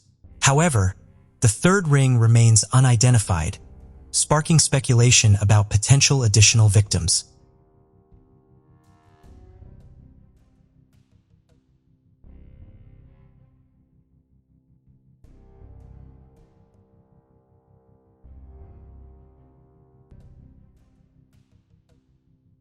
Haley Dodd was born in the United Kingdom on November 30th, 1981 to Raymond and Margaret Dodd. She grew up in a fairly large, close-knit family with 5 other siblings. When Haley was younger, in the year 1990, she and her whole family immigrated to Australia, settling in the village of Mandorah. Throughout her elementary, middle, and high school, Haley Dodd was an excellent student. She participated in sports and had intentions to further her studies. She wanted to become either a veterinarian or a school teacher. However, before making a final choice for a career, Haley wanted to go on an adventure exploring the whole of Australia. For this reason, at the age of 17, when she obtained her high school diploma, she and her best friend Lisa left on a trip to Western Australia. Their goal was to spend a few months away from home rather than just driving through nearby towns and tourist hotspots. The two friends planned to look for temporary jobs while traveling in order to pay for their living expenses, which included food and transportation. They planned to enjoy their vacation by hitchhiking within cities in Australia, which at the time didn't seem like a risky idea. 1 out of 100 young women were being killed while hitchhiking at the time. But given how many people did so safely, there was no widespread fear sparked by these crimes. Haley Dodd was certain that even with a friend by her side, her parents would forbid her from traveling by hitchhiking. She then assured them that she would be taking the bus instead. In July 1999, Haley and Lisa traveled to a place called Dongara. They already had a part-time job where they would work as day laborers on a nearby farm there. They were residing at a camping ground where they got a space to sleep for the night in exchange for a small fee. These camping grounds are very popular in Australia primarily due to their low prices. A few days before starting work, Haley made the decision to use the rest of her free time to travel to a family friend's farm near Murrah. She had once been there and wanted to visit them after a long time. She planned to hitchhike to the farm, but Lisa was reluctant to let her leave alone. Haley insisted that she need not worry and would return soon. As a parting gift, Lisa gave Haley herself, the defense folding knife and some cash so she could call her from the phone booth. On the July 29th, at around 8 a.m., Haley left the camping site and headed towards the farm. Meanwhile, at the farm, family friends were expecting and waiting for her, but she never showed up. Being concerned, they decided to inform her mother. Margaret Dodd immediately called the police out of concern that something might have happened to her daughter. She first dialed the 0 emergency number and explained the situation at hand. After hearing her story, the operator concluded that there was nothing urgent about the situation. She, however, told Margaret to go file a missing person report at the nearby police station, which she did. Going through the timeline of events of that day, the detectives started looking for Haley. They started off by going to the campsite where Lisa was staying. After being told why they were there, Lisa was shocked to learn that Haley never made it to the farm. She was able to provide the police with a detailed description of each outfit Haley wore on that particular day, as well as a sketch of the earring Haley was wearing. She had purchased these earrings a few days prior to her disappearance. She was drawn to the piece of jewelry when she and Lisa went shopping to treat themselves to some inexpensive items. Haley had no idea that those earrings would hold the key to unlocking the terrible mystery of her disappearance at the time.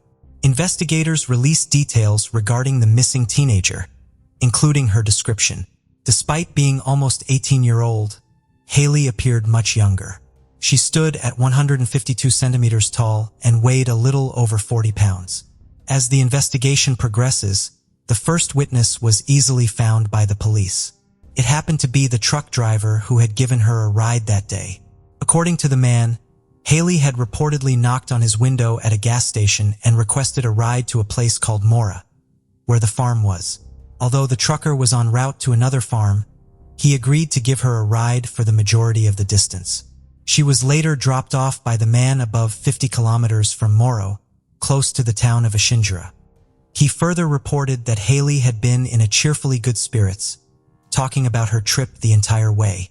He had also given her $15 to get something to eat after she said she was running low on cash. In case she needed a ride back, he also left her his phone number. Since he traveled that road almost all the time, he wouldn't have minded giving her another ride. Detectives later received a number of calls from witnesses who claimed to have seen Haley in the vicinity. The police eventually came to the conclusion that Haley had been walking on foot along the northwest road towards Mora based on the witness's testimony. Evidently, she was unable to hitch a ride from a driver at the gas station. As a result of that, she then made the decision to walk alongside the road in an effort to hitch a ride. Another witness claimed that he gave Haley a ride to the Winjardi Road turnoff before she continued walking towards her destination. The following witness was a female driver who was passing by. She caught sight of Haley just as she was out of another car and walking towards Mora. More than 10 witnesses in total called the police. Detectives came to the conclusion that Haley was last seen at around 11:45 a.m. on the Northwest Road, about 50 kilometers from Mora. However, there was another witness who, despite not having seen Haley, nonetheless told the police something unsettling. According to the man, his engine was overheating, so he stopped on the side of the Northwest Road. While fixing up his car, he briefly heard a dog barking before a female piercing scream. Since it might have been far away, he was unable to see the source of the noise. The road traveled through a barren, flat area with little background noise. Giving all of this information, the police's prognosis was disappointing from the onset. Eddie Rowe, the lead detective, decided that they should search for the body rather than think about the possibility that Haley might still be alive. However, management forbade him from doing so. Haley Dodd's case was left at the status of the missing person case. A murder investigation would have given the police more options than a missing person investigation, but they lacked any leads that could have helped them find Haley. So they started looking for potential kidnappers right away. They were able to locate several local suspects in a short period of time, but the police eventually concentrated on 3 men. One of them was a teacher at a nearby school, another worked there as a part-time gardener, and the third lived close to where Haley had disappeared. Each of them offered an alibi and pleaded not guilty when questioned. Although the police were unable to find any evidence to the contrary, they were unable to conclude with certainty that they were innocent. However, things quickly changed drastically. A neighbor of one of the suspects went to the police. He revealed to them that on the day Haley Dodd went missing, Francis Work, a 43-year-old school gardener, had taken his car to go shopping in Mora. Around 1 p.m. later that day, Francis came back to his house, and he noticed that inside the car had suffered damage. The dashboard had signs of an impact, and the turn signal knob was broken as well. The neighbor was unable to ask him what had happened to the car because when Francis Work arrived home, he threw his shopping bags in the kitchen before mounting his motorcycle and leaving again. The police decided to re-interview Francis because they thought this story was strange. Francis, however, claimed that he was many miles away from the alleged location of Haley's abduction. He claimed that after getting home, he immediately rode his motorcycle to a party in the city of Perth. He said he wasn't able to make it down there because he went over the speed limit on the way there, which resulted in a serious accident that made him go to the hospital. With the information at their disposal, the detectives were able to ask the obvious question. Where was he going in such a hurry? Investigators decided to request a search warrant for his home after deciding that his own testimony was extremely strange. The police searched his home but were unable to uncover any evidence. Forensics also examined the car. They searched the car and took the seat's cover off in order to examine them properly in the lab. However, all these resulted in nothing, and Francis Work was let off the hook. Not long after that, he moved to Queensland on the other side of the country, leaving the detectives without any leads while the case was left hanging on the shelf. Detectives made attempts to move the case forward by locating fresh witnesses and evidence, but all efforts were futile.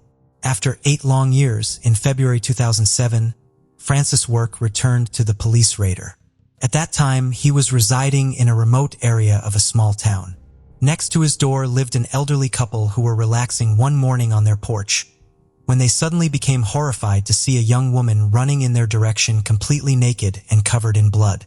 When she requested for help, the couple immediately called the police. The victim claimed that the previous evening, she had attempted to get a ride.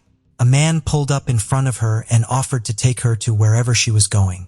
During the journey, the man then informed her that he had to go to one location in order to fill up his car with gas. They later pulled up to a house in the middle of nowhere, where he called to her inside and offered her some tea, which sadly she didn't deny. He attacked her shortly after that, and after a brief struggle, succeeded in taming and tying her up. The victim endured horrific violence and torture for the next few hours. Additionally, her attacker stole one of her earrings by ripping it off. This man was Francis Work, as you may have guessed. In the morning, the woman realized she could run once the rope was off her hands and her legs were free. She immediately started trying hard to loose the rope. After she succeeded, she watched out for Francis Work, waiting for him to get as far away as possible before dashing out through the back door. One smart move to note in the midst of this chaos was that the woman took off her necklace and threw it under the bed before leaving. She decided to leave some personal items in Francis's home out of concern that the police might not find any evidence to support her claim when she eventually reports him. And guess what? That single act of hers actually worked. After searching Francis' home, the police discovered the identical necklace and arrested him right away. After the trial, he quickly came to the conclusion that he could not get away with what he had done and made the decision to come clean. He then received a 12-year prison term. Although Francis' arrest was reported to the Western Australian police who handled the Haley Dodds case, they showed no sign of interest whatsoever. The 8-year-old cold case, which so closely resembled the facts of Francis Warwick's crime, was not revived by the police. The detectives only agreed to reopen the case at Haley's mother's insistence. However, they quickly came to the conclusion again that Francis was still innocent in the Haley Dodds case and that there was nothing they could do to change that. The police rebuffed Haley's family's repeated requests for a thorough investigation, saying that they had already done everything within their power. Haley's relatives spent tens of thousands of dollars on private investigators in a futile attempt to wait for law enforcement assistance. It was 6 long years before the case changed course. It was discovered in 2013 that the police had simply forgotten about the evidence, which ultimately proved to be the key to cracking the case. Tracy Horan, a medical examiner, submitted a request to reopen the Haley Dodds case. The reason was that the exact same car seat covers that had been taken from Francis' neighbor's vehicle in 1999 had been discovered in the evidence storage. Unexpectedly, it happened that for 14 years no blood, DNA, or other forms of evidence had ever been tested on the seat covers. When the forensics went through the covers more thoroughly this time, they discovered a woman's earring that had become tangled in the material. Detectives went back to the drawings Lisa drew for the police shortly after her friend vanished. They came across the drawing of the earrings Haley was wearing that day and were shocked to see that it was the same earring found in the covers of the car's seat. Experts also found a human hair that had been removed from the car's mats. DNA sample was taken from the hair, and it matched Haley Dodds' mother's DNA. That implied that the hair was almost certainly Haley's. However, the likelihood was not 100%, making it very challenging to bring charges against Francis as soon as possible. As soon as the information reached the media, the police came under heavy fire. This evidence was right under the investigators' noses for 14 years. But during that time, they never remembered it. Naturally, such a discovery altered the course of the investigation, and the detectives traveled to another region of the country to question Francis once more. Francis Work was still serving a jail term at the time for assaulting a woman in February 2007. He told the detectives the same story that he had told them 14 years earlier. He denied being involved in the murder and insisted that he was out shopping in Mora when Haley Dodd was kidnapped. The nearly 4-hour-long interrogation produced no results, so the police were forced to get the case ready for trial.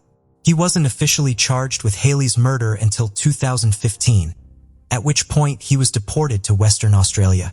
The trial started in late 2017. All of the evidence presented, according to Francis' defense, was circumstantial. His defense claimed that the earrings Haley Dodd purchased were both inexpensive and popular. Therefore, another woman might have left it in the car. Although not an exact match, the hair in the car showed a 100% match to Haley's DNA, though it would have been extremely unlikely to make a mistake here. That was sufficient for the attorneys, but the judge didn't find any of these arguments convincing. If Francis' crime from 2007 hadn't occurred, perhaps he would have still had a chance to escape punishment. However, he did more than just abducting the hitchhiking woman. He also stole her earring. The prosecution's theory that the man was hoarding the victim's earrings as trophies ultimately raised more questions about him. As a result, the judge sentenced him to 21 in prison after finding him guilty of kidnapping and killing Haley Dodd. All of these occurred while his prior sentence was still being processed. Francis Work was sentenced at age 62, but the story did not end there. The jury was of the opinion that Francis abducted, killed, and then hid Haley's body, which was never discovered. Francis also refused to admit to his crimes. In 2018, Haley's mother worked to pass a new law that states murderers are not eligible for parole if they refuse to reveal the location of their victim's body. Haley's mother repeatedly asked the killer to reveal where he hid her daughter's body, but he refused. 2020 saw the occurrence of another notable occasion.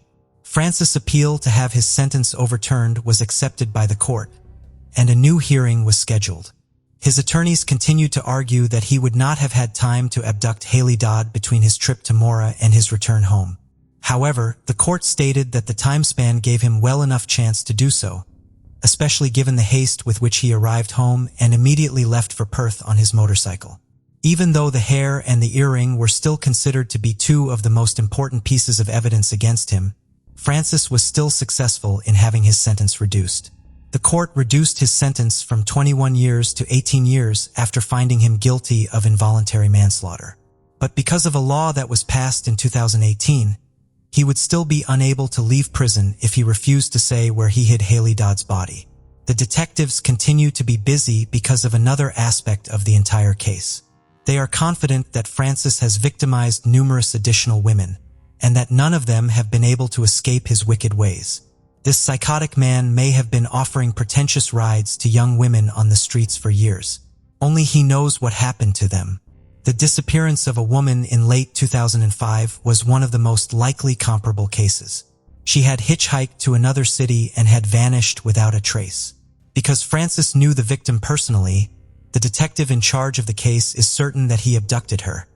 But there is currently no evidence to pin him to the crime. It might turn up again in the police evidence room a few years down the road, but that wouldn't matter to the criminal. Francis would have been charged for the murder of Haley Dodd in 1999 if the police had conducted a more thorough inspection of the car. We currently have no way of knowing how many lives he destroyed in the years that followed. But sooner or later, the mystery may be unraveled. This entire story has another unsettling aspect. Do you recall that the police named 3 main suspects, including Francis, during the preliminary stages of the investigation? 5 months after Haley Dodd vanished, one of the suspects killed his wife. The second, who worked as a teacher, ended up being among the worst child predators in Australian history. Unfortunately, the police were powerless to stop them at the time of Haley's murder before they could harm someone else.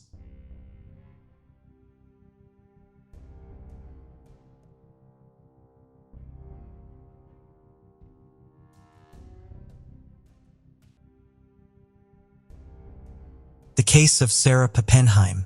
Sarah Pappenheim was born on January 30th, 1997 in Minnesota to Donnie Odegaard and Jerry Pappenheim. She was their second child with an older brother named Josh, with whom she shared a close bond that grew stronger as they grew older. In the second grade, Sarah's family moved from Minneapolis to Redding, California. She graduated from Foothill High School in 2015, where she was not only a diligent student, but also an enthusiastic member of the school band, playing the drums. Sarah had a deep passion for music, particularly foreign music and drumming. She was a skilled drummer and regularly participated in weekly jam sessions at various reading venues. Her drumming skills stood out, and she was a rare female presence on stage. At 18, Sarah returned to her native Minnesota with her mother and brother, following her parents' divorce. She continued to play drums at various Minnesota venues, which eventually led her to meet renowned blues guitarist and singer Bernard Allison. He was impressed by her performance, and Sarah began to occasionally perform at his concerts. By 19, Sarah had become a local blues sensation, earning the nickname Ronald McDonald due to her striking, wide smile. Josh's life was deeply affected by his parents' divorce. He had been grappling with depression and mental health issues for years. Those close to him at the time had no idea how desperate his situation would become. On an ordinary day in February 2016, Donnie received an unexpected visit from the police. When she opened the door, they asked about her relationship to Josh Pappenheim. After identifying herself as his mother, the officers delivered devastating news that would forever change her life. Tragically, 20-year-old Josh had taken his own life, leaving his loved ones reeling from the loss. As Donnie would later recall, Sarah cried so intensely that her tear ducts dried up. Under Josh's obituary, her message still remains, promising to love her son forever. Sarah and her brother Josh were extremely close. She was devastated by his passing and the fact that he had taken his own life. Rather than letting the pain overwhelm her, Sarah decided to pursue psychology to help people struggling with mental health issues in the future. Sarah had been in touch with Nico Carson, a guy from the Netherlands, for a while. She decided to move there and enroll at Erasmus University in Rotterdam, where she began studying psychology. Nico, being a native speaker, helped Sarah navigate her loss, assisted her with her studies, and supported her in any way possible. Although Sarah was dedicated to her studies and work, her passion for music never faded. She reached out to Bernard Allison, a fellow musician and friend she had performed with in the past, to share her excitement about finally saving up enough money to buy the drum kit she had always dreamed of owning. In January 2017, Bernard Allison went on tour in Europe with his band.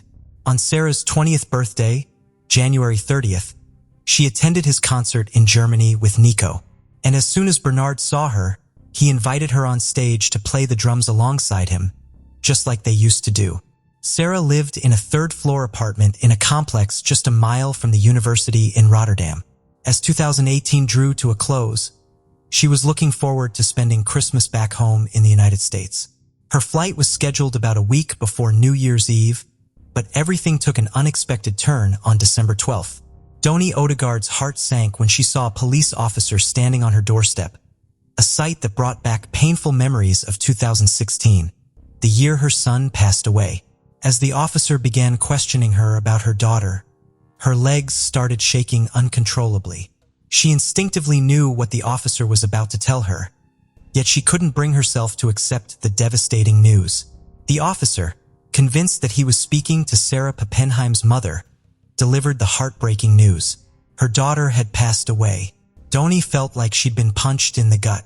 The news was too much to bear, and she lost consciousness. This tragedy was all too familiar. She had lost her 20-year-old son just a few years ago, and now her 21-year-old daughter was gone too. The girl lived in a third-floor apartment in a complex where most residents were students. For the past year, Sarah had rented an apartment there and shared it with Joel Schelling, a fellow student and talented double bass musician like herself. Their shared passion for music brought them together. Sarah was an outgoing and cheerful person, unlike her roommate Joel, who had a short temper and occasionally quarreled with her. Despite his difficult behavior, Sarah was loyal and didn't want to abandon him to his problems, possibly because she remembered what had happened to her brother. 6 days before her death, Sarah confided in her friend Adam Pryor in Wisconsin, expressing fear of Joel, who had told her he intended to harm 3 people he disliked. A couple of days before she passed away, Sarah also spoke to her mother on the phone, sharing her growing concerns about Joel's behavior. Her mother advised her to find a new place to live immediately and to keep her distance from Joel until she moved out. On Wednesday, December 12, 2018, at 12:20 p.m., Sarah and Joel got into a loud fight at their apartment, which prompted their next-door neighbors to call the police. When the police arrived, they found Sarah lying on the floor, unconscious and suffering from multiple stab wounds. Despite attempts to revive her, Sarah sadly died. Joel, her roommate, was not present at the scene. It seemed he had fled, and the police launched a search for him. After questioning neighbors on the same floor, the officers discovered that Joel had hastily left the apartment, taking a large double bass with him. This unusual detail was included in the description sent out to authorities less than 2 hours after the crime. The police eventually tracked down 23-year-old Joel Schelling at Eindhoven train station, about 60 miles from Rotterdam. As it turned out, Joel was heading to visit his parents, who lived in Eindhoven. During the train ride, he called his mother and confessed to killing Sarah. The judge ordered Schelling to be held for 14 days to determine if he suffered from mental health issues. An autopsy revealed that Sarah's body had 27 stab wounds, including several in her neck, abdomen, and back. 2 days after Sarah's death, Doni Odegaard traveled to the Netherlands to arrange for her daughter's body to be returned to their home country. This required raising $40,000, which the family was able to do with the help of supportive individuals. Doni's first priority was to discover if Sarah had reported to the police that her roommate was planning to attack 3 people. It turned out that Sarah had not contacted the authorities. However, she had reached out to social workers who assist people with psychological difficulties. These social workers visited Schelling and found him to be calm, straightforward, and coherent in his answers, giving them the impression that he was normal. The next day, Sarah had to contact social services again. This was because Schelling, in a rage, started hitting himself with a hammer and threatened to harm several people soon. Sarah was worried that Joel would discover she had reported him to the authorities. However, the social worker didn't have time to respond to Sarah's second request because she had already died. Schelling was accused of causing Sarah Poppenheim's death. He admitted his guilt, but claimed he didn't recall taking her life. He remembered the fight, but when he came to, he was already in the shower, cleaning himself. The trial began in March 2019. Sarah's mother, Doni Odegaard, attended every hearing, relying on an interpreter to understand the proceedings. During the trial, Schelling claimed he suffered from delirium and heard voices in his head. When the judge asked Schelling if the voices in his head had told him to fight Sarah, he said he didn't know and couldn't recall. He also claimed he didn't remember what sparked the fight between them. Before the verdict was announced in December 2019, medical experts testified that Schelling suffered from multiple mental health disorders and required long-term treatment. However, they concluded that he was still responsible for taking Sarah Poppenheim's life. The experts reasoned that Schelling remembered the start of the fight and physically struggling with Sarah, and he had the ability to choose whether to stop or grab the knife. He chose the latter and therefore should be punished. The prosecutor requested a 10-year prison sentence for Schelling, but the Rotterdam judge sentenced him to 6 years in prison followed by involuntary commitment to a psychiatric hospital. The court explained that it rejected the prosecutor's 10-year sentence request due to Schelling's youth and his significantly impaired mental state at the time of the crime. As a result, Schelling cannot be fully held accountable for the proven facts of the case. The court has stated that due to the seriousness and unpredictability of the crime, as well as the suspect's severe psychological disorders, there is a high likelihood of him committing another violent crime. The suspect requires long-term treatment and supervision in a clinical setting for his chronic conditions. The court views the psychiatric detention as a form of punishment for Schelling, who has expressed willingness to undergo treatment for depression and other disorders. Schelling will remain in detention for treatment until the court, which will review his progress every 2 years, decides that he is well enough to be released. Additionally, the court has ordered Schelling to pay €68,700 in compensation to Sarah's family. Doni Odegaard was outraged by the sentence, claiming it was not justice. In her opinion, the minimum sentence in America should have been at least 10 years. She pointed out that Schelling could have faced life imprisonment or even the death penalty, ensuring he would never have the chance to commit such a heinous crime again. Her main concern was that Schelling might be released on parole in just 4 years, a prospect she vowed to fight against using every means at her disposal to keep him incarcerated for as long as possible. An investigation was also conducted into the social workers Sarah had contacted. The conclusion was that they were not culpable, as they lacked the necessary expertise to identify the disorders more. Schelling was subsequently diagnosed with the case of Jassi and Mithu. In 1994, in the month of December, in the city of Jagraon in the Ludhiana district of Punjab, a boy named Sukhan Singh Sidhu, his nickname was Mithu, was standing at a rickshaw stand after playing a kabaddi match, waiting for a rickshaw to go back to his village. He had some friends with him who had come to support him during the match and to boost his morale. During that time in Punjab, there were some rickshaws like the ones you're seeing on your screen now. Kabaddi is a sport played between 2 teams in Punjab, where each player demonstrates their strength and smartness. Since Mithu was the #1 kabaddi player in his village, he was quite attractive and powerful. The rickshaw hadn't arrived at the stand yet, so Mithu and his friends were joking around. Suddenly, they noticed 3 women walking towards the rickshaw stand from the opposite road. As these 3 women approached, Mithu and his friends noticed that 2 of them were older, while the third one accompanying them was a very beautiful young girl. When the rickshaw arrived at the stand, all passengers got in, and the beautiful girl sat on the back seat while Mithu stood behind the rickshaw. During this journey, Mithu noticed that the girl kept looking at him repeatedly, and his friends also noticed this. However, Mithu couldn't talk to the girl. As soon as she arrived in her village, she got off the rickshaw with her family. Once again, she looked towards Mithu, and for the first time, their eyes met. Besides, she smiled when she looked at Mithu, and in response, Mithu also smiled. Then both of them went their separate ways. When Mithu started doing some other work after reaching home, he heard a girl's voice screaming, "Please help! I need help!" As soon as Mithu stepped out of the house, he saw that it was the same girl he had seen in the morning in the rickshaw and smiled at while she was leaving. After that, Mithu went to the girl, who had come on a scooter with her friend from her home. Here, Mithu first greeted the girl with a hi, and then tried to start the scooter but deliberately didn't start it.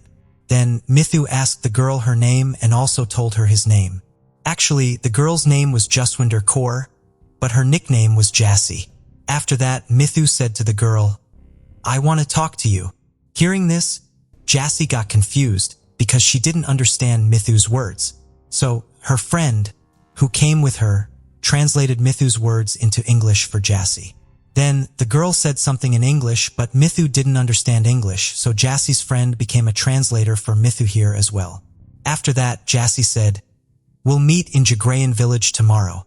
In fact, this village was about 15 to 20 minutes away from Mithu's house. When they met at that time, Mithu would be around 20 to 22 years old, while Jassy would be 19 to 20 years old. In addition, Mithu was born into a family that earned their living by farming, and he had only studied up to high school before choosing kabaddi as a career. Besides, he also drove a rickshaw in his free time. The next day, Mithu gets ready and reaches the village of Jagrayan. And then, after some time, Jassy also arrives there. For some time, they talk to each other. In the meantime, Jassy tells Mithu that she lives with her family in Canada and has come to spend the winter vacation at her maternal grandparents' house in India. Among the two women she was with yesterday, one was her mother named Maliat Kaur, while the other woman with her was Jassy's maternal uncle's wife, meaning Jassy's aunt. Apart from this, that day there was a little conversation between Jassy and Mithu, and then both went to their respective homes. But from that day on, these two meet regularly. Gradually, Mithu also realizes that Jassy's maternal grandparents' house is the wealthiest home in her neighboring village. Besides, Jassy's maternal home and Mithu's small two-room house were on the border of two villages, meaning Mithu's house was right behind Jassy's maternal grandparents' house. And Mithu knows this fact. After this, Jassy and Mithu eloped on March 15, 1999, avoiding the scrutiny of their families, and got married in a Gurudwara, which is a place of worship for Sikhs. After the marriage, Jassy returns home as if everything is normal, and no one suspects anything. However, the relationship that Jassy's family had been considering for her breaks down for some reason. After staying in Punjab for 2 months and marrying Mithu, Jassy leaves for Canada with her family. But before leaving, she promises Mithu that she will come back soon. After going to Canada, Jassy and Mithu start talking to each other on the phone again, and by now, Mithu's house also had a telephone line installed.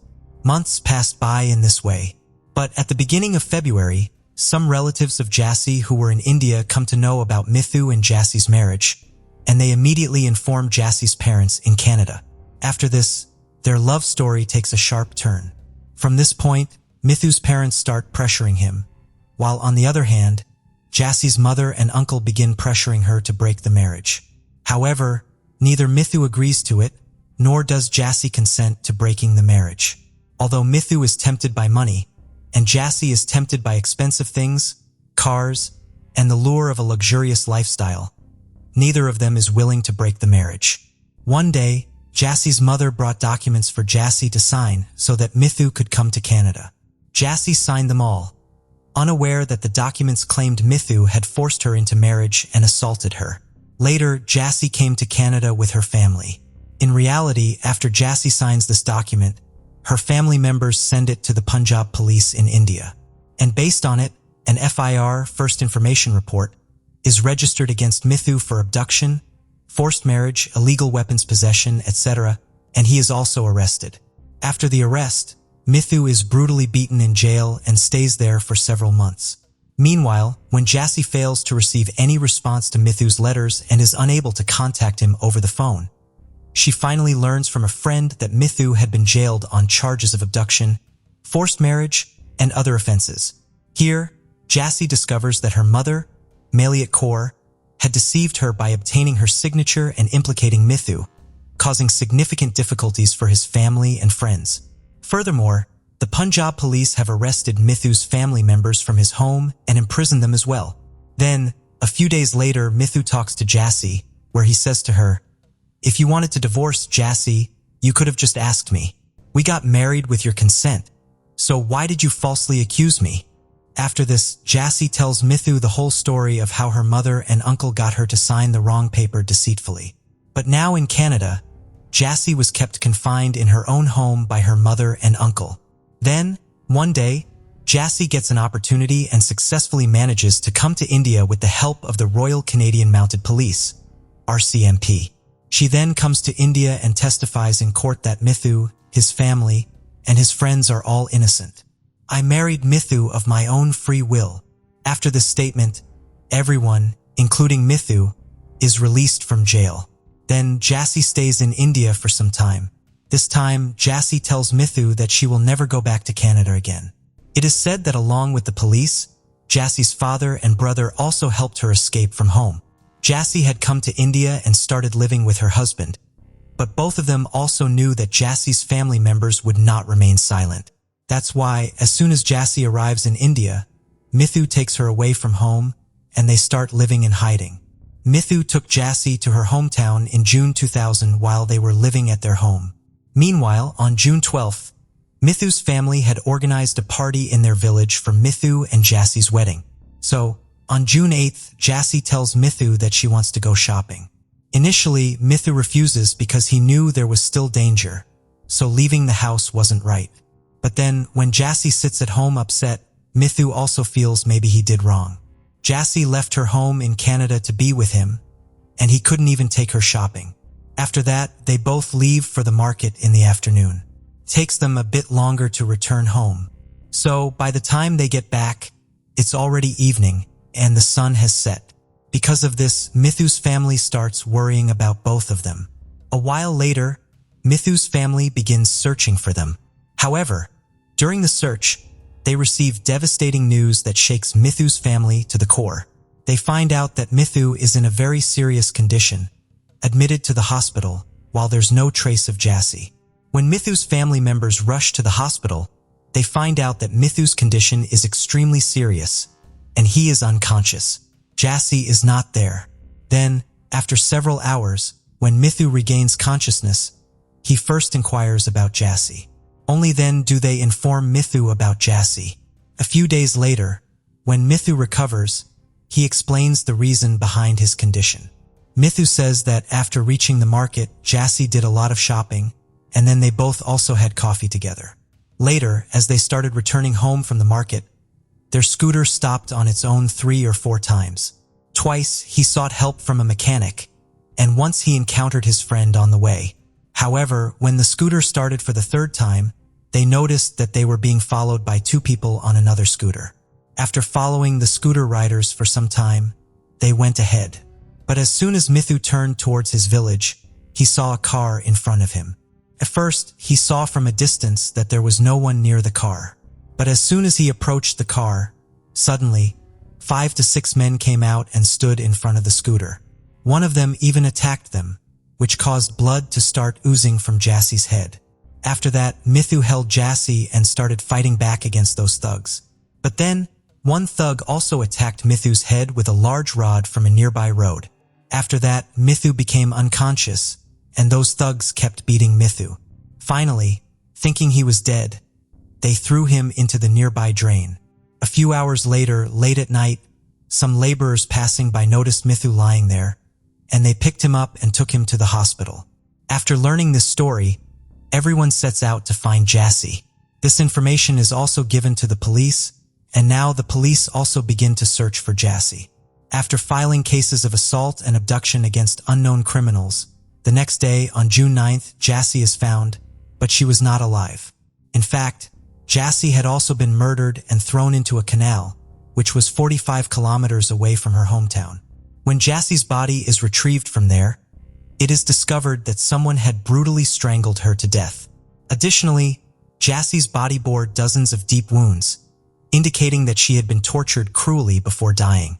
When Jassi's body is found, the Punjab police also contacts Jassi's family. However, Jassie's mother, Maliat Kaur, and uncle, Surjit Singh, both deny recognizing the deceased as Jassie. But Mithu and his family, along with Jassie's father and brother, confirm that the body is indeed Jassie's.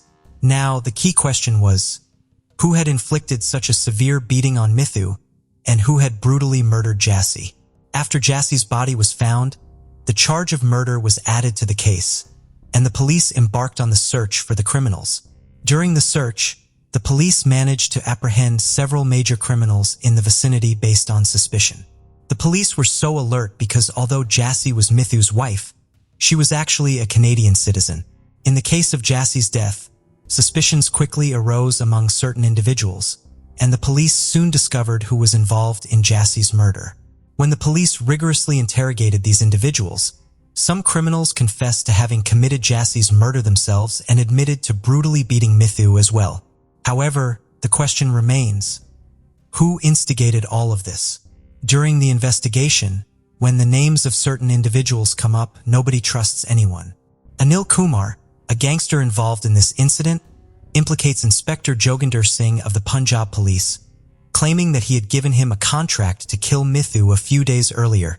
Now, the police immediately start searching for Inspector Joginder Singh and manage to arrest him shortly after. When questioned by the police, Joginder Singh explains that he carried out the murder because he received a phone call from Darshan Singh, Jassie's other uncle who resides in Punjab. Darshan Singh promised him 3 lakh rupees to kill Mithu. Now, the police ask Anil Kumar why he killed Jassie when he was given the contract to kill Mithu. Upon revealing the truth, Anil Kumar and his accomplice leave everyone astonished. Anil Kumar explains that after beating Mithu, they thought he was dead, so they threw him into the nearby drain. Then, following Darshan Singh's orders, they took Jassie to an empty farmhouse. As soon as Jassie regains consciousness upon entering the farmhouse, she begins to search for Mithu. Upon inquiry, the goons inform her that Mithu is dead. Now, they start talking to Jassie's mother, Maliat Kaur, who tells them to wait for a moment, and she will tell them what to do next. After this, Jassie's uncle and her mother have a conversation. And afterward, they called the goons again and instruct them to beat up Jassie and threaten her, besides asking her to testify against Mithu and come back to Canada.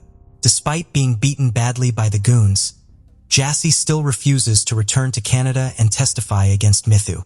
After this, the goons once again talk to Jassie's mother and tell her that Jassie is not willing to listen to them. After this, Jassie's mother tells the goons that if Jassie doesn't listen to anything, they can kill her too. Initially, the goons refused to do so because their deal was only to kill Mithu for 3 lakh rupees. But Jassie's uncle, Surjit Singh, says a separate 3 lakh rupees will be given to them for Jassie's murder. After that, the goons brutally beat Jassie, attacking her body with swords, knives, and pieces of glass. Jassie is tortured badly, and finally, one of the goons strangles her to death. Jassie dies, and her body is lifted and thrown into a distant canal. Following this revelation, 13 people, including Jassie's maternal uncle, Darshan Singh, who resides in India, are arrested in this murder case. They are charged with abduction and murder, among other offenses. Jassie's mother, Maliat Kaur, and her uncle, Surjit Singh, who live in Canada, are also considered prime suspects. Now, since the victim and the accused had relations in Canada as well, the trial of this case begins in both India and Canada. During the trial in India, it is proven that when Jassie refused to leave for Canada without Mithu, Jassie's mother Maliat Kaur and uncle Surjit Singh planned that if Mithu is killed, Jassie will surely come back.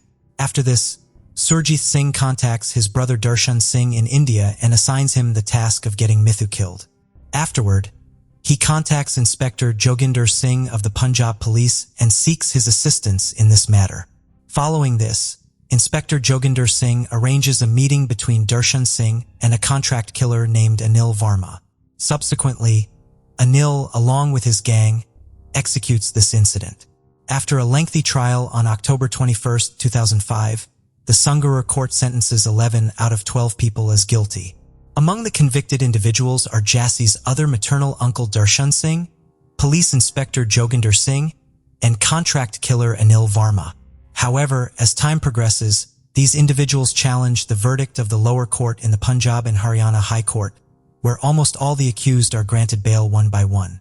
In the end, only Jassie's other maternal uncle Darshan Singh, Inspector Joginder Singh, and contract killer Anil Kumar are deemed guilty and sentenced to imprisonment. However, all the convicted individuals challenged this decision of the High Court in the Supreme Court. Subsequently, proceedings begin here as well. And on April 16, 2015, Darshan Singh is acquitted and discharged. However, the rest of the defendants do not receive relief from here, and their sentence remains upheld. Apart from this, before delving into what happens in the courts of Canada, let's take a step back in the case. Due to being severely injured in the attack, Mithu remains hospitalized for a long time. While staying in the hospital, Jassie's final rites are also performed. However, as soon as Mithu recovers and returns home from the hospital, a series of 7 cases are filed against him one after another. There were some cases of illegal weapon possession with allegations of drug selling against Mithu, and pressure is also built by the police and Jassie's relatives to retract his statement and end the case. However, Mithu doesn't yield to anyone's persuasion and continues with the case. Meanwhile, in February 2004, a woman accused Mithu of rape. Upon these allegations, Mithu is immediately arrested and sentenced to Ludhiana Central Jail. Mithu stays in this jail for the next 4 years. But after 4 years, it is proven in court that the woman who accused Mithu of rape had connections with Jassie's maternal family, and she falsely accused Mithu for money. After this revelation, Mithu is released from jail after serving 4 years. However, despite this, there were still some cases pending against Mithu, and he continued to have dealings with the jail during this time. Besides Mithu, his brothers also faced different allegations, and behind these accusations was Jassie's uncle, Surjit Singh. When Mithu doesn't fear even fake cases and threats, around 2012, attempts are made to buy him off. In this case, Jassie's family offers Mithu 10 million rupees and a prime location of 14 acres of land to change their statement. However, Mithu remains steadfast and continues the fight for justice. Maliat Kaur and Surjit Singh, the main suspects residing in Canada, were extradited to India for the trial of Jassie's murder case, which began on January 6, 2012, in Canada. The police in Maple Ridge arrested Jassie's mother, Maliat Kaur, and her uncle, Surjit Singh, for conspiring against Jassie and arranging her murder.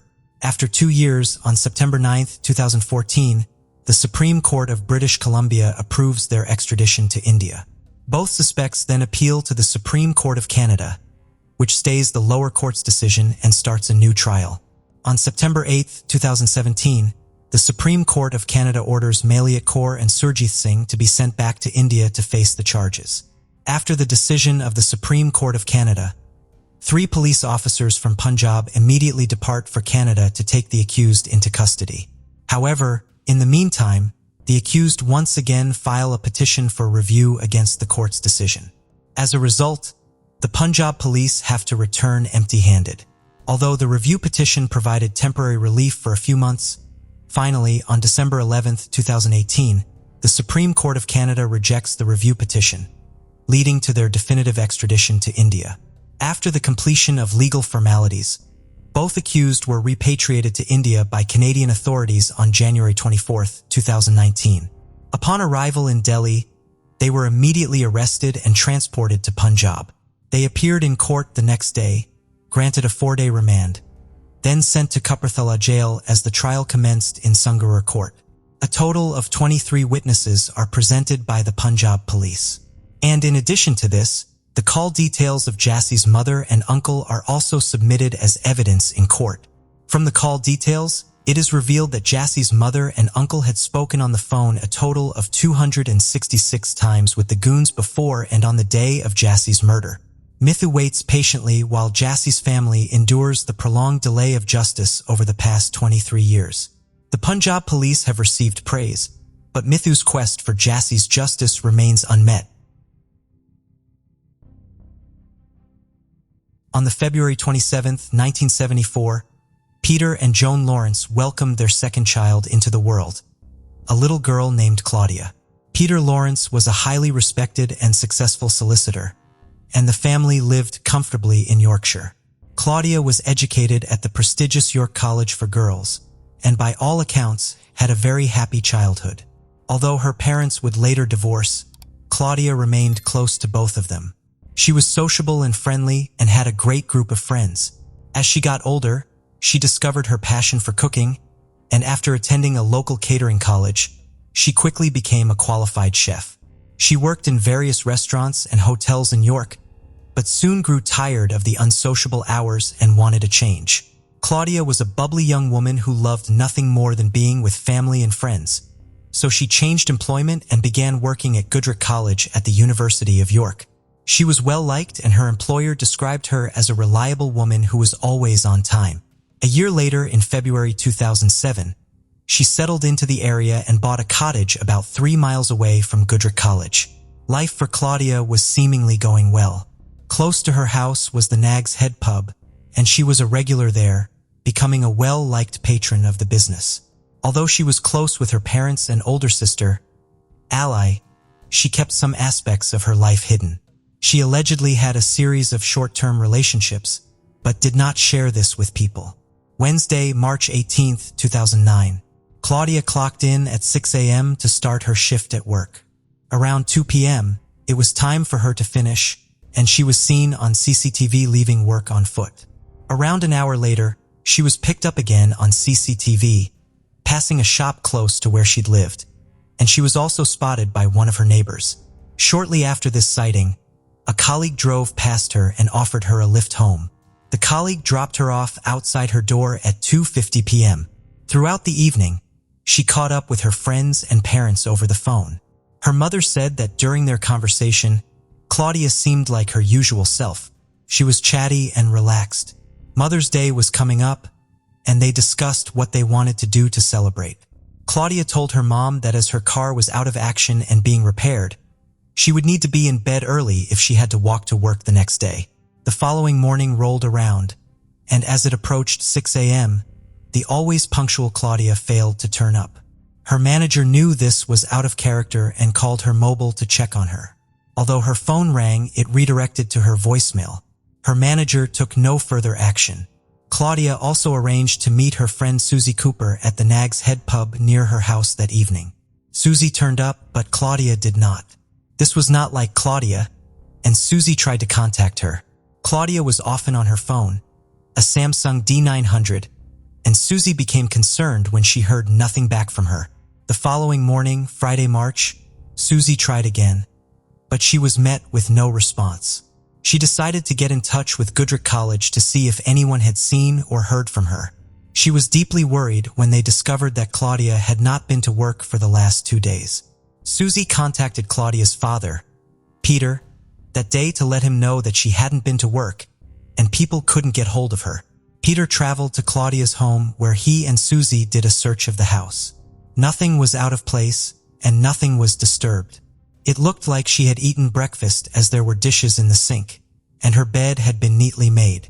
Some recently used hair dye bottles and gloves were also found, but nothing of any real significance was there, and everything was where it should be. The only thing missing from the house was her mobile phone, a blue rucksack which she would usually take to work, and her hair straighteners. When considering everything, it appeared that Claudia had left to go to work as normal that Thursday morning, and something had happened on the way which meant she never made it there. At around 2 p.m. on Friday, March, the call was made to North Yorkshire Police to report Claudia as a missing person. Later that day, officers came to Claudia's house and met with her father. But as there were no signs of violence and she wasn't considered vulnerable, the police initially were not quick to act. The police believed that Claudia had probably chosen to go away for a few days and that she would come home soon. But just to be sure, they put out a request for the public's help and checked her usual route to work for any signs of her. But Claudia's family were adamant that she wouldn't leave without telling people. They argued it was more likely that she had been abducted. In the North Yorkshire area, around 3,500 people go missing each year. The vast majority eventually turn up after taking a few days or weeks away, and the police thought that this could have been what Claudia had done. But as time went on and no sign of her was found, and she hadn't contacted anyone, this was soon dismissed. The police had several theories about what could have potentially happened to Claudia. One theory was that she hadn't been met with foul play, but had had an accident or other medical incident on her way to work. This was soon ruled out by the police, however, as they thoroughly checked her routes and found no sign of her. Weeks would pass, and with no sign of Claudia, 5 weeks after she vanished, the police changed their inquiry. They said it had escalated from a missing persons case to a murder inquiry. Another theory was that Claudia had simply been in the wrong place at the wrong time and fallen victim to a violent criminal or serial killer. But a conclusive result couldn't be drawn from investigating these claims, and cases of known serial killers who could have been in the area at the time were also looked into, but ultimately ruled out. Statistically, most murder victims are known to their killers. The theory that police soon made the top of their priority to investigate was that she had fallen victim to somebody she knew, with her different relationships making her potentially more vulnerable to an angry, jilted partner or something similar. The police checked the CCTV cameras following her route to work, but she wasn't found anywhere on the footage. As the case began to escalate, Crime Stoppers offered a reward of £10,000 for anyone with information that would lead to an arrest and conviction relating to Claudia Lawrence. The police received over 1,000 calls offering a plethora of information. A witness came forward to say they had seen whom they believed to be Claudia talking to a man on Melrose Gate Bridge at around 5:35 a.m. on the March 19th. The bridge was near to Claudia's home. He claimed that the man was smoking a cigarette in his left hand and had what they said was a skinny build. He was wearing a dark-colored hoodie with the hood up and dark-colored combat trousers. The woman with him was described as smaller than the man with mousy brown hair. She was wearing a blue waist-length jacket with buttons and pockets, but nothing really came of this, and to this day, the police are still following up leads for who they dubbed the left-handed smoker. The case brought the local community to a standstill, and people from all over the country were desperate for any news on the missing Claudia. One of the leading figures in the Anglican Church, the Archbishop of York, John Sentamu, made an appeal for anyone with information to come forward to the police. In June 2009, Crime Watch featured a reconstruction of Claudia's last known movements in a bid to generate more information. Later that month, her father, Peter, launched a YouTube appeal to try and help find his missing daughter. The annual Whitby Regatta was also used to drum up publicity in the search for Claudia Lawrence. Claudia was an avid user of her mobile phone, so this became a key piece of evidence for the police to investigate. Her phone records show that in the weeks leading up to her going missing, she had spent a lot of time in the Acrib area of Yorkshire. Claudia's phone was still on until just after midday on Thursday the 19th. It was then deliberately switched off. Cell phone tower data indicated that her phone had not left the local area during the time it was on. After examining the records further, they found that on the March 18th, a day before she went missing, she received a text message at 8:30, which she replied to. But just 45 minutes later at 9:15, she got another text, which she did not respond to. It was reported that the last text Claudia received was from a man who lived in Cyprus. Following on from the text message she received in February, the police revealed that they had extended their search to Cyprus. She had holidayed there several times, and it was also believed that she had looked for job opportunities there too.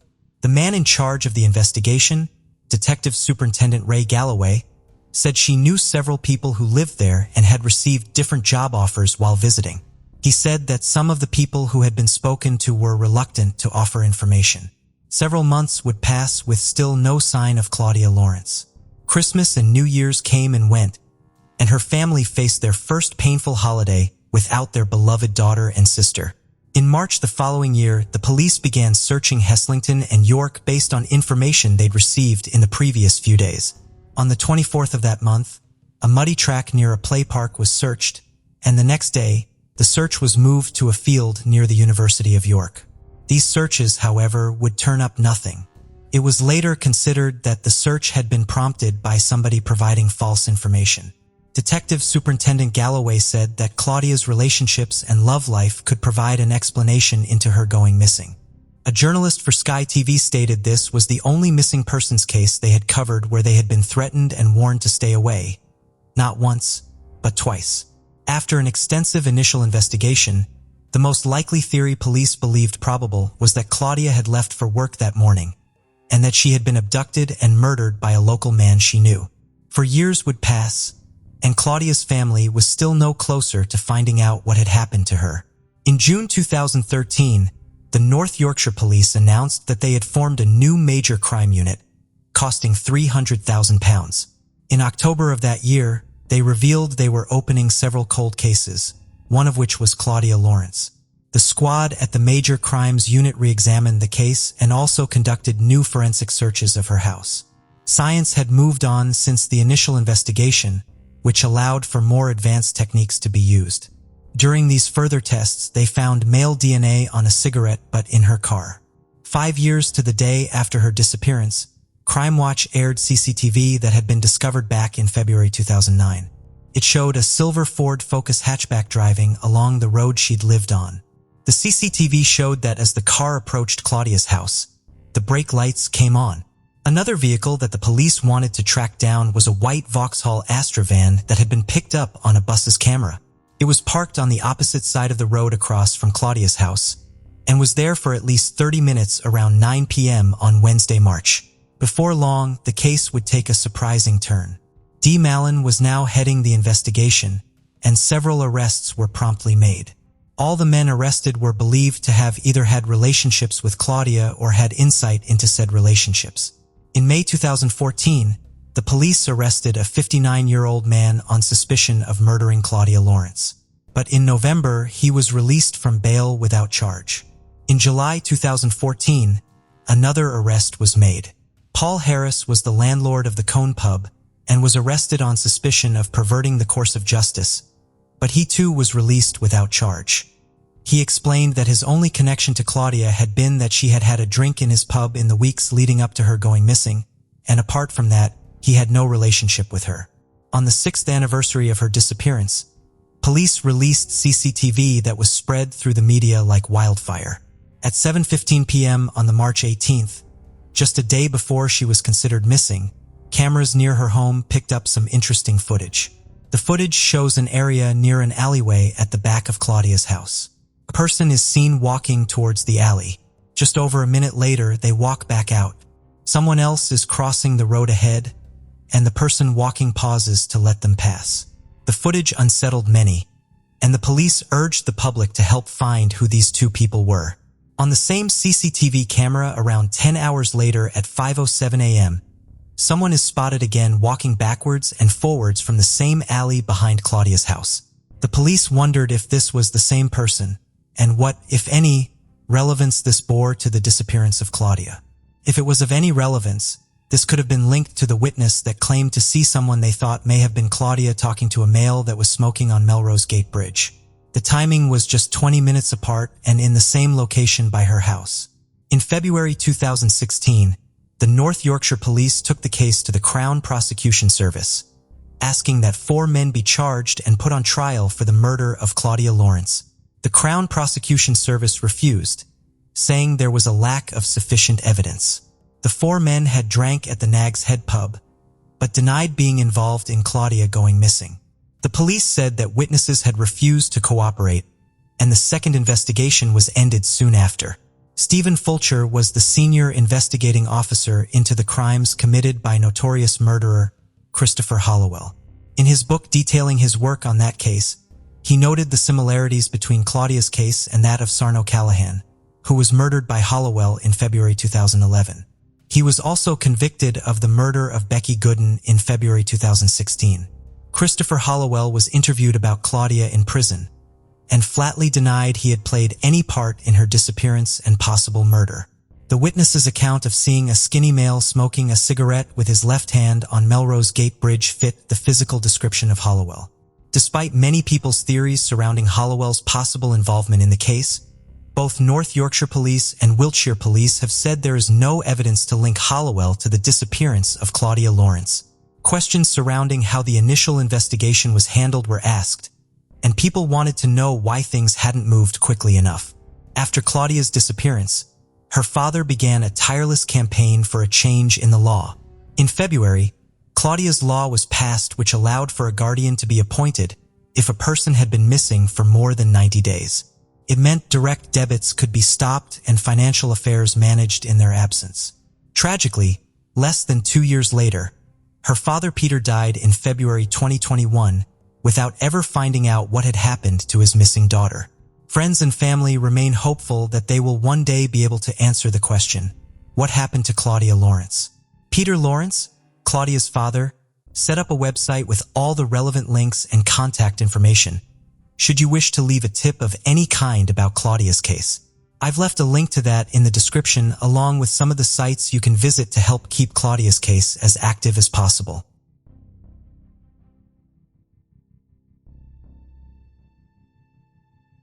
Jamie Hahn was born on October 25, 1983. Growing up in Orangeburg, South Carolina, she lived with her 2 brothers and sister, Brett, Justin, and Ashley. Despite their parents' divorce and remarriage, Jamie remained a cheerful child. She attended a small yet renowned private prep school celebrated for its educational excellence. In junior high, Jamie visited the University of North Carolina with her classmates. She instantly fell in love with the campus and aspired to attend. Even as a student, she aimed to impact others' lives by joining the board of the Center of Hope to support troubled teens. Later on, Jamie engaged in various political campaigns. One notable campaign was Senator John Edwards' 2008 presidential run, a competitor to Obama. During this campaign, Jamie emerged as a prominent figure in North Carolina's Democratic Party. During one campaign, she met Nation and formed a deep professional relationship with him that later evolved from platonic to romantic. For months after their romantic moment, they announced their engagement and married on April 18, 2009. Their intense love was anchored in a deep friendship. Jamie and Nation thrived in their respective careers. Jamie ran her own political fundraising consulting firm, while Nation was a well-known online strategist, aiding politicians and nonprofits with their campaigns. Described by friends and acquaintances as exceptionally kind, tender, and generous, the couple was well regarded. They took their marriage vows seriously and actively participated in projects like the Coalition to Protect Young Families in North Carolina. Although they were childless at that time, Jamie and Nation planned on starting a family soon. They both enjoyed vibrant social lives. Jamie was known among her friends and family as a compassionate individual who had the ability to spread happiness wherever she went. Her talent and enthusiasm for politics led many to foresee a promising future for her. However, unexpectedly, their seemingly perfect world suddenly fell apart on April 22, 2013. Around 5:20 p.m., Jamie frantically ran from her house and sprinted a few dozen meters before collapsing unconscious in a neighbor's yard. Her body was drenched in blood. Onlookers on the street were shocked by the scene and shouted for someone to call 911. A neighbor, who saw the turmoil unfolding in his yard, immediately phoned emergency services.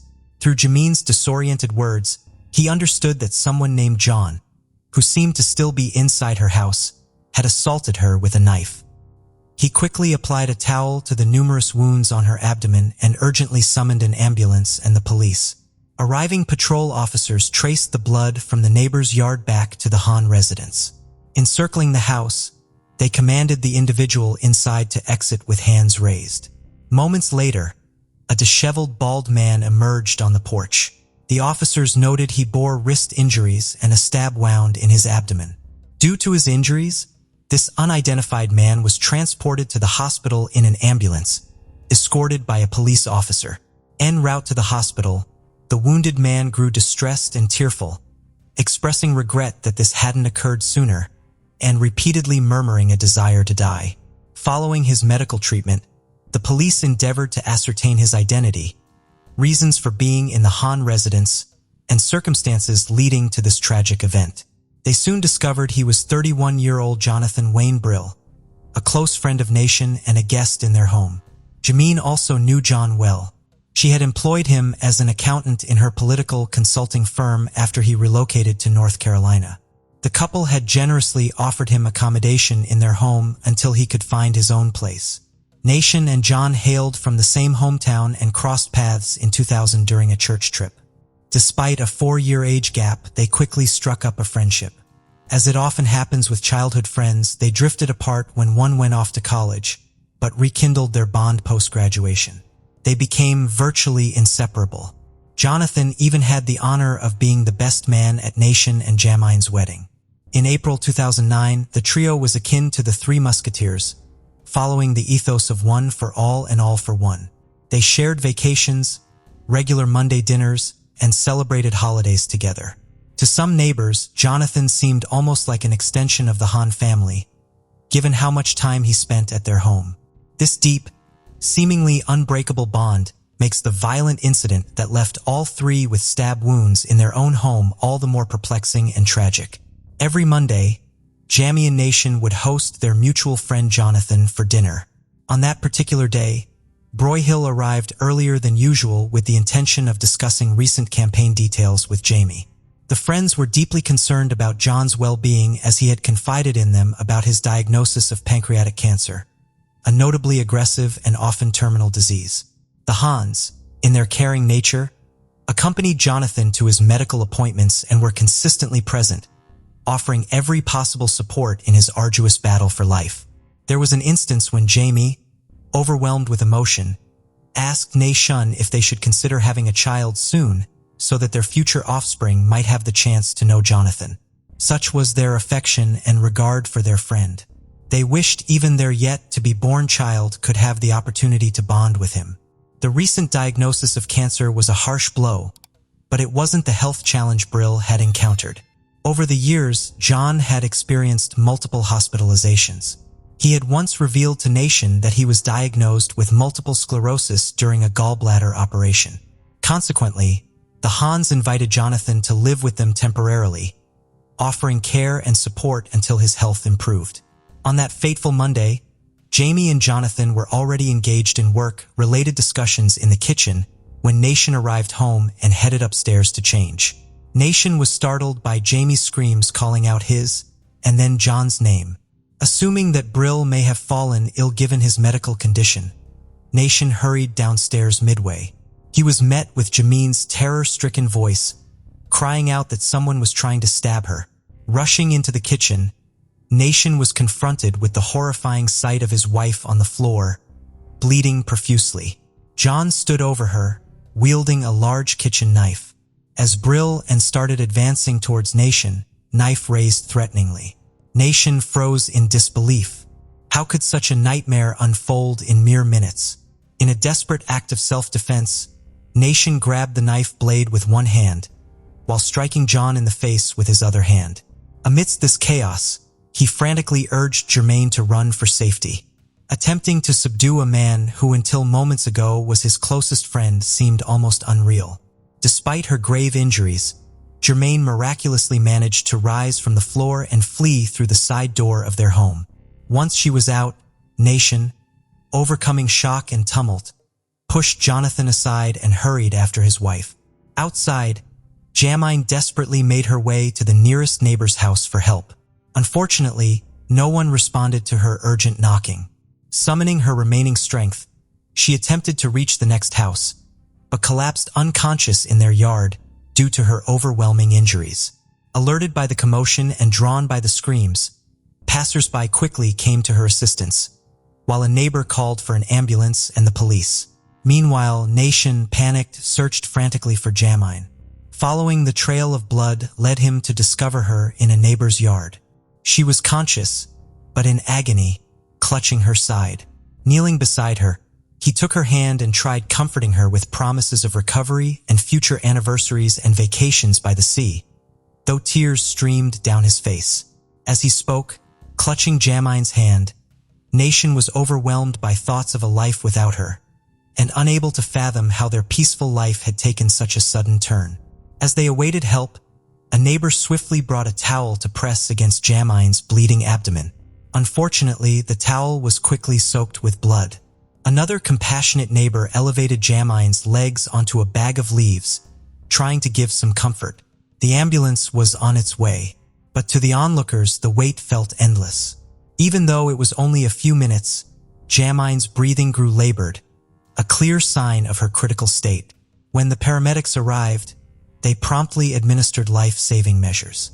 Nation, having suffered severe cuts to his hand while wrestling with the knife, also desperately needed medical attention. Both he and Jamine were rushed to the hospital. During transport, Jamine lost consciousness and upon arrival was taken immediately for emergency surgery. Meanwhile, Nation, overwhelmed with worry for his wife and oblivious to his own pain, received stitches. He was in such shock that he repeatedly tried to enter the ICU, desperate for any updates about Jamine, but was denied access. Seated anxiously on a hospital bed, Nation was tormented by thoughts of Jamine's condition. Over a dozen stab wounds, a severed artery, and severe liver damage. His only solace during those excruciating moments was hoping and praying for her survival. By some miracle, Jamine did survive the surgery initially, but tragically, this hope was short-lived. She never regained consciousness. 2 days after this harrowing ordeal, Germaine succumbed to her injuries. The autopsy revealed a grim reality. She had sustained 24 stab wounds across various parts of her body, including her face, neck, back, hands, and forearms. However, the most lethal injuries were inflicted on her abdomen and chest, resulting in catastrophic damage to her lungs and liver. Meanwhile, Jonathan Brill had inflicted wounds upon himself and was hospitalized for 8 days to recover from his self-inflicted injuries. On Tuesday, April 30th, 2013, still needing medical attention with bandages on both wrists, Brill was transported on a stretcher to the magistrate's office in Wake County. The individual was formally charged with degree murder in the case Jamine Hahn and assault with a deadly weapon on Nation Hahn. Due to the severity of the charges, he was held without bail and at Central Prison in Raleigh. This facility was specifically chosen because it housed a hospital wing, ensuring that Bree Hill would continue to receive the necessary medical treatment while in custody for his crimes. The tragic and sudden loss of Jamine profoundly impacted many, leaving a lingering question. Why would someone she considered a best friend commit such a horrific act, robbing her of her future? In the wake of the tragedy, speculation swirled within the community about a substantial amount of money that had gone missing during the election campaign, managed by Germaine's team. Jonathan Brill, who had served as the accountant, officially ceased working for the company at the end of 2012. Despite this, he remained responsible for providing Germaine with financial details and assisting in the preparation of financial reports. It was suspected that Jamine might have discovered the missing funds, which totaled over $50,000, and confronted Jonathan about this discrepancy. This confrontation could have triggered his violent outburst.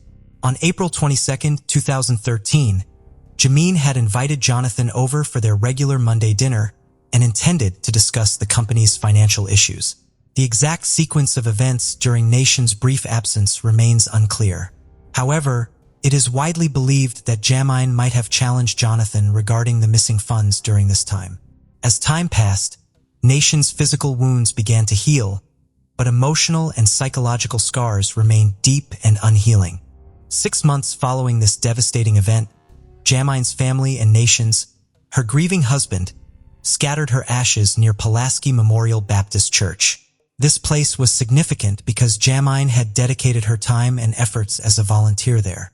In a poignant twist of fate, just a week before the tragedy, the Hahns had requested the church's pastor to pray for Jonathan, who they believed was battling cancer.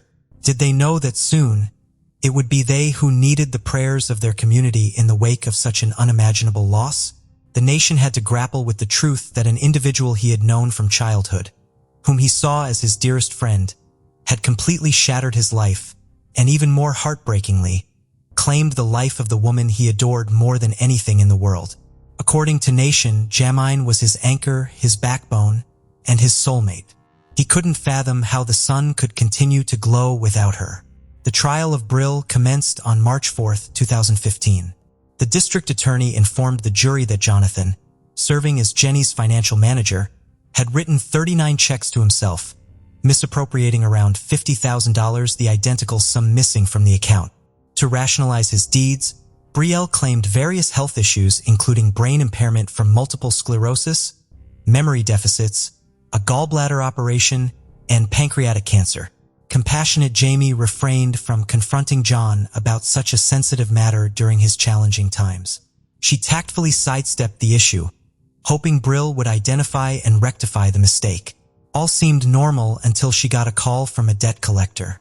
Then the district attorney unveiled a startling truth. The preceding year, the defendant's hospitalization occurred when he was admitted following an episode at Hans's residence. Prior to that, Jonathan hadn't sought any medical treatment, as his health records confirmed. All along, he had deceived Jamie and Nation about his health conditions.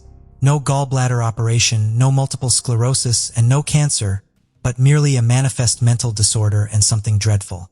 Within the search history revealed that the man had been seeking information on pancreatic cancer and specialists in this particular field, evidently to lend credibility to his falsehoods. He also looked up cruises that could be taken without a passport. John had arranged a one-way journey to Las Vegas for April 23rd, but canceled it on the 22nd, merely 2 hours before assaulting Jamie with a knife. Jonathan admitted to the authorities that he had indeed misappropriated the campaign funds and fabricated all his medical conditions.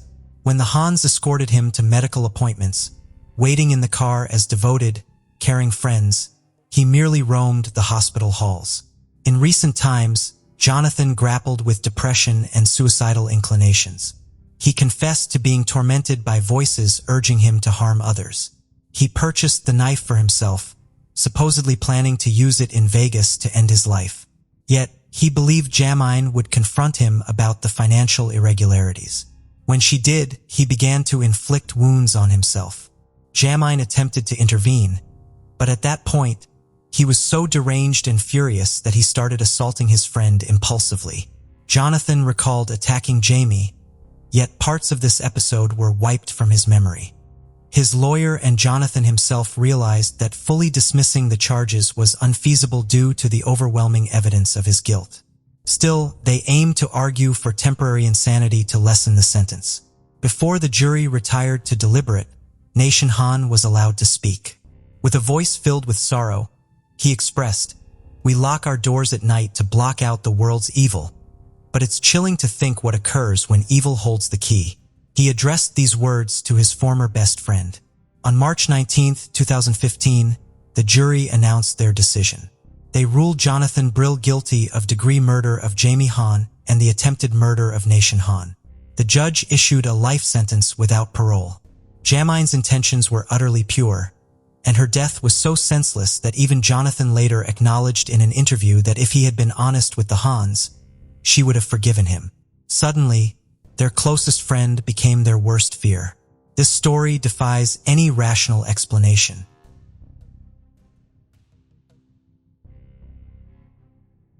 Phoenix Lucille Caldon was born Phoenix Reeves on May 23, 1988 to parents Goldia and Lawrence. Her father Lawrence adopted her soon after she was born, and her name was changed to Caldon. She was born in California, but the family moved to an area of Spanish for Lawrence's job. She was an only child. Inquisitive, bright, and creative, Phoenix showed incredible talent and promise from a young age. The Coldens were a deeply spiritual and religious family, and Phoenix would attend church regularly, and she was also in the choir. Friends of Phoenix said she led a very disciplined life, and that her parents, although were loving and supportive, were also very strict with high expectations. Friends claimed that Phoenix had expressed a desire to break away from her sheltered life and experience everything that came with school and college. She'd been mostly homeschooled from the 6th grade. She worked hard at all her studies and was a very high achiever. Her main passion, however, appeared to be music, where she excelled, playing violin and piano. She was also a regional junior fencing champion. In February 2007, she enrolled at the University of Missouri, and by this point had already moved out of the family home and into an apartment. Her parents signed the lease believing she was moving in with a friend. Her parents also said that it was around this time that Phoenix started acting differently and began arguing with them frequently. However, this was a big change for Phoenix. She had gone from a relatively sheltered upbringing to a completely new and open world at university, which may have caused some tensions between her and her parents. What her parents didn't realize, however, was that Phoenix was in a relationship with someone named Michael B., and she was actually living in the apartment with him. Her mother said that although she visited the apartment regularly, There was nothing to indicate she had a secret live-in boyfriend. Her friends speculated she may have felt this was the only way she could see Michael B., and she had to keep it a total secret. When Goldia found out about the relationship, she said that Michael B. was not someone she would have approved of her daughter dating. Phoenix began to miss her college classes, which culminated in her failing to register for her fall semester, another fact her parents and friends would not find out about for a long time. During the early months of February 2011, it is said that Phoenix began taking money from the family safe. The money was in saving bonds, and although it was Phoenix's money, it was in her mother's name. A total of around $2,500 was taken, and where the money ended up remains a mystery. In February, she moved back into the family home. Her mother said this was purely down to finances. Phoenix was able to study at university and stay at home, and this was far more cost-effective than her parents paying out for an apartment. Little did Goldia know, but Phoenix was not attending university at this time. When she returned from college, everyone who knew Phoenix described her as a totally different person. Her friends said that she had started experimenting with drugs, arguing with her parents more, and pushing people away. Her best friend and neighbor Akira commented that she wasn't the friend she once knew. She said she seemed paranoid, irritable, and erratic, and she was convinced that she was being followed. During a brief and trivial argument with Akira, Phoenix pulled a knife and brandished it at her. She kept this 10-inch blade down the side of her car door with no explanation as to why. Although the pair would move past the fights, Akira could tell that something was very wrong, and no one could seemingly get to the bottom of it. Phoenix would often sit in her car for long periods of time, spending hours on her phone, and her mother began to wonder why she needed even more privacy than that of her own room in her own house. It was later discovered that Phoenix had two phones. One was on a family plan, and one she was seemingly paying for herself. It seemed that Phoenix's life was far more complex and complicated than anyone had realized. December 18, 2011 would start as any other day in the Colton household. Phoenix and her mom attended the Sunday church service at 11 a.m., where Phoenix played in the bell choir. Fellow churchgoers and her pastor said nothing seemed off or amiss with Phoenix that day. Phoenix and her mom traveled back in Phoenix's car, briefly stopping at a convenience store on the way. During the car journey, Phoenix said to her mother that she wanted things to get back to how they had used to be. Goldia seemed hopeful that this would be a step forward in their relationship. They returned to the house at around 2 p.m. Phoenix changed into some sweatpants and a hoodie and went outside to play basketball. Just after 3 p.m., Phoenix grabbed her phone, passed her father, who had just returned from work without engaging in conversation, and got into her 1998 Chevy Blazer and pulled away from the house. Assuming she was going shopping or visiting friends, Lawrence didn't think anything of this. But sadly, this would be the last time he would ever see his daughter, and that is where the December 18th takes a sinister turn. Phoenix always stuck to her parents' curfew of 1 a.m. and had never stayed away from the house all night. And when she still wasn't home the following morning, Goldia knew in her gut that something serious had happened to her child. When she phoned the St. Louis County Police Department to report her daughter as missing, she was met with a lot of pushback. The officer who took the call told Goldia that Phoenix was a 23-year-old woman and was old enough to make her own decisions about where she went. But Goldia knew despite this was simply not in her daughter's nature, and her age was irrelevant. The officer ran Phoenix's car number plate through the system and said it hadn't turned up anything. Goldia and Lawrence were now frantic with worry, so decided to take matters into their own hands. They phoned around the hospitals to see if anyone fitting her description had been admitted and began circulating flyers. They contacted various television networks begging for her case to be circulated, but the networks failed to pick up the case. No one was following up on the case or reporting on it, and the Colton family felt ignored and let down. Valuable time was being lost, and Phoenix's family were working incredibly hard to keep the case in people's minds, trying to make up for the lack of coverage and interest in it. About 2 weeks later, her parents finally located her car. It was sitting impounded in a tow yard, having been there since the day she disappeared. The car was discovered just a 25-minute drive away from her home at 5:30 p.m. This was around 3 hours after Phoenix had left her house. The car had been impounded less than an hour after it was found. In February 2018, the network Oxygen looked into Phoenix Colden's case. Investigative reporter Chandria Thomas and retired police chief Joseph Delia headed the investigation and began uncovering more information. Chandria Thomas was actually a huge reason that Phoenix's case was brought to the media's attention, and she fought hard to keep it there too. Joe and Chandria looked into the state of Phoenix's car was found in. There have been many convicting stories surrounding the car since the start of the search for Phoenix. It was originally reported to have been found on the side of the road. The engine was still running, the keys were in the ignition, and the driver's side door was open. Phoenix's shoes and purse were also in the car. Chandria and Joe met with Officer Perry, who initially found the car and told them that the doors were closed. No key was in the ignition, and apart from a few random miscellaneous items, there had been nothing of interest inside the vehicle. He said it looked like the car had simply been pulled over and parked, almost as if someone had run out of fuel. When Officer Perry ran the license plate through the system, it did not flag up as stolen or suspicious, and thus it was towed off. The reason this may not have flagged up was that the car was now in a different area that had a separate police department, meaning any connections to the missing Phoenix in Spanish Lake would likely not have been made. At the time the car was found, Phoenix was not yet listed as a missing person either. One thing that was determined about the car was that the only DNA found inside belonged to Phoenix and her parents. The location of her car rang alarm bells with Goldia. It was in a derelict, run-down, and dangerous area of East St. Louis, known for crime and drugs, and her mother said she would have had no business being in that part of town. Had the car been stolen, driven there, and dumped?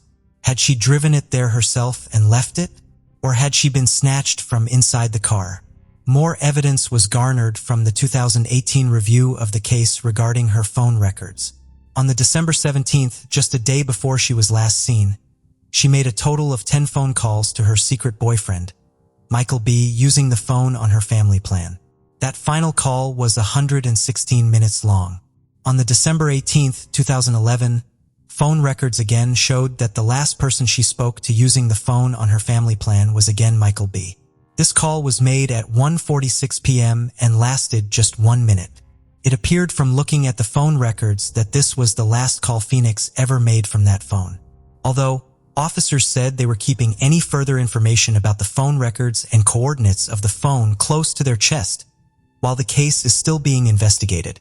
Although people initially reported that Phoenix's boyfriend, Michael B., had been evasive, the investigating officers reported he was actually very cooperative, and they were confident that he was in no way involved in Phoenix's disappearance. A theory that was presented early on, one that remains a theory to this day, was that she had potentially been taken by a human trafficking gang. The St. Louis area remains one of the top areas in the country for human trafficking, and this fact couldn't be overlooked.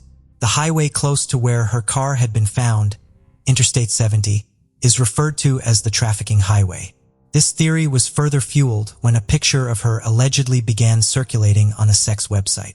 But it is believed that this was most likely nothing more than a nasty hoax. Another common thought was that the pressure in Phoenix's life had resulted in her wanting to start afresh and leave everything behind. Her best friend, Akira, said that Phoenix had told her she'd wanted to pack her things and leave. But to where? Phoenix never said. The theory that she may have ran away has always been disputed by her family. Akira would also claim that Phoenix was secretly seeing another man alongside Michael B. His name was also Mike, and he was referred to as Cell Phone Mike. Akira believed this new relationship was most likely the reason for the second phone. One of Cell Phone Mike's ex-girlfriends was interviewed, and she said that Mike had been violent with her during their relationship, resulting in her filing a restraining order against him. She alleged that Mike had taken an interest in Phoenix's case and would often look it up online. When she asked him about Phoenix, he replied, "Why are you worrying about someone who's dead?" It remains unknown if he had any involvement in Phoenix Colden's disappearance, or if he was just making a speculative, albeit crass, comment. In a now infamous and haunting video, Phoenix films herself as she sits in the car. The full video has never been released, but Chandria Thomas and Joe Delia looked into it closely during their investigation. They took the video to an audio engineer to get a full and clear understanding of what it was Phoenix had said. She asks God to help her accept the things she cannot change and says, "I probably would have been in a better situation if I would have just stuck with how I used to be." She goes on to say, "The only person that won't let me down is me." She is clearly very emotional and distressed, and it was evident that Phoenix was struggling deeply with something. The video was recorded just 1 month before she disappeared. In March 2014, a reported sighting of Phoenix came in. One of Phoenix's friends from church was getting ready to fly back from Vegas, and all the passengers were boarding the plane. As she sat down, she says Phoenix walked past her in the aisle with a group of women and 2 older men. Her friend said she called out her name, and the lady turned around and looked at her. She said, "Sorry, do I look like someone?" and carried on walking. Her friend noted that the women all looked similar to Phoenix, and the men appeared to be around 10 years older than the women. When she got off the plane, she ran straight to the service desk and reported that she had seen a missing person. Although the police quickly began searching the area, no trace of the woman in question was ever found. Her friend said on a scale of 1 to 10 of how confident she was that it was Phoenix Coldham, she was a definite 9. Many tips came in that would lead the family and police nowhere. Everything from fake phone calls with people pretending to be the missing Phoenix, to tip-offs claiming that Phoenix was involved in a cult and couldn't escape. But one tip in particular would cost the Coldens dearly. A man provided seemingly credible information about Phoenix's whereabouts, and Goldner and Lawrence spent their remaining savings on a private investigator to follow up on this lead. The lead turned out to be nothing more than a cruel hoax. Goldia and Lawrence had reached their financial limit and were forced to make a quick sale on their home. They had to move out of the area and the family home that they had loved so much. During the 2018 look into Phoenix's case, Chandria Thomas and Joe Delia found that Phoenix had 2 birth certificates, one under Phoenix Colden and one under Phoenix Reeves. A private investigator looked into the certificate under the name of Reeves and found that there was actually a Phoenix Reeves. This Phoenix Reeves had no social security number and no associated birth date. The only thing that linked with that name was an address that was listed as being occupied between the dates of January 2012 and June 2012. Before January 2012, this Phoenix Reeves did not exist, and this person would cease to exist after June of that year. The person living in the house at the time of the 2018 investigation said she had been the sole occupier of that house since February 2002, and no one by the name of Phoenix had ever lived there. Although eerie and a most definitely interesting lead, it appeared that this was nothing more than a strange coincidence. One thing that is for certain is that since Phoenix disappeared, no money has been taken from her bank accounts. No forms of identification have been renewed, and her digital footprint is non-existent. Everything seemed to stop on December 18, 2011. Therefore, the possibility of this case ultimately being a homicide has never been ruled out. What happened to 23-year-old Phoenix Colden on December 18, 2011 remains a total mystery, and no trace of her has ever been found. Was she abducted on December 18th? Did she leave of her own accord to start a new life? It is still an ongoing case, and her family and friends continuously pray and hope for answers. Her parents believe that she is still alive and being held somewhere against her will. They have never given up hope that she will one day come home. If you have any information relating to the disappearance or whereabouts of Phoenix Colden, please contact the Spanish Lake Police Department. Milford is a charming coastal city located in Connecticut, United States. Situated on the Long Island Sound, it offers picturesque views and a vibrant community. Covering an area of just over 25 square miles, it has a population of over 50,000 people. Known for its beautiful beaches, Milford attracts visitors and residents alike who appreciate its scenic landscapes and waterfront activities. The city boasts a rich history dating back to colonial times, with a blend of historic architecture and modern amenities. The people of Milford would never know that a tragedy was about to befall there in 2022. But first, let's uncover the layers of her past. Julie Monig entered the world on July 19, 1982 in the charming town of Goshen, New York. She was blessed with loving parents, Gerald J. Monig and Sandra Barish Doper, who nourished her alongside her 2 siblings, sister Allison Barati Corcoran, and brother Peter Gerald Monig. Growing up, Julie thrived academically, attending the esteemed Monroe-Woodbury schools and later graduating from Monroe-Woodbury High School. She further pursued her education at Orange County Community College, expanding her knowledge and embracing new experiences along the way. After college, Julie Mono became a devoted medical assistant at Connecticut Coastal Obstetrics Gynecology and found joy in various aspects of her life. She embraced an active lifestyle, which was regularly engaging in running and walking to keep herself energized. However, her true passion lay in being a mother to her two sons, Nicholas Keith Turner and Sean Michael Turner. The details about her marriage and husband are unknown at this point. Julie's dedication and love as a single mother were remarkable, shaping the strong bond shared among them. Julie Minogue found love once again in 2017 and got into a relationship with a man from Roxbury named Ewan Anthony DeWitt. Together, they welcomed a son in 2019 named Luke Anthony Minogue into their lives. However, as time passed, difficulties arose in their relationship, which led Julie Salem walk in Milford, and their well-being remained her top priority. In 2022, Nicholas, the eldest son, was 21 years old and had bravely served his country in the Coast Guard, while Sean, at 17 years old, was a vibrant young man and was thriving as a high school senior. Her son with Ewan, Luke, was 3 and a bright light in their household. Julie herself was 40, and all seemed well for her and her 3 boys. But tragedy was waiting just around the corner. Late at night on December 6, 2022, 17-year-old Nicholas Minogue was startled awake by chilling screams. He didn't wake up at the first noise, and he dismissed it thinking that it could just be echoes from the neighborhood. But the cries were growing louder and more urgent, and he realized something was terribly wrong. Concerned about his mother's safety, Nicholas rushed down the stairs. As he descended, amidst the darkness, he caught a glimpse of a chilling scene. A man wielding an axe and his mother lying on the floor, her body drenched in blood. In the midst of the chaos, Nicholas heard the haunting words, "You didn't believe me," ringing in his ears. In a panic, the teenager raced upstairs and swiftly locked the door, determined to keep himself safe. He dialed 911 and urgently reported the horrifying scene which had unfolded before him. Determined to provide an extra layer of protection, he quickly placed a sturdy chair behind the locked door. With his heart pounding, he opened his window, desperately reaching out for help. Within minutes, police officers arrived and entered the house, but the teenager, gripped by fear, leaped out of the window. That's when he heard Milford PD shouts and realized it was not the intruder. Eventually, the authorities found the courageous teen and ensured his safety.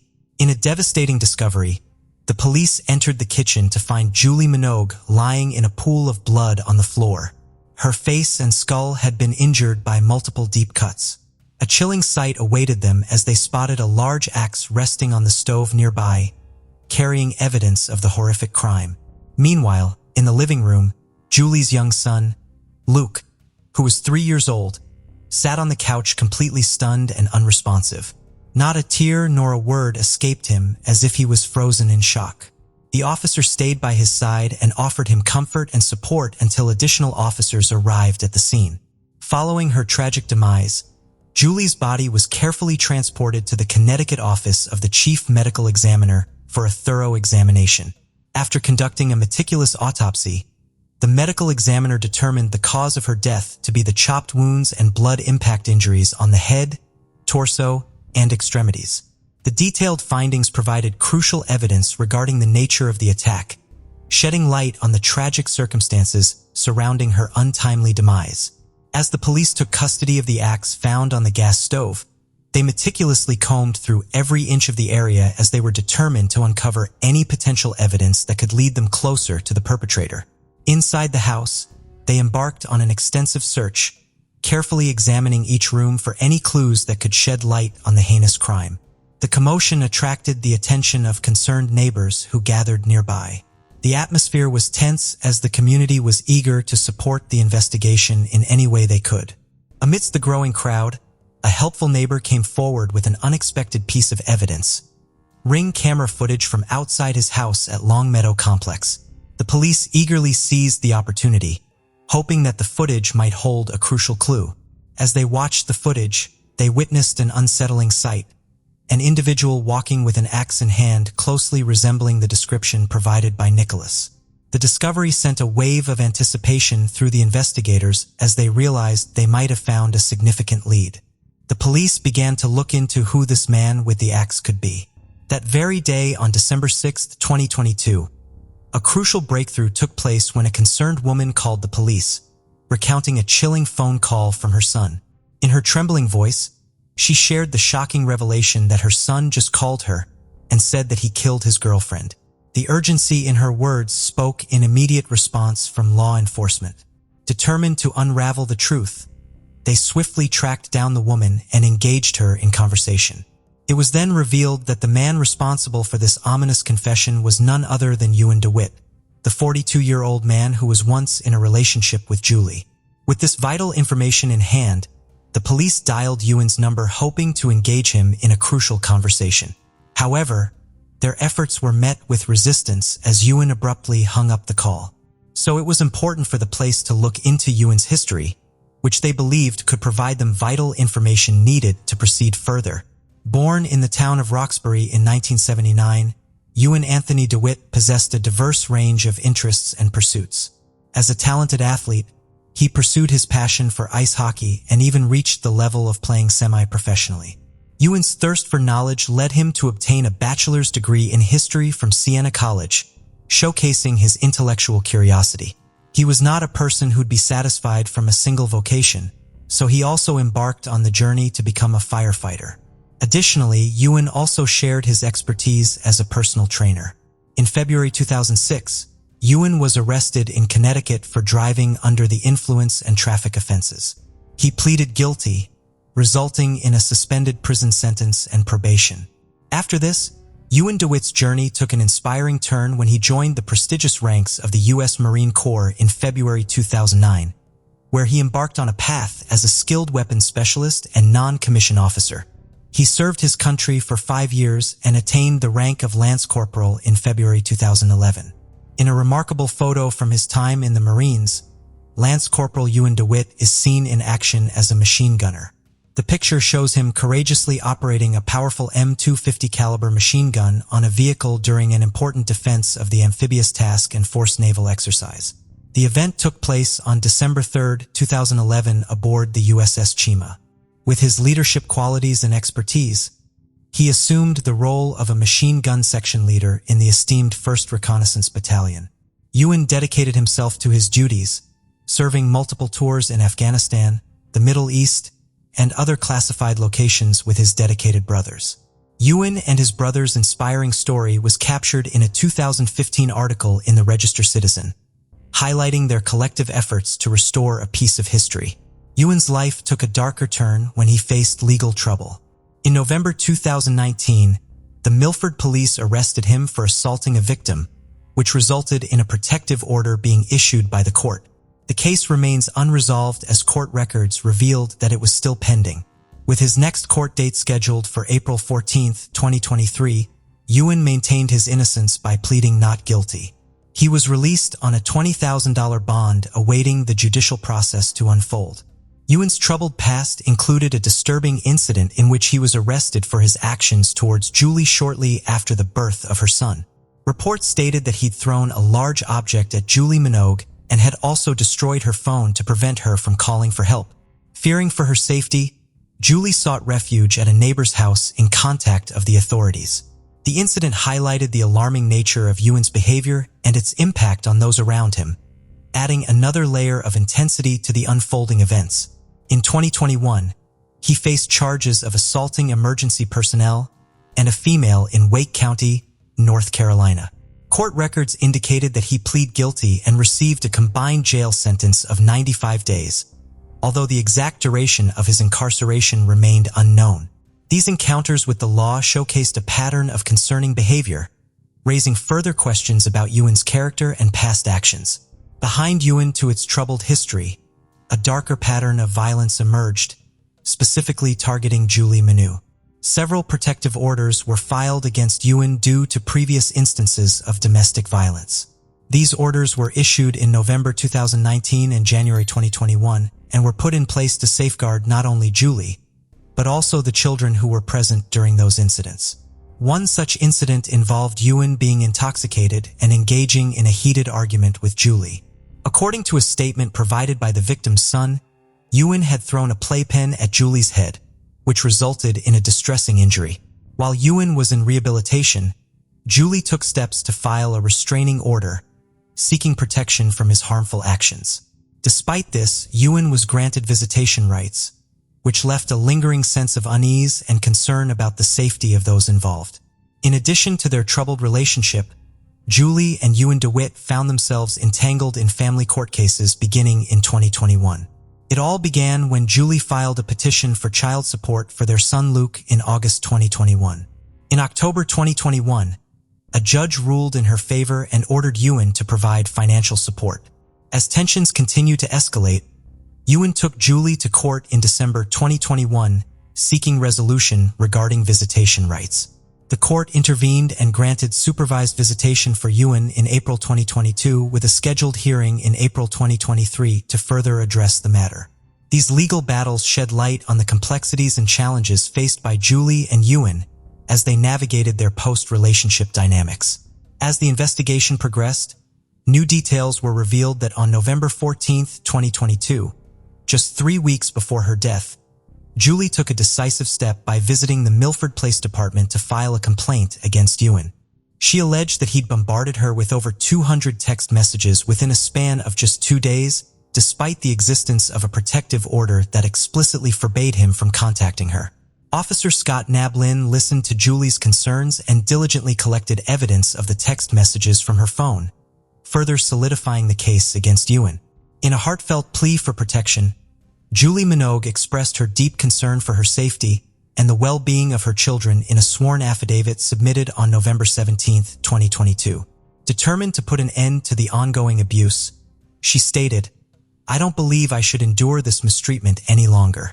Fearful of the consequences, she detailed the relentless harassment she faced.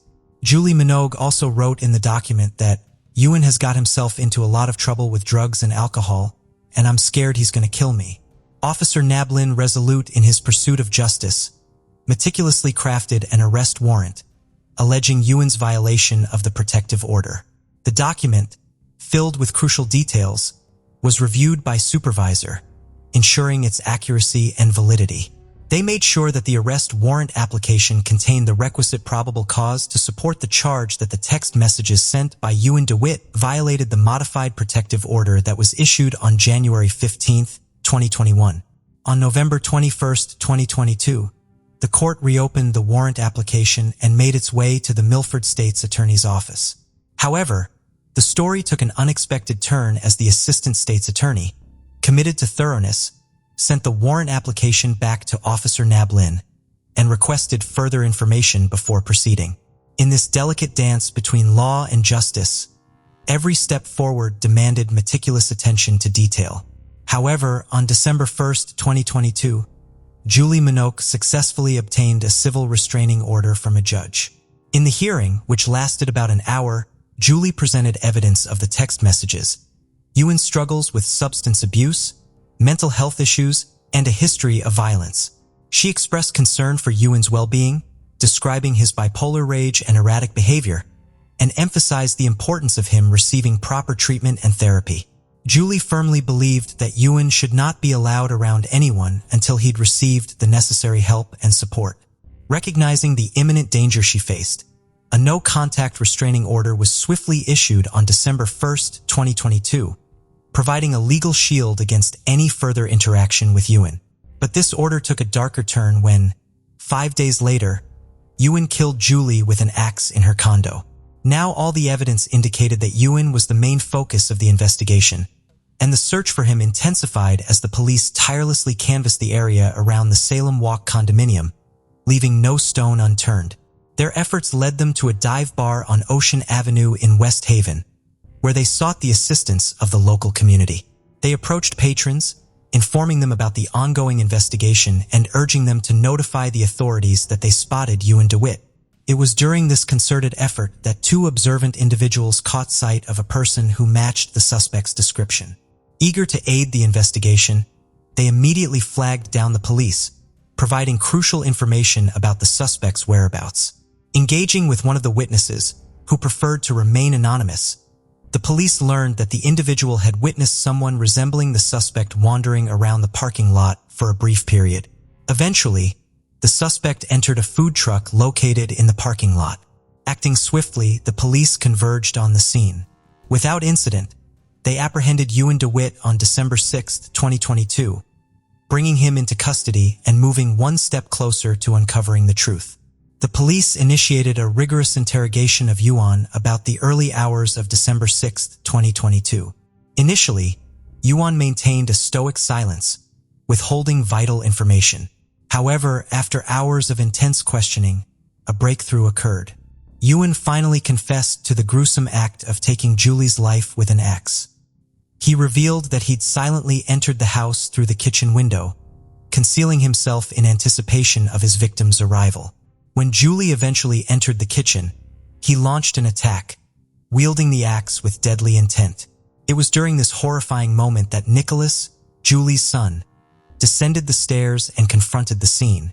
Overwhelmed with fear, Ewan fled, leaving the axe behind on the gas stove. Ewan's admission sent shock waves through the investigation, bringing forth a chilling account of the tragic events that unfolded that night.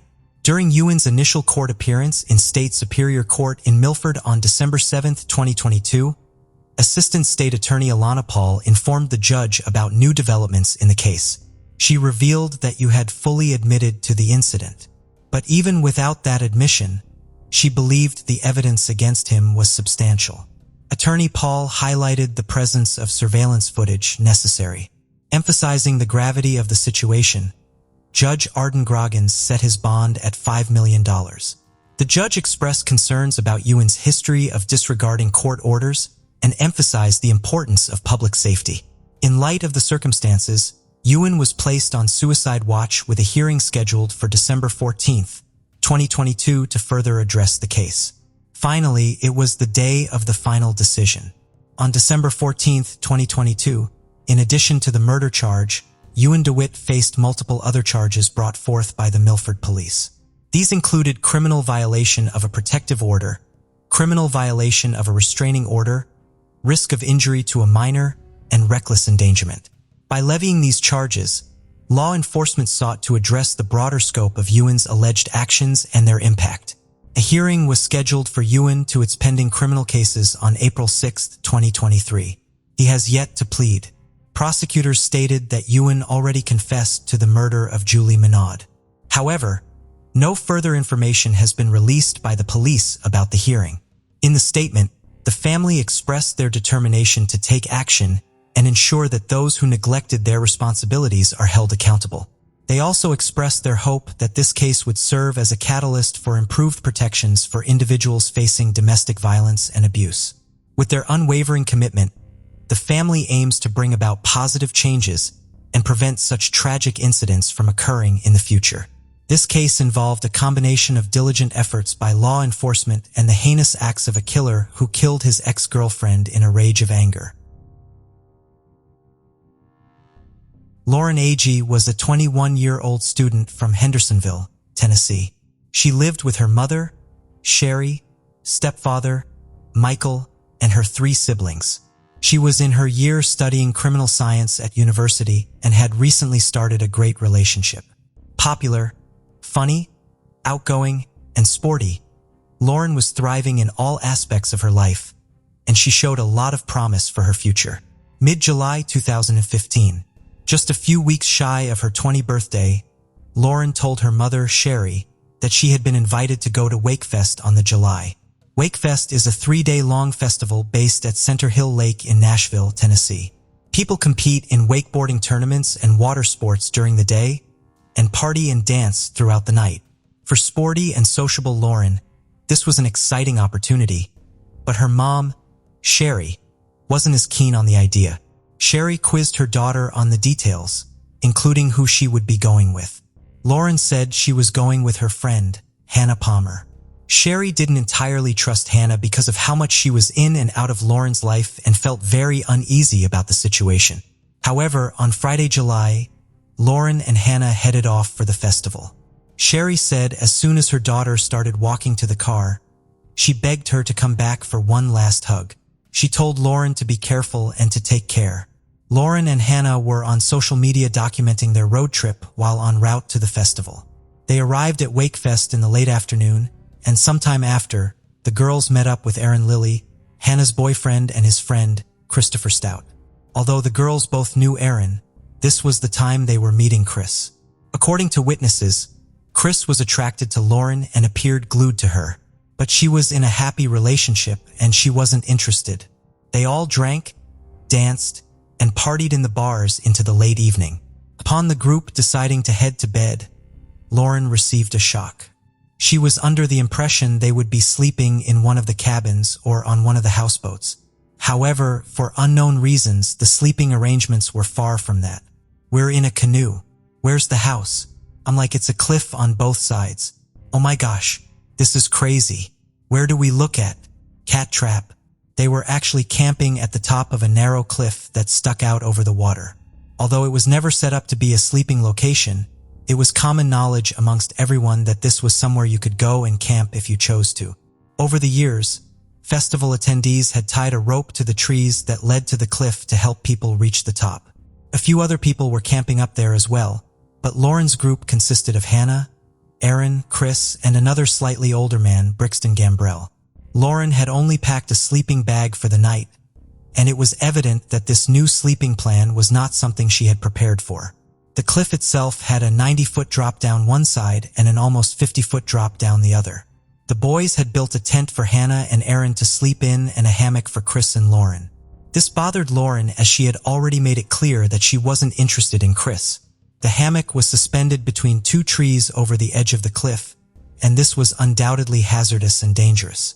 The next day, Saturday the 25th, the group headed off for some more of the same, watching the water sports, drinking, dancing, and partying.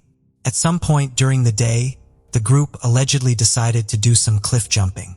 The cliffs in the area were steep and high, and the water was filled with hidden rocks. It was alleged that when Lauren jumped, she hit the back of her head and was left unconscious for a few seconds. Despite this, Lauren seemingly recovered and appeared back to her normal self later that evening. The group carried on into the night and nothing seemed amiss. As the evening rolled around, another friend of Lauren's named Cassie Franks, who was also at the festival separately, said she bumped into Lauren's group at the bar in the marina. Cassie was also the ex-girlfriend of Aaron Lilly. She, along with many others, said it was very apparent that Aaron's friend, Chris Stout, had taken a liking to Lauren, but the feeling clearly wasn't mutual. She reported that she felt like Lauren was having to put up with Chris, almost acting as Hannah's wingman. Lauren also raised her concerns with Cassie about going back to sleep on the cliff that night. Cassie knew the fear that Lauren was feeling all too well as she had spent a night up there a few years prior. Lauren was so nervous that she asked Cassie if she could stay with her group instead. Cassie said she had to decline as they had no more room. At some point during the night, Lauren sent text to one of her friends saying that she wanted to come home and was no longer enjoying herself. She said her friends were being mean to her and she just wanted to leave. Eventually, the group decided to call it a night between 2:30 and 3:30 a.m. The next morning, Hannah, Aaron, and Chris said they all awoke to find Lauren missing. Her belongings were also by the hammock, but Lauren was nowhere to be seen. However, they didn't raise the alarm. They said that they had just assumed she had simply headed off down the cliff to start enjoying the day without them, but she left her shoes, phone, and purse. So although possible, this theory didn't seem to make much sense. Sherry was now panicking as she hadn't heard from her daughter since the Saturday, and it was now Sunday. She began frantically calling and texting her daughter, but to no avail. Tragically, at 4:30 p.m. that Sunday, a fisherman and his son made a gruesome discovery. Lauren Agee was face down and floating in the water. It was evident that she had been dead for some time. The police arrived on scene and began a recovery process. While this was happening, Aaron Lilly paddled around the corner in a canoe and went straight over to the police. He asked if they had seen his friend, as she had gone missing. Harry and Diana Elder, a couple who were also on the scene, said this encounter played on their minds. There had been no announcement to say that a body had been found in that location, and the timing of Aaron's entry onto the scene seemed odd. One of the officers on scene would later say that he believed Aaron had staged this encounter, and that the group likely already knew where Lauren's body was. Aaron, Chris, and Hannah were all brought back to the mainland and questioned. According to police, Aaron and Chris's demeanors appeared nervous. Aaron was overheard telling the others not to mention anything and to let him do the talking. Neither Aaron, Chris, or Hannah mentioned Brix Nagamber in their statements. Although no polygraphs were ever performed, they were all questioned individually, and the stories and accounts that the three had began to change and differ massively. Despite all of Lauren's belongings being there, Erin Lilly claimed that she had stayed at the bar in the marina and never came back to the cliff with them. This was disputed by Detective Prisiarchik. He was an off-duty police officer working as security for Wakefest. He remembered seeing all four of them in a canoe heading for the cliff that night at sometime around 2:30 a.m. Erin Lilly would later change his story and said that he believed Lauren had headed off to the cliff to meet an old boyfriend. Hannah Palmer told the police that Lauren had left that morning and joined a boat of unknown people. She assumed that she had gone to spend the night with them and would return in the morning. However, during a Skype interview, Hannah would later say that she wondered if Lauren had gone to the toilet during the night and fallen off the side of the cliff. That Skype interview was interrupted by Aaron phoning Hannah, telling her to stick to the story. In Christopher Stout's written statement, he referred to Lauren as the girl and said that Lauren had returned to the campsite for only a few minutes before saying she was leaving to meet an ex-boyfriend. He said he had then fallen asleep and didn't feel her get out of the hammock that they were both in. Just one day after the festival had ended, he spoke about how good the weekend had been on Instagram, showing no signs that anything sinister had occurred. In the background of the shots, Hannah and Aaron are also visible. It remains unclear as to whether or not Briggs and Gambrill gave any form of statement. Some of the interviews were recorded, and the group could be heard giving various different accounts. An autopsy was carried out and determined that Lauren's cause of death was blunt force trauma and possible drowning. She had a broken nose and fingers, and her body was bruised and battered. It was also determined that she had very little water in her lungs despite being submerged. Her blood alcohol level was twice the legal limit. She also had some distinctive markings and impressions on her body, including a triangle shape on her chest. Detective Chris Yarchik, who had watched her leaving that night, also helped in the recovery of Lauren's body. He said that he saw what he believed to be a bite mark on her chest, as well as substantial bruising to her thighs. He suggested at the time that a rape test kit be done, but no such test was performed, and her body was never swabbed for DNA. 911 calls were lost, text messages were erased, and recordings of some interviews weren't made, and the crime scene was completely contaminated. It was eventually concluded that she had fallen down the side of the cliff while intoxicated, and her death was ruled as an accident. It was also determined that there was no foul play involved, and it was nothing more than a very tragic, drunken incident. With this, DeKalb County Sheriff's Department closed the case. Sherry's gut instinct told her that this was wrong and begged for the case to be re-examined. These requests were all denied. Hannah Palmer, Chris Stout, Erin Lilly, and Brixner Gambrill were never considered suspects by the DeKalb County Sheriff's Department. Hannah and Erin married and moved to Florida where they had a baby. Chris Stout was in and out of jail due to various parole violations and DUIs, and Brixton Gambrill moved out of state and obtained a lawyer. None of them attended Lauren's funeral, and none of them have commented or publicly engaged with the case since it closed. Cassie Franks, Lauren's friend and Erin's ex-girlfriend, agreed with Lauren's mother Sherry, and she had concerns about what had happened that night too. She said that Erin was violent with her during their relationship and that he had choked, bitten, and beaten her.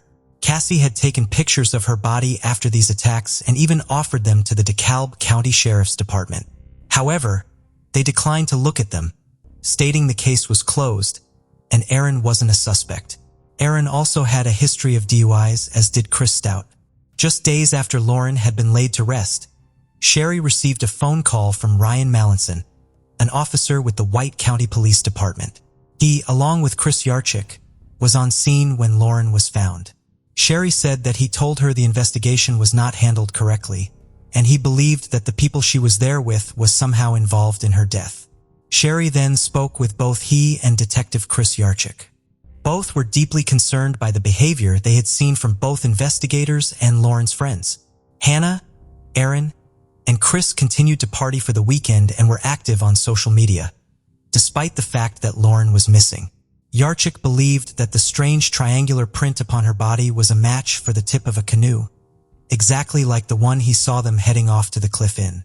However, that theory was quickly thrown out by the sheriff's office. They said that the mark had been made while pulling her onto the rescue boat. Yarchik, among with many others, believed that Lauren had already died when she went into the water, which could have explained the lack of water in her lungs. However, as Yarchik wasn't an officer with the investigating department, he had no authority to reopen the case. He did, however, encourage Sherry to pursue it. Off the back of this, Sherry hired a private detective by the name of Sheila Wysocki, and her course of action was to have Lauren's autopsy notes re-examined. This look concluded that Lauren had hemorrhaging in her throat. According to Sheila, the hemorrhaging was a result not of being strangled, but of being held down. Sheila also wanted answers from the police regarding the rape test kit and why one hadn't been carried out. The answer she received was that because Lauren had been wearing a tampon, she couldn't have been sexually assaulted. Therefore, no such test was deemed necessary. Sheila discovered that Lauren wasn't actually menstruating at the time. She contacted Lauren's GYN practitioner, and they found that the lining of Lauren's uterus confirmed she hadn't been on her cycle. Sheila also disputed the details surrounding the infamous cliff jump in which Lauren supposedly hit the back of her head. She argued that while Lauren did jump off the cliff, she didn't go into the waterhead nor did she pass out, and there was no bruising.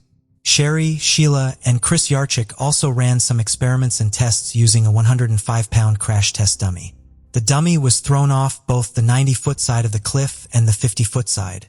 On the 90-foot side, the current of the water at the time wasn't consistent with where Lauren's body had been found. If she had fallen in, she would have floated towards the marina in the opposite direction. The drop on the 50-foot side was so filled with ledges, trees, and rocks that it seemed impossible to roll continuously to the bottom without something getting in the way. They used the crash test dummy almost 50 times, and every time garnered the same result. A witness named Chris Brown came forward and said that he had seen who he was sure was Aaron Lilly on the night Lauren was last seen alive. He claims that at around midnight, he saw Aaron coming out of the water, spluttering and spitting water out for several minutes. Aaron said that he had almost drowned swimming over to the marina area. This tip was turned over to the DeKalb County Sheriff's Department, and they advised that should they want to pursue this lead, they would be in contact. But that call never came. His statement remains a gray area, however, as the time frame of midnight doesn't match up with the 2:30 a.m. time that the majority of witnesses talked about. During an interview with Crime Watch Daily, the family's private investigator, Sheila Wysocki, said that she had been following up on some false stories that had been circulating around social media. She said some of the information was coming from an IP address in Florida, matching the same street that Hannah and Aaron's house was on. Sheila and Sherry believed that this was no coincidence. Sheila was convinced that the answers lay with Hannah Palmer, Aaron Lilly, Christopher Stout, and Brixton Gambrell. In February, Lauren's family filed a $10 million wrongful death lawsuit against the four of them in a bid to force them to talk. Aside from Chris Stout, they all ended up pleading the amendment. Because Chris Stout was in jail at the time, pleading the may have impacted his sentence, so he took part in a deposition. This lawsuit also highlighted a lot of flaws in the handling of the case, and officers were forced to admit that a lot more could and should have been done. In February, Sherry's wrongful death lawsuit against the group was dismissed, ruling that there was insufficient evidence. Circuit Court Judge Jonathan Young threw the case out, deeming it to be ridiculous and pulled out of thin air. Sherry was told that it may only be possible to proceed if she agreed to a gagging order preventing her from talking about the case publicly, something she felt would hinder rather than help. After the lawsuit was thrown out, over 20,000 people signed a petition begging for the case to be reopened. At the start of February 2019, the Nashville Court of Appeals overturned the ruling made regarding Hannah Palmer's potential involvement in the case. It was unanimously referred to as a clearly erroneous assessment of the evidence. The court ruled that Sherry absolutely had a clear and legal right to sue for wrongful death. Despite all of this, the case currently sits in limbo, and Lauren's family and Shiga Waisaki continue their fight for answers and justice for Lauren Agee. At this stage, it is unknown whether or not the full story about what happened that night will be brought to light. But Sherry Smith is determined to fight for her daughter for as long as it takes. In February, the body of 36-year-old Sabrina Payne was found in a field near Tremont, Illinois. Sabrina was a black female who was known to support a drug habit with prostitution. Sabrina had last been seen at her home 2 days before her body was found. The original autopsy failed to determine a cause of death, leaving some of the detectives to believe she had overdosed. One detective, however, felt uneasy about that assumption. His suspicions were confirmed as more bodies were found in Peoria and Tazewell counties over the next year. On February 5, 2004, the body of 36-year-old Barbara Williams was found in a ditch near Edwards, Illinois. She was found clothed and lying face down in the snow. She had been seen alive between 9 and 10 p.m. the night before. An autopsy showed that she had multiple contusions and abrasions on her body. Toxicology showed that she had fatal levels of cocaine in her blood. At this point, police were not ready to call this a murder or entertain the idea of a serial killer preying on black drug-addicted prostitutes. In February, 32-year-old Shakanda Thomas was reported missing. She had last been seen by her family in August. Shakanda was known to disappear at times, but when she didn't come back after several weeks, her family reported her missing. Shirley Entrap was also reported missing in February.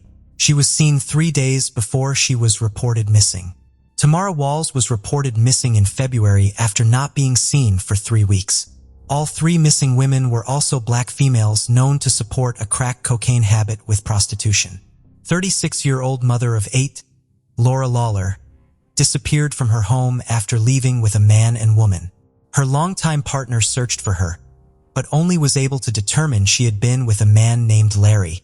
Her boyfriend and father to her 7 daughters and 1 son describes Laura as the love of his life and a beautiful soul. The two had experimented with crack cocaine, and Laura seemed to struggle with addiction before her disappearance. On September 25, 2004, Linda Neal was found on King Road in Tazewell County. She was found nude along the side of the road. Linda, like the other women, was known to be part of the drug scene in Peoria. At this point, police had determined there was likely a serial killer stalking black females in the Peoria area. A task force was formed, which one detective states would have occurred much quicker if the victims had been white females. While police desperately searched for the killer, they kept a close eye on women in the community at risk. Despite their efforts, on October 15, 2004, Brenda Irving's body was found in a ditch near Farmington. Brenda was found nude, and an autopsy determined that she had been strangled and suffered blunt force trauma to her head. She also had fatal levels of cocaine in her system at the time of her death. Her children had feared for their mother's safety, as she had known many of the women who had been killed or disappeared from central Illinois. Brenda struggled with drug addiction. Despite detectives' best efforts, the case proved difficult to solve. They followed thousands of leads, but finally got the lead they were waiting for in February. 35-year-old Vicky Bomer was arrested for theft. From jail, she told authorities that she thought she could help them find the serial killer preying on her fellow sex workers. She believed that a man who had picked her up in July 2004 was responsible. Bomer explained that in July, a man named Larry Bright lured her to his mother's home while they shared alcohol and drugs. Once she was intoxicated, she said Bright attacked her, attempted to rape her, and pulled a knife on her. Somehow, Bomer was able to escape. Police were at first skeptical as Bomer asked for a plea deal in exchange for her testimony. Why hadn't she reported this back in July? Why wait until she was under arrest? Vicky Bomer claimed she was scared of being arrested for outstanding warrants, which is why she did not come forward in July 2004. A search of her criminal history confirmed the warrants, so detectives decided to take a look at the man named Larry Bright. Larry Dean Bright was born in Peoria, Illinois, on July 8, 1966. He served a 2-year stint in prison at age 19 for burglary and carjacking. According to Larry's family, the time Larry spent in prison changed him for the worse. Larry became more angry and violent and began using drugs. Larry had an injury, which started an addiction to prescription opioids and later crack cocaine. He also developed an addiction to pornography, preferring videos with black women. Larry lived with his mother in a tiny guest house behind her home. Larry enjoyed gardening, creating a beautiful garden bed of flowers for his mother. When the police arrived at Larry's home following the tip, they noticed the beautiful flowers in the garden. Larry was placed under arrest for the unlawful restraint of Vicky. They questioned Larry about the murders, but he denied having any information about the murdered and missing women. Throughout the interview, Larry smoked several cigarettes. Detectives planned to take one of the cigarette butts and test it for DNA, but Larry ate them before leaving the interrogation room. Larry declined to give DNA voluntarily. Police searched Larry Bright's home on January 20, 2005. The investigators dug up the garden, finding several small bone fragments and ashes that were later determined to be human. When the police questioned Larry again, they told him they were digging up his mother's flowers. At this point, Larry broke down and confessed to multiple murders. He even led investigators to the remains of some of his victims. Larry explained that around July 27, 2003, he picked up Sabrina Payne on the south side of Peoria. He drove her to his home, which he shared with his mother. He claimed the two drank and used cocaine before having consensual sex. Larry said he did not intend to tell Sabrina, but he became enraged, thinking Sabrina was trying to rip him off. He strangled her to death and dumped her body near the cornfield where she was found. Larry confessed to picking up Barbara Williams in February 2004. Again, he used drugs and alcohol with his victim. He stated that he once again lost control of his anger and killed Barbara. He claimed he caught Barbara stealing from him. He dumped her body along the road where she was found the next day. The prosecution believed that after the first 2 murders, Larry developed a bloodlust. At the time of his arrest, he said, "I knew them I would kill, the others I would pick up. I went out hunting." Larry also confessed to killing Laura Lawyer. He burned her body in his backyard burn pit, burying the remains in his mother's yard. He said he wanted to destroy the bodies to avoid getting caught. He confessed to killing Tamara Walls and burning her remains. Her jawbone was found in the backyard. He admitted to strangling, beating, and burning Shirley and Trapp. Shakanda Thomas had the same fate after being picked up by Larry Bright. He burned the woman and buried the ashes in the yard. Because of his attempts to creamy his victims, he was nicknamed the Bone Crusher. Larry said that he attempted to burn Lyndon Neal and Brenda Irving as well, but the attempts were unsuccessful due to the weather. He dumped both women along the side of the road. Larry was facing the death penalty following his January 2005 arrest. In an attempt to spare his mother the embarrassment of a trial and avoid the death penalty, Larry Bright pleaded guilty to 7 counts of first-degree murder and 1 count of drug-induced homicide on May 30, 2006. Bright's murders were not considered racially motivated, but detectives believe he was just attracted to black women. He is one of the very few serial killers who chooses victims outside of his race. Larry was sentenced to 7 life sentences without the possibility of parole to be served concurrently. He was also given an additional 30 years for the drug-induced homicide. As part of the plea deal, Larry will be required to serve 100% of his sentence with no parole consideration. Larry is currently housed at the Shawnee Correctional Center in Vienna, Illinois. He will spend the rest of his life behind bars, but that brings little peace to the families of his victims. The loved ones of Larry's victims want people to know that the women he killed were more than just drug addicts or prostitutes. They were people. They were mothers, daughters, sisters, and friends. The serial killer dentist of St. Louis, Clennon Engelman. Dr. Clennon Engelman was born on February 6, 1927 in St. Louis, Missouri. Dr. Engelman grew up on the south side of the city and felt a deep connection to his neighborhood. After serving in the military, Dr. Engelman used his GI Bill to go to Washington University and become a dentist. He opened his dental office on the south side of St. Louis, serving the community he had always loved. Dr. Engelman, who went by Clen, was married to a woman named Edna Ruth, but they divorced in 1956. By 1958, both Clen and Ruth had remarried. Clen was operating his dental office and appeared to be successfully serving the St. Louis community. On December 17, 1958, citizens in Forest Park noticed a bloody man stumbling. The man, James Stanley Bullock, soon passed from his injuries. These injuries were caused by a gunshot. No one could figure out why someone would shoot 28-year-old James Bullock. James Bullock was born on April 17, 1931 in DeSoto. He was raised in Shiloh, Illinois by his grandparents and later his aunt after his parents passed away. According to an article from 1938, the then 7-year-old was living with his grandparents in 1938 and enjoyed attending school and fishing. James later served in the military before returning to St. Louis to work and go to college. Back in St. Louis, James met Edna Ruth, the ex-wife of Dr. Glenn Engelman.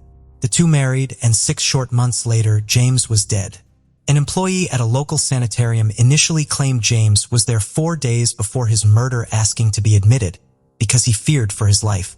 His wife and aunt said this was not true, as the three had dinner together on that night. According to his widow and aunt, James was not afraid for his life, and they knew no one who would want him dead. However, Edna Ruth benefited greatly from her husband's death. Ruth had life insurance policies totaling $64,088. While under questioning, Edna Ruth made several weird statements, including telling the police she was married before, but her husband did not know. Who was she married to? Her husband's dentist, Dr. Glenn Engelman. Edna Ruth had lied to James and his family and lied on the marriage application about being married before. Police questioned a local career criminal who was out on parole for an assault at the time of the shooting. They weren't able to tie him to the murder of James, but they did note he lived near Dr. Engelman's office. Dr. Engelman and Edna Ruth both refused to take a polygraph test and denied any involvement in the murder of James Bullock. Dr. Engelman's new wife, Ida, refused to be questioned by the police. A patient provided an alibi for Dr. Engelman. However, another witness said that they tried to find someone at the office around the time and the office was empty. Edna Ruth invested part of the funds she received after becoming a widow and a doctor. Been bored being a dentist, so he often ventured into other areas of business. This included buying a trike strip along with a partner, Eric Fry. Dr. Engelman had grown to be close friends with Eric and his wife, Sandy. On September 26, 1963, Eric and Dr. Engelman were at the drag strip using dynamite to explode and then fell abandoned cisterns on the property. Eric was lying on his stomach near one of the cisterns when the dynamite exploded quicker than anticipated. Eric was killed instantly and found lying in the bottom of the cistern. Coroner H.D. Steinbeck ruled the death accidental. Mr. Frey's wife had an insurance policy on her husband, which she invested part of into Dr. Engelman's practice. Dr. Engelman divorced Ida and married his third wife, Ruth, in 1967. The couple shared a son, but Ruth heeded the close relationship her husband had with a young woman who worked in his office named Carmen Miranda. Dr. Engelman offered to train Carmen to be a dental assistant in his office. Edna felt uncomfortable with the flirting between the doctor and his young assistant. Dr. Engelman, however, claimed he was trying to help people in his community. He hired Carmen's brother, Nick, as well at one point. Ruth was relieved when Carmen met a married man named Peter Home. Just a few months later, however, Carmen and Eric were walking in a rural area in Pacific, Missouri. The couple were exploring an area known to have caves and scenic paths. A shot suddenly fired, hitting Peter in the head. Peter died instantly and a hysterically Carmen flagged down the help. Nearby, police found an X on a tree made with tape. The area was familiar to locals as a hunting area and police believed that the shot was accidental. Police believe someone was target shooting at the accident accidentally struck Mr. Home. Carmen had a significant amount of life insurance on her husband, totaling $60,000. This is equivalent to around $300,000 in 2024. Dr. Engelman and Ruth divorced soon after, at which time Dr. Engelman married young Carmen, whom he had known since she was a small child. His son lived with Edna, his ex-wife. Despite being married to Carmen, Dr. Engelman and Ruth still met regularly for sex. Dr. Engelman Consume had extramarital affairs, which included previous affairs with Carmen, Ruth, and even Sandy Fry, the wife of his business associate Eric Fry, who was killed by dynamite. Another of Dr. Engelman's affairs was with a patient named Barbara Boyle. On November 3, 1977, someone pretending to be from the farm girl walked up to the farmhouse owned by Arthur and Vernita Gueswell in Edwardsville, Illinois. Soon after entering the home, the elderly couple were attacked and both were shot in the head. The wealthy couple left $340,000 to their son, Ronald Guswell. Guess who Ronald Guswell was married to? Barbara Boyle. On April 4, 1979, less than 2 years after the murder of his parents, Ronald Giswell was found dead inside his car outside a hotel in East St. Louis, Illinois. The man had been beaten and shot to death. He had been missing for 4 days when his body was found. Following her husband's murder, Barbara collected his inheritance in addition to several life insurance policies. The equivalent sum of money today would be nearly $1,700,000. Guess who she cut to? Dr. Clennon Engelman. Following the murder of Marmal Gueswell, authorities were starting to notice the trend of connected deaths to Dr. Engelman. His patients and community, however, only saw a generous man committed to helping his community and its citizens. Dr. Engelman was not the greatest dentist, however. He often did a sloppy job of making casts for dentures and dental appliances, requiring the work to have to be redone by the dental lab several times. His business was struggling, however, and he soon found himself in debt with a dental lab owned by Sophie Barrera. Sophie Barrera owned a South St. Louis dental laboratory and had grown tired of waiting for Dr. Engelman to pay up by 1980. She filed a lawsuit against the doctor that was set to go to court just a few days after Sophie was murdered. On January 14, 1980, Sophie entered her vehicle in South St. Louis. Shortly after, the vehicle exploded. Police found remnants of a bomb under her charred vehicle. Sophie had told her son before she was in fear of being killed. She believed Dr. Glenn Engelman was dangerous. Dr. Engelman was questioned for 3 hours and then released. Police were certain he was responsible for Sophie's death, but they had to prove it. The public also wondered if the bombing was related to another bombing in the area that was carried out between two mob families fighting for control over St. Louis labor unions. The evidence indicated, however, that this was not a mob hit. The number one suspect was the man who owed Sophie $15,000. Dr. Engelman had to be stopped, but the police weren't sure how to do it. Detectives soon began having conversations with Dr. Engelman's ex-wife and mother of his son, Ruth. Ruth told police nothing at first, but eventually started to talk. She explained that Dr. Engelman often bragged about killing people. He told her that he had a superpower. He was able to kill without remorse. He had admitted to killing Eric Fry, Peter Home, and the Guswell family. It was his side hustle, killing for profit. Ruth agreed to help the police, but none of her testimony could be used in court because Dr. Engelman confessed to her while the two were still married. He was protected by spousal privilege. Ruth decided to wear a wire, however, and met up with Dr. Engelman to exchange their son and sometimes just to socialize. They were still having a sexual relationship despite Dr. Engelman's marriage to Carmen. She tried to get Dr. Engelman to confess to her again by asking to write questions. He didn't seem to take the bait at first, and Ruth feared he would kill her next. Ruth suggested police plant a bug in her bedroom and she would invite the dentist over for sex. Dr. Engelman was suspicious, however, and did not say anything that could lead to his arrest.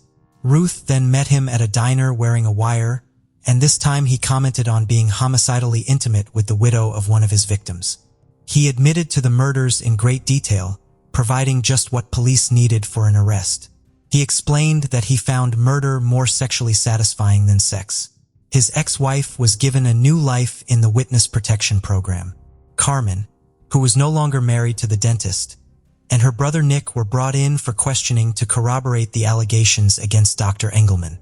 As possible co-conspirators, They asked for and were granted immunity to testify against the dentist. Carmen told quite the story. She said she was working for the dentist when he suggested she find someone with good benefits to marry.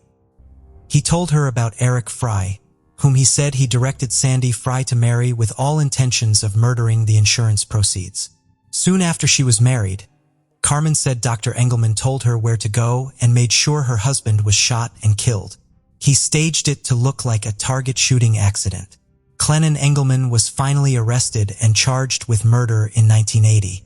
Carmen testified at Dr. Engelman's first trial, for which he was convicted of murdering Peter Hamm and given 50 years in prison. The dentist then pled guilty to the murder of Sophie Barrera to avoid the death penalty. Serving a list sentence for that murder in Missouri, Dr. Engelman was back in court by 1985 in Illinois. In 1984, Robert Handy, a conduct and acquaintance of Dr. Engelman, admitted to authorities that he had taken part in the murder conspiracy of the Geiswold family. He implicated Dr. Engelman, who had bludgeoned Harmeld Geiswold and Shahim, as well as Ronald's widow, Barbara Boyle. Dr. Engelman was given 3 life sentences for the Geiswold murders. He also was convicted of federal mail fraud and given a 30-year federal sentence. He is believed to have killed at least 12 people, including conspiring with his first wife to kill her husband, James Bullock, in 1958. Edna Ruth was never charged in the case due to lack of evidence. Barbara Boyle went on trial for the murder of her in-laws, Arthur and Vernita Giswell, and husband Ronald in 1985. The jury acquitted her of the murders of Arthur and Vernita by convicted her of conspiracy to commit murder in the death of Ronald Giswell. Barbara Boyle was sentenced to 50 years in prison in 1985. She was granted parole in February 2009. Dr. Engelman enjoyed his notoriety in Missouri, often comparing himself to legendary outlaw Jesse James. He is believed to have killed at least 12 people, but the actual number is unknown. Unlike other serial killers, Dr. Engelman was inspired, at least in part, by greed. He also seemed to revel in his ability to not feel remorse. Dr. Engelman died of diabetes-related health issues in 1999 at age 72. He was incarcerated in Jefferson City at the time. Thank you for joining us on this journey into the depths of unsolved mysteries. Cold cases not only challenge our understanding of the past, but also ignite our curiosity and determination for answers. Remember to subscribe to stay updated on our latest investigations. And if you have any information regarding the cases we've covered, don't hesitate to reach out. Together, we can shed light on the shadows of the past and bring closure to those who seek it. Until next time, stay vigilant, stay curious, and never stop seeking the truth.